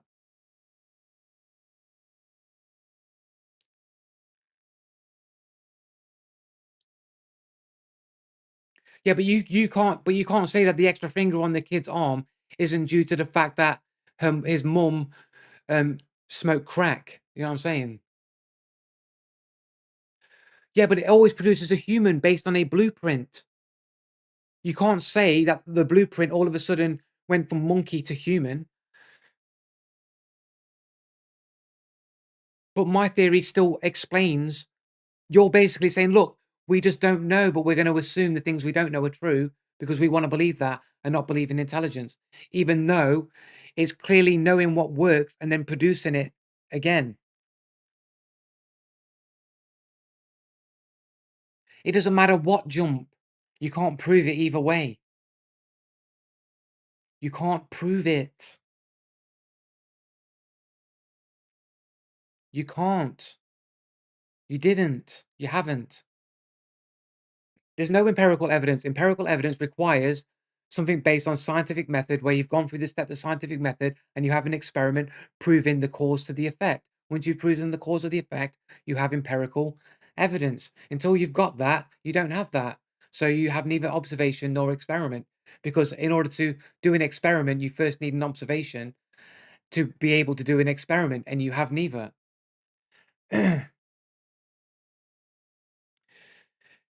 You can't fossil records isn't reliable because carbon dating isn't reliable as a source of evidence.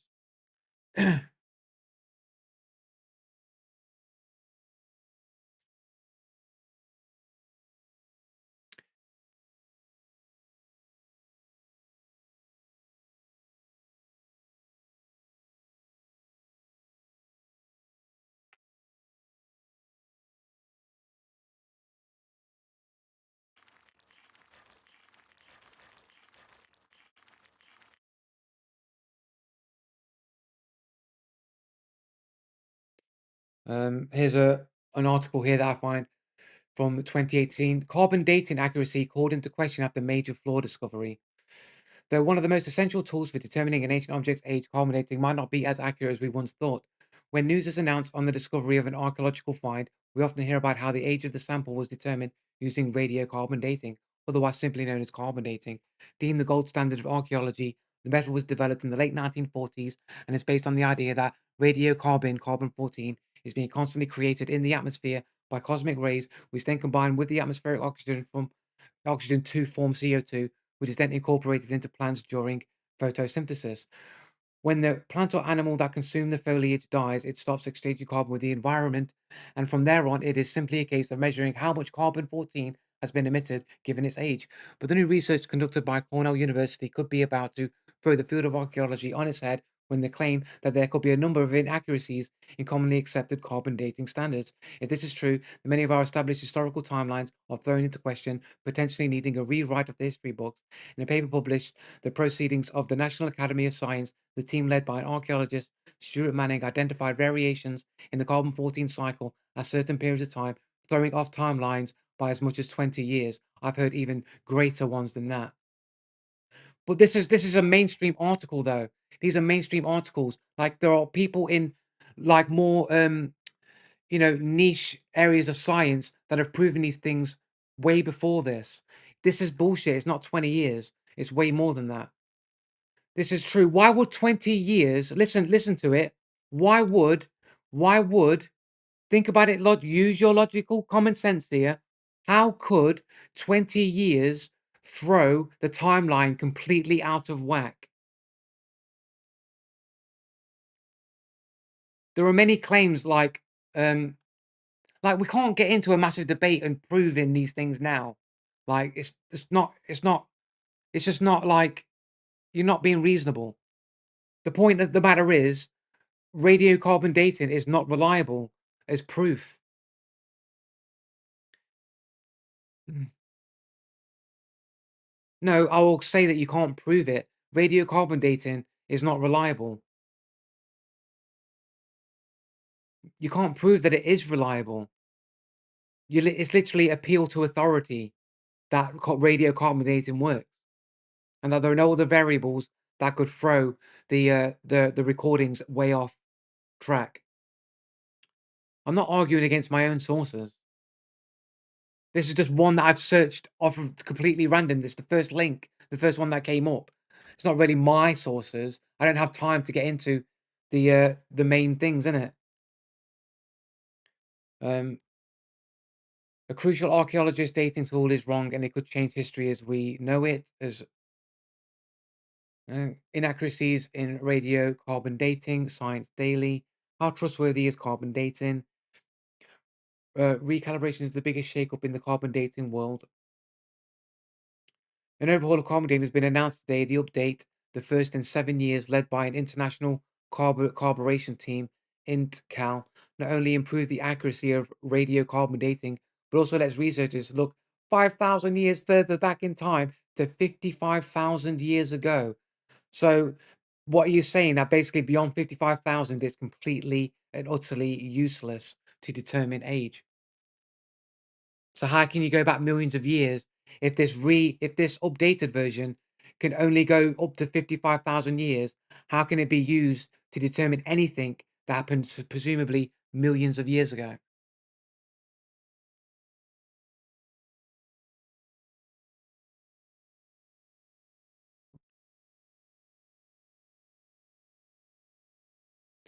Well, if you're looking at fossils of dinosaurs that presumably existed millions of years ago as proof of some sort of evolution or historical timeline, then if it's not reliable beyond this point, how can you say how old it is?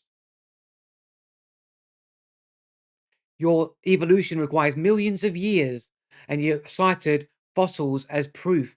Yet, even here, it's saying up to 55,000 years, and that's with their new updated version in 2020. Oh, all of these, the Royal Society of Chemistry is just not reliable. Like,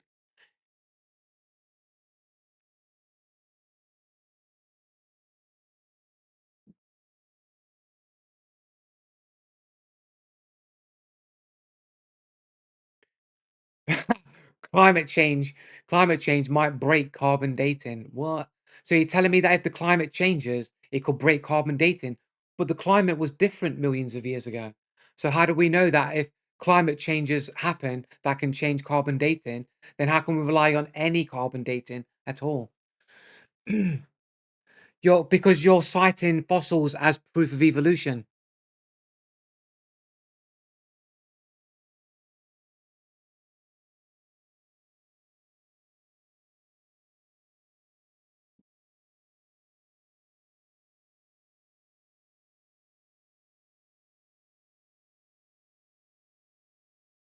So if there's a possibility that it could be, then it means that the assumed truth can't be reliable as the truth because there's other variables that haven't been factored in.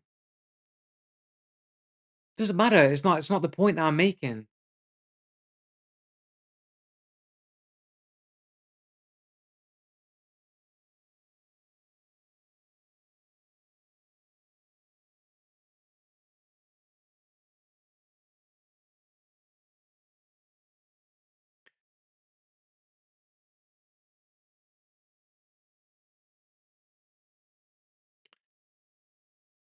Read a book. The proof of evolution isn't the point. So what are you citing fossils as? So because you've got a fossil of a monkey and a fossil of a human, then it must mean monkeys evolved into humans, even though monkeys exist now at the same time as humans. The fruit fly experiment is basically genetic learning, right?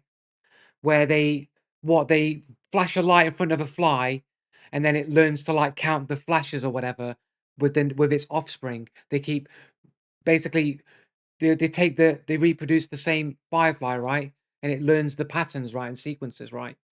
Isn't that what it does? Isn't that what the experiment is like, generally speaking?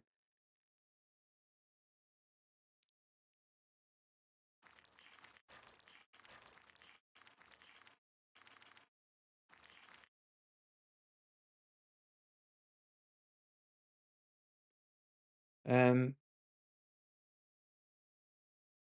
the fruit fly scientist. Morgan's work on the role of chromosomes in hereditary was recognized in the 1930s. So it's talking about hereditary learning. He is not functional. You are so uneducated, man. How are you even functioning at all? You're just saying it. You're not got an argument, right? All he's doing, all the fruit fly thing is basically proving is genetic learning. That's all that it proves. No, it's proving genetic learning at best. But you're not. It's not proving. Does adaptation doesn't prove evolution? Adaptation doesn't prove evolution. Right, there are birds that change their beak size depending on the climate that they're in. They'll fly to one side of the globe, and then they'll get shorter beaks. They'll then fly back to where they came from, and their beaks will like grow longer. They'll adapt to their climate. But that it's not. It's a claim. It's a claim that adaptation is evolution. It's what they call microevolution. You're saying what they've got adaptation, they've called it microevolution, and then what you call macroevolution, where one species changes to another species. They're saying because adaptation exists and we've called it microevolution, that proves macroevolution is true. There's no link to prove that they're connected in any way whatsoever. It's a baseless claim. Yeah, but it doesn't prove that evolution is correct. It just proves that adaptation exists. It doesn't prove evolution exists. It doesn't prove macroevolution. The simplest explanation is that we pass on our genetic learning from one species to the next. That's the most logical one that you can claim. Claiming that we transform to another species with no evidence of it is not logical. How does it? It doesn't make it more correct.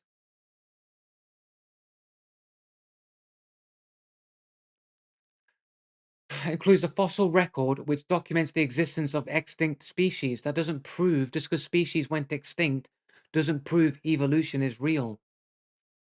Related to current ones, the anatomical similarities between different species, the study of DNA sequences revealing shared ancestry, the geographic distributions of organisms, and direct observation of evolutionary changes in population with short life cycles, like pesticide resistant insects, or providing evidence for the process of evolution. No, it just says that species can learn genetically over time. It doesn't prove evolution. It's not empirical. Saying that it's empirical requires observation and experiment. In scientific theory requires observation and experiment. An observation and an experiment is scientific method, which would be an empirical evidence, and you need both to have an empirical evidence. It's not saying because species existed longer that don't exist now, that proves evolution is not empirical. It proves there were species that have gone extinct. That's what it proves. That's all it proves.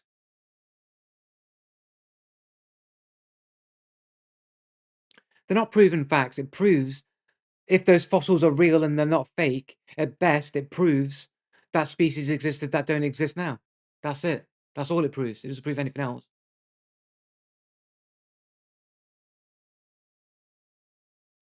Well, I'm saying you can't prove that the fossils are real.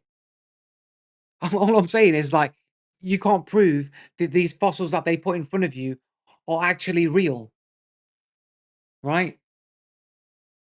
Do you go to a museum and see those dinosaur skeletons and think those dinosaur skeletons are real?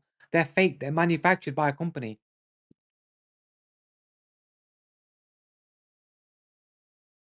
Well, that is true. You can't prove anything is real. You can't really prove anything outside of yourself is real. That's why I'm saying, like, well, if fossils are real and we assume that they are real, all at best it proves species did exist that don't exist now. That's all it proves. It's not the point if they're real or not. My argument isn't based on whether fossils are real or not. I'm saying if we assume they are real, at best, if they are real, they prove species did exist that don't exist now. That's it. That's all it proves. It doesn't prove evolution. It just proves that there are creatures that did exist that don't now.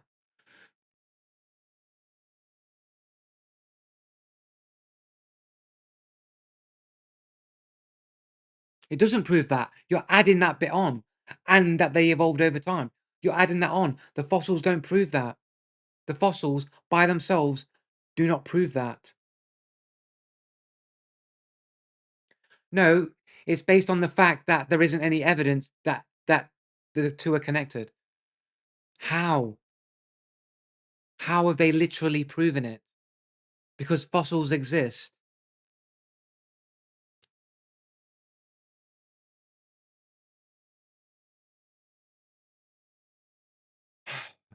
The existence of the fossils don't prove that one species turned into another species.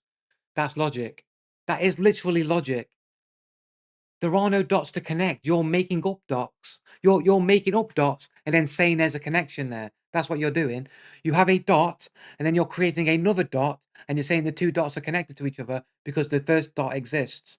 All I'm saying is all you have is a dot. That's all you have. You have one dot. You have nothing else. It's not probable. That's your belief that it's more probable. You don't have a connection of these dots. The fossils are literally connected dots of microevolution of millions of years. You've got no proof that that's true. You've got no proof that carbon dating is really dating these things to millions of years. You can't even prove that true. You can't even prove that radiocarbon dating is accurate because you don't have a confirmed object from a million years ago. Like if you had an object that you knew for a fact was a million years old, you knew it for a fact was a million years old, and you did radiocarbon dating and it said it's a million years old, you could then know it's a million years old. But if you don't have an object that you know is a million years old, then you can never know if radiocarbon dating is giving you accurate data or not. You can never know.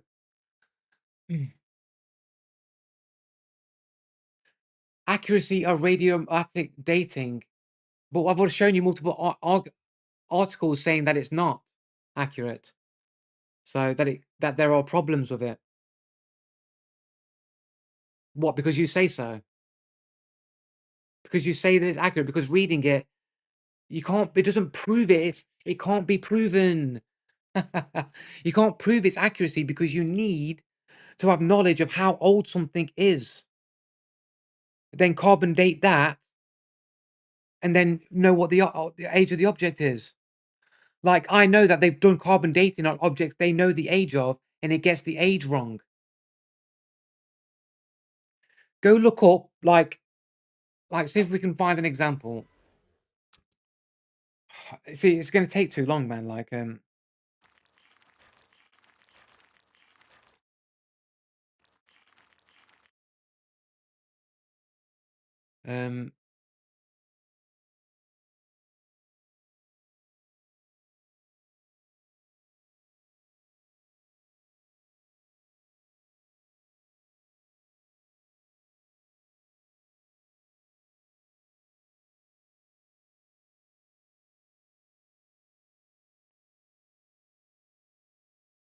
so science focus from the BBC here. How accurate is radiocarbon dating? Radiocarbon dating is believed to be accurate within a few decades or centuries, with lower accuracy the older the sample. So it gets less accurate the older the sample is. Dating anything older than 50,000 years is very difficult. This is from the BBC here, Science Focus. So anything beyond 50,000 years is very difficult. So how do you know a fossil is millions and billions of years old if it's not accurate beyond 50,000 years, allegedly? And even that in itself isn't provable. But it's not, because how do you know if something's a million years old if it's not accurate beyond 50,000 years? Fucking hell. Very difficult means it's going to be very hard to get any kind of accurate data, which means it can't really be trusted with accuracy. You guys will literally will say anything to talk nonsense.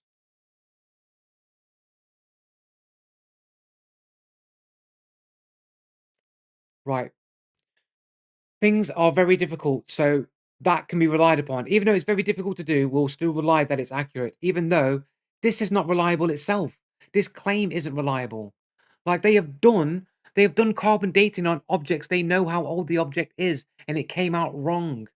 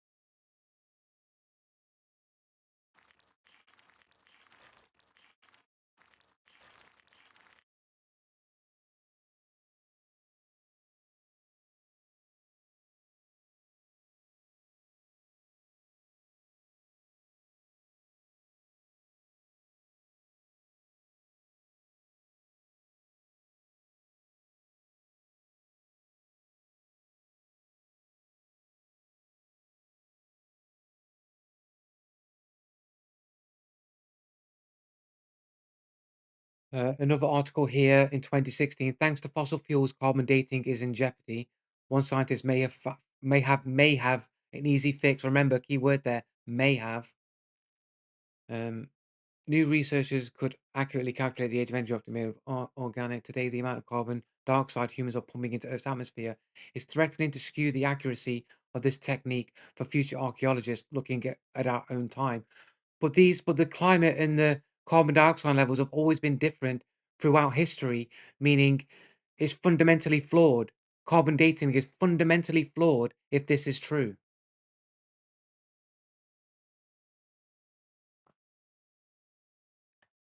Like the climate of the Earth has been different all the time. It's been variable throughout entire history. So things have lived in different climates. So how can you use today's climate to accurately measure how old something was from a different climate, presumably millions of years ago? If this was true, it fundamentally means carbon dating cannot be accurate. It can't be relied upon as empirical evidence. It doesn't matter. It calls into question its empiricism because you need to know how old the object was in the first place.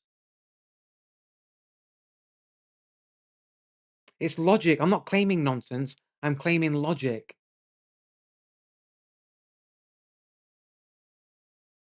Like you need to know how old the object is.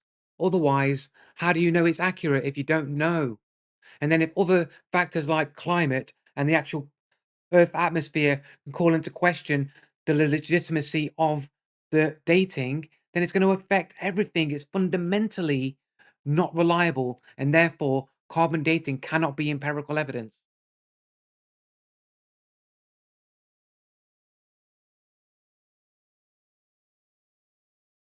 But you're just saying that it's accurate. You don't know how old the objects are to begin with.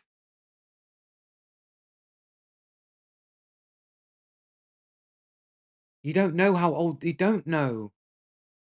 Like it's fundamentally flawed at its inception. There are too many variables that could potentially make this not true. Carbon dating could be affected by so many other factors that we don't even know of yet. That there could be other factors that we don't know, like that could be affecting the ability to accurately date things. I don't need to read it, man. The fact that there are even claims suggesting so many different claims, I don't need to read it. I don't need to read it. I don't need to read nothing.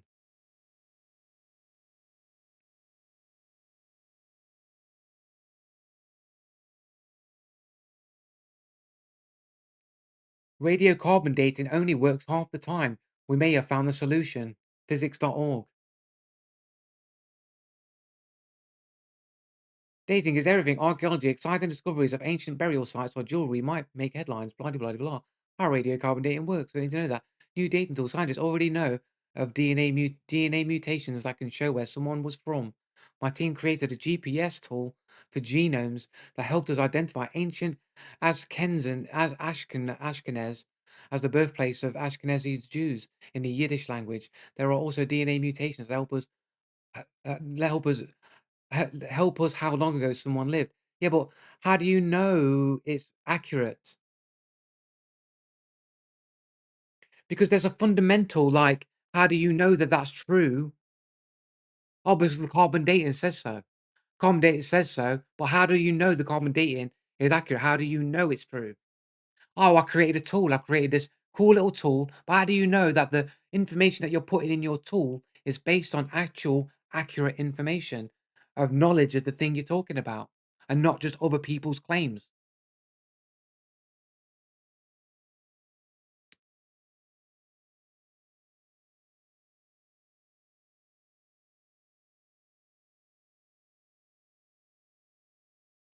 The alternative to radiocarbonating is using archaeological artifacts found alongside human remains. But this is not accurate either.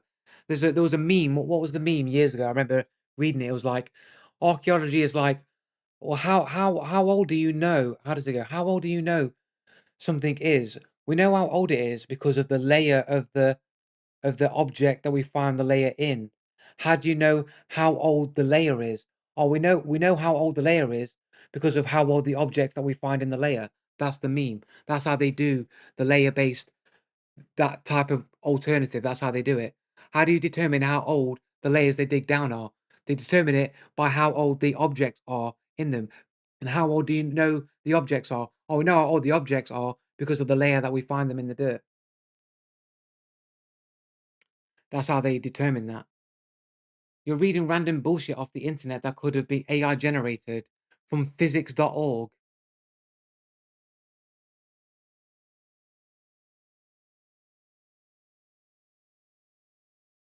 Read a book.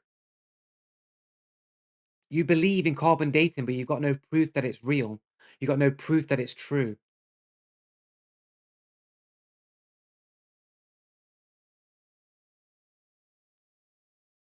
New scientific technique dates Shroud of Turin to around the time of Christ's death and resurrection.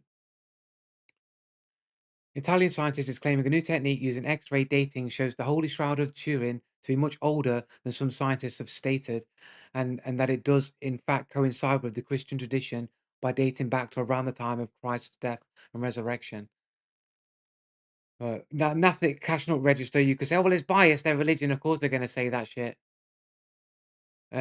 Research illuminates inaccuracies in radiocarbon dating. Physics.org again. Research illuminates inaccuracies in radiocarbon dating. Another article from physics.org. Do we have to read it? Like, can't we just take the headline that there is people saying that there are inaccuracies in radiocarbon dating, that it's not reliable, it's not empirical? If there's inaccuracies with it, it's not empirical then, is it? Fundamentally speaking, not empirical. But you don't know that it's millions of years because the tool that you're using to date it with is not confirmed. You can't confirm it. I'm not warping its meaning. It's literally saying there's inaccuracies in radiocarbon dating. How am I warping it?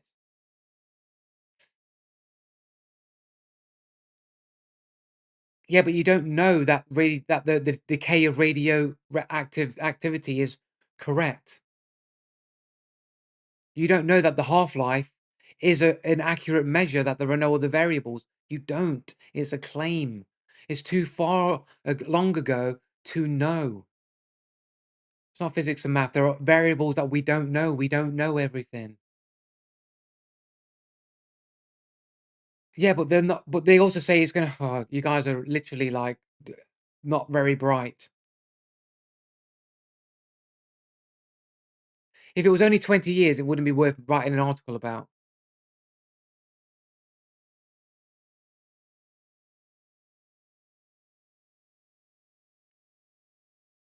Today's era of fake news, current archaeology, here we go, man. It's the same fucking picture.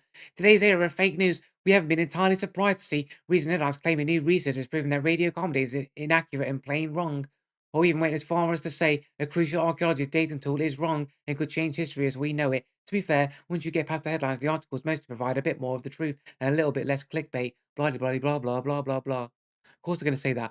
But the information that I was going on is older than 2018. Like, you're not even these aren't even my sources. I wouldn't use these sources. Like I can't find any of my sources because Google's not gonna like modern day search algorithms aren't gonna give you the truth in it. I'm not gonna go there. Look, I've got to go for some food anyway, man, because I can't stay here and argue like basic forms of logic with you guys in it. Like, I can't fucking stay here all day and argue this bullshit. I'm quoting lies. They're not my sources. Like, I can't get into like videos and documentaries and sources of information that my knowledge is based upon. I'm literally pulling up random articles that I can find within 5 minutes. You know what I'm saying? It's not my source. It's a source that I found. It's not one that I'm going to say that's where I'm getting my source of my opinion from. I have no knowledge. Like, you guys don't understand basic logic. You think sound waves producing ordered patterns is an order and a pattern that requires intelligence. Well, you think something that is inaccurate is empirical. So then it's not inaccurate. It's clickbait. It's not really inaccurate. We're just lying.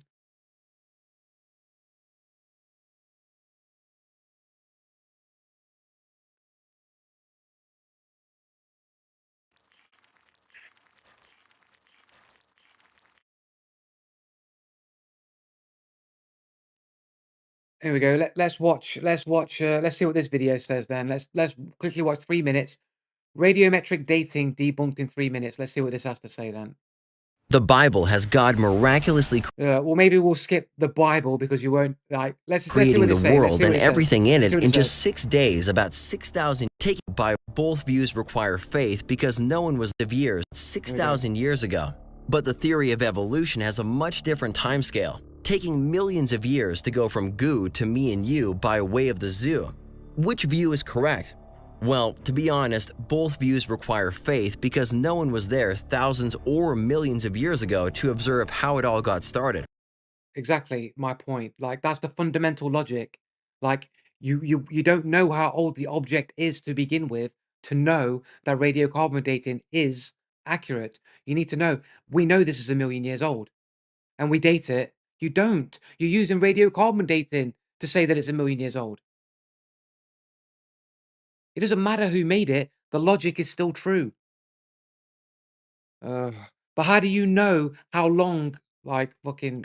But can the idea of millions of years of evolution be scientifically validated?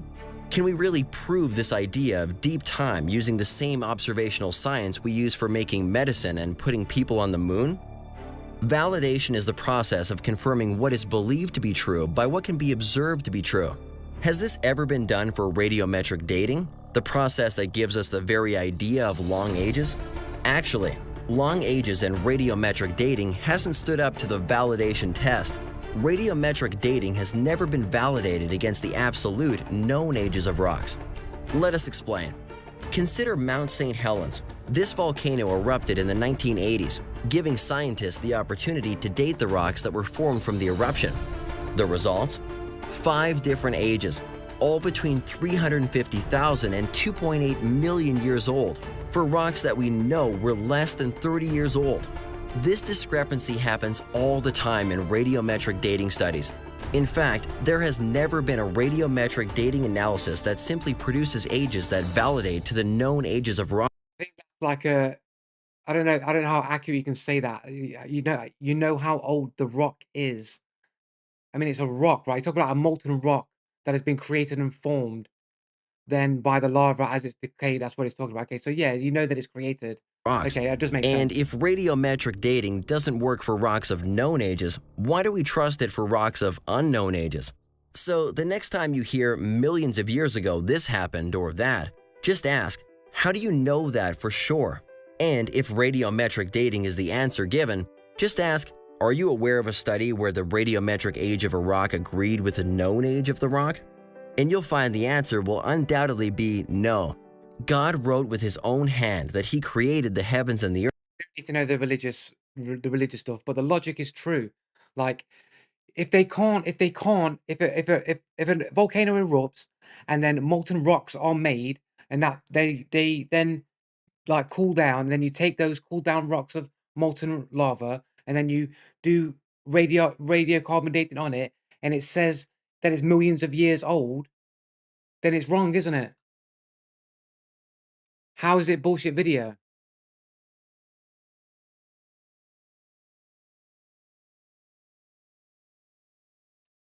What source have you got that what you're saying is true? What source do you have? Some other dude saying something different. Like, what's your source? Wikipedia can be edited by anybody. Anyone can write on Wikipedia.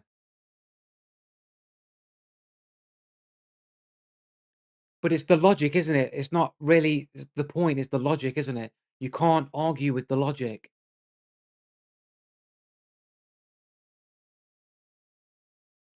But the logic is inarguable. The logic is true, right? There is no logic here. So if the rocks that you know the age of get carbon dated and then the ages come back different, then how can you believe that radiocarbon dating is reliable? That's not really an assumption.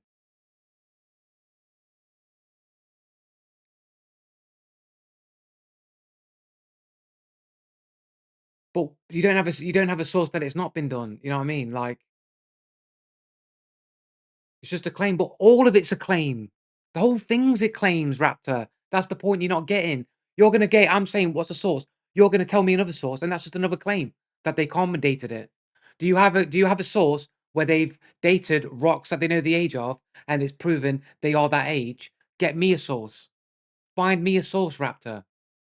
Show me a source where they've measured fresh rocks produced by a volcano, and it turned out to be correct. Show me a source of that happening, of being done.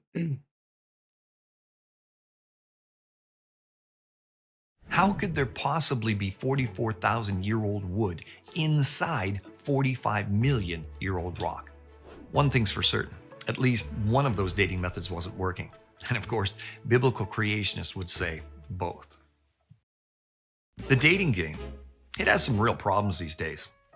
No, gentlemen, not No dating app, thank you. Now, biblical creationists have long pointed out the many problems with the unprovable assumptions behind these techniques, like carbon-14 and other radioisotope dating methods, which were actually developed long after the idea of millions of years had been accepted as fact by evolutionists. Primarily, oh, isn't that funny? They accepted the stuff was millions of years old before there was even a technique to prove that they were millions of years old. Imagine that, right? Imagine that. They already had a belief that it was true, and then they make a tool to prove their belief. Wouldn't that be confirmation bias? Ugh. because of the You don't have proof of your own claims. rock layers seen around the world. And of course, we've dealt with the many problems concerning their interpretation of those rock layers before. Newsflash, you're just taking some other guy's word. You're just taking some other guy's word, though. You're going to get me a source, and that's you accepting somebody else's word. You're doing the same thing, and then saying that I can't do the same thing you're doing. It hasn't been proven. It's not been proven. You can't prove radiocarbon dating is accurate. However, despite what the average person thinks about these Proven sources are just other people that have been said he knows what he's talking about. It's appeal to authority fallacy. No, it's appeal to authority fallacy.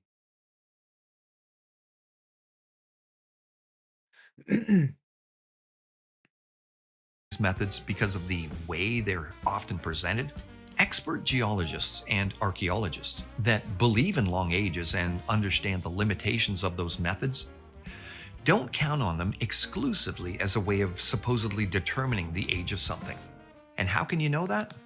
Well, here are a couple of quotations, one from a book on Egyptian archaeology, another from an associate professor of geology, and then a quote from a general book on geology, respectively, that should help put this in perspective. If a C14 date supports our theories, we put it in the main text. If it does not entirely contradict them, we put it in a footnote. And if it's completely out of date, we just drop it. In general, dates in the correct ballpark are assumed to be correct and are published, but those in disagreement with other data are seldom published, nor are the discrepancies fully explained. There you go. You asked for a source and you've been given a source. There you go. They literally don't publish the results that don't agree with their belief. Well, there is a source. A person said it. So somebody with credible position has said it. That's a source. They quoted the dude and the book in which it was from. Here we go. This is the book that it's from. Here's the proof. Here's the all the shit down here, and the quotes taken from that book. I'm not making a point for anti-evolution. I'm saying that they literally massage the results of their radiocarbon dating to fit their supposition of their belief. Does it say that? Does that 20 years thing come into this situation here? No, but like there's no proof that they're talking about 20 years of difference here. If it's completely out of date, Completely out of date would not be 20 years, would it?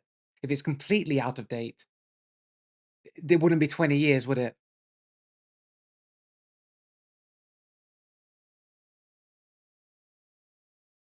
Completely out of date, we just don't publish those results.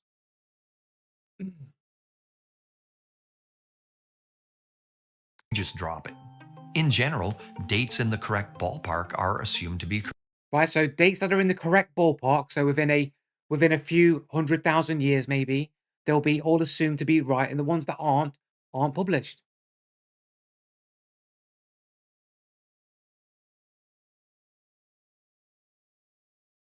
Correct and are published, but those in disagreement with other data are seldom published, nor are the discrepancies fully explained.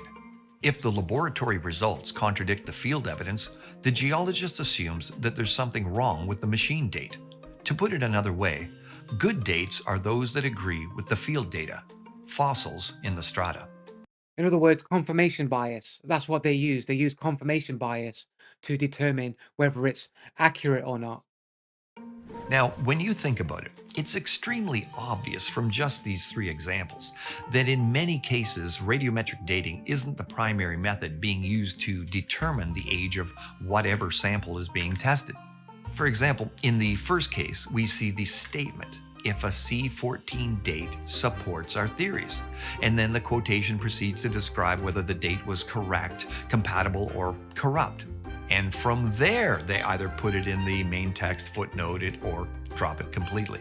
Which means they must have already determined how old they think it is, and the radiometric date won't dissuade them. Otherwise, they wouldn't have known whether the date was good, bad, or ugly, so to speak, to begin with.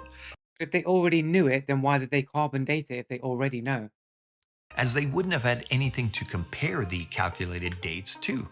But then if they already knew how old it was, why do they need to carbon date it to determine again the age to see if it agrees or not? And if it doesn't agree, they just don't publish the results. That doesn't make any sense. This type of choose your own adventure reporting isn't science in its truest form. It's actually just cherry picking your data. Exactly. Now, despite the average person often assuming these dating methods are absolute, most people have no clue how they actually work. And many assume that these methods somehow measure time itself. But this isn't so. You can't really measure time because time itself is a measurement. Time doesn't really exist, right? Like time doesn't really exist, right? Time is a measurement of motion and entropy. Time doesn't exist. There is no time. Time does not exist. Yeah, but what are you counting? You're counting position from one state to another state. You're counting motion. Time doesn't exist, man. It's a measurement, like centimeters or meters. Time doesn't exist. Time does not exist.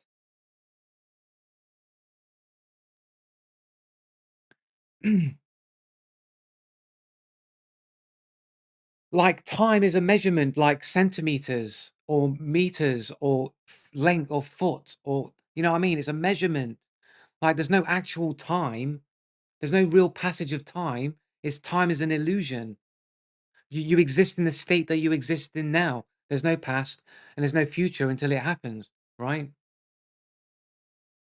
You exist in the now, in the present. Like saying I'm dumb doesn't prove that I'm dumb, right? What a clown, right? So when we say something like if somebody runs across the street and you time how long it takes them to get from one side of the street to the other side of the street, you go, that's a measure of time of how long it took them to go to the other side of the street. Man, once upon a time, created a sundial and he measured how long it would take the sun to go around based on the shadow that it makes. And from that, we got a record of how long a day lasts based on the movement of the sun in the sky. So we basically were timing the motion, the movement of the sun, and then dividing it into a time period, and then we call that time. We are measuring the motion of the sun. And the other thing that we measure through time is entropy. We measure how long it takes for something to break down over time or to wear down. That's why we measure our ages in birthdays, like I'm 38 years old. I've lived on the world for 38 years and I have grown and I've taken entropy over time where I break down and become weaker over time as time goes on, right? You're measuring time, but it's a measurement of the process of entropy and motion. You're measuring motion and entropy. No actual time is happening. Time is a measurement. Yeah, but time is just a measurement of motion and entropy. And consciousness, the measurement of how long I've existed for. 1, 2, 3, 4. I'm measuring how long I'm consciously aware for. So you're measuring motion, conscious awareness, and entropy. You're measuring those three things with time. These things happening all together at once, we call the passage of time, but it's just a measurement. Yeah, time isn't, just a measurement of those things. Yeah, measuring motion, your awareness of consciousness, and entropy is a measurement of those three things. And these still three things acting together is what we have the illusion of the passage of time. But it's just a measurement of those three things. Yeah, time is a sequence of events, and those sequence of events is motion and entropy and our conscious self-awareness. You can't measure any of those things if you're asleep. You need consciousness to be able to even measure the so-called passage of time.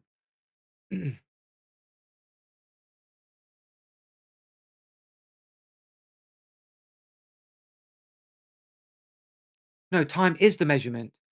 You don't measure something in meters and say, oh, that distance between there, there, that's meters between that. Oh, that space between there and there, that's called meters. The space in between that point and that point is meters.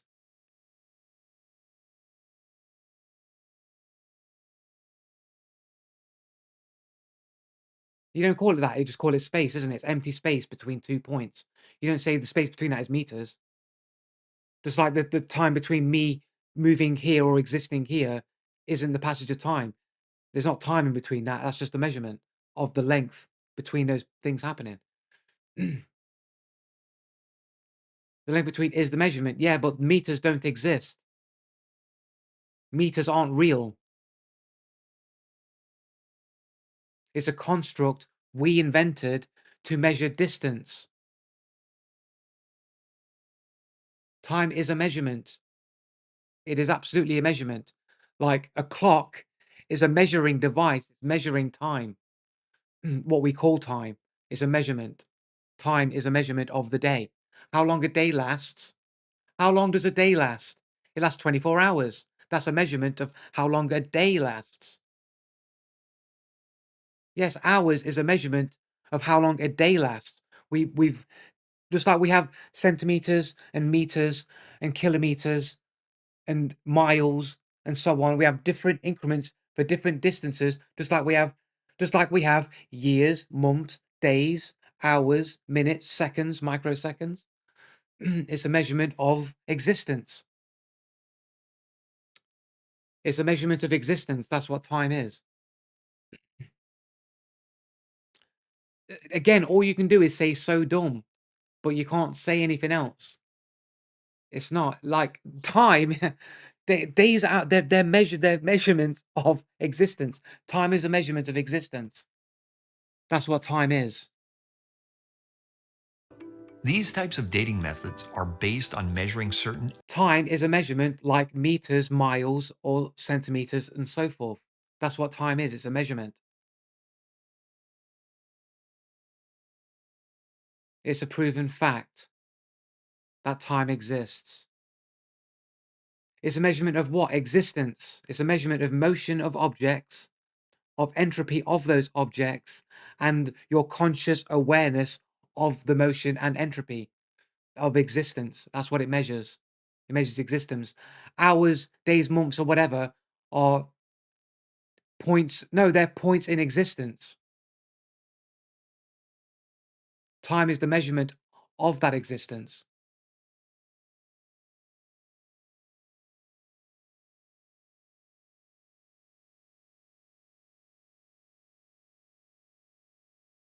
elements that decay over time, not time itself. And to explain the principles upon which all radiometric dating Yeah, but events are just things that happen in existence, isn't it? Wouldn't it be more? Wouldn't it be more the interval between events is what we measure? Yeah, but the events are motion and entropy, basically. Those are the events. Things move and things break down over time, or what we call time, what we measure of what we call time.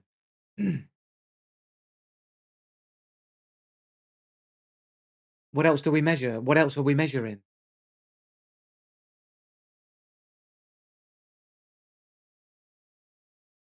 So we don't measure time, we measure the things in existence that move and exhibit entropy.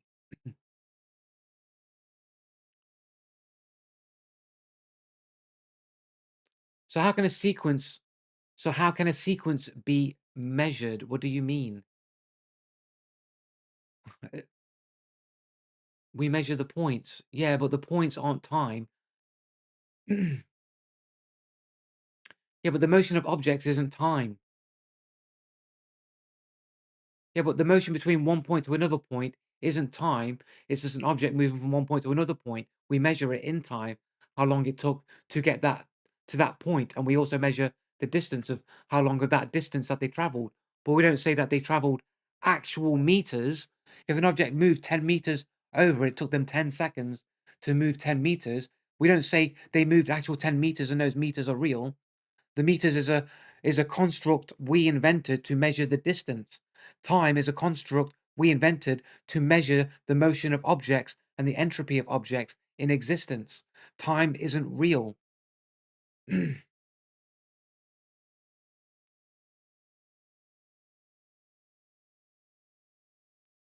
It doesn't. You got no. Based on what? How do you prove time exists?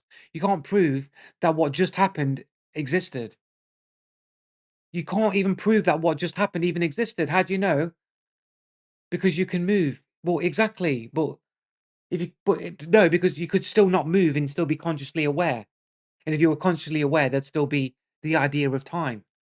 Because you could count your existence. 1, 2. I've existed for 5 seconds. 1, 2.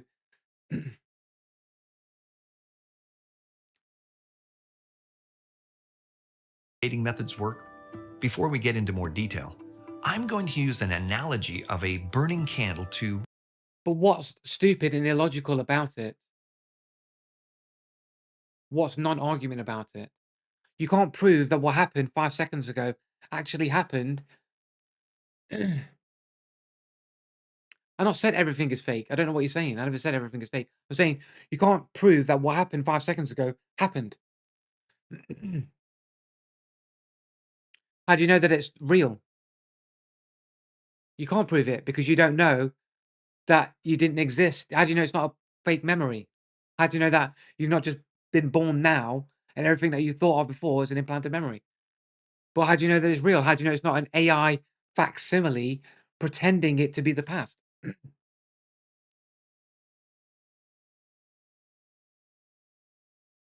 Like, can you imagine that as kind of wild? Imagine this, right? Imagine this, right? Imagine this, right?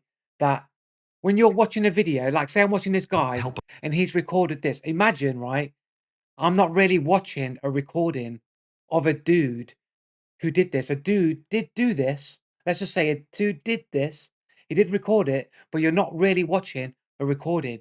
You're watching a simulated AI android recreate it in real time, and you're not really watching something that happened in the past, but a recreation made by an AI Skynet-like matrix right now in the present, but doesn't actually never existed in the past because the past doesn't exist.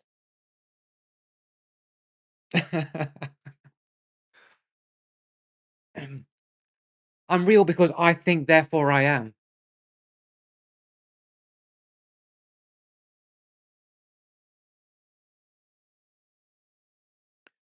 It wouldn't matter because you're still watching real time. That's sort of true, but you're not really understanding like what I was trying to say there. Like, what if you were just not really watching the past? You were just watching facsimile recreations of the past. Imagine, okay, imagine even further. Imagine it was like an alien. It's an alien parasite demon that you're looking at. It's not even. It's an entity recreating the past to fool you into a false reality. Like you not actually like look like honestly like I used to think I used to get like smoked out weed. I used to like back in the day, man. I used to like get fucking super fucking stoned in it. I'd be like playing a game or whatever, and I'd be getting super stoned. And then sometimes you'd see like a character animation that you never seen before.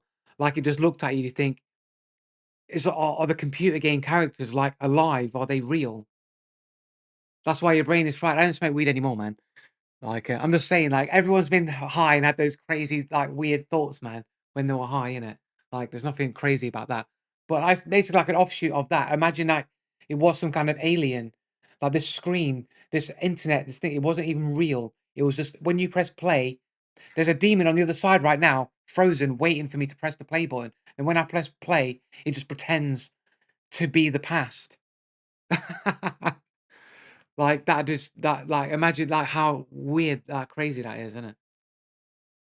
So whatever time is so whatever time is a required component of it. Whatever you are seeing or fed does not matter. You are still fed the data, and in order to do that, you need time to pass. Like, but like, but time is just a measurement of the passage of existence. You just call it time.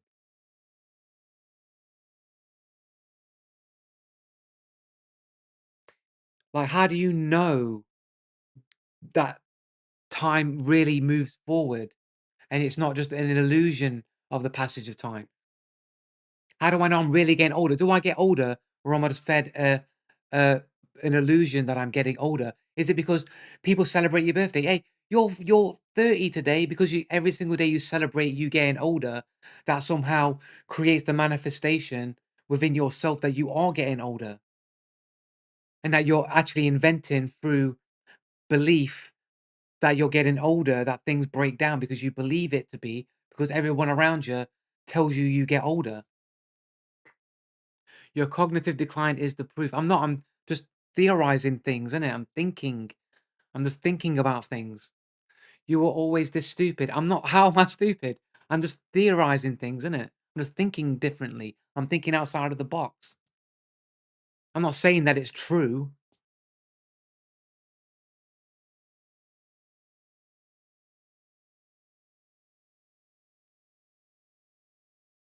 Like, don't you ever think about things? Or do you just accept everything that you believe on the television screen? Or on YouTube? Help us understand this better. Let's say we light a 10-inch candle to record how long it takes to burn down, its decay rate. And let's say No, you're saying no, I'm not saying that everything is not true. I'm saying that it could be not true. I'm not saying that it is. That's the key difference here. Like, I'm not saying that it's not true. It's like when you take the example of when I take for the example, when I talk about are fossils real, I'm not really bothered whether or not fossils are actually real or not. I'm just saying you got to first accept that they might not be real. But if they were real, then the best you can prove from the fossil is that certain species did exist that doesn't exist anymore. Physics is not true. Well, I mean, it's true supposedly. You know what I'm saying? It's supposedly true. Everything could be fake. Time does not exist. Time is a measurement of existence. That the candle burns away. It's just a perception. It's just a realignment of perception that you're not getting. Like you think time is a tangible thing when time is a measurement. You can measure time. No, time is the measurement. You measure in existence. How long things have existed for. At 1 inch per hour. After 3 hours, the candle's only 7 inches tall, etc. Now, if we then walk into a room that we've never been in before and see a lit candle that's 5 inches high, we might logically conclude, based on our previous research, that the candle had been burning for 5 hours. After all, we measured the decay rate of the candle. But of course, how do you know how big the candle was to begin with? Right? This is the logic, what they're saying. We'll pull this back because it's important logic here to understand. So let's go back to this a second here. Let's go back to this. Not time itself. And to explain the principles upon which all radiometric dating methods work, before we get into more detail, I'm going to use an analogy of a burning candle to help us understand this better. Let's say we light a 10-inch candle to record how long it takes to burn down, its decay rate. And let's say that the candle burns away at 1 inch per hour. After 3 hours, the candle's only 7 inches tall, etc. Now, if we then walk into a room that we've never been in before and see a lit candle that's 5 inches high, we might logically conclude, based on our previous research, that the candle had been burning for 5 hours. But of course, the assumption is the candle was 10 inches to begin with. How do you know that the candle wasn't actually 50 inches before you walked into the room? After all, we measured the decay rate of the candle at 1 inch per hour and the candle was 10 inches tall to start, so it's a simple case. Yeah, but they're walking into a room that they've never been in before. They're walking into a room, they've never been in the room before. They don't know how big the candle was to begin with. Freeborn, 50 inches. How do you know? It could be a skyscraper in length. It could have been burning for millions of years. She told me, man. Yeah, man. Okay. Of arithmetic. How could anyone not see how easy it is to tell how much time has passed based on the carefully measured data we'd collected earlier? But if we weren't there to see the candle lit, this conclusion, of course, would be assuming several unprovable things. For example, we don't know that the candle wasn't lit, snuffed out, and then relit sometimes later. Maybe just a few minutes before we walked in. Exactly. Another good point. There you go. You don't even know that it was just 5 inches to begin with. Could have just been 5 inches and could have been lit 2 seconds before the person came into the room. It's another good logical We point don't there. know that This is called critical thinking, guys. the environment was the same as the one we made our calculation in either. There we go. There we go. That's what I said earlier. How do you know the environment's the same? They're saying that the environment, CO2, could change the radiocarbon data. Like, it could be off. But how do they know what the climate was like when the fossil was made? You don't know what the climate was. Do you know how fossils are made? Do you know fossils need to have been underwater for a fossil to have formed? So you can only measure stuff that's actually been underwater for a significant amount of time. All I'm saying is if you got a lot of things like dinosaurs and creatures underwater, they must have died underwater.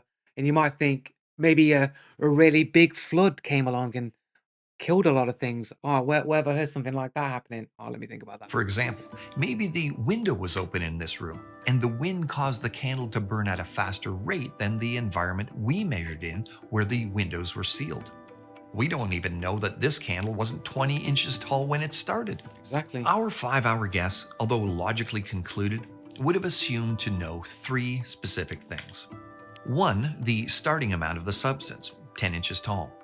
2, the original conditions, no open windows, etc. Exactly. And 3, that the decay rate was constant, 1 Exactly. inch per hour throughout the entire life of the candle. Which you And can't although prove. analogous, this method of assuming the age of something by knowing the current decay rate of a certain element and measuring the amount of that element within a given sample is how all these radiometric dating methods work. Now, There you one go. can simply assert that we shouldn't question the assumptions behind these dating methods and take them at face value. However, there's good reason not to trust them blindly, namely because they can often give impossible results. And how can this be? Well, let me explain a little bit more about C14 dating. Firstly, I've found that many people are surprised to learn that carbon dating does not generally work directly on sedimentary, that's fossil-bearing, rocks.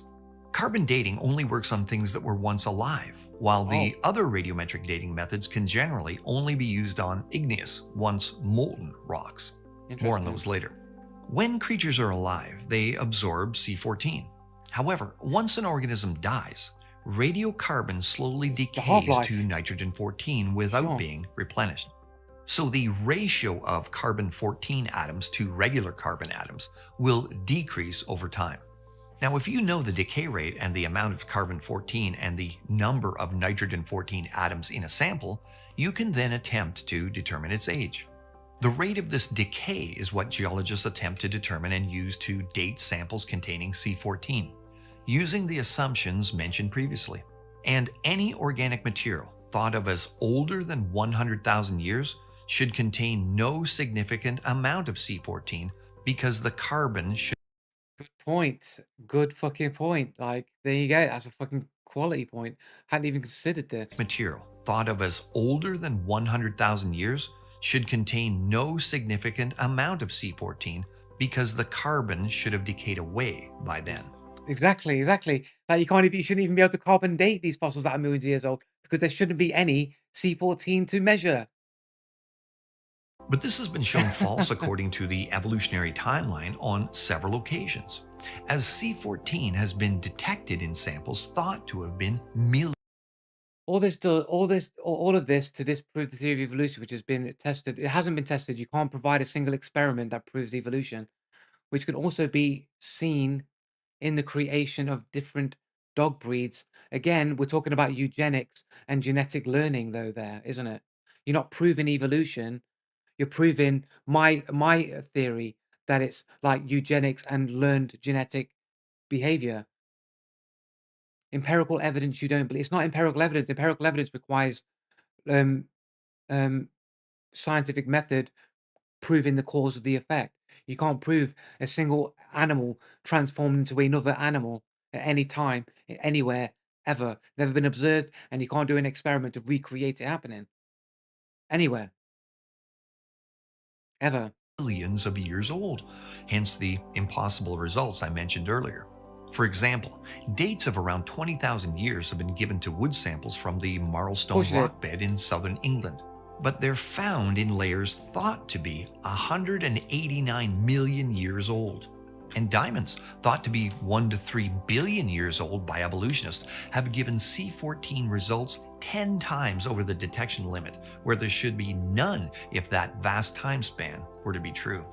As a matter of fact, just between 1984 and 1998 alone, scientific literature reported C14 in 70 samples that come from fossils, coal, oil, natural gas, and marble, representing the fossil-bearing portion of the geologic record supposedly spanning more than 500 million years. Now, evolutionists can try to explain this away as due to contamination, for example, but due to the numerous examples known, that would only lend support to the fact that we should be very suspicious of any dates given by C14 dating. One has to ask, if contamination is possible in so many instances, should C14 dating be trusted for anything? And one question I love to pose to my evolution-believing friends is this. How accurate do you think C14 dating would be if there had been a worldwide flood approximately 4,400 years ago? And after them howling that there never was a global flood and me asking, but what if there had been? They typically concede that it would have messed up the whole method. Why? Well, the reason is radiocarbon dating assumes that the current carbon 14 to carbon 12 ratio, after adjusting for the Industrial Revolution, of about 1 in a trillion is the starting ratio for the objects being dated. But this ratio would have been much smaller before the flood. What if argument? It's not a what if. They're literally saying, like, if they're saying it's millions of years old, then the C14 carbon data shouldn't even be there to measure because it will have already deteriorated. So, they shouldn't be able to get any measurement if it's as old as they claim that it is. Flood, which removed almost all living carbon from the biosphere through burial of the existing biomass. Would have been much 1 in a trillion is the starting ratio for the objects being dated. But this ratio would have been much smaller. Well, the reason is radiocarbon dating assumes that the current carbon 14 to carbon 12 ratio, after adjusting for the Industrial Revolution, of about 1 in a trillion is the starting ratio for the objects being dated. But this ratio would have been much smaller before the flood, which removed almost all living carbon from the biosphere through burial of the existing biomass. And because pre- and para-flood objects would have started with a much lower initial carbon 14 to carbon 12 ratio, the measured amount today would also be smaller and could be misinterpreted as much older. Now, each dating method, as there are many like rubidium to strontium, What if flood that didn't happen? But how are fossils created, Raptor? Fossils to be created have to be underwater. To create a fossil, it had to have been submerged underwater at some point. And if you're finding all these fossils everywhere of all these creatures, they must have died underwater.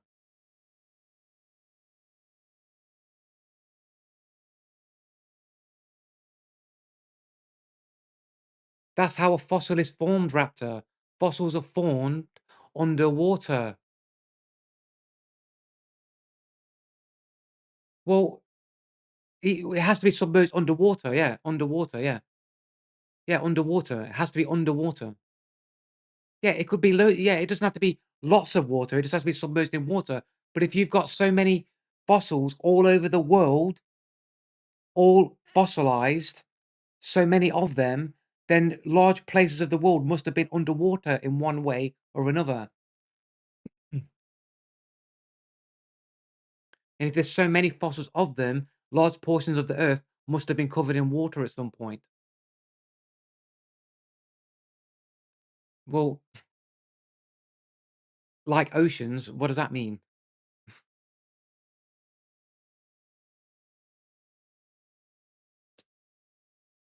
What do you mean? Like water, like it's water or ash? What? So like, so either the world was covered in volcanic ash or water everywhere. But I'm sure there'll be distinct differences between fossils made underwater and under ash, right? Large portions of water, yeah. But it would give evidence that that large portions of the Earth would be underwater at some point in order for the fossils to be made, right? Why is there deserts on the Earth? Is it because they were underwater, under the ocean at one point in time? That's why they're deserts, and why they're full of sand.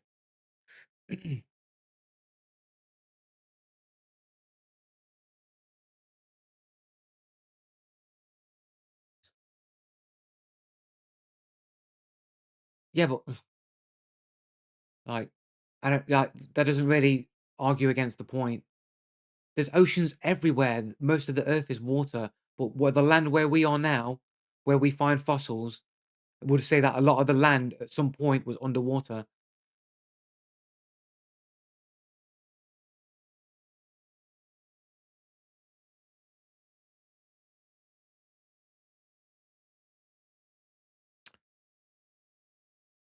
But like this argument that he's making here about whether or not it's a flood is a hypothetical. It doesn't change the basic logical fundamentals that carbon dating is based upon.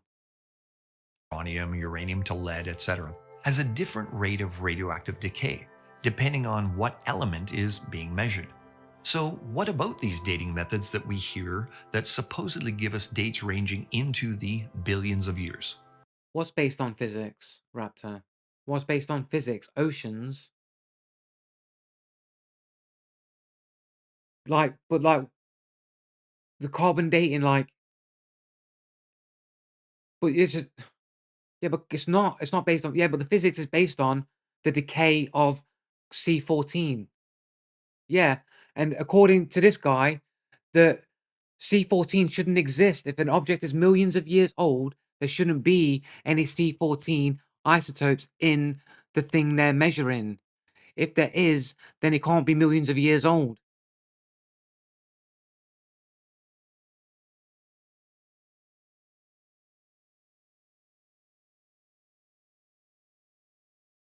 Well, as stated, carbon-14 can only date up to a supposed 100,000 years. Uranium-lead dating, however, is a method that could theoretically give dates up to 4.5 billion years because of how slowly we've observed uranium's decay rates.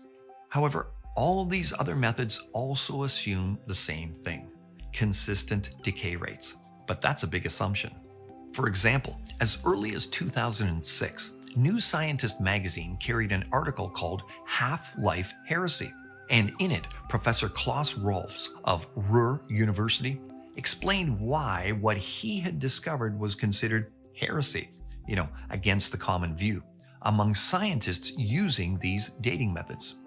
When I was studying physics, my teachers said nuclear properties are independent of the environment.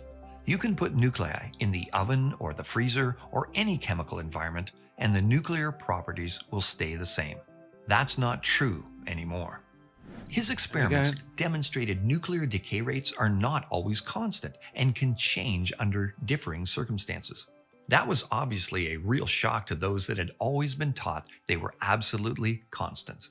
However, prior to this, creationists had already pointed out several examples of problems with these dating methods as well.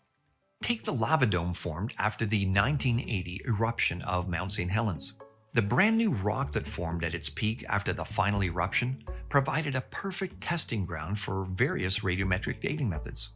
And imagine the surprise when the rocks dated from 340,000 to 2.8 million years old, when its actual age was less than 25 years. The source for that other person's YouTube video that you wanted a source for. There you go, that's where it comes from. No results came out younger than this. And please understand, because I've heard this objection from skeptics so many times, there is no retained age that could be calculated in these rocks, which is admitted by evolutionary geologists. That's just not how the method works.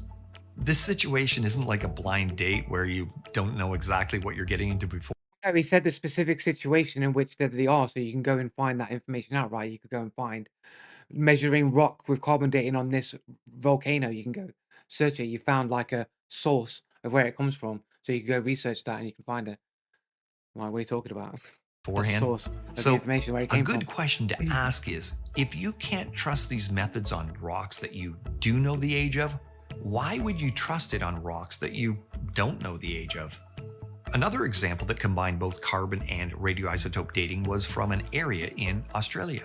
In 1994, some people were drilling through sand and clay when they struck a basalt layer that had apparently flowed over a forest at one point because it had some charred wood encapsulated inside of it.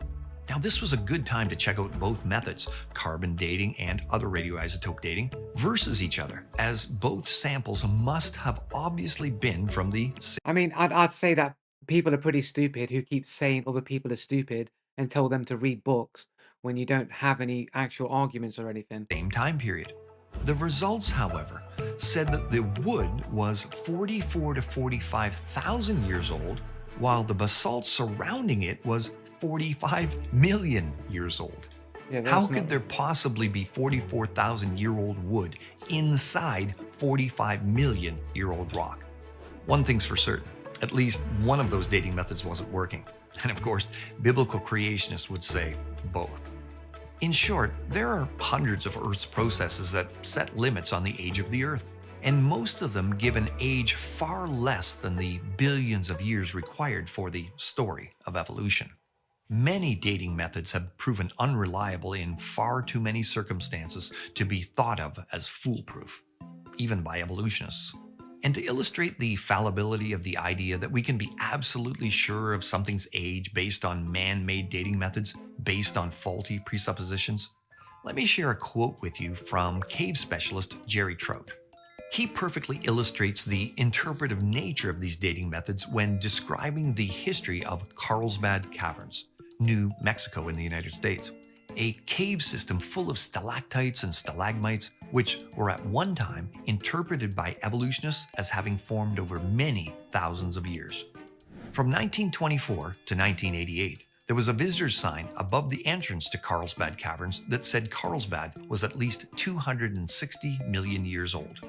In 1988, the sign was changed to read 7 to 10 million years old. Then, for a little while, the sign read that it was 2 million years old. Now, the sign is gone. So, scientists gathered new data over time and updated their estimations, and updates are fine. That's how science works. But for the average layperson who's putting their trust in these dates as factual, which of those dates was true? Which was fact? And which was scientific in the way the average person thinks? Was it 260, 7 to 10, or 2 million years old? Or were they all just simply the fallible guesses of man, attempting to determine things beyond the revelation of God's word? Well, not necessarily over the that years, part. I've had many. Not necessarily the religious part, but that part that he's saying there, that's absolutely true. The fallibility of man made these guesses. That's it. That's what it is. Necessarily the People God say part, but you know. Something to the effect of that, well, the Bible isn't a scientific textbook. And thank goodness for that, because then it would be overpriced and change every 10 years. No, the Bible isn't a science textbook, and it's not even a religious book. The Bible is the truth, the revelation of the only one with all knowledge who was there from the beginning. And we can trust. Presumably, we're not going to get into a religious discussion here, like if that is true, but like the logical argumentation that the guy's providing is like you can't argue against the logic. And if you want sources, he named the events and the dates when these things happen. You can go find them out, whether they're true or not. You know what I mean, but the logic that he's arguing is unarguable logic. Anyway, like this video. I've definitely got to go now anyway. So that's it for today's episode of Learning with Joe Blue. Hope you've all learned something good. I'll be back here with another educational sermon or lecture next Wednesday, probably. And I'll catch you all then. But I definitely want to go get some food and I'm out of here. So GG, guys. Laters. Peace. I learned nothing, but there we go. That's how it goes. GG's, laters, guys. Peace.